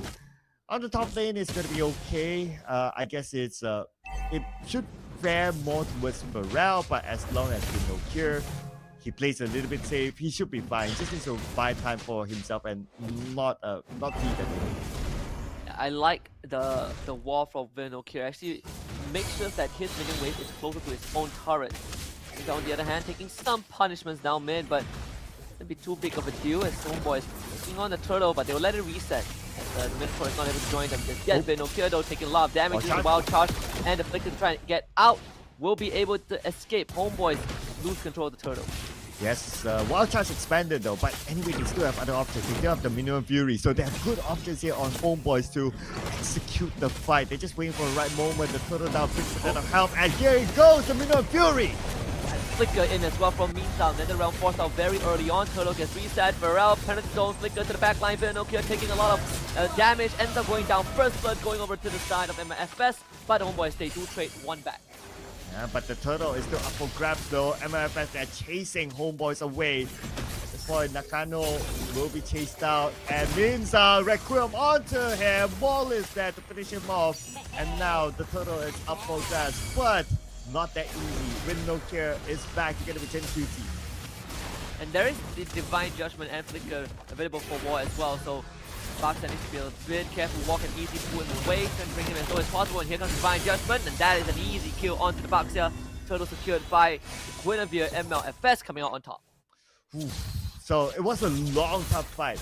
Considering that it is the first turtle, but MLFS, they got it anyway. Sihin did not try to fight at all, so had a good time farming. But speaking of having a good time, you guys can have a good time as well by calling your friends to join, because if we hit certain milestones on our live stream, diamonds will be given away. Yeah,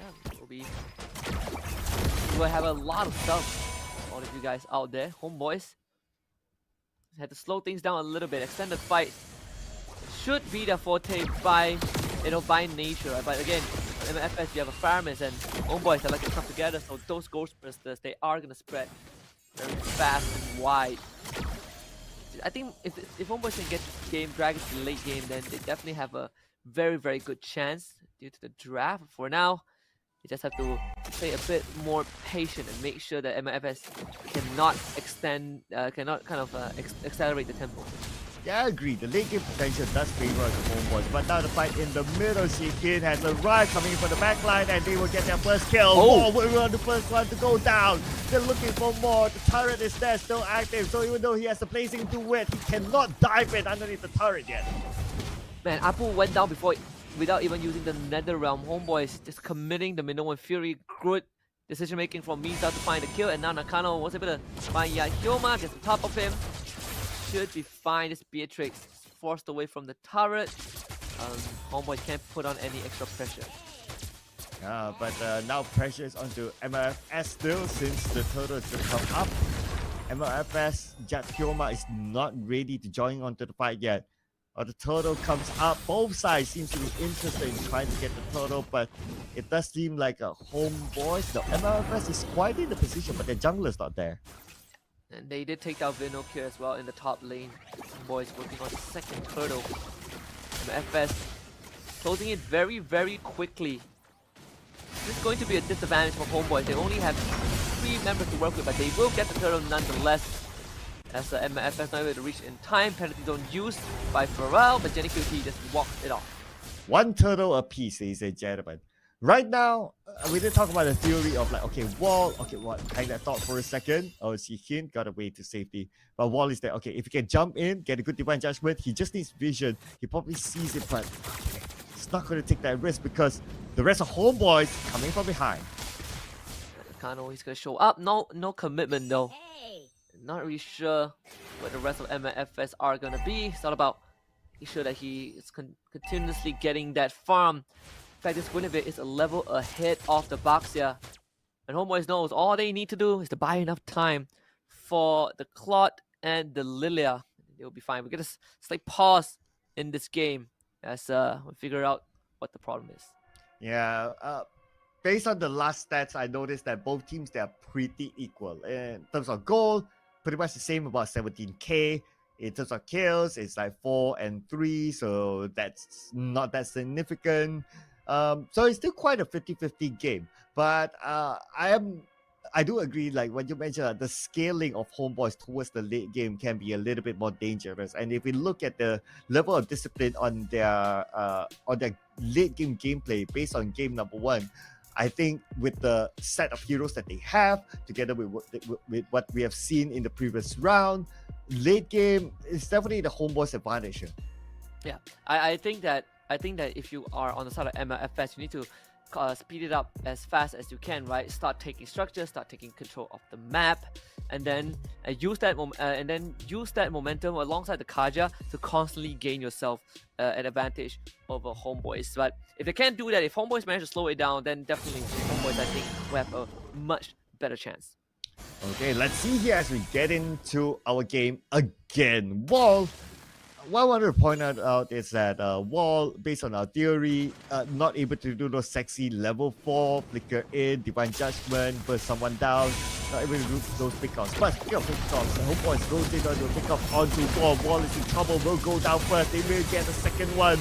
Time is bought, but not for too long. Yakyoma still went down.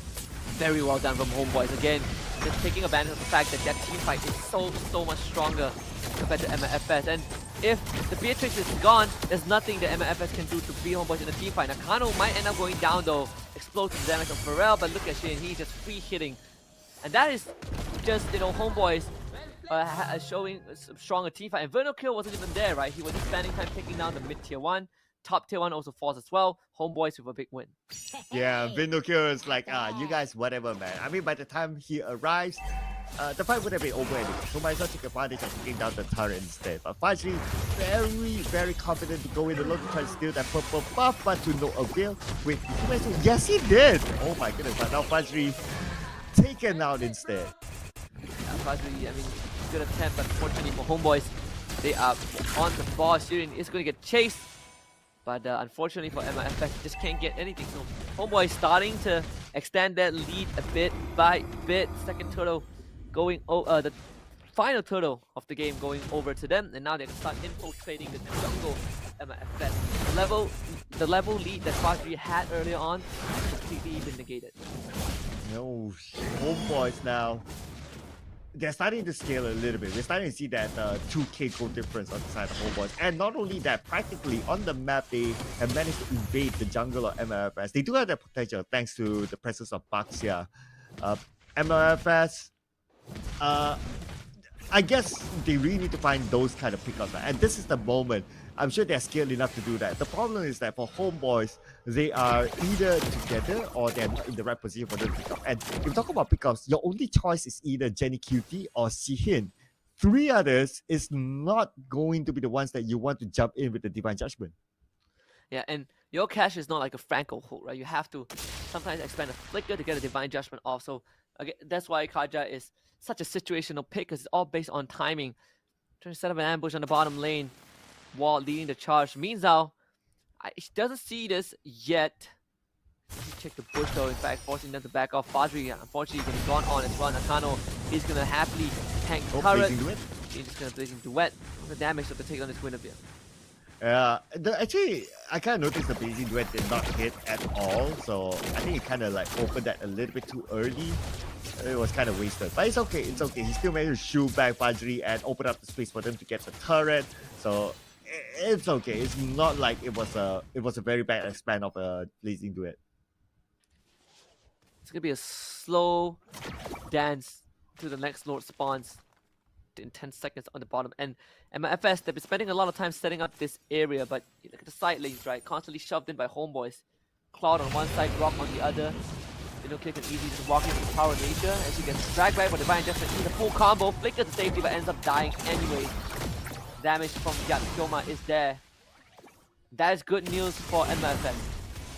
Ooh, okay, wait, MLFS take it out, been no cure, but they still have other initiators though. Minzhao is there, they're dancing in front of the Lord. The Lord is pulled towards MLFS, but they cannot just take out the Lord just like that. Now that Homeboys is still there and they still have not Zolden out yet.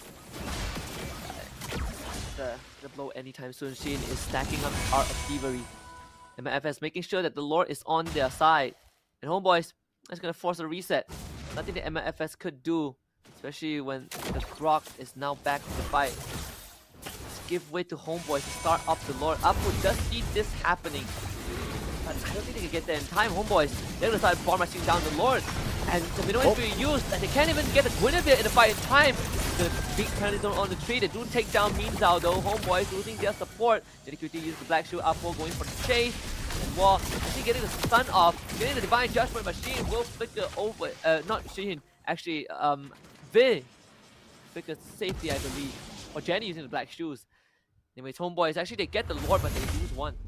Yeah, and I noticed that Vat had a free hit from behind as well. So that is something that Homeboys will need to consider in upcoming fights, is that they need to deal with the goal later now that Hyoma is skilled enough to be in fights. So they need to find a way to go to the backline. So the big boys will need to like find ways to charge. And speaking of charge, literally the wild charge might be down to depending on how or where the fight is happening. Yeah, and Shein just got the Winds of Nature as well. MLFS should be able to deal with this Lord with ease. And more than enough damage. Watcher 2 will be lost though. Shein gonna take that down, no problem. And Homeboy just, again, slowly working on the outer layer structure. This last third too. No experience can be used by means out just to make sure they secure the objective. Homeboys are not gonna commit. Yeah, Homeboys, disciplined gameplay. They cannot afford to like lose this fight at this moment. If not, they might lose crucial turrets on their side. But now it's also opportunity for MLS to win back their map.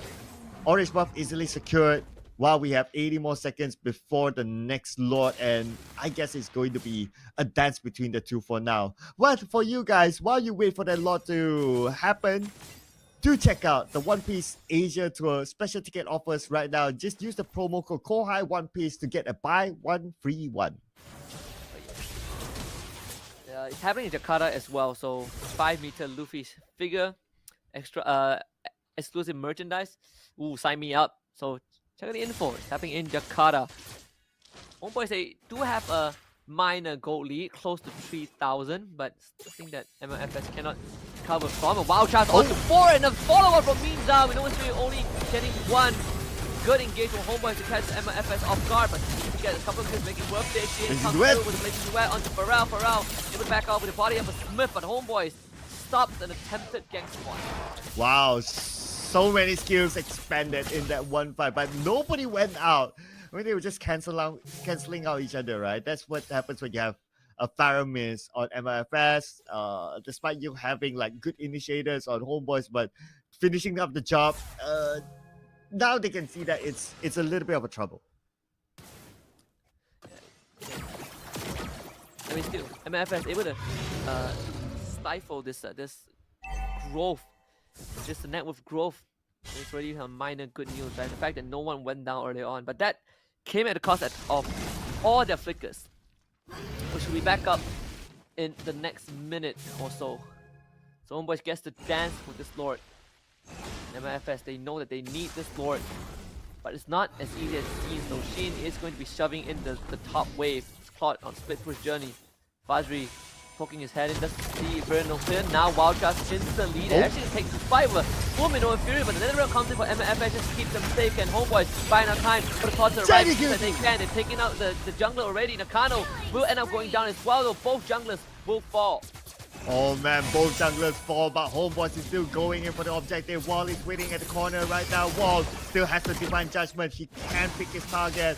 No flicker though, so he has to use it sparingly. However, if he gets one, well, Homa is still there to be able to burst out whoever that the Divine Judgment caught. Yeah, and there's no Minoan Fury, no Wild Charge, no penalty zone. There's still Divine Judgment. So MLFS still can post the threat. Divine Glaive purchased by JQD, and here comes the Wild Charge into the wall. So well done by Window Cure, taking down Apple already. They also take out Pharrell. Apple respawns still thanks to his passive, but Homeboys have found a window of opportunity. Yeah, Apple is the target that they need to take out.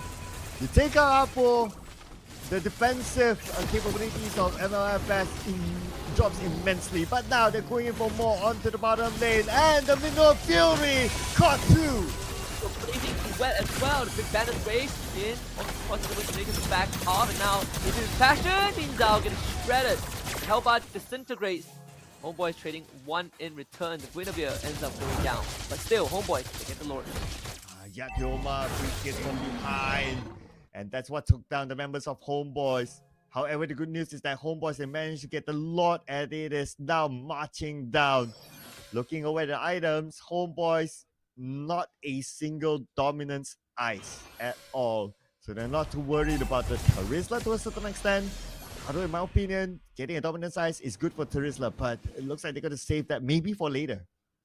Yeah, perhaps, right? I mean, look at the Grok's item. Have to see Halbert going for the BOD next. To get this launch charge into the inhibitor. That's the most important thing. Pharrell taking too much damage, has to back off. He's going to get charged with the inhibitor. Jenny QT uses Black Shoe to get away. HOMEBOIS finally cracking open the base of MLFS. That took them a while though, but finally they got it. No minions on the other lane, so it's not like they can do a split lane push for now. Again, it's more about map control, keeping MLFS inside the base while waiting for the minions at the bottom. The top will take a while, but the bottom has arrived. Flicker wall charge is now available. Means I will have his flicker up in another half a minute. What is the plan of HOMEBOIS? No more balance race that has been used already. HOMEBOIS will now try to rush down the inhibitor and almost takes it down. Bring it down low enough. Penalty zone onto Jenny QT, but he's just going to use the Purify to get away. HOMEBOIS can do this dance all day. Shin will take care of the bottom inhibitor as Pharrell getting pushed back slowly but surely by Jenny QT. Look at this Terizla, had the flicker. And HOMEBOIS are just burning resources from the side of MLFS as they take down the last inhibitor up top. Yeah, with so many tanks, I mean, they can afford to bait out skills, bait out resources out of MLFS, and now they've managed to clean up the base of MLFS. Now, HOMEBOIS just need to play this safely, disciplined. If they can get a pick up, great, but if not, they don't really need to force it. And plus, if they just wait out about 40 more seconds by now, they will be in charge of the Lord. And just like how they are already in charge of the game, almost an 8,000 goal advantage for HOMEBOIS. Everyone hitting the critical mass. This Claude, unless you catch him with the Divine Judgment on the penalty zone, I think Shin is gonna just rip everyone apart with the amount of damage that he deals. Here we go, waiting in the bushes right now. You can see Fajri sees Minza, but that's not the target that he wants to engage at all. This is the advantage of having like 2-3 tanks in fact on the side of HOMEBOIS. You can cover multiple angles and not to be worried about being caught out. And now Divine Judgment onto Win, no kill, flickers away to safety, still alive, but Fajri wants to go in. Fajri secures the kill and on the other side. We got Hyoma is in trouble, chased down by Nakano. They know that he's the target, but anyway, Hyoma, he has the immortality, so not the right target to full on go in. But anyways, Hyoma, his teammates are down instead. Jenny QT will get Pharaoh, Hyoma all alone. It is pretty much the same outcome. Pretty much the same. As Apple respawns from the passive, it's a 2 versus 4. They will clear out the wave fast enough, but they still need to buy another 20 seconds. HOMEBOIS, they decide, you know what? You can have your base. We're gonna take the Lord just to ensure that we will end the game in the next push. What a team fight for MLFS. Everything thrown at Vinokia, but Vinokia for so much time. Shin able to get into the midst of the back lines of MLFS with a full blazing duet, and then BMI's out to get a kill onto the Guinevere before showing back up into the rest of the fight to clean things up. I mean, this Claude is out of control. Now back to the Winter Truncheon, to the Winds of Nature. HOMEBOIS, they are just one push away from winning this 2-0. Just waiting for the Lord to come out right now. And I really like the fact that they deal with Hyoma going all the way to the back line.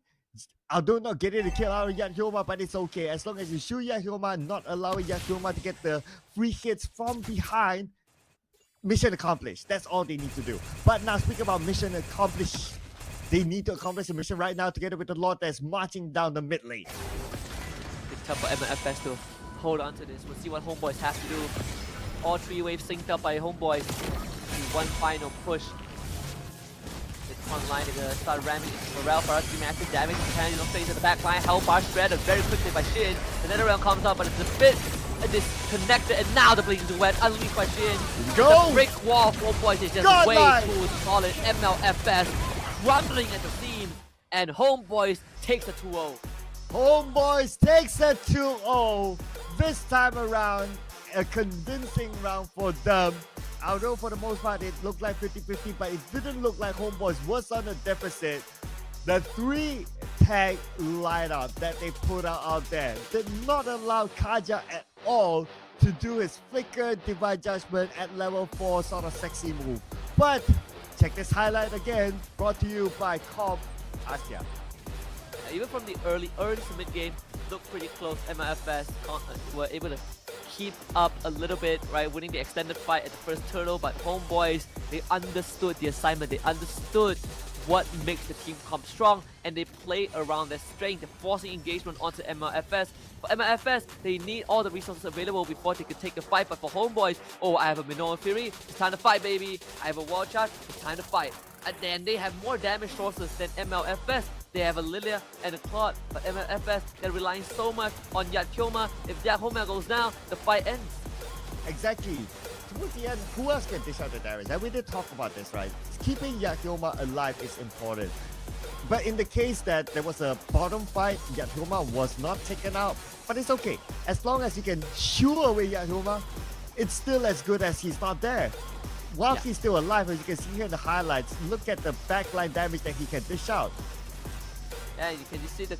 I mean, HOMEBOIS, they just stick together as a unit and they just slowly mow down MLS Esports. And then special mention to Vinocure as well. This Grok XP engages. They find some sick wall engage angles that really cripple MLFS. And every single time HOMEBOIS win these fights, MLFS just got set further and further behind. Oh man, it is all part of the plan. MLFS had no answer to the 3-tag meta by HOMEBOIS in this round. Now, this is the moment where if you keep an eye on to Yakyoma, right? He's being chased onto behind. He has the immortality, he's alive, but it is as good as he cannot get into the engagement at all. Yeah, you might have a lot of damage, but if you can't deal them, then it really doesn't matter. HOMEBOIS, remember, in the second phase, they ban out the carry, and it is the setup to have this big Panzer tank of a lineup to slowly grind down MLFS Esports. It was all planned, and it eventually led to HOMEBOIS winning a convincing Game 2, one of the longer games we had today, but nonetheless, a convincing one for HOMEBOIS. Yeah, 20 minutes, 25 seconds is the longest game today, ladies and gentlemen. But as long as 20 minutes, Jenny QT has not dropped a single life to MLFS. So MVP definitely has to be given to Jenny QT.